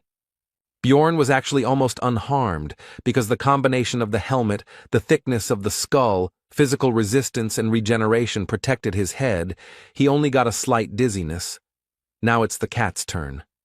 Carlson temporarily took the place of the defender and began to hold back the opponents, but among them was an orc sorcerer who aimed at 2 beastmen standing at a distance. Abman fired a crossbow at the enemy, who tried to defend himself with an ice wall, but the bolt easily pierced the barrier and hit the greenskin right in the forehead. Even without the barbarian, the team coped with this fight. Jandel was already beginning to think that his whole idea of creating a difficult situation was losing its meaning, when a voice was heard that said that since the essence had appeared, it was possible to begin implementing the plan. Genzia used armament change, which instantly changed all of her equipment to a higher rank, after which she used the skill Beast Walk, which imposed invisibility and speed. Thanks to this, she quickly got closer to Abman and also activated Vengeance, which increased the penetrating and cutting abilities of one blow and also imposed the abnormal state of bleeding. She said that she would receive 30 million for his things, and due to Ulrichfried's critical injury, his spirit beast was recalled. The next moment, Misha threw some potion right at Genzia's head. She didn't understand its effect, so she tried to find out about it. But the thrower interrupted her with a shout that Bjorn must act now. No one noticed when the barbarian had already managed to get up and get closer to Nephrine, and he was already here. Using Wild Splash, he tried to strike. But the traitor was quick enough to avoid the surprise attack. She realized that the enemy had somehow figured out her intentions, but it didn't matter because she still had the skill of stealth. But when she tried to use Beast Walk again, she was in for a surprise. It didn't work. The effect was cancelled by the potion that the cat had thrown a few moments ago. Bjorn insulted her intelligence, thinking that she should have kept her mouth shut because she herself said that she had the essence of a goblin archer, and that was how he learned about the invisibility skill. In general, there were many hints that Gentia was a traitor. For example, she acted as if she knew how to get through the location. She mentioned key things for the passage, although she pretended that she did not understand anything. But he was finally convinced of this after Misha said that after they got out of the water, Nephrine's smell changed. Before, she smelled like the beast's lair. And to open this rift, you need magic stones from the monsters of this location. She just didn't think that this could somehow give her away. But then it became obvious to him who the traitor was here. Despite the hero's thoughts, the fight continued, and as a result of a short skirmish between Genzia and Misha, it became clear that the latter was stronger, so Nephrine had to jump back further to avoid a fatal blow. But there a barbarian was already waiting for her. Before the traitor could do anything, she received a powerful attack from a huge mace on her back. Blood spurted from her mouth. A normal speed fighter wouldn't be able to withstand this, but it seemed like this girl had invested a lot in her defensive stats, so she jumped back and angrily cursed with words about stupid NPCs. The hero realized that she was also a former player, like him. But this did not change anything for him, because if she wanted to finish him off, then he did not care who she was. Now she was just an enemy. While Bjorn stood there waiting for Genzia's next move, an orc with an axe came up behind him, but thanks to Wild Surge, he couldn't deal damage, so he was ignored, and killing him would spawn a boss. Nephrine herself, seeing how the 7th rank monster did not leave a single scratch on the barbarian, decided that it was not worth getting involved with such a thing, so she turned around and ran away. But it was pointless. It seemed she didn't know that when the ice orcs woke up, the passage would collapse. But as they say, a cornered rat will bite a cat, so you have to be careful. All this time, the enemy continued to beat the barbarian wherever he could. It seemed he was even starting to like it. Misha offered to take him on herself. Bjorn said not to kill him, but only to distract him. After that, he went straight to Genzia. She tried to say that they misunderstood each other and they needed to talk first, but the hero understood that she was just trying to stall for time. She recently cast Vengeance and is now waiting for the cooldown to be able to use it to win, which she needs to do for about 3 more minutes. In other words, she wouldn't be able to break through the shield yet, but his thoughts were interrupted by the enemy's attack. He realized that despite this, she would still try. Nephrine's onslaught didn't last long. Jandel timed it right and struck her leading arm with his massive mace, causing the blade to fly far away from them and leaving the girl unarmed. After that, the barbarian returned to the conversation and asked about what they had misunderstood. Genzia at first did not believe that they believed her, but this was her only chance, so she began to explain. But her speech did not last long. While she was speaking, a blow from Bjorn fell on her head, not strong enough to kill, but enough to knock her unconscious. It was all just a distraction. Soon all the equipment was removed from her. It was all sharpened for fighting with other people, but some of it could well be suitable for Misha. The rest could be sold for a solid sum. The loot was finished. Now it was time for a conversation. But before that, the barbarian crushed all the limbs of the victim and forced him to use change armament to remove the second set of equipment. After that, it was possible to find out that rumors about Genzia's tricks had spread throughout the guild. So this time, she decided to act for sure and kill all witnesses. Then the hero asked why she opened the rift. The The girl replied that she wanted to get the heart of the snowfield, and that there were also supposed to be lower-ranking researchers here, and after that, she latched onto the words about opening the rift. It was Bjorn's miscalculation. Now Nephrine asked if he was a player, but the barbarian was not going to agree with this. Genzia began to beg for mercy, because she just wanted to get home. The girl said that in this world, in order to survive, she had to go through terrible things, and also thought that Jandel NPC, if she knew that he was a player, she would not have attacked, because real people cannot be killed. After that, she broke down. She wanted to hear at least some kind of answer, and the hero was silent all this time. He was surprisingly calm. There was not a drop of sadness, and there was no pity either. He simply said that she was an evil spirit. He raised the mace up and abruptly lowered it down. With her last word, the girl called her mother. After that, she would never say anything again, and the floor of the labyrinth was once again stained with human blood. Bjorn killed another player for the first time, whether it was easy or hard, whether he felt excitement or fear. Looking at Misha, he understood that none of it mattered. He did what he had to do. The cat ran towards the barbarian, because she was already starting to worry about his long absence, thinking that something had already happened. Meanwhile, Carlson was barely holding back that last ice orc. He began to call for help. The enemy was clearly stronger than the newcomer and was about to gain the upper hand in the confrontation. In the end, the monster knocked the guy to the ground and was about to finish him off, but Bjorn told Misha to deal with the orc, and at the same time, she should try out her new active skill. The cat used 2 skills at once. The first was strengthening, the second was condensation of cold. Her sensitivity to cold increased significantly. The orc was about to deliver the final blow with his axe when Misha rushed past at great speed and wounded his hand, saving Carlson. The wound looked like frostbite damage. It stops bleeding, but also prevents regeneration, which will be useful. It also significantly limits mobility on normal monsters. Without cold resistance, it will be even better. Having analyzed all this, Bjorn told Misha to hit him in the neck this time, which she did, as a result of which the enemy instantly froze in place. Most likely the frost reached his brain. Now, after asking about the cat's readiness, the barbarian attacked the helpless orc with his mace, after which the boss should appear.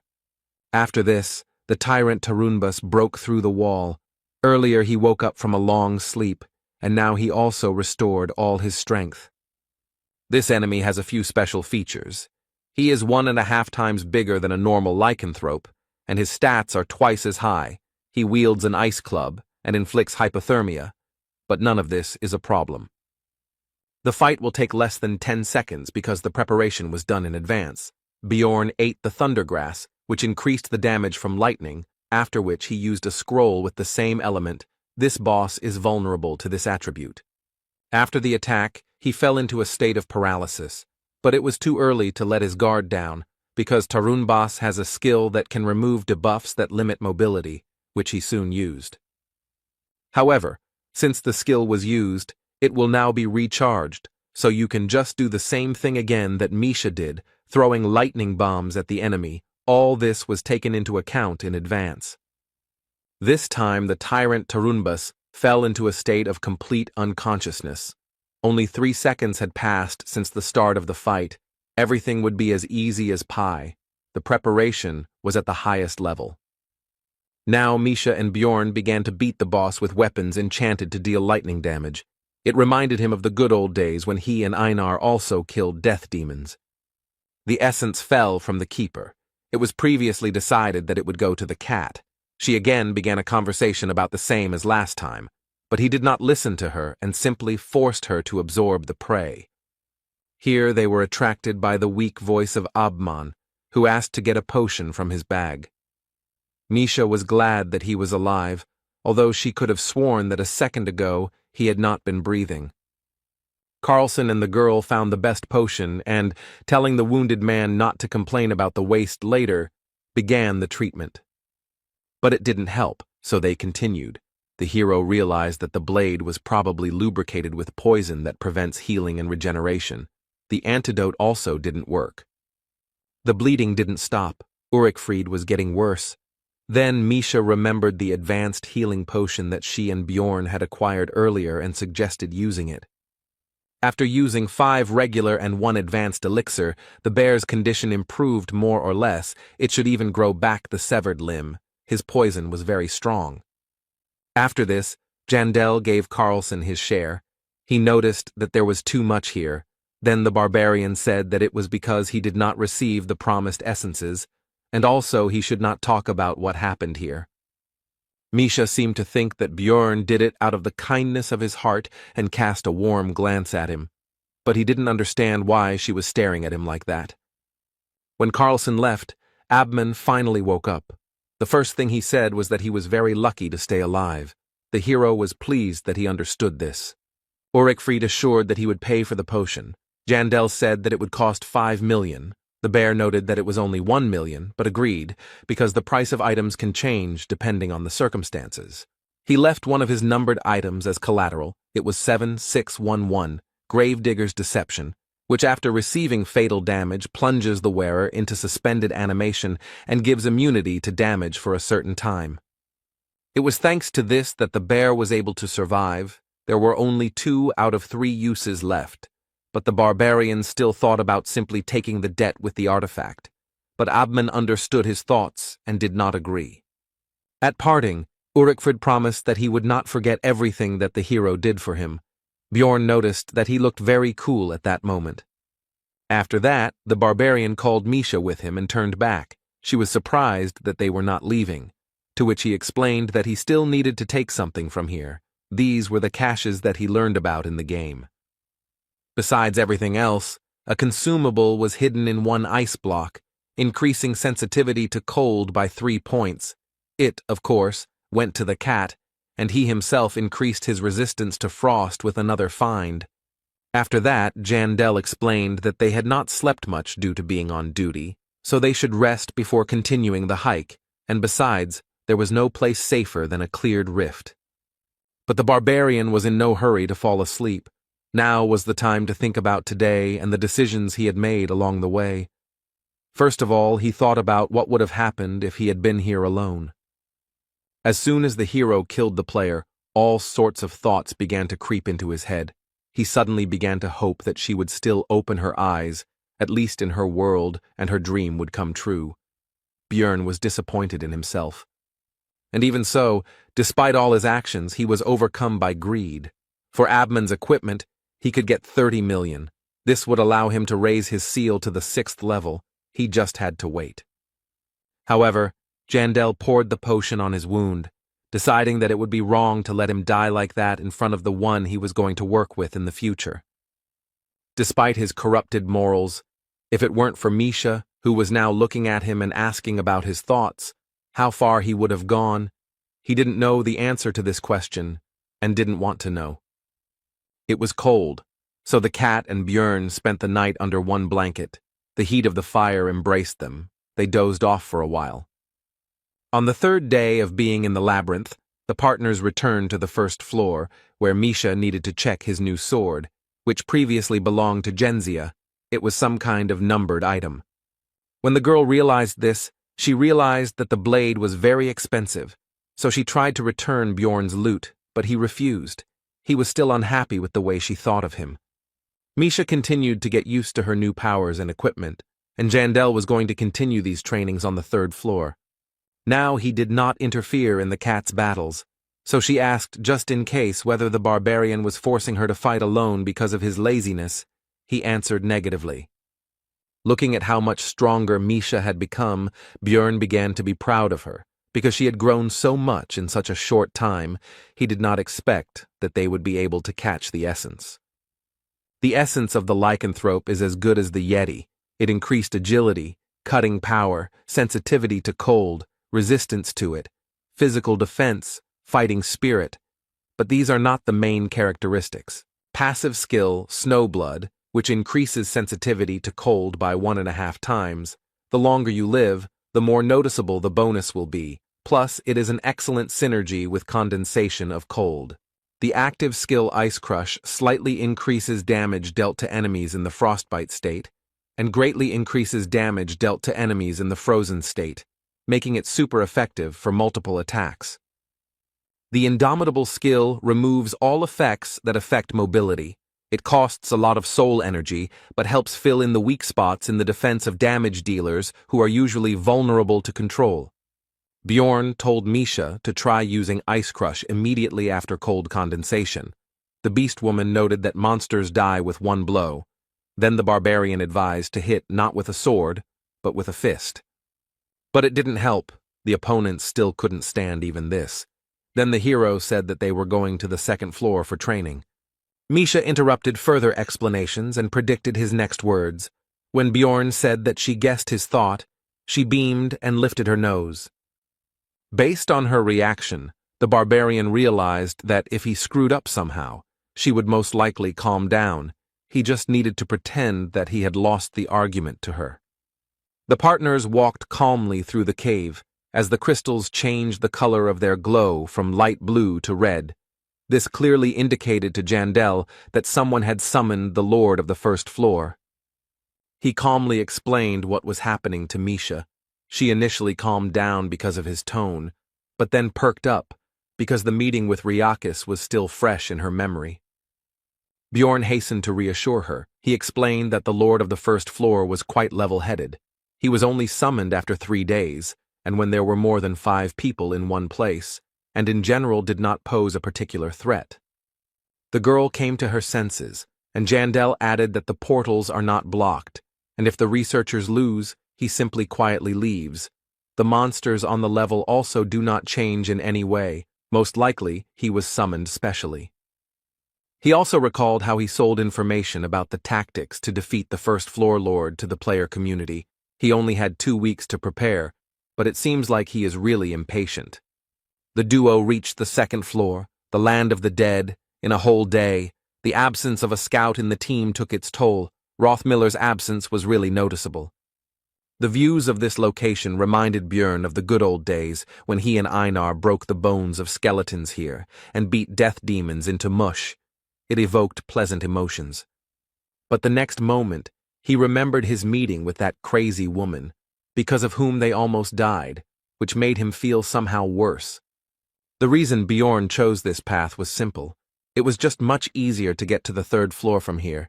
You just need to stomp north. This time there were only 2 of them, so they could open a raid on the Death Knight, a 6th-rank monster, in the battle with which it will become clear how much stronger Misha has become, and they will also receive experience. Soon the duo encountered 2 death demons. They would be good targets to test the girl's new skills, so she would hold off the opponents while she focused on consecutive attacks. The plan was immediately put into action. Misha used cold condensation and ice crush. This immediately caused the entire lower part of the monster to be covered in a ball of ice. He was unable to move, but he was not going to give up, so he used Call of the Dead. New opponents pounced on Bjorn while he held back the 2nd death demon, which made him unable to defend himself. The dead man, despite all the hero's physical protection, managed to bite through his skin and draw blood. The damage was not particularly significant, but it was unpleasant. Misha became worried and rushed to help the barbarian. But this was not such a dangerous situation as it seemed to the cat, because a moment later the wound began to rapidly regenerate with a hiss. The beast woman asked if Bjorn was a monster. He told her not to look at him, but to return to the battle, and the thought also came to his mind that the further he leveled up, the less he would resemble a human. Soon the opponents were easily defeated. Their bodies began to dissolve, and the duo continued their journey north, simultaneously fighting other monsters. The girl continued to train. As a result, Misha began to understand how much cold damage was needed to inflict the frostbite effect, but not to the point of freezing. They even came across a chimera wolf who had a control skill, allowing the cat to test indomitability.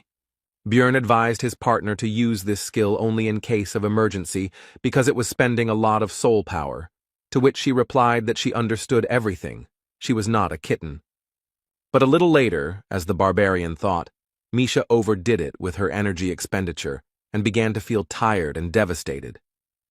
The barbarian began to carry his partner by the scruff of the neck as if she were an ordinary cat, while simultaneously recommending that she spend her soul power wisely next time, while she justified herself by saying that she felt fine until the last moment.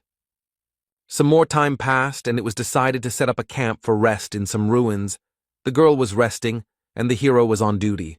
Everything was calm. But soon the voices of some researchers were heard nearby. They seemed not to notice the presence of Jandel and the beast woman nearby. Bjorn decided that it was time to leave here, so it was time to wake up Misha. But he froze when he heard the guests begin to discuss a certain barbarian, in particular, how he slept carelessly, and that they could cut out his heart right now, but the magicians preferred fresh ingredients. The hero heard something he couldn't ignore. It was obvious that his fellow was lying there, unaware that he was surrounded by hyena explorers. Bjorn remembered that of the barbarians who had gone through the initiation ceremony with him, less than a third had survived by now. Karak had told him this. And of course it couldn't be just the monster's fault. It was obviously the work of marauders aiming for their hearts. Continuing to listen to the researchers' conversations, the hero began to understand that they, it seems, were not going to do anything today. So what should he do? His first thought was to just kill them all. It was a simple and convenient solution, but not ideal, so he came up with another option for the development of events, after which he woke up his partner. The researchers were resting peacefully. One of them, as expected, was on duty. No one expected any incidents. But suddenly they heard a loud cry which woke up the entire detachment, except for the barbarian who was sleeping extremely soundly. It was the hero's voice, who told his partner that he simply wanted to do it. The researchers heard them and were surprised by the unexpected guests, but did not lose their heads and told them not to come closer. After this, one of the squad members hurried to wake up the barbarian and explained the situation to him. He was surprised that it was not monsters that arrived, but other people. He did not understand the danger. After all, his relative was among the guests. They hurried to meet each other. Bjorn introduced himself by his false name, Bjorn, son of Thor, and the second big guy was Karen, son of Tarson.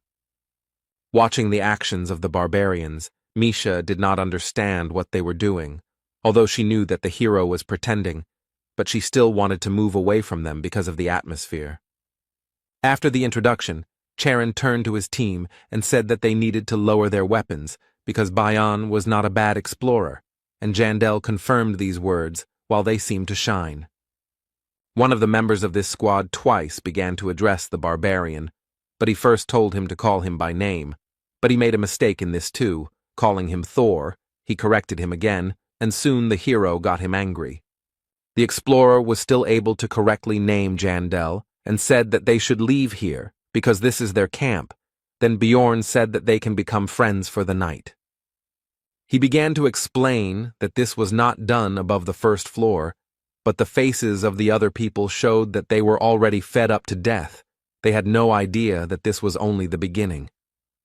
The researcher continued his speech. He said that you need to go up with those you trust. Bjorn clarified that they cannot become friends for the night. And the next moment he yelled that they were completely stupid, that they only had the bull for decoration, because if they united, then each of them would be able to sleep longer. Charon was surprised by this. He exclaimed that this was simply a brilliant solution, and he also wondered how the others had not thought of this before. The researchers were extremely surprised by this whole conversation. They decided that there was no point in even talking to these stupid barbarians. They even tried to somehow object, but this did not bring any results. The leader, with whom Bjorn had been talking all this time, had already decided that this would only bring disadvantages when he noticed the beast woman, who was very beautiful. He asked her opinion. The cat replied that since they were in the company of a barbarian, they could not be bad people, so she was not against their temporary unification. After which she told that her companion had lost his weapon, so she could not trust him to be on duty. This news pleased the squad leader, and Bjorn added that he had stuck the weapon into the monster and it had run away.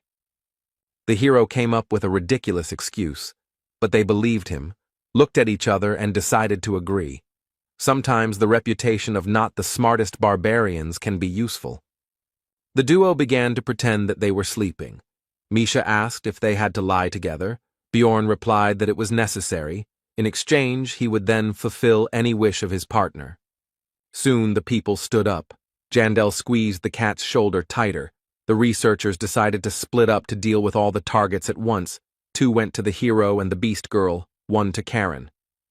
Bjorn pretended to wake up. He asked if they also got up because of hunger. They answered in the affirmative and said that they had dried meat.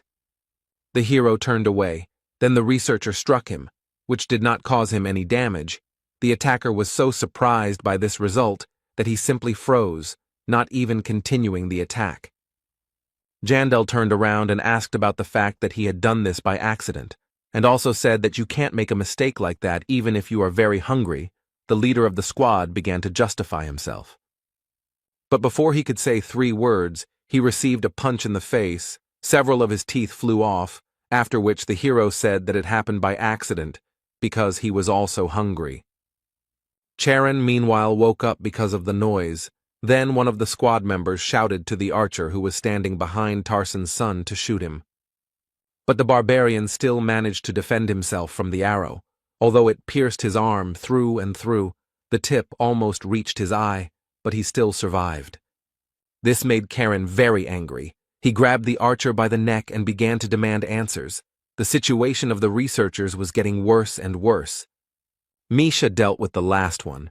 She told Bjorn that at first she was a little doubtful, but he turned out to be right. These people really are marauders. All the enemies were neutralized. Now it was time for interrogation. These researchers had a notebook with their conversations, which they conducted in writing so as not to be heard by their future victims.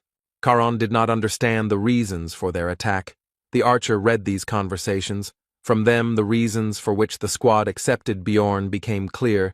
They discussed the stupidity of the barbarians, and at some point he stopped.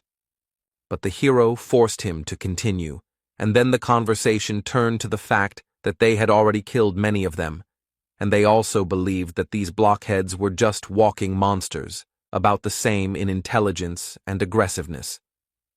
Charon was furious about the whole situation. He asked whose last words were. The archer answered, after which Bjorn ordered the prisoner to continue. Then the conversation turned to the fact that, in addition to the barbarians, they had good prey, the same stupid beast woman, but pretty, although she probably doesn't just travel with her companion. At these words, Misha interrupted it. She snatched a notebook, read something, and then asked the prisoner who had written certain lines, and upon learning this, she said that the researcher would be hers, to which the hero agreed. After that, they skimmed through the dirty words about the cat.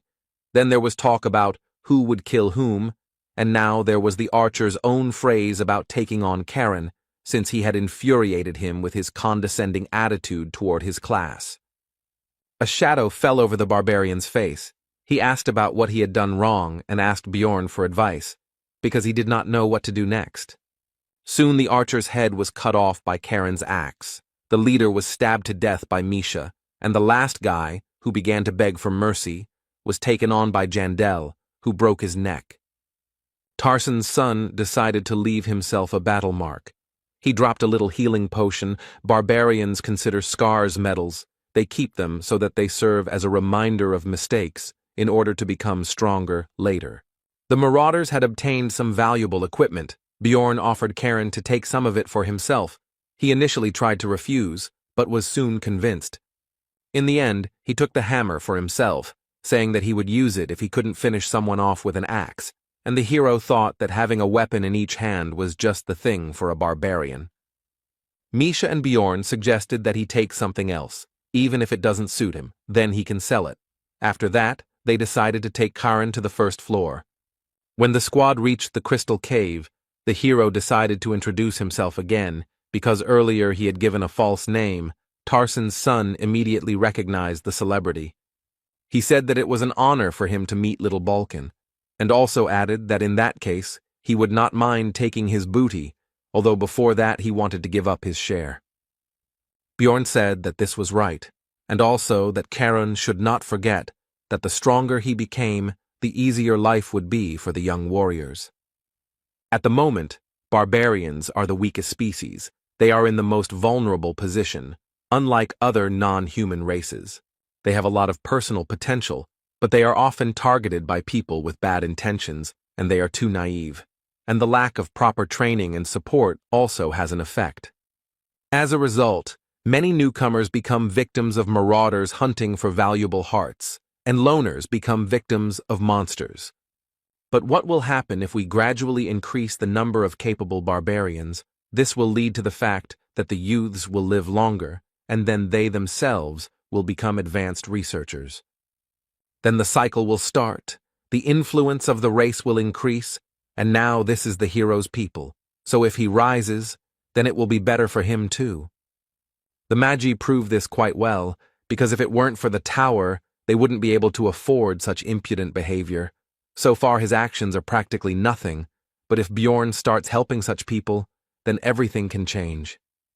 Having completed his thoughts, Jandel turned to Charon and began to give him a lot of advice, starting with the fact that when looking for a team, you need to choose one where there is at least one non-human. When Bjorn finished speaking, Tarson's son thanked the hero and said that hiding the axe behind a kind smile was indeed an excellent tactic, which surprised Misha and her partner. Charon continued his speech. He said that he would only take people as friends for the night, and if someone showed their true nature, he would open their skulls. And when he meets the young warrior, he will tell his story and give advice, exactly the same as little Balkan gave him, all for the sake of their people. Björn, meeting his gaze, realized that anyone who crossed this guy would find themselves in a very bad situation. After that, Misha and Jandel returned to the second floor, where they wandered for 2 more days. Now they were looking for one special monster. The hero was already beginning to think that he could forget about it. The cat told him not to be sad and asked what this story was about, a huge tombstone in the lands of the dead, from where a death knight emerges on the 7th day. She had never heard of anything like that. After that, Misha said that books don't always tell the truth, so the hero should stop sitting around in the library and start walking with her. Björn was surprised by this specific alternative. But further conversation had to be interrupted. Both felt something strange and became alarmed. They did not know yet, but they were subjected to the effect of the resentment skill, which reduced the effectiveness of healing and regeneration. The hero suspected what had happened, thanks to the time spent in dungeon and stone, so he immediately bit his lip and began to time the time it took for the blood to stop. He was right. Everything indicated that the Death Knight was very close. Apparently he was aggroed immediately upon his appearance. Someone was waiting for him and immediately attacked. Possibly a player, but not a fact. All they need is experience from this monster. There is an option to act, even if someone is already fighting it. Soon the duo ran to their destination, where the researchers actually started a fight with the Death Knight.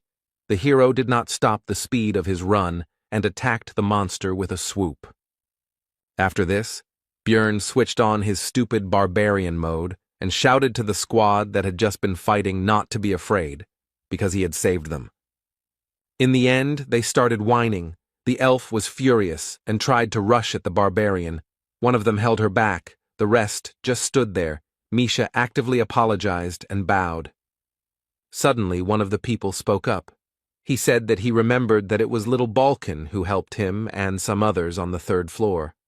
The hero remembered this guy. He was the same dude who took out the researchers during the battle with Riakis. Jandel thought that he could be a former player.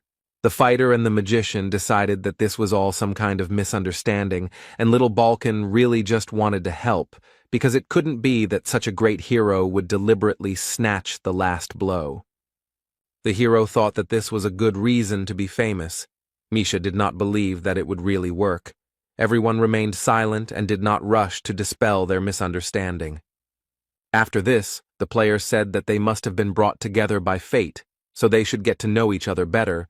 Björn did not mind and introduced himself, after which he began to extend his hand for a handshake. But he frantically stopped his limb when he heard the name of his new acquaintance. He turned out to be Hins Chrisen. This immediately alerted Jandel. The hero could not imagine that this would happen.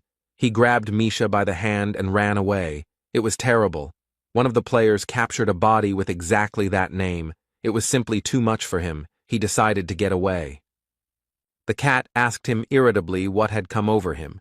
He replied that he would answer later, also thinking that he should have taken salt with him, and Hans looked after them, and did not understand the reason for such a reaction of the barbarian. Meanwhile, when the first floor had already closed, Karen returned from the campaign with good booty, which immediately attracted the attention of the rest of the barbarians, who this time all survived the first journey. They had many questions for their relative. One even suspected him of looting. Then he invited everyone to come closer and began to tell about his adventures. Charon told about everything that happened in the labyrinth. As expected, the barbarians were furious, but at the same time they were happy with the actions of little Balkan. They considered him a great and wise warrior. Tarsen's son confirmed their words. He raised one of his bags of loot and said that he had achieved all his success thanks to him and his advice. A couple of researchers behind them began to discuss the fact that this gathering of savages was too noisy and that their kind had only one benefit, their hearts. It was obviously impossible to attack them in Rafdonia. Until now, the barbarians were at the lowest level in the hierarchy of the labyrinth, but now Karen was going to change this. He decided to start small. He would teach his kindred what he learned from Bjorn and what he learned himself. Misha and Jandel reached the 3rd floor in the second half of the 9th day, ending up in the Black River mouth location. Next time, they definitely need to take a scout, but now they've tagged along with another group.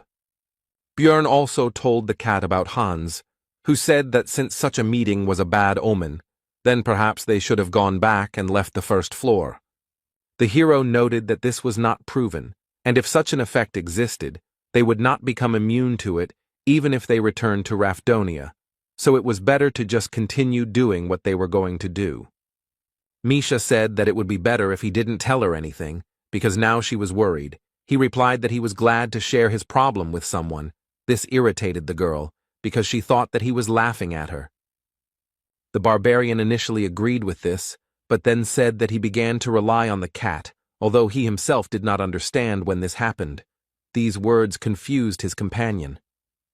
Misha praised Jandel and said that he needed to continue to rely on her and not suffer alone, while she experienced a cocktail of different emotions: pride, joy, fun, and awkwardness. Bjorn said that he was just joking, after which he instantly disappeared from his previous place, causing the cat to be surprised at first, and then angry and irritated, so she chased after the fleeing barbarian. But the merry chase did not last very long.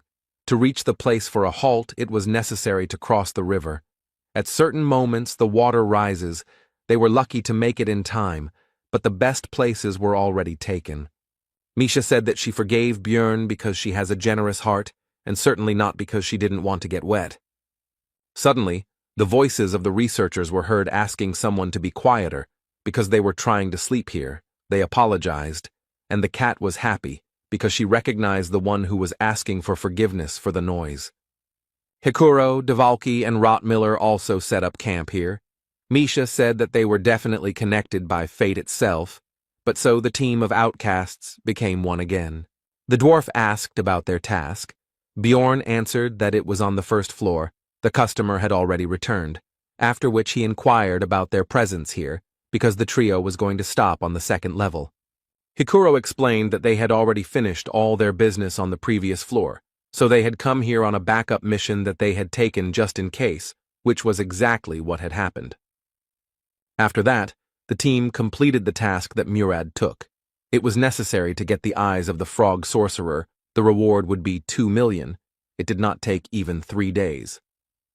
Misha was surprised that the matter was finished, but Devalki was glad that his distortion magic, which kept the monster's body from dissolving, finally worked, and told the beast woman that she was a talisman of good luck. But Hikuro said that he was looking at her through rose-colored glasses. The lucky one here was obviously Jandel. Fortune was following him on his heels. The barbarian himself had a clearly opposite opinion about this. After that, he suggested going to the 4th floor. Since they were done here, it would be a shame to stop there. If they set out now, they should make it in time, even if it would be tight. Everything was decided, and 3 days later, the team entered the witch forest, and 3 hours before the third level closed, the portal was reached. The hero praised Rothmiller for his work. When Jandel was already entering the passage, he heard a familiar voice calling him from behind, but he did not have time to turn around. It seemed to him that it was Erwin. He began to think about the likelihood of such a meeting. But there was no time for that, because in the Sky Tower, the monsters attack immediately. This time they had a nasty combination. It was an orc sorcerer, a stone golem, living armor, and a Dullahan. Only a few moments passed and the battle began. Hikuro exclaimed that his comrades should not lose their vigilance, because even though the opponents were low-ranked, their teamwork could be unpleasant. But the next moment, everything was already finished. All the enemies were killed. Bjorn dealt with the Dullahan and the living armor. Misha dealt with the golem, and Devalki demonstrated his new spell on the orc. Murad was surprised at how easy the fight was, but quickly came to his senses, because 4 multicolored portals opened, behind each of which were different types of tests. They did not have time, so the choice was obvious. This will be the Ladder of Wisdom, a path that requires a scout, since the road is very confusing and filled with traps. Monsters appear periodically, but you can climb up 5 floors at once. The hero was interested in what could have happened if they had chosen a different path, because then perhaps this would not have happened. On the first level of the Sky Tower, the team passed the Door of Wisdom, then Courage, and then Wisdom again. Thus they reached the 12th floor, where they came across a troll, a 5th-rank monster. Everyone was surprised and afraid of this meeting. The hero was no exception, because this is a very dangerous opponent who somehow jumped out right here. Of course, rank 5 monsters do appear in the Sky Tower, but they are extremely rare. In 10 years of playing, Bjorn had only encountered them 7 times, and even then it was on the 100th floor, not the 12th. The hero was finally convinced that people named Hans bring bad luck, because he had just recently met one of them. But now was not the time for reflection. The barbarian shouted to his comrades to pull themselves together, after which he used Wild Splash and rushed into battle, because if this happened, then he needed to strike ahead. Even with a skill that significantly increased physical characteristics, Jandel had a hard time taking the blows of such a powerful monster on his shield. Hikuro rushed to the rescue. He used weight balance, which increases resistance to repulsion and absorbs inertia, but even with this, the shield was damaged, which is why emergency recovery was used. Be that as it may, the short distraction of the enemy allowed the hero to stop defending and go on the attack. Although this did not bring much result, the troll turned out to be too strong. Rottmiller began firing his crossbow, trying to hit vulnerable spots, and Devalki finished preparing his spells. He used enhancement on Ice Spear. The projectile rushed towards the monster, but despite its size, it was fast enough to break the attack with its huge hand. The wizard could not believe what he saw. But the team was in no hurry to give up. Now it was time for Misha to try her strength against the enemy. She began to cut him, but the skin turned out to be too strong for her blades, but she managed to freeze him a little. The troll's defense left a lasting impression on the squad. Devalki began to shout that they needed to retreat because it was impossible to win, but Bjorn reminded his comrades that they had nowhere to run. The hero remembered that during his previous encounter with a monster of the same level of power, he had a 6th-rank sorceress with him, and for wizards they are considered 1.5 times more powerful than for other researchers. In addition, she knew and used spells of the element of light, to which the guardian was vulnerable, and before the battle, the tear of the goddess was used on him. Only thanks to all this and other factors was it possible to win. And even so, the battle turned out to be extremely difficult, and this despite the fact that the vampire has high regeneration, but low defense, and the troll has both of these indicators the best among all the monsters of the 5th rank. If the build is not specially adjusted for it, then you can't even count on pure luck. But despite all his thoughts, the hero was not going to give up. They had to have a chance. A plan quickly appeared in his head, which he began to tell his comrades. It would be a protracted battle. Soon 15 minutes of battle had passed. All this time, Dvalki spent mana only on curses, such as aggravate wounds, slow, and weaken. Hikuro, as the second tank of the squad, also took the brunt of the monster's attacks. The shield was not the best quality, so in addition to defensive skills, he had to spend energy on emergency recovery. While the two defenders held the troll back, Rothmiller distracted him with crossbow shots, the bolts hitting him in the face, eyes, etc. And Misha, as the squad's damage dealer, focused on dealing damage. She attacked only one single place, which Bjorn had previously indicated when explaining the plan. At some point, the troll got angry at the situation. He broke through the rest of the researchers and attacked the ranged fighters. Rothmiller took the slow Dvalki in his arms and hurried to retreat. The team walked along the edge of the abyss, but the tanks still managed to take control of the situation and began to hold back the enemy again. Bjorn also used Wild Splash, which attracted the attention of the monster. The hero asked the wizard about the remaining mana, and he replied that there was only enough for 2 or 3 minutes. Then the barbarian said to refuse to use slowdown. Dvalki replied that in that case, the time would increase by about 3 times. The fight continued, but now the squad was on a timer. Misha still couldn't cut through the troll's tough skin. The situation wasn't the best, so the barbarian decided to go to Plan B. To do this, he left the defense on Hikuro and went around the enemy from behind and dealt a crushing blow with a mace to the enemy's hand, which the cat had been cutting all this time, which had already caused him damage. The troll instantly reacted to his injury and used the madness skill, which temporarily removes pain and significantly increases physical performance. The monster threw a huge stone at Bjorn. He only managed to partially dodge. The projectile hit him tangentially, but it was not significant. The hero attacked the enemy's arm once again with his favorite cry praising Yahello. This attack caused the most damage ever. His arm was now broken. Then Misha attacked. The limb was severed, but the troll used super regeneration, an active skill that must be used on a specific body part and allows any damage to be restored. This skill really lived up to its name, because the hand began to recover quickly. It seemed that it was in vain and everything returned to the beginning.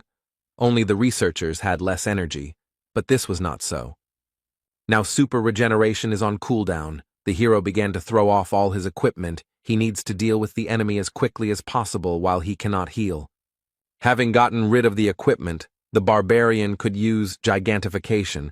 In the allotted time he needed to destroy the monster's brain or heart. Now the battle of 2 giants would begin. He had to cope in 2 minutes. The colossal barbarian immediately hung on Troll's neck, starting to strangle him, and at the same time he began to give orders to Misha. The cat immediately took action. She needed to hit the enemy in the eyes, and also cut Bjorn himself so that his blood would start to flood the enemy, because due to the essence of the corpse, golem, it is acidic. The troll was rushing and waving his hand. He was trying to throw the 2 researchers off himself, but he hadn't been able to do it yet. Rothmiller could no longer shoot for fear of hurting his comrades, so he simply watched and hoped that they would succeed, while Dvalki continued to weaken the enemy with his curses. It was impossible to reach the brain through the eyes, so Misha tried to break through the skull directly, but the sound that was heard showed that the strength of this 5th-rank monster was too great. The girl said that she couldn't do it, but the barbarian told her not to give up and continue, because they vitally needed to get to the creature's brain. The blinded monster seemed to have already given up hope of throwing the enemies off his body, which is why he became enraged and rushed to those he could reach. To Rothmiller and Dvalki, the monster did not intend to tolerate the curse. It is unknown how he aimed at the wizard, because he should not have seen anything, but it was now and it did not matter. Brown, as a more resilient and physically developed one, took the magician in his arms and began to run away. The troll became extremely purposeful and was no longer distracted by anything. He decided to pursue his new goal to the end. Perhaps he had sensitivity to mana. The battle quickly began to take a different turn. A moment ago, it seemed that victory was near, and now the situation has become extremely dangerous. The most vulnerable members of the squad are at risk. Hikuro tried to stop the huge carcass, but right now his soul energy ran out. which is why he was unable to use his defensive skills. The shield was broken, and the dwarf was wounded. The situation was getting worse. Misha was worried about her comrade, but Bjorn shouted at her to focus on the troll. The girl began to strike with even greater force and speed, putting her whole soul into it. Despite numerous wounds, the monster did not stop, so it soon reached its target. Dvalki received a blow from a 5th-rank monster. The curse's effects stopped affecting the troll, and Misha, after a moment of confusion, pounced on the enemy with unprecedented fury, simultaneously using skills to inflict more damage. Tears flowed from the girl's eyes. Curses at this monster burst from her mouth, but she did not stop, continuing to cut, pierce, and freeze the monster. But Bjorn's energy was not endless. Gigantification consumed it in huge quantities. So soon it ran out, the skill's effect was cancelled, and the barbarian and the beast woman fell off the troll. They both lay limp on the ground. The creature turned around and bowed its eyeless head over them, as if looking at the enemies who had caused it so much trouble. It seemed that this was the end. But it turned out that the troll was on its last legs, and the next moment he died, leaving behind only a single magic crystal, and no essence or anything else. The hero rose to his feet, simultaneously beginning to think about the situation, because all this was not his dream. These were the consequences of the decisions he made, because of which Dvalki suffered. Misha quickly checked Rottmiller and Hikuro, who were lying nearby.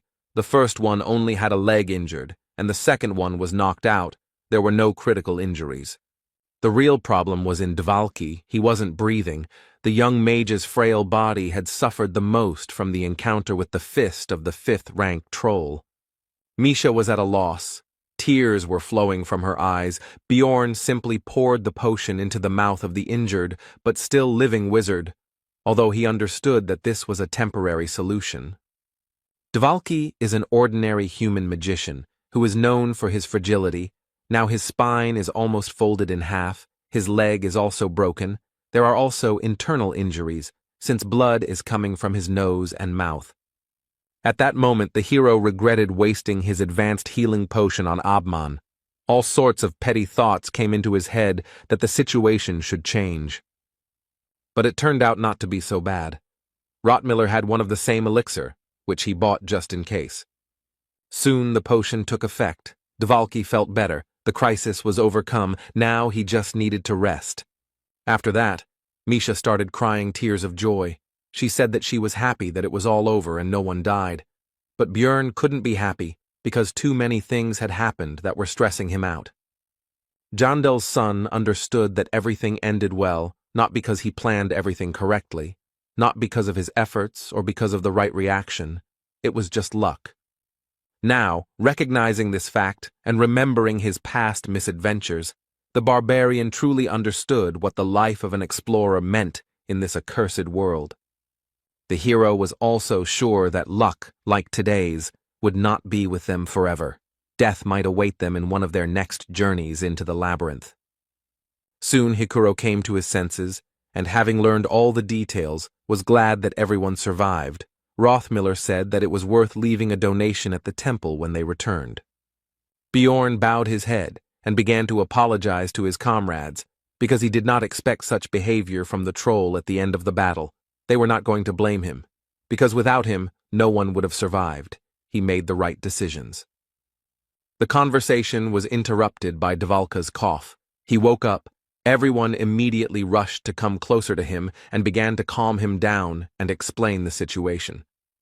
The potion hadn't completely healed everything, so some blood was still coming out of his mouth, but he said he was glad to see all his comrades were okay. Hikuro laughed and said that this story was not even worth bragging about, because no one would believe that they managed to kill the troll. Misha shared her indignation over the lack of normal prey. Rottmiller was also glad that they all survived, after which Murad remembered that the squad scout had spent an expensive potion and said that everyone would chip in for a new one. He did not refuse.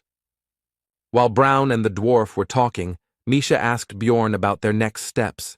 She wanted to know if they would be going up further. He was outraged that a cat could think that way about him. The barbarians said that their team would stay here until the labyrinth was closed, but Hikuro was outraged that the girl was asking about such a thing as Jandala, since this dwarf was the leader. After some time, the labyrinth closed, the squad moved back to Rafdonia, a week passed, and their 6th expedition came to an end. Irvin found out which hotel Björn was supposed to stay at and was looking forward to their long-awaited meeting. But a little while ago, right after returning to the city, the team went to the Temple of Letlas with Dvalki in their arms to completely heal all his wounds. Soon the wizard was completely whole. Bjorn expected something like this, because some advanced potion cannot compare with divine power, but neither one nor the other will help with psychological trauma. While Rottmiller asked about any side effects, to which he received the answer that everything was fine, the hero decided to visit the magician later and talk to him about what happened. Now everyone decided to rest and meet in 2 days, since this time they did not get many magic stones. Then the main income will be from tasks. When they receive a reward for them, then everyone will take their share. In the end, it should be 400,000 per squad member. This was very little. Because of the troll, the income from this expedition will be significantly less, and the monster itself did not even drop any essence. Misha asked the hero about his future plans. He replied that they should not split up and needed to take a bath. This caused the girl to be embarrassed, and the barbarian continued by saying that after that, they needed to sort out his clothes. The cat realized that her thoughts had again taken a wrong turn. Jandel said that they had already had enough rest in the labyrinth, so she shouldn't even think about escaping. She agreed with this. The girl said that in that case she would wash herself at his place, since she didn't want to go first to her place and then to his place. The hero replied that he didn't mind, since he didn't want to waste time walking to her house. Björn quickly took the water procedures, impressing Misha with his speed and then delighting her with the fact that she could take her time because he still needed time to sort. The hero was going to divide all his loot into what he would need to keep for himself and what he would need to sell. All of this could be done while the cat was in the bathroom.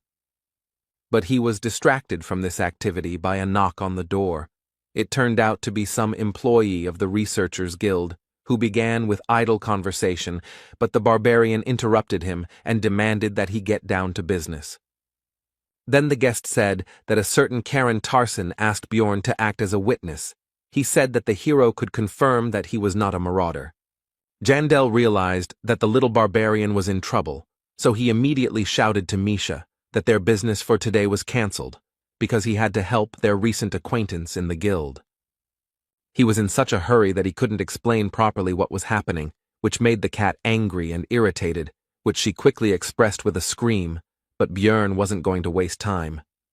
Meanwhile, Erwin ran through the 9th district, hurrying to finally meet the hero because now she knew that he survived.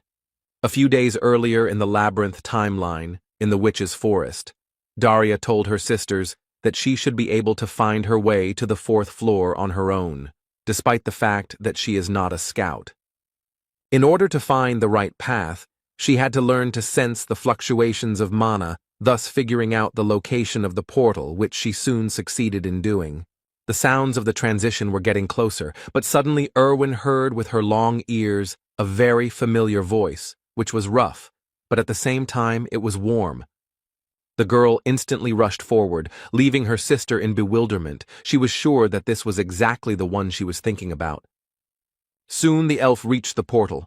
A barbarian was standing in it. He had different equipment. His face was not visible because of the helmet, but it was definitely him. Irvin spoke loudly to him. He began to turn around, but it was too late. He moved to the next floor. The girl decided that she should follow him. But Daria stopped her and said that she could be mistaken for a marauder, and besides, she hadn't even taken a good look at this barbarian. After this, Erwin began to cry and demanded to be let go. Her sister was unpleasantly surprised by such a reaction. After the labyrinth closed, the girl asked people about Björn Yandel. She didn't expect that he would become so famous. Everyone knew about Little Balkan. From them, she learned where he lived. And Erwin didn't know anything about it, because like a fool, she sat in her room all the time. but suddenly she wondered why her sister didn't tell her anything, but decided that she didn't know either. Now it doesn't matter what the reason was. Now there will be a meeting with Bjorn. First of all, the elf was going to apologize to him. She was also sure that he was also looking for her. For a second, the elf was overcome with doubt, because for some reason the barbarian had not found her first. But after a moment, the girl convinced herself that he had simply forgotten where she lived. Throwing away unnecessary thoughts now, Erwin knocked on the door. Now she felt excitement and joy. She had a feeling as if her heart was about to jump out of her chest. But her expectations were dashed. The door was opened by some beast woman from the cat tribe, who immediately asked about the elf's identity and not the barbarian. Erwin was surprised to be greeted by a woman here, but decided that she had simply made a mistake in the room, so she asked where Bjorn Yandel lived. The beast woman replied that this was his place of residence. He had just washed himself and had already left, after which she suggested that the elf wait for him here. Erwin mentally repeated the words she had just heard and realized that this was indeed Bjorn's room, from which the girl had come out, clearly just from the shower. She was at a loss about this situation. After this, Misha said that if the elf did not want to wait, then let her say her name, then she would tell Jandel about her arrival when he returned. This phrase made Erwin even more tense, because it sounded like they were living together, but she decided not to ask about it. After this, the elf decided to wait for the barbarian in the room and not go anywhere. The beast woman did not object to this. When they entered the room, Erwin noticed the things scattered here, while Misha explained that there was usually no such disorder here. The elf interrupted her. She said that she understood what was happening here, and she also said that she had done the same with him. Then the beast woman asked her about the fact that she was also a researcher. Then Misha said that the girl shouldn't get it all wrong, because all this equipment was obtained from marauders. Erwin said that the beast woman shouldn't worry, because she understood everything correctly and knew that Bjorn would never do something like that. And she continued by saying that it is only fair to be punished for lusting after something that does not belong to you. Meanwhile, Bjorn arrived at the Explorers Guild, where he was informed that the girl he had taken hostage for some reason wanted to meet him. The branch manager was reluctant to disclose any details, so the barbarian stood up and said he was going to leave. The man quickly stopped Bjorn. He explained that he could not reveal the details, but it would not harm him. But Yandel replied that he could tell the girl that he was refusing the offer. 20 minutes before, it had become clear that the story with Karen was just a decoy for the hero. He had been told that, with the help of magic, it had just become clear that Tarson was innocent. After which the local chief invited Bjorn to his place and said that Miss Urbans wanted to meet with him. At first he did not remember who it was, but the man reminded him that it was the daughter of the head of the district, whom he had taken hostage. Meanwhile, the girl's father recalled how his daughter spoke out against him, while a woman should know her place. He was amused by this fuss, because what could she do anyway? Sitting in his office, the man read documents with a report that the head of the branch where the escape incident occurred had conspired with his child. The subordinate added that Niall Urban's daughter most likely decided to fall into the hands of that barbarian, and the chief realized that his stupid offspring had decided to rebel against him. The head of the district thought that despite everything, she remains his daughter, even though she has entered a difficult age. But it is funny to watch how that man is trying to keep his position, taking advantage of the situation. Eventually, while sipping his tea, he came to the conclusion that he needed to get rid of both of them. They were slightly annoying him. Somehow these two managed to continue to get on his nerves, but the amazing thing is that the barbarian manages to do the same. Meanwhile, Bjorn, who had no idea about the intrigues swirling around him, left the guild and unexpectedly found himself right in the middle of a downpour. He decided that since it was dinner time anyway, he could hide inside the nearest establishment, wait out the rain, and at the same time satisfy his hunger. Having tried the meat, the barbarian came to the conclusion that Misha was doing better. He was interested in what she was doing now, and also thought about the fact that tomorrow he could buy a piece and ask the girl to cook it. After that, he suddenly wanted pancakes with green onions and soju, But there probably isn't anything like that here, but he still doesn't have much of a desire to return because he's already gotten used to the local way of life. And to the creaky bed, to the only room with a bathroom in the entire tavern, but most importantly, to the everyday life with his comrades, of course. He could complain all day about all the troubles that happened to him here. The hero came to the conclusion that he had simply begun to become attached to this world, especially if you pay attention to how he thinks about it. Later, he thought about the fact that if he was going to get to the next floors of the labyrinth, he would have to look for a new team. Bjorn had thought about this before, but after the incident with the troll, he finally realized that if he was going to go higher, it wouldn't work with this group. After all, the further you go, the more dangerous your opponents will be, and you can't expect too much from your current comrades. They can't be lucky all their lives, as they were in past events.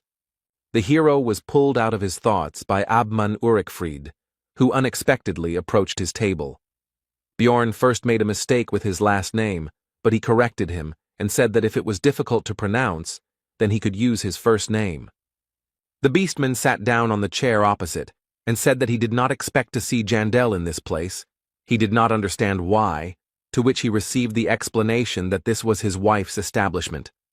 The barbarian was surprised that Urikfried was a married man, but still went into research. He replied that business was going badly, and it was his job to cover the rear.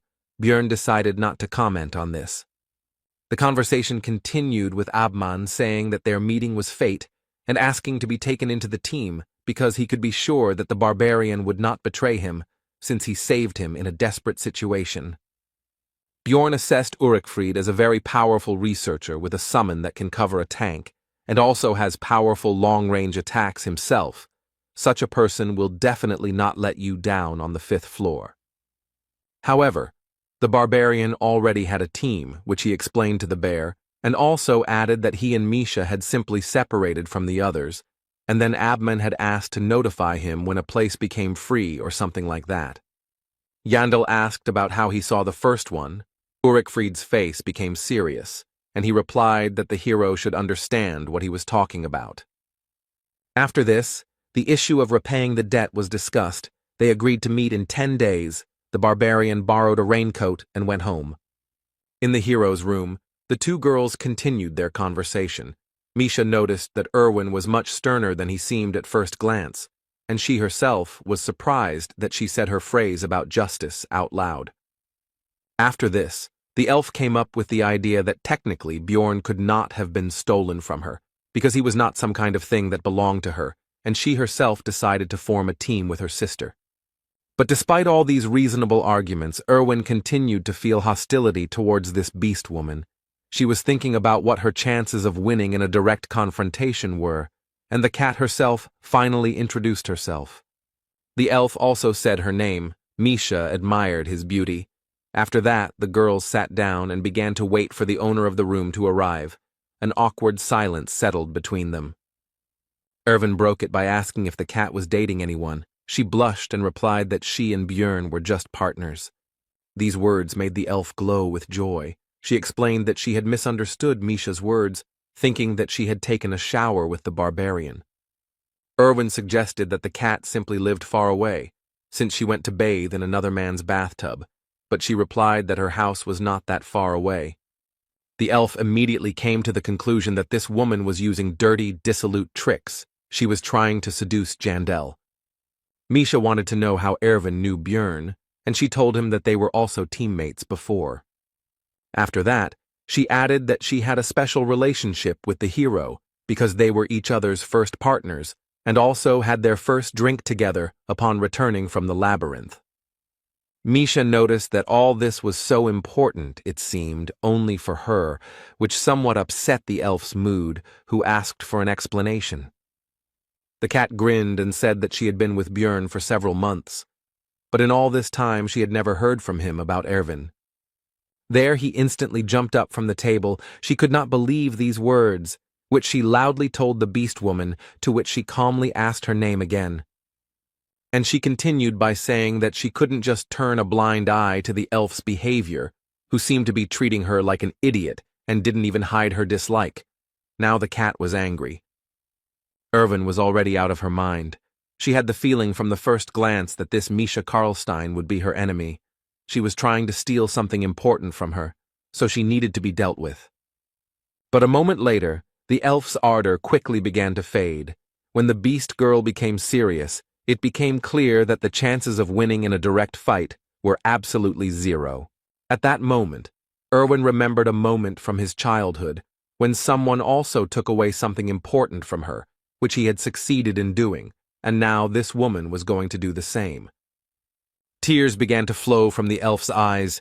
She bowed down and began to beg Misha not to take the hero away from her. In the midst of this scene, the owner of the room returned to his home and found an unexpected guest inside. This meeting seemed to Björn as sudden as the rain in the middle of this sunny day. Misha was glad that the barbarian had finally returned, after which she said that Irwin had come to see him, and the hero realized that they had already managed to get acquainted while he was busy. The elf, still with tears in her eyes, finally saw Björn, whom she had long thought dead, so she rushed to him to hug him. But the hero did not appreciate this, so he dodged the girl. She immediately changed her mood to the exact opposite and said that he had such a reaction because of that woman. The barbarian tried to understand the situation. The barbarian was immediately distracted by Misha's voice, who asked in a gentle tone why he was taking so long and whether he had had any troubles, which sent shivers down Jandel's spine. This surprised him, but he still briefly told about how the guild mistook Karen for a marauder, and he put in a good word for him, keeping silent about the other details. Misha praised the hero and tried to touch him. The uncharacteristic behavior of his partner gave Björn goosebumps, so he asked her about it. She explained that this was a common thing, because they were like a family. These conversations were quite irritating to Irwin, but all she could do was just remain silent and watch. The cat continued to take care of the hero, gave him a towel so that he could dry his hair and not catch a cold. The barbarian still did not understand what was happening, but did not resist. After this, Björn addressed the guest with the words that he was glad to see her, and also said that he was going to find her. This made the girl shine with happiness. The elf told him about her thoughts about him forgetting her. The hero replied that he couldn't do that, because she was his first partner. The news that it was important not only for her encouraged Irwin even more. Now a shadow appeared on Misha's face, because earlier she said the opposite, and now her words are being refuted. And so, word for word, Irwin told about what had happened to her during this time, chirping like a bird, and she also could not help but boast about her achievements in the growth of her combat power and her skills. The elf said that she could now control the spirits of all 4 elements, 3 of which she had already endowed with their own will, greatly surprising the barbarian. The hero wondered if this is what they call talent, because not even a year had passed, and the girl had achieved such success. This was definitely a huge rarity. Björn had the idea that if the elf gave will to the 4th spirit, then his plans would have a chance to come true, although there was a problem in the form of her sister. Jandel praised Irwin for not just lounging around, but being busy with self-development, and also said that he thought that she couldn't find him because she changed hotels, and she began to explain the details. But she was immediately interrupted by Misha, who put her hand on her shoulder and said that since she was only a researcher for the first year, she should understand her personal path, while the hero noted that she was afraid of the cat. The barbarian asked about what happened here while he was gone, because it looked like the girls had a fight or something like that, but the beast woman pretended that everything was normal and answered that nothing had happened.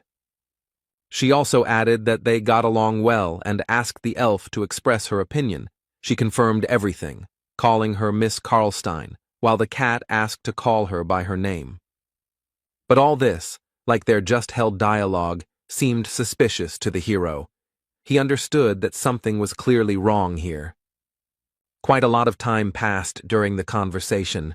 The rain had already stopped, and the hero, for some reason, was exhausted to death, so he began to escort the girls out of the room, explaining that he wanted to rest. When they both went outside, it turned out that they needed to go in the same direction. Misha suggested that the elf go first, and she would go a little later. But Erwin understood that her rival was simply trying to get back to Björn in the room, so with a false smile, she gave her the right to go ahead of her. The cat smiled wryly at this. She realized that they both now knew about each other's thoughts and intentions, and neither of them would give in so easily. A tense silence formed between the girls. They looked at each other and each waited for what the other would say. But they couldn't stand there forever, so Erwin suggested going together, to which Misha agreed. On the way, the elf thought that if Bjorn had not come in time, she would most likely have had to beg the beast woman on her knees. At that moment, the only thing the girl could think about was how to keep Jandel with her, nothing else. Now Misha most likely considers the elf to be an extremely strange woman. This worried and embarrassed Erwin. Soon the road brought the girls to a crossroads where they had to split up. The silence between them was broken. It was time for them to say goodbye. Misha asked if Erwin would come tomorrow, and she answered in the affirmative. This irritated the cat, which she expressed through her actions and facial expressions, while the elf was mentally outraged by such a reaction because she just wanted to have a good time with Björn. Misha was about to leave when Erwin overcame her hostility and thanked the beast woman for not telling the barbarian what had happened. She sighed and asked the elf to forget about it, after which she demanded that she promise one thing, because even if she forbade her rival from visiting Bjorn, she would not listen. She ended by saying that they should keep what happened between them, since there was no need to bother the barbarian with something like that, to which Erwin agreed. Upon returning home, the girl threw herself into her sister's arms and told her that she had seen Björn and that he was indeed alive. Darja had already decided that Erwin would stop training so hard, but her expectations were dispelled by the youngest's words that she would become even stronger. And she added that now there was someone she needed to defeat, but she was not going to reveal the details to her sister. It was her personal business. Erwin asked Darja for help in gaining more power, because in order to prevent Misha from stealing Bjorn from her, she herself was going to become the one who steals. The next morning, the hero was awakened by a knock on the door and Misha's screams. It was only 6:30, so he was still sleeping. The barbarian was unhappy that he was woken up so early, but since he was already up, there was nothing he could do. He opened the door and asked the cat about the reasons for her arrival at such an hour. The beast girl invited Björn to eat something tasty and reminded him that today they would have to divide the spoils from their last trip to the labyrinth. The work took up the entire day. The Marauder's equipment was sold for 3 million, 2 of which were immediately spent on new equipment and an advanced healing potion, and 350,000 were also spent on repairing things. The result was 640,000. This is the income of Misha and Björn together, which still needs to be divided in half, because not everything goes to their joint account, but only part. As a result, the hero returned home late at night. A surprise was waiting for him at the door. It was Erwin, who, it seemed, had been waiting for him here for a long time. She was also wearing a very bold outfit. The girl was happy to see the barbarian. He asked how long she had to wait. She answered that it was not long, and then asked her own question about whether Misha and Bjorn had been walking together. Jandel answered in the affirmative, and also specified that they needed to go to a shopping area called Kommelby, which somewhat upset the elf. The hero asked about the purpose of Erwin's visit. It turned out that tomorrow she would start special training with her sister, so she would only be able to see Björn once a week. She was very upset about this. She wanted to meet more often, but she couldn't do otherwise, because then it would take forever. The barbarian asked what exactly would take her forever, but the girl did not want to answer this question, and screaming that it was not important, ran away, finally reminding him that she would come next week. The hero was overcome by an alarming premonition, but possible problems awaited him not only because of Erwin's obsession, because right now in the office of the head of the 7th District of the Explorers Guild, something else was happening. Niall Urbans called Brown Rothmiller to his office and began by reading his file, which stated that he was 34 years old and had been working in the labyrinth for 8 years. The man did not understand the reason for the call, and while the chief was beating around the bush, he said that he sympathized with the intelligence officer, especially because he did not ask unnecessary questions, although he should have enough of them. Rothmiller asked to get down to business, to which Urbans responded that the researcher was too tense. He should calm down because this proposal would also benefit him. The next day, the team gathered together to dine in a tavern and divide the spoils from the labyrinth, this time the total of the entire squad, which ended up being 550,000 stones per person. The amount turned out to be higher than expected due to the fact that the ingredients from the frog wizard sold for more due to their quality, so the Rottmiller, as the one who masterfully cut it up, received praise from the others. The hero was pleased because the profit was 1.27 million, which was much more than in the last 2 months, and he did not even take into account Abman's debt, the essences absorbed by Misha, as well as the loot from Genzia Nephrine. Altogether, it was a huge profit. Soon he would be able to afford the 6th stage of printing. He decided to celebrate the success with alcohol, which outraged the dwarf, because you can't finish the first mug alone. The hero did not understand the complaint, to which Hikuro explained that they should drink their first glass upon returning together. It was an important tradition. Soon the squad began to celebrate. Everyone celebrated their profit.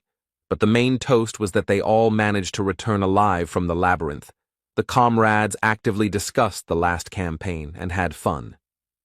Misha was the first to leave the company. She still had things to do today, including visiting her family.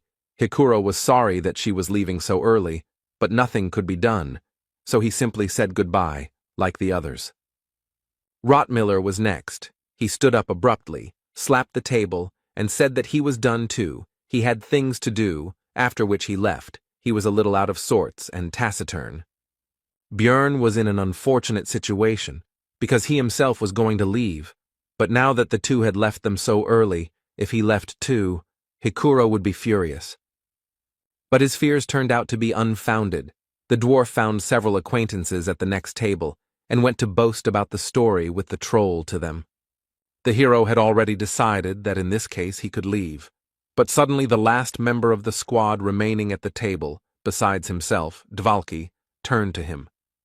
The wizard asked Jandel to talk, because they had never talked like this before. The barbarian did not know what the topic would be. He did not want to refuse his comrade. Dvalki suggested that they clink glasses first, but he was clearly out of his element and stuttered constantly. Björn even felt a bit awkward and decided that it would be better to leave. The hero asked the magician how he was feeling, and he replied that after going to the temple and receiving divine healing, he felt a little uneasy, but now everything is fine. The barbarian replied that this was good, but he was also worried about whether the sorcerer's head was okay, since it was the first time he had been completely torn apart like this, and he asked whether he would be able to return to the labyrinth. Dvalki replied that because of that incident, even the thought of returning there made him panic. He really thought he would die at that moment. After that, he said that, in theory, everyone goes through something like this sooner or later and somehow copes, and if so, then he too will come to his senses by the next trip. The hero noticed his determination, so he asked him why he wanted to remain a researcher so much, even after such an incident, and the revelation that it was not all fairy tales. He replied that it was cool. This surprised the barbarian, and Dvalki continued by saying that at first he had another goal, but Bjorn continued for him, saying that he wanted to become famous and bring glory to the Baron's family name. The wizard admitted that it was all a lie. All he really wanted was his father's attention, but he died soon after, and, as Jandel already knows, his brother didn't even know about the wizard's existence. Dvalki suddenly stood up from his seat and said that it had upset him a little, but at the same time it had cooled him down, as if he were floating with the flow, and after this phrase he shouted that he had already overcome all of this. And he declared that he had gone through this because his faithful comrades were with him, but Björn again began to feel ashamed of these speeches, just as he had when the members of the outcast squad told their unfortunate stories. At that moment, the hero envied Hikuro, although he was not burning with desire like the dwarf now to show some tricks with plates and cutlery to his acquaintances. It was better this way than to participate in this conversation. Meanwhile, Dvalki continued, he said that the barbarian may not show it, but he is very caring and friendly. These comments made Jandel regret even more that he did not leave earlier.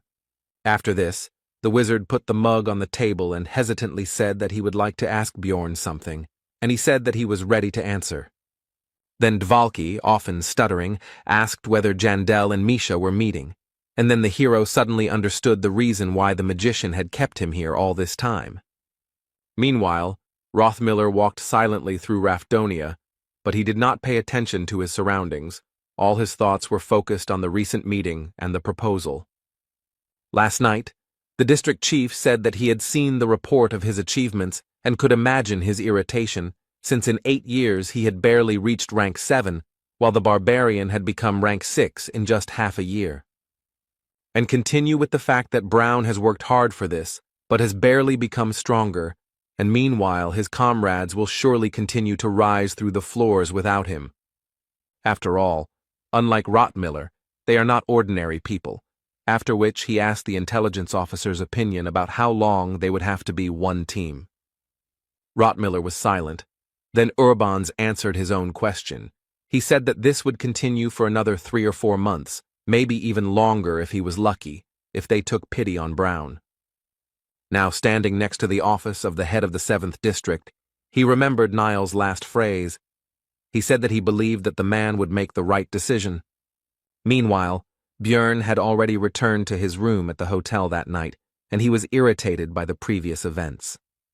In particular, the fact that Dvalki sucked down several mugs of alcohol in one go and passed out, so he decided that he would never drink with the wizard again. The hero was pulled out of his thoughts by a girl who greeted him and said that she herself came to Jandel, since he refused to meet with her. At first, Bjorn didn't understand who she was, but soon he remembered the conversation with the manager of the branch of the Explorers Guild, and wondered whether she had been told about his unwillingness to cooperate.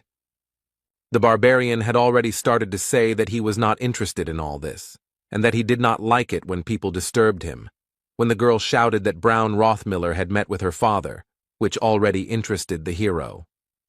In the end, it turned out that she herself did not know what was happening there, but she was sure that the head of the district would try to pull off some kind of intrigue, so Jandel should be careful. Such insignificant information did not satisfy the barbarian, but he decided to listen to the girl's request, at the same time satisfying his curiosity. The district chief's daughter responded with a short phrase about how she wanted her father's career to collapse, which surprised Björn, but he continued to wait for further explanations. The girl's eyes sparkled, and she said that otherwise she would live the life of a doll, and that was why she needed the hero's help. But in the middle of her fiery speech, she was interrupted by the barbarian's short answer. He simply refused her with one word. The girl began to persuade Jandel that this would bring him a lot of benefits, but he began to lead her away because he understood that he would face collapse if he made the head of the district an enemy. Soon the guest was outside the door, and as she said goodbye, she said that Björn should find her if he changed his mind, because she was the only one who could resist her father's machinations. The hero could finally relax after the girl left, though not completely, because he learned information about the meeting between Niall Urbans and Rothmiller. Now he was going to take a closer look at the latter. After this event, Björn's days passed as usual. Every morning Misha fried him a portion of meat for breakfast, which he was very pleased with. And from lunch until late evening, the barbarian spent time in the library, expanding his knowledge of this world, because it was somewhat different from what was presented in the game. Once a week, Irwin came. Misha joined them. Both girls constantly argued with each other, although they did not cross a certain line, but the tension was felt. Team meetings also took place sometimes. Rothmiller never told about meeting with Urbans. The hero was already beginning to think about asking him about it directly. Abman Urikfried repaid his debt of 5 million magic stones, so he had to return the numbered item, although the barbarian did not want this, because the artifact was useful, but he had to accept it. So time passed, day after day passed. Soon the 15th arrived, soon it would be midnight, and the moment of sending to the community of players would come. This is what happened. The hero's soul was drawn to another world, and he again found himself in the projection of his past body in his room. First of all, he decided to rummage through the channels and check the market later.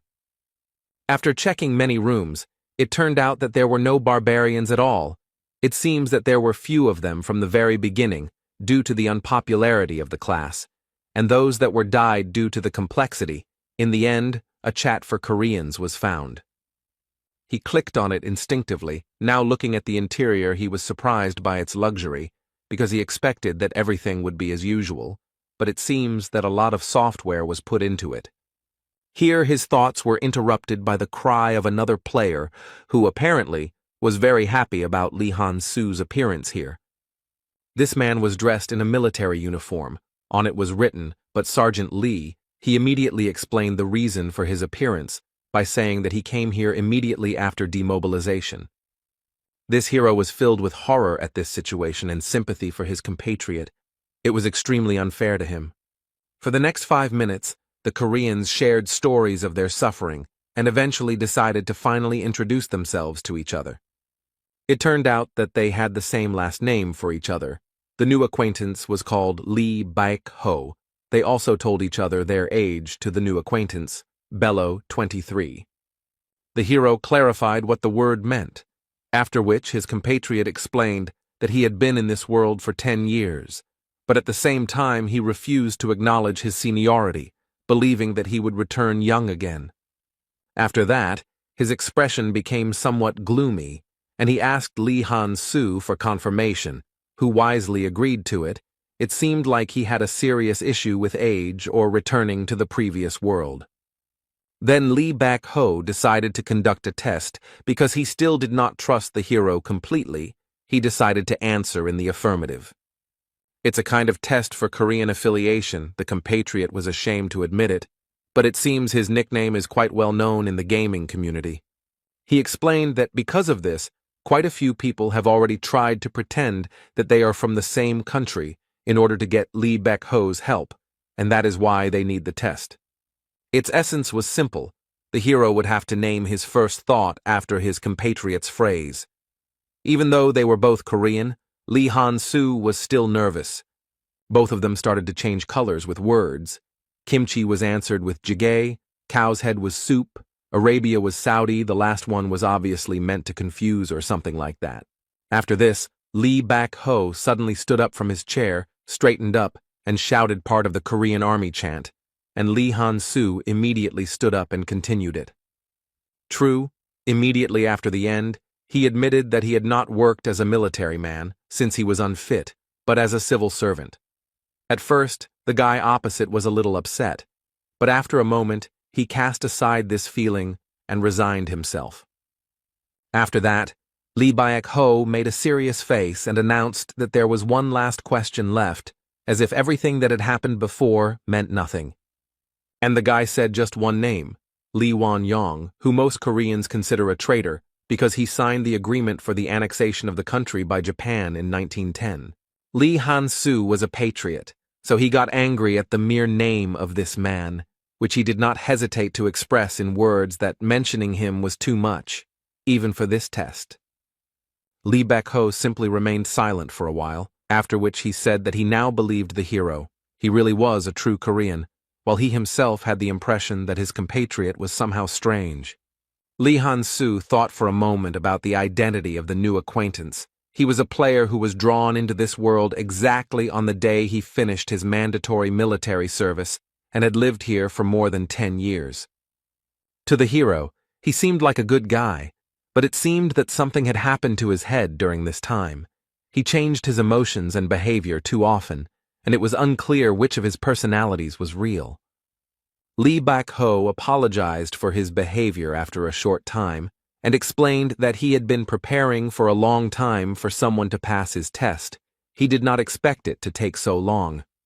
And now he was simply glad that he had held out until this moment and finally met someone from his homeland. The hero understood that his compatriot was here, since even he had already managed to miss a lot. Besides, he missed simple personal conversations, and Lee Bak-ho was here even before this community was created. So, under such conditions, it's not surprising that he went crazy. The hero decided to somehow help his new acquaintance, but in the end, it was he who questioned the guest in the hope of somehow helping. But in the end, he was interrupted almost immediately, because Lee Han-soo did not want to reveal his identity in this world. The former military man understood the reasons for this, so he did not object, but a new topic for conversation was quickly found. He asked about the difficulty level on which his compatriot completed the game. He himself said that he did it in 10x mode. Lee Han-soo decided not to stand out and answered the same. This made Lee Bak-ho proud of the Korean players. He was convinced that they are the best gamers. The hero decided that he was a true patriot, and he had been lonely all this time among foreigners, and his older friend offered to transfer him some currency, but he replied that he was not going to cash it. Lee Han-soo thought that Lee Bak-ho himself didn't do that either, because it could reveal their personalities in the real world. Their characters were similar. They both wouldn't reveal themselves so easily and would act prudently. In the end, it turned out that they wouldn't be able to provide any material assistance to each other. So the former military man suggested simply meeting periodically, just like now, and just chatting. He also decided that he could at least provide support with information, and suggested asking any question. Lee Han-soo first decided to find out who was in charge of the player community. Lee Bak-ho was surprised by what his new friend decided to start with, but still said that he himself was not sure about it for sure, but named 3 magicians whom he suspected of this. After this, the elder comrade gave advice, which was that it was better never to reveal one's identity in this community, because among its members there were those who sided with the royal family. Then the hero asked if the administrator of this little world could find out who he was, to which he received the answer that he shouldn't, because they weren't even the creators of this place, they just rebuilt it. After that, Lee Bak-ho shared information that evil spirits have been visiting Rafdonia for at least 100 years, which is more than 20 years in earthly time, and the game wasn't even in development at that time. And they came from other dimensions. These people were transferred by various methods, for example, by reading a book about this world. There were very few of them, but each of them had unique abilities, and one of them was a powerful magician who created this community. And the current administrator, presumably, simply inherited it. For the hero, this was shocking information, and he was interested in how his compatriot knew all this. Lee Han-soo decided to put the matter aside and focus on gathering even more information. However, Lee Bak-ho admitted that he was currently in hiding, so he had very little current information, but he had something to offer in return. He decided to tell his ward about a room where he could get information about the latest events. It was something like a club for internet addicts, but they could be useful. These are the Round Table Observers, a society of experienced players who meet in secret, and not everyone can get in. Lee Bak-ho described them in great detail, as if he were sending his child on his first school trip, but eventually became upset and said that it was time for him to go. And he explained that the pill he swallowed himself was a prototype, so he was only here for an hour. He got it in a raid on the headquarters of the Ministry of Security. The latter greatly discouraged the hero. Lee Han-soo was curious about who he was to carry out such operations, but soon his compatriot left, and after him the second Korean, he tried to join the Round Table Observers. You can only enter there from 3 to 310. The hero registered there and joined their ranks.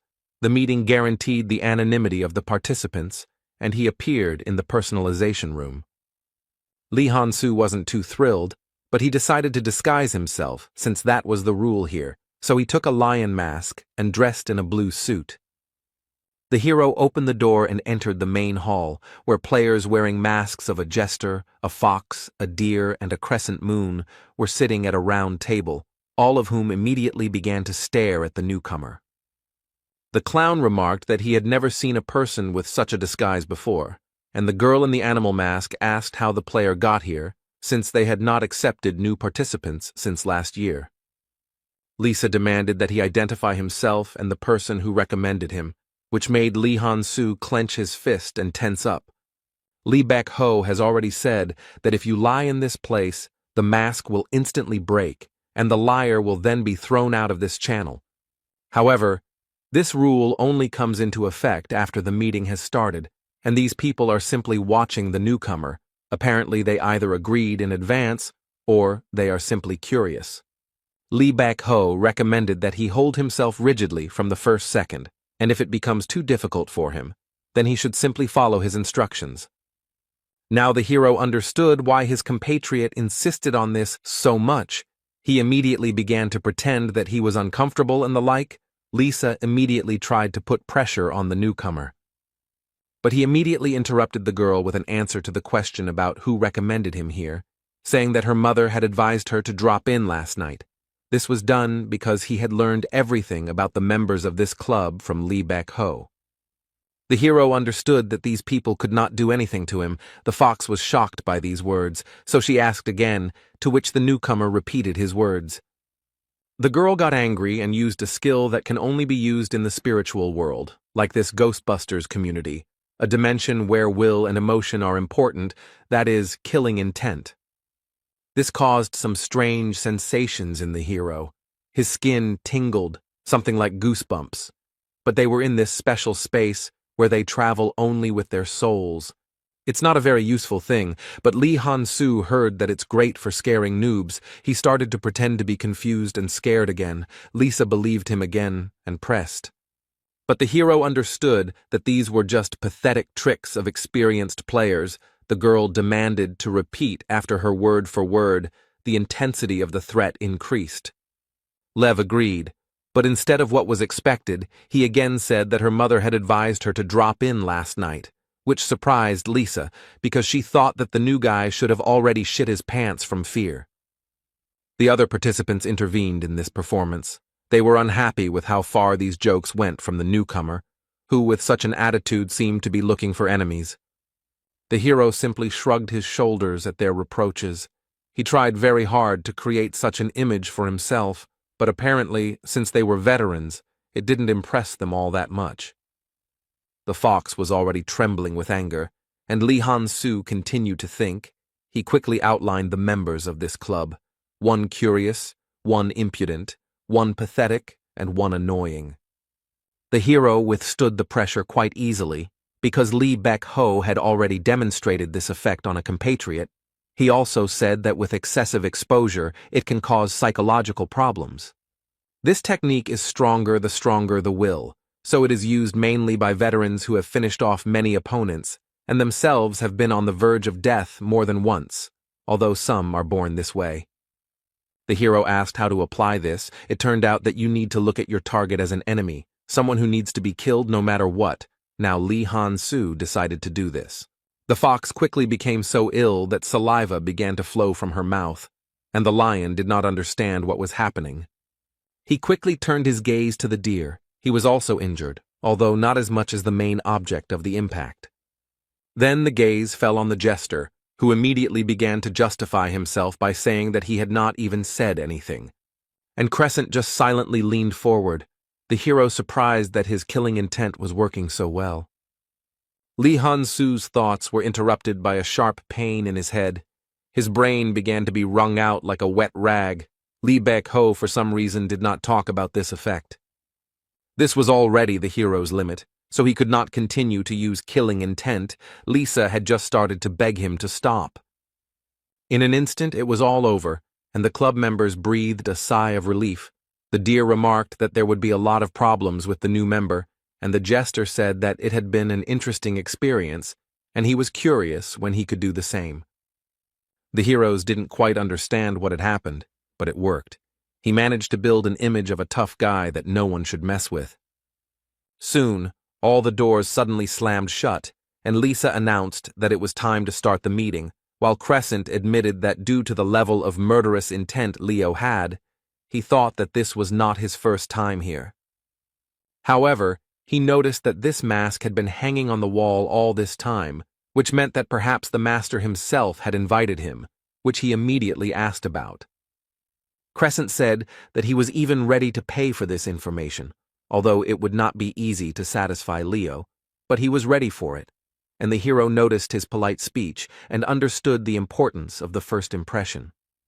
Li Han-su asked him the reason for such thoughts, to which he replied that he was the first newcomer who joined them a year after their master went missing, which is why there were such suspicions. The jester added that this was precisely why the fox had tried to test the water, and as a result had gotten what she deserved, causing the said person to grind her teeth, and the hero suggested that it was this master who had apparently created the room. Crescent continued to try to get information, but was interrupted by Leo's decisive response, who said that they would not get it. The fox seemed to be unhappy with this development of events, so she began to try to say something, but the jester simply suggested that they finally start the meeting. The rules of this event are simple. Everyone takes turns giving out information. If at least half of the participants did not know about it, then the crystal lights up green. If the majority knew what was said, or the information was false, then the red light will come on, and new information will have to be given out in place of this one. The jester decided to start. He said that the king of Rafdonia's illness had worsened, but the crystal lit up red, and the other participants said that this was too vague, and also that everyone already knew. But the hero was surprised because he had never heard this before. Such rumors don't even reach the city. The jester replied that they simply did not realize the full significance of this information, while looking at Lev with such a look as if he was saying that he understood exactly what he was talking about. Li Han-su just sat there imperturbably. After this, the clown gave new information to replace the previous one. He said that the captain of the Order of the Knights of the Rose died yesterday. The green light came on, everyone started discussing the consequences, and the hero did not even understand who they were talking about. After that, Lisa spoke up, reporting that the Yagun clan had successfully gone after the first floor boss. The crystal lit up green again, and the discussion began again. This information already brought some benefit to the hero, because it was he who sold the information about the passage of this monster to the community, and this meant that there was an evil spirit in a high position in this clan. Next was Crescent. He reported that if you activate the secret on the island of Calm Elves, you can summon up to 3 Ravgans. Deer noted the usefulness of this for those who need essence from such monsters. The fox had no idea what secret was being discussed, and the crystal meanwhile began to glow red. The jester ironically sympathized with Crescent, who began to complain that before it was enough for him that the others did not know about his information, but now he would have to take Leo into account as well. In the end, he had to tell other information. This time, he reported that the elves were on the trail of the one who stole their holy relic. The clown noted that he seemed to really be an elf, since he knew this. Now it was the hero's turn. He decided to maintain his mysterious image, so he was going to tell about something that most people don't know. He said that if you go after the half-demon with a group of 3 people, essence will definitely drop from him and the crystal will glow green. The other participants are shocked by this information, because this is a 3rd-rank monster, which is almost impossible to kill in such a small group. Li Han-su was puzzled by the fact that everyone was so surprised, because for him, this was not the most terrible opponent.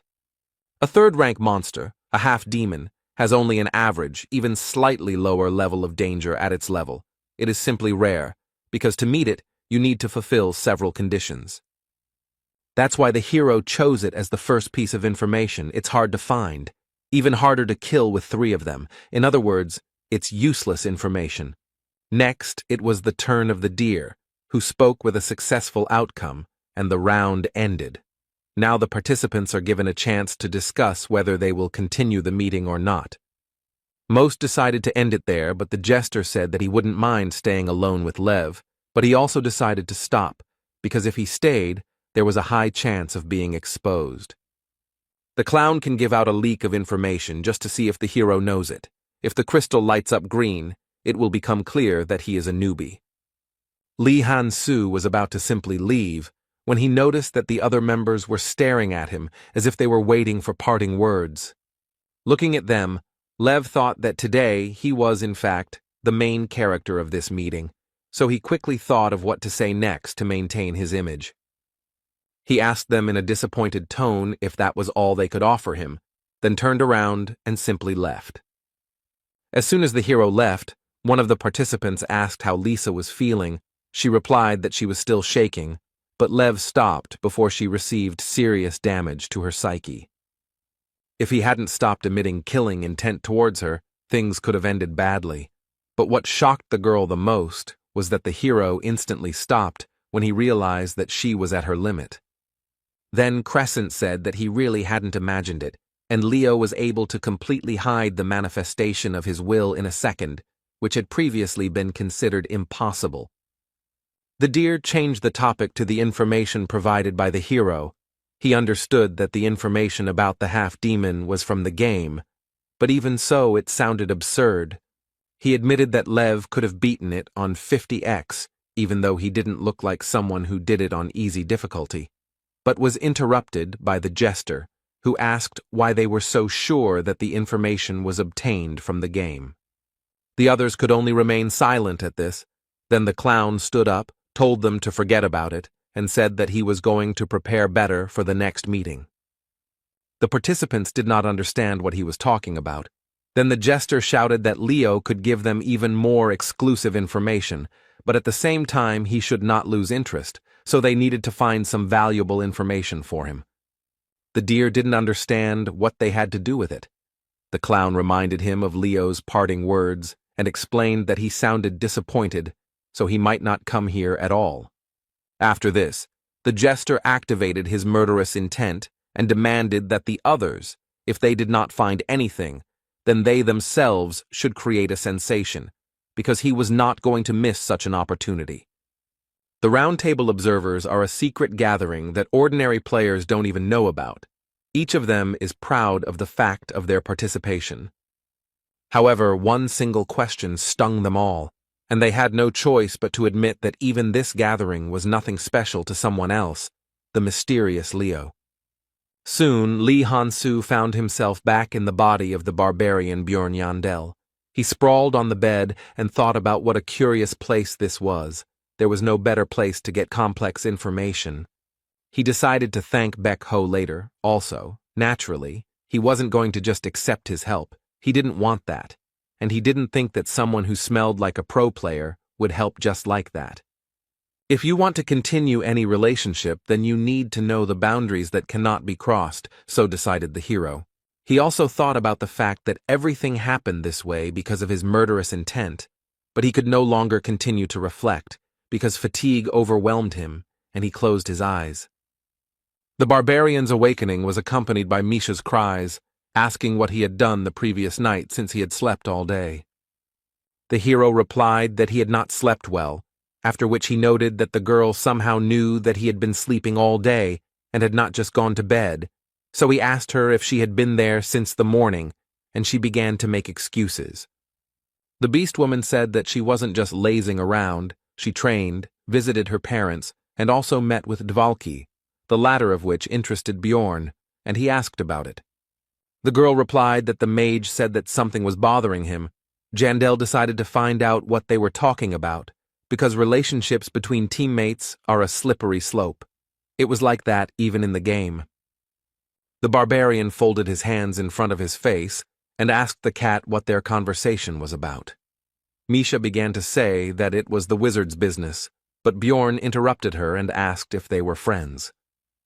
The girl was embarrassed, but answered in the affirmative, because they really were close, and the hero came to the conclusion that she realized that the hero would be a little upset when it seemed to him that she did not consider him a friend. It turned out that Dvalki shared that he didn't know whether to confess his love to the object of his affection or not. Bjorn felt sick from this. He didn't know that in real life someone uses such tricks. The barbarian decided that Misha understood the wizard's attitude towards her, so he asked what she answered him. The cat told him to confess like a man, and it became clear that she did not understand anything at all. Jandel had expected some kind of outcome.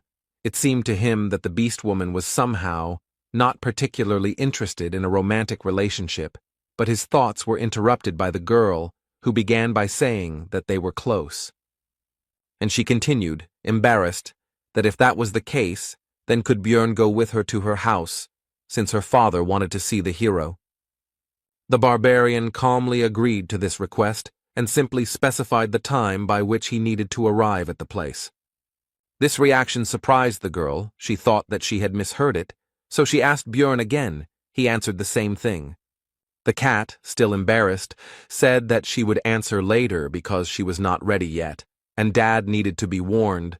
Jandel said that he did not see any problems in this and asked to let him know when everything was ready. Misha decided to find out why Bjorn so easily agreed to meet her father. Although he always says that he is busy when she wants to go for a walk with him, the hero replied that since he is her parent, she needs to see him.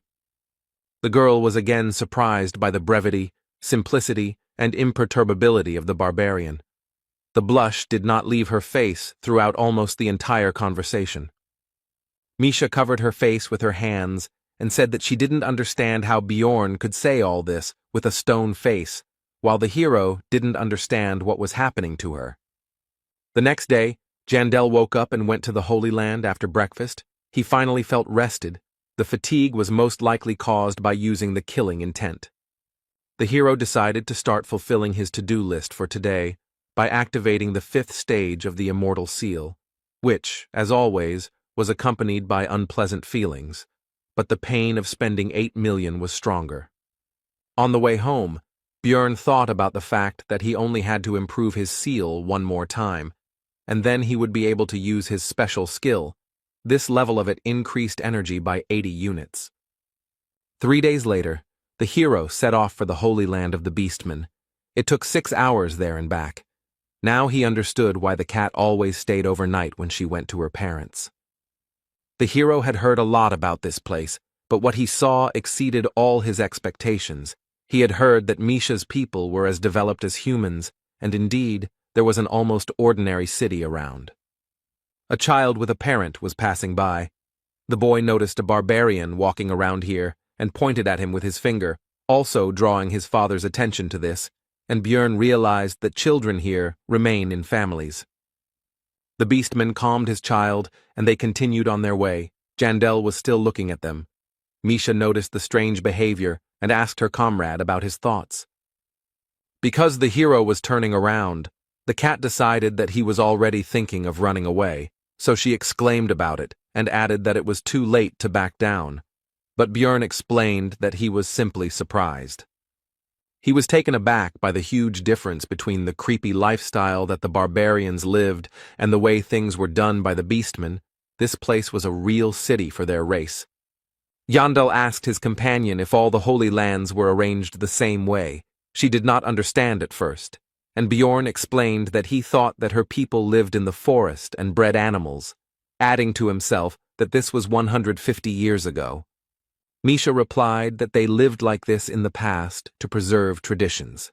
Then the hero wondered why the barbarians were the only races that had not developed over all the past time. Soon the couple approached an impressive estate, locked behind reliable metal gates. This was the cat's house, which greatly surprised the hero. Björn was slightly upset by the comparison of this dwelling with the way the leader of his people lived, but Misha took it as a worry and consoled him that nothing terrible would happen. After that, the girl said that her father liked famous explorers, and Jandel came out of his thoughts and noticed that she was the one who was nervous here. Misha was lost in her memories, because just recently she believed that all her worries would disappear as soon as a contract with a spiritual beast was concluded. But this was not the case, which became clear after meeting with her parent. The first thing he did was to make sure that his daughter did not tell anyone else about this, while he continued to look at the girl as if she were a stranger, and his voice remained as distant as before. Then her father asked her to bring her companion from the barbarian people somehow, but the cat was nervous. She thought that her parents somehow knew that her contract was concluded in an unusual way. Misha asked the beastman about the reasons for his interest in Bjorn, but he simply pressed her, and she did not dare to refuse. Of course, she did not say anything to the hero. She decided that even if everyone else knew, she didn't want Jandel to hear about her problems. She didn't want him to know, and that's why she started visiting home more often. That's why she tried so hard. Even though her relatives despised Misha and were far from delighted with her visits, she still came. Even among all the other relatives, she was alone, as if on an abandoned island. Even the servants cast angry glances at her, but the girl endured all this. The beast woman did this because Bjorn taught her that running away would not solve anything. Her father offered her, in essence, a deal. She had to bring the hero here within a month, and in exchange, he would tell the family that she had signed a contract and would also treat her like a normal child. Misha didn't understand why he was so insistent on meeting Jandel. She just thought that she would be more confident in front of Bjorn if her family accepted her. The girl believed that she would be able to be more useful with the support of her relatives. She was afraid that the barbarian would refuse, but he easily agreed. Misha managed to rejoice only for a second, until she was consumed by anxiety, because when they visited her house, it would no longer be possible to hide everything. The cat didn't know what to do with the situation. All she could do now was tell her companion that only her father knew about her contract, so the hero shouldn't be surprised by what would happen inside. The girl asked Jandel not to get mad. He replied that everything would depend on what exactly would happen there. Soon the servant opened the gate. Misha asked if they could pass through, but he didn't even say hello, uttered a quiet curse at the cat and hurried away. The girl immediately decided to calm the hero down. She asked him not to pay attention to it and assured him that no one would treat him like that. But she cut herself off when she looked at the barbarian's face. It immediately became clear to her that her words had not helped. Misha asked Jandel not to make such a face, because this smile frightened her. The girl also made another attempt to convince her companion not to do anything. She said that all this was temporary, and that her parent would soon tell him everything. She just needed to be patient a little longer. But the hero continued to be angry, because the bastard who called himself her father silently watched her tolerate such treatment. Regardless of whether there was a reason for it, he made his child suffer for the sake of profit. And he even dared to call her friend to his home. He definitely considers the hero an idiot, the barbarian came to the conclusion. Bjorn began to sense some kind of bad vibes from this mansion, as if he was looking not at a rich building, but at a dungeon filled with monsters. After finishing his thoughts, Jandel gave vent to his emotions. He filled his lungs with air and shouted out his favorite cry, the name of the barbarian ancestor goddess, Yahello. That servant immediately reacted to this. He was dissatisfied with what the hero was doing and irritably called on him to observe manners. Bjorn decided that no barbarian would observe them in the face of an enemy, so he simply loomed over the beastman and said that he must have some problems with his head. Misha came to her senses after a scream that was sensitive to her ears. Because she was standing nearby and blocked her fellow with herself, she said that he couldn't do what he was going to do, and the hero clarified what exactly she was talking about. The cat replied that she already knew that his words about troubles with the head meant that he was going to smash the skull of the addressee of this phrase, while the barbarian simply admitted that he had been caught. After that, Bjorn said that it's normal to do what you want from time to time. You don't have to restrain yourself, and in Misha's case, nothing good will come of it. The girl replied that this is her family after all. To this, the hero asked his partner if this was more important than her own life. She fell silent, and the barbarian added that if she agreed with this, then he would stop. But the girl didn't say a word, so Bjorn told her to just watch what was happening, and also assured her that what she was worrying about would not happen. The servant seemed to believe that no one would dare touch him on the territory of the Karlstein family, so he became bolder and began to make claims again, to which Jandel simply gave him a flick on the face, which was enough with his strength. But he decided not to stop at a broken nose and kicked the beastman with his foot. He immediately flew into the depths of the territory, and the gardener was surprised by what was happening. The other servants were also taken aback. They shouted out the name of the victim, whose name was Brante, and also raised a noise throughout the entire area. Armed beastmen quickly arrived at the sounds, having learned from the rest of the estate's inhabitants that the barbarian had just attacked the one standing at the gate. Among those who greeted him, the hero noticed a familiar face. It was Misha's brother. He also immediately recognized Björn Yandel. He was surprised that this was the guest his father was expecting, but first of all he wanted to know about the situation. He also added that if the intruder did not justify his actions, he would have to face the consequences. The barbarian expected at least a slightly different reaction, since he had previously saved this man's life. Bjorn said that he was indeed a guest of the head of his family, and this insignificant servant treated him like trash, and even insulted Misha, the daughter of the patriarch, and that was a big problem.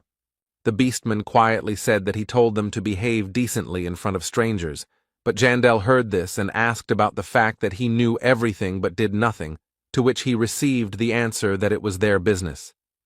Misha's brother, whose name is Talon Orifring, said that if this information is true, then the servant will be punished, and the hero must be content with this. The hero paid attention to the last words. Well, his original plan was to kick the insolent creatures and show them that he was not to be trifled with, but now he changed his mind. The barbarian hovered over the beastman and asked if he had any problems with his head. He was not going to stop at his previous idea. Misha already knew what these words meant, so she tried to stop the hero, but it was useless. He had already made his decision. Björn began to take a deep breath. He wasn't going to act as a normal barbarian would. He felt the need to go a little further. He ended up using his favorite scream again. It was loud enough to cause noticeable discomfort to the beastmen in front of him. But they quickly came to their senses, tensed up and began to prepare for a possible collision. Talon asked Jandel what he was even allowing himself to do. The hero simply decided to ask them whether this attitude towards Misha was due to the fact that she did not make a contract with the spiritual beast, even though she was from the main family. Talon realized that the guest already knew this information, so he confirmed it and added that it was their business, but was interrupted by Bjorn, who asked what would happen if this was not actually the case. He asked that if Misha had made a contract with the beast, then would the beastman apologize for his past actions and accept her as his relative, to which Orifring clenched his hand into a fist. He said that his sister was already 25, so this was unlikely to happen, but under pressure he still agreed to it, because he believed that such a miracle would never happen to this loser. The hero was pleased with this development of events. He achieved what he wanted. Now it was Misha's turn, so the barbarian turned to her with a request to show her achievements, which she was not happy about. The cat said that in that case her father would not forgive her, but Jandel did not take it seriously. He said that in that case she should just apologize, because that is how a family should be. Misha started to make some excuses or something like that, but before she could even utter the first word, Bjorn interrupted her and said that she could do what she wanted, and he was here to help. The girl simply froze, while all the attention of the nearest fighters and servants was focused on what was happening. Everyone was waiting for further developments. But in the end, it was at this moment that the Patriarch of Karlstein appeared. He immediately ordered everyone to disperse, and the hero realized that this was the same crazy scoundrel. Misha, Bjorn, and the owner of the estate moved to the library. The man first thanked Jandel for answering his invitation. The barbarian in return thanked him for this. But the next moment, politeness and hospitality disappeared. The patriarch put his hand on the hero's shoulder, asked about his recent actions, while simultaneously using his skill. This is a Nightmare Lord ability that plunges its target into a state of fear that immediately runs through Bjorn's veins against his will. He understood in his head that this was just the effect of the skill, but his body did not obey. It was an extremely disgusting feeling. Now he understood why Misha was so afraid of his father. Karlstein felt like he was in control of the situation, although in reality, Bjorn had sufficiently pumped up magic resistance, willpower, and fighting spirit to cancel the skill's effect very quickly.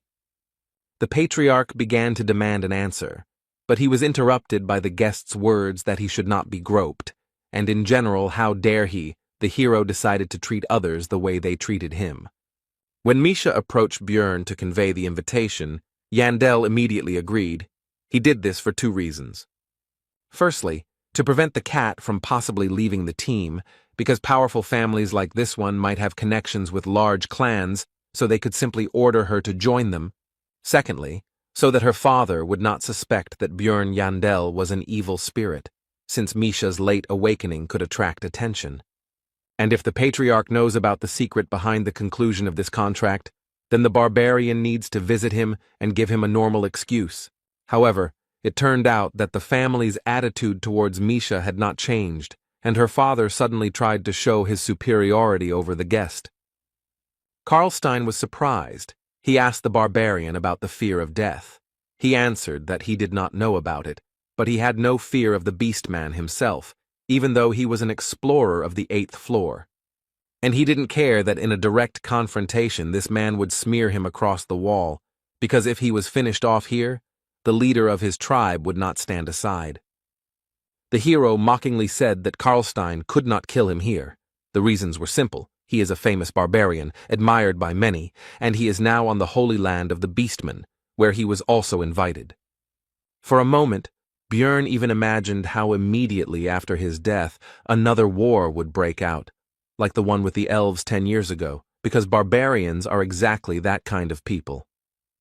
The patriarch cancelled his skill, turned away from the barbarian and the cat, and then laughed loudly, but the hero understood that he was just pretending, and in fact, he was now furious. Karlstein said that he knew that Jandel used that item. Bjorn decided that he knew about the Ring of the Frost Spirit, so he decided to play the fool. The barbarian pretended not to understand what was being said. The patriarch said that his acting was not particularly credible, but the hero decided that it was just a provocation, since he had already fooled many people thanks to his acting skills. He crossed his arms over his chest and demanded something simpler, to which the head of the family said that he meant the item that allowed them to conclude a contract with the ice beast, Scotty. As a result, the barbarian and the beastman went around and around for some time, one trying to somehow catch the other when the latter continued to feign complete incomprehension. The hero asked what this object was. The patriarch replied that he would tell about it as soon as Jandel confessed. Then Bjorn noticed that something was wrong here. He'd dealt with enough assholes to instinctively know that Karlstein was lying right now. The hero began to understand that this man seemed to know about the existence of an object that could help awaken, but he did not know the details. Now he was pushing that one word of his would solve all of Misha's problems, but Bjorn understood that he was being deliberately shown how the girl was treated in this house. His goal is to extract the necessary information from Jandel. On the way to it, he doesn't even care whether it hurts his daughter or not. He's definitely a complete asshole, the hero came to the conclusion. Bjorn noted that now was the perfect situation to use the perfect skill, the number one reason he had assigned the barbarian as an imbalance character. Jandel placed his fist on his chest and said that he swears on his warrior's honor that he knows nothing of such a thing. It was an oath of honor that he lacked. This immediately made Karlstein believe in the truth of what was said, because for barbarians these are serious words that they usually do not throw around. But the hero didn't stop there. He said that he would find out what this object was, and in exchange, the patriarch would solve all of Misha's problems, who was now staring at her comrade in amazement, and he was already anticipating victory in the conversation. When Karlstein was left alone, he again took out and reread the passage from his damaged Complete Book of Relics 4, which was missing the part about what particular item allowed one to conclude a contract with Scotia. The patriarch invited the barbarian to his place, thinking that his daughter had somehow awakened with the help of this artifact, but it didn't seem like he was lying. The beastman was completely indifferent to his oath, but then he really looked like he had no idea about the subject, and he was also clearly worried about Misha. He was curious about the fact that even this inferior race could produce such talent, but he could not think further. The servant reported that his daughter, Misha Karlstein, had returned and was asking for an audience, and he ordered her to be let in. The girl began the conversation somewhat hesitantly, saying that she was going to say something that she had never been able to say before. The patriarch said that she shouldn't worry, because he would keep his promise and no one in the family would consider her a stranger anymore. But he didn't wait for any reaction. Misha remained silent, The man thought this was strange, so he solemnly said that this meant that he recognized his daughter, but even to this he heard only silence. In the end, the beastman decided to finally find out from Misha the reason for her silence and complete lack of any reaction. And before these events, the girl was walking behind, and after some time decided to ask about what happened during the conversation between her father and the hero. She said that the barbarian had sworn by his military honor, but that was a lie. He himself had given her that numbered item, and she wanted to know what it all meant. After this, there was silence between the couple for a while. They looked into each other's eyes. The cat was waiting for an answer to her question.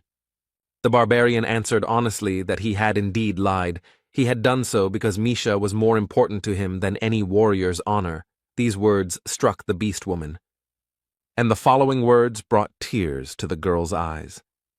Björn said that he simply thought about how hard it must be for her to live in such an environment. Returning to Misha's conversation with his father, the girl sharply replied that she was silent because she had come here to talk about the wrong, stupid promise of his. After that, she said that the beastman was not even her father, because her mother told her something before she passed away. They were not connected in any way. The girl turned away and said that she wanted to say exactly that, and also added that she hated him, mentally continuing that at the same time she felt pity. The beastman was discouraged. He shouted that he did not understand this behavior, because if Misha had kept silent, he would have accepted her as a worthy member of the family. He did not understand why she refused this opportunity. The girl, without turning around, walked away with a smile, and as she said goodbye, she just wanted to, but she still followed the advice that Bjorn had given her earlier. The supreme leader of the Beastman tribe, Albreniv Karlstein, found her answer completely impossible to understand. 10 days later, in a tavern in the 7th district, the hero met with Rothmiller. He had a strange feeling that because of the stranger's words, he could not trust his teammate. It was some kind of paradox for him. Even after hearing that warning, Björn had a hard time imagining how Brown would betray him, and all of these suspicions were making him feel guilty, so he decided to just talk. Jandal asked why his comrade had gone to the guild after the last expedition, and upon hearing this, Rothmiller shuddered, but quickly came to his senses. He put his mug on the table and said that all this time he had been wondering why Jandal met with him so often, and now he understood what the matter was. The scout asked the source of this information. The barbarian replied that he knew someone there, also thinking that if he said so, then something really happened. Rothmiller sighed and began to tell that it all started with the fact that he was called to the guild, and of course he went. It turned out that the head of the 7th district wanted to see him. Urbans offered Brown a reward for betraying Björn, but the scout replied that he would pretend that the conversation had never happened, and that was the end of it. The hero asked why he hadn't told him about it before, and Rothmiller explained that he really was going to act as if nothing had happened, and he also thought that the atmosphere in the team could have deteriorated. After this, Bjorn thanked Brown for the answer, and they continued drinking. The barbarian decided that nothing would change, and they would all go on the next expedition together. The next day, Erwin visited the hero and said that she would come to visit him as soon as they finished with the labyrinth, and also wished him to return safe and sound. Bjorn wished the same to the elf. A moment later the door slammed shut. This visit ended as quickly as it began. And the next moment the door was suddenly thrown wide open, and an irritated Misha stood in the passageway, asking what Erwin was doing here. The hero replied that she was just saying hello, since she had already completed all the preparations, including the binding magic, and he was now going to take a nap while he had time, and asked what the cat would do. About 7 hours later it was time to leave for the labyrinth. Devalki and Hikuro were a little late, but nothing critical. While he was waiting for his comrades to arrive, he noticed a new group of barbarian babies nearby, and he immediately trudged towards them. The hero immediately gave them advice that if they were lost, they should follow those people who looked like explorers, to which he received an unexpected reaction. These newcomers considered it obvious and asked his name. Bjorn introduced himself, which immediately caused delight among the young warriors, who were happy to meet little Balkan. Jandel quickly calmed them down and asked about the unusual reaction. One of the barbarians explained that they could not get lost because they just needed to follow the explorers, as they were told on the Holy Land. The hero expressed his surprise that they were taught something there and not shown some strange map. The latter already discouraged the newcomer because they do not know how to navigate by this thing. After this, Björn tried to warn them about hearts, but they knew about that too, so he decided to ask about who was teaching all this. To which he received the answer that it was Karen, the son of Tarsan, the same one whom he and Misha saved on the second floor from a group of marauders. The newcomers began to leave, saying at the end that it was an honor for them to meet the hero, and he looked after them and thought about the wind of change, which he did not know about, blowing over the heads of the barbarians. They had to wait for some time, but in the end Hikuro and Dvalki arrived on time, and the dwarf immediately began to explain the reason for their delay. It turned out that the magician had eaten his fill during the day, so he had to try really hard in the toilet, which made the person being discussed embarrassed, and he began to shut his comrade up. Murad responded to this by saying that they were all his own here. While the rest of his teammates looked at this, they clearly didn't really want to hear all this. Soon the squad entered the first floor, but this time it was not their standard formation. Dvalki was positioned on Bjorn's back. This was not just like that. The reason was that this time they decided to challenge the labyrinth. It would be a speed run, a race with other explorers to see who would open the portal first. This idea was suggested by Rothmiller a few days ago. He decided that the probability of their success was high, and he also wanted to test his skills. He was usually passive in all matters, so this time everyone agreed. The hero had already done such speed runs in Dungeon and Stone, but in real life it was also surprisingly fun. Brown used all his scouting skills and applied all the abilities gained from specific essences in order to find shortcuts and bypass other research teams and get ahead. As a result, the team was spread out too much and Rothmiller got ahead, which is why he received advice from Misha that it was dangerous to move alone. This was soon confirmed. Several monsters suddenly jumped out at Brown.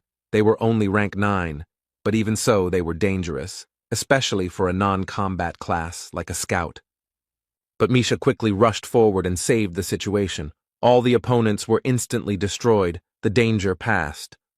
But Rothmiller had enough of the fear he had received. The scout had already decided that he really was just a burden, and that they would be better off stopping and returning to their normal progress.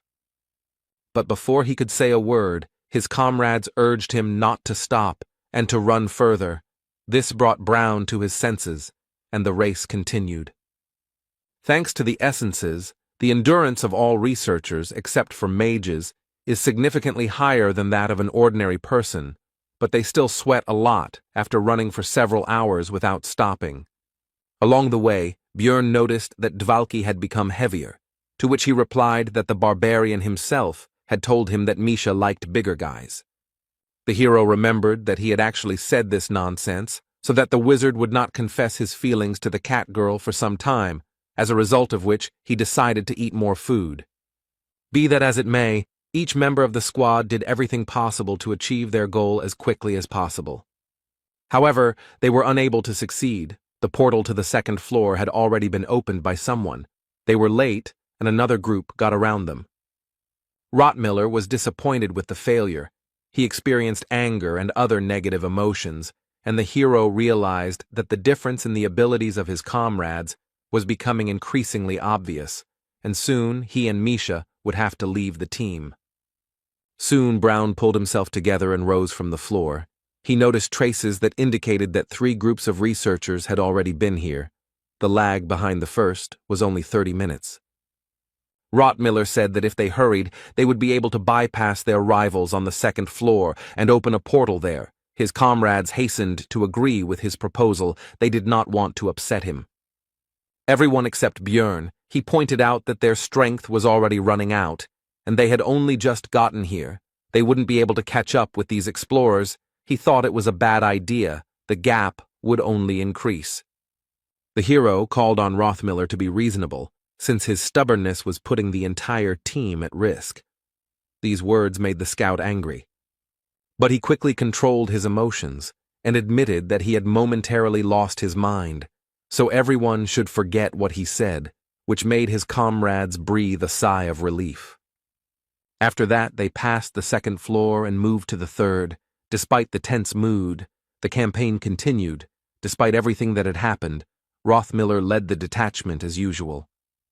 But the hero continued to watch the scout, because his moral state was questionable, and he was not going to forget about that problem with the head of the district. Although the expedition did not start off very well, their mood was somewhat lifted by the fact that, as was tradition, they decided to admire the beautiful view from the third floor. Dvalki spoke about his joy at being able to share this beauty with his comrades. Misha said that it was somehow sentimental, and the wizard was outraged by this, because his words were sincere. Then the squad moved to the fourth floor, where they immediately entered into battle. The Heavenly Tower had a staged structure. After clearing the monsters, you need to choose one of 3 ladders to climb. There are a total of 100 levels. There is a ladder of courage, wisdom, patience, and fate. Only 4 kinds that appear randomly. Distinguish them by color, respectively blue, gold, purple, and red. Among them, the first type is the most stable. In it, you just need to defeat all the monsters, but after that, you need to wait 4 hours until the opening of the next test. Wisdom involves going through a confusing path full of traps and monsters, but it allows you to jump 5 floors at once without any unnecessary delays, which makes it popular, although a scout was needed. And everyone tries to avoid the ladder of patience because here they had to relive their worst memories. The other comrades went through it with tension. Only Björn didn't care. But upon completion of such a test, there is a chance to get a numbered item or a 6th rank essence, but this time they only got mana stones, and fate will be told later. Early in the morning of the 19th day of the expedition, while everyone except the scout and the barbarian were asleep, Rothmiller suddenly announced that he was going to leave the team after this sortie. Jandal asked if this decision was made because of him. He also thought that it was sudden, but he expected something like this, because he took into account this development of events. Rothmiller asked his comrade to share a piece of dried meat and replied that he was not leaving because of Björn. Brown went on to say that this was partly due to the offer from the county chief, as he was tempted by the prospect of a position as a scout in a major clan. Rothmiller understood that this would not happen, because he did not intend to betray, but then his heart began to beat faster than ever. Then he realized that it was time to leave the team, after which he asked Björn not to worry. After all, he was already used to this. Other researchers, endowed with talent, easily climbed higher, but over the past 8 years he had managed to change many squads because of this, and was left behind. The scout couldn't keep up with their pace of development. Sometimes Brown was kicked out, other times he left on his own, until the relationship deteriorated completely, and that's how he lived. Emerging from his memories, he finished his story by saying that this time everything was not so simple. Then the barbarian listening to him asked about the difficulties that had arisen. Rothmiller replied that this time his comrades had become dear to him, so he hoped that their travels would last a little longer, but it seemed that everything would come to an end one day. Björn was about to say something, but the timekeeping magic that Dvalki had created worked, and they had to continue on their way. Jandal decided that this was even for the best, since once in the city, he would be able to tell Rothmiller normally that he and Misha were going to leave the team anyway, so the scout didn't have to leave it either. Another test was soon completed. This time, Dvalki admitted that he once again realized the danger of carelessness in the labyrinth, because despite the low rank of the opponents, their combination turned out to be dangerous. After the victory, an unexpected event happened that surprised all the researchers. All 3 doors that appeared led to the ladder of fate, which they had never chosen before. There were several reasons for this. Firstly, the chance of their appearance was only 5% compared to others, and secondly, their unpredictability meant that the game was not worth the candle.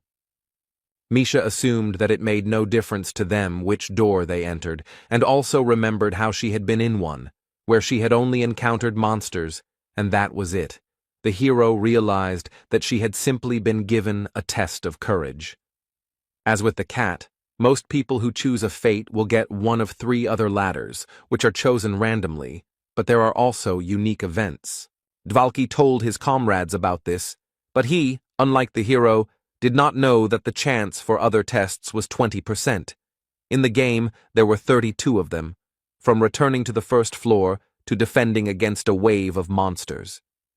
Hikuro pointed out that standing around was a waste of time, and if they continued hunting, they had a good chance of earning 1.5 million magic stones. Björn was not against entering this door, because the appearance of 3 ladders of fate at once could mean only one thing: getting to one of 3 types of special, hidden levels. Soon, the team moved to another space. Rothmiller immediately reported that he had no information about this place. The hero regretted that they got the labyrinth of Larkaz. Dvalki suggested just waiting 4 days until the entire dimension was closed, and Brown noted that this place might be like a rift, so they might stay here because of that. The hero knew that they weren't really locked in here, but at their current level, clearing the entire zone in the allotted time didn't sound realistic, and he also suggested that everyone check their condition. Misha noticed that she felt better because of his words, but Hikuro didn't feel anything unusual, so he decided that her imagination was running wild. But Rothmiller's words about him being more energetic refuted his words, and Dvalki added that his mana reserve had increased significantly. Now he could use a 6th-tier spell. The comrades did not understand what was happening. Unlike the hero, he knew that all this power was pulled from his muscles. This is the field effect of the Guardian of Balance, evenly balancing the characteristics of those who entered. He couldn't directly tell his teammates about what had happened, but he decided to lead them to the right thoughts, so he said that something strange was happening to his body, and he couldn't gather his strength. Rothmiller again showed himself to be an experienced researcher. He decided that since not everyone got better, there must be some special effect. He suggested that their characteristics were mixed up. Björn asked Brown about the next plan of action. He replied that they should explore this place to find a way out, and they could also look for some loot here. Hikuro started to say something, but was interrupted by Dvalki, who exclaimed that this could be the last great sage's will, the testament of Gabrielius. The hero translated it for himself as a secret. Rothmiller agreed with this possibility, because they came across 3 ladders of fate. The dwarf began to mumble something again, but Jandel did not listen to him, worrying about the fact that there were 4 days left before the labyrinth closed. And so the last expedition of the team of losers began. Misha soon said that she noticed the unnatural silence that reigned in this place. It seemed to her that something was about to jump out at them. Dvalki addressed the cat with the words that she should not worry, because he would protect her with all his might. But the girl replied that it was she who should cover him. The wizard continued by saying that they could help each other, and the hero felt ashamed of what the wizard was doing on the campaign, while Hikuro mentally supported the wizard. Soon the squad met the first monster in this location. It suddenly came out from around the corner. It was a Vicundus. It has the 6th rank. The fight began immediately. The monster roared and attacked. Björn, as the squad's tank, began to hold back the enemy, but this caused him unexpected problems. Jandal began to move back. He lacked strength. This happened because the barbarian's physical strength was redistributed between his comrades. He had the feeling that this was not the 6th, but the 5th rank. Dvalki decided to intervene in the battle. He began to use his 8th level spells. First he used Freeze Enhancement, followed by Ice Spear. But, unexpectedly, those usual spells that were supposed to simply inflict some damage on the enemy completely destroyed the Vicundus and killed him. This development of events greatly surprised all the researchers, and it made a particular impression on the one who did it, Dvalki. Now the hero remembered that the wizard's powers had increased, and now, when he saw this ice spear, he immediately realized that in this place the wizard was no longer a weakling. Jandal already thought that it would be impossible to pass this level, but this changes everything. Now they have a chance to clear the labyrinth of Larkaz. This is a special hidden field. Even the most experienced guide won't help here, because everything here is arranged in such a way that anyone will get lost. Along the way, Rottmiller continued to leave special marks on the walls and lead his comrades forward. At some point, the hero began to wonder why a scout was needed at all if he couldn't find the way. But it turned out to be just his arrogance. Brown rose from the very bottom. He was a truly multi-talented man. Björn would never have thought that he was so capable. He even knew how to draw maps. The barbarian expressed his admiration for the skills of his comrade, who was doing his job without any stress at all, and he replied that it was not that difficult. Everything could be remembered along the way, and the distance was measured by the number of steps. Now that his stats had increased, Rothmiller began to actively participate in battles, as all elite scouts do, and he also began to better sense the approach of enemies. There were now 4 of them. Dvalki exclaimed to leave them to him, after which he surprised the barbarian by using double spell and even enhanced ice spear. But he chose a strange direction. The shells headed straight for the backs of Björn and Brown, who were already tense from this. But everything was under control. The wizard used another spell, trajectory correction. Now the spears were directed at the approaching Vicundus. The monsters had just come out from around the corner and saw the researchers. They didn't even have time to understand what was happening, and didn't realize that they were practically dead. It turned out that Dvalki used 2 spells at the same time, after which he also used support magic. It turned out that although he had a low level of mana, his talent for magic was quite serious. In the end, half of the opponents were defeated. Now it was necessary to deal with the remaining ones. Björn and Misha were going to take on one, and Rothmiller suggested finishing quickly and moving on. The hero seemed to feel a little ashamed, because even after months of traveling together, he still hadn't really tried to get to know his comrades better. But he noticed too late that Dvalki had become a loser again. Now, for example, he began to boast that he, as a great wizard, could cope with any problems.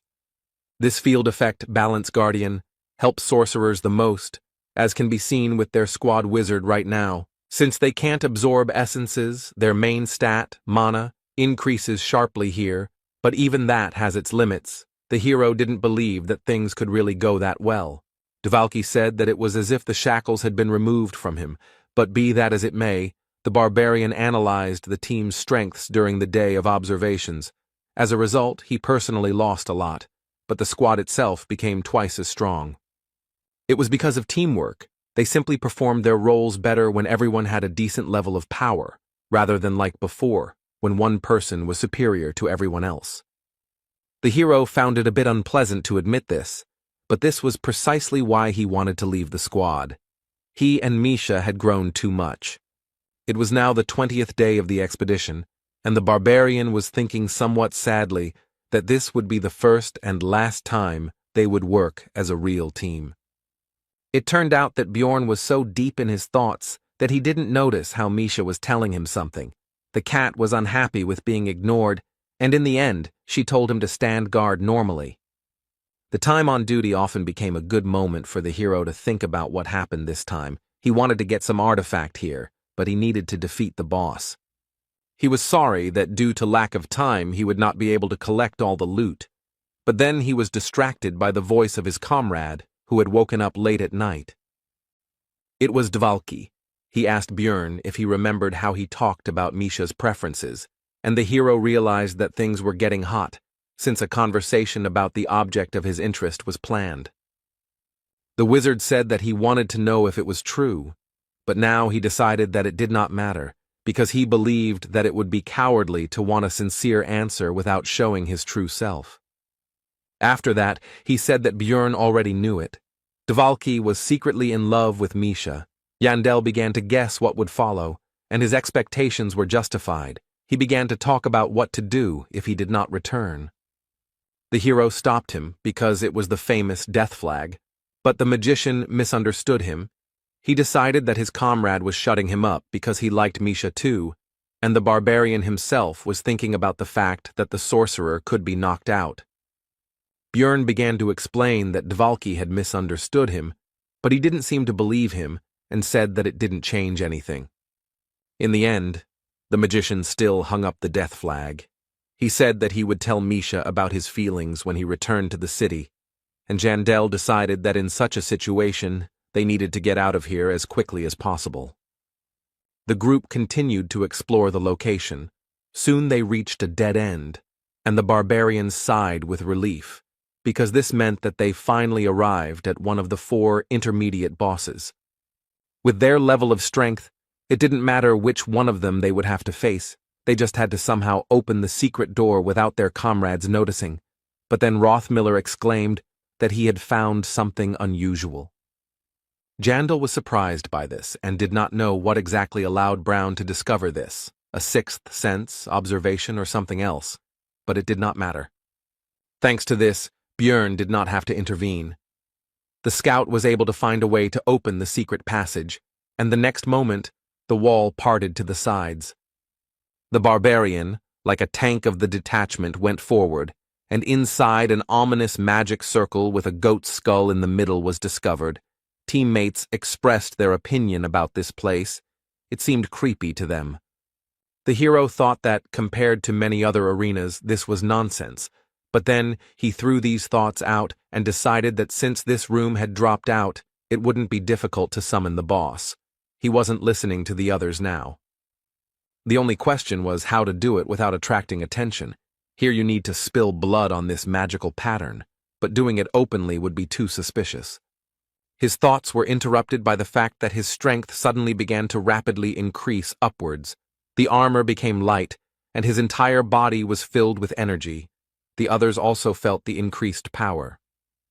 It was beyond anything the barbarian had ever felt before, even more powerful than both gigantification and the wild surge, so he immediately turned to Rothmiller with alarm. Brown realized that they had thought of the same thing at the same time. More explorers had entered the Larkaz labyrinth. There could be one of them, or all 5. Anything is possible. But one thing is clear. Regardless of their number, these people must be incredibly strong. Researchers actually entered the labyrinth of Larkaz. There were 3 of them, a mysterious man with a horn, a priest, and a common man. The horned explorer smiled. He was very pleased that he finally managed to get to this location. The priest prayed to his goddess, asking why she had given wings to such an unholy creature. The horned one did not like these words and began to threaten the old man that he would tear out his tongue, but he replied that he was not afraid of physical pain. The mysterious man readily agreed with this statement, after which he added that he meant the tongue of the priest's granddaughter, which caused the latter to tremble. The 3rd member of the squad, who was now kneeling, growled and cursed the horned one, which made him turn his attention to the man. The mysterious man said ironically that this worthless fellow was just whining because he had lost his hand, while thinking that he was very lucky to finally find such a simple way after a year of searching. He was pleased that he only had to sacrifice the hand of a 5th-rank researcher, and the path to the Larkaz labyrinth was opened. The evil god was very useful to him. The priest, incredulous at such cruelty, noted that this was the horned man's comrade, but he replied that he kept this man with him only because he could be used for good. After that, he started kicking the armless man to hurry up, because they got here late. The old man tried to stop this, because the man had recently sacrificed part of his body to the evil god. But the horned one was not going to listen to the servant of God. He turned to him and made him shut up, while the left side of his face, which was purple, became visible, as well as an unusual glowing eye.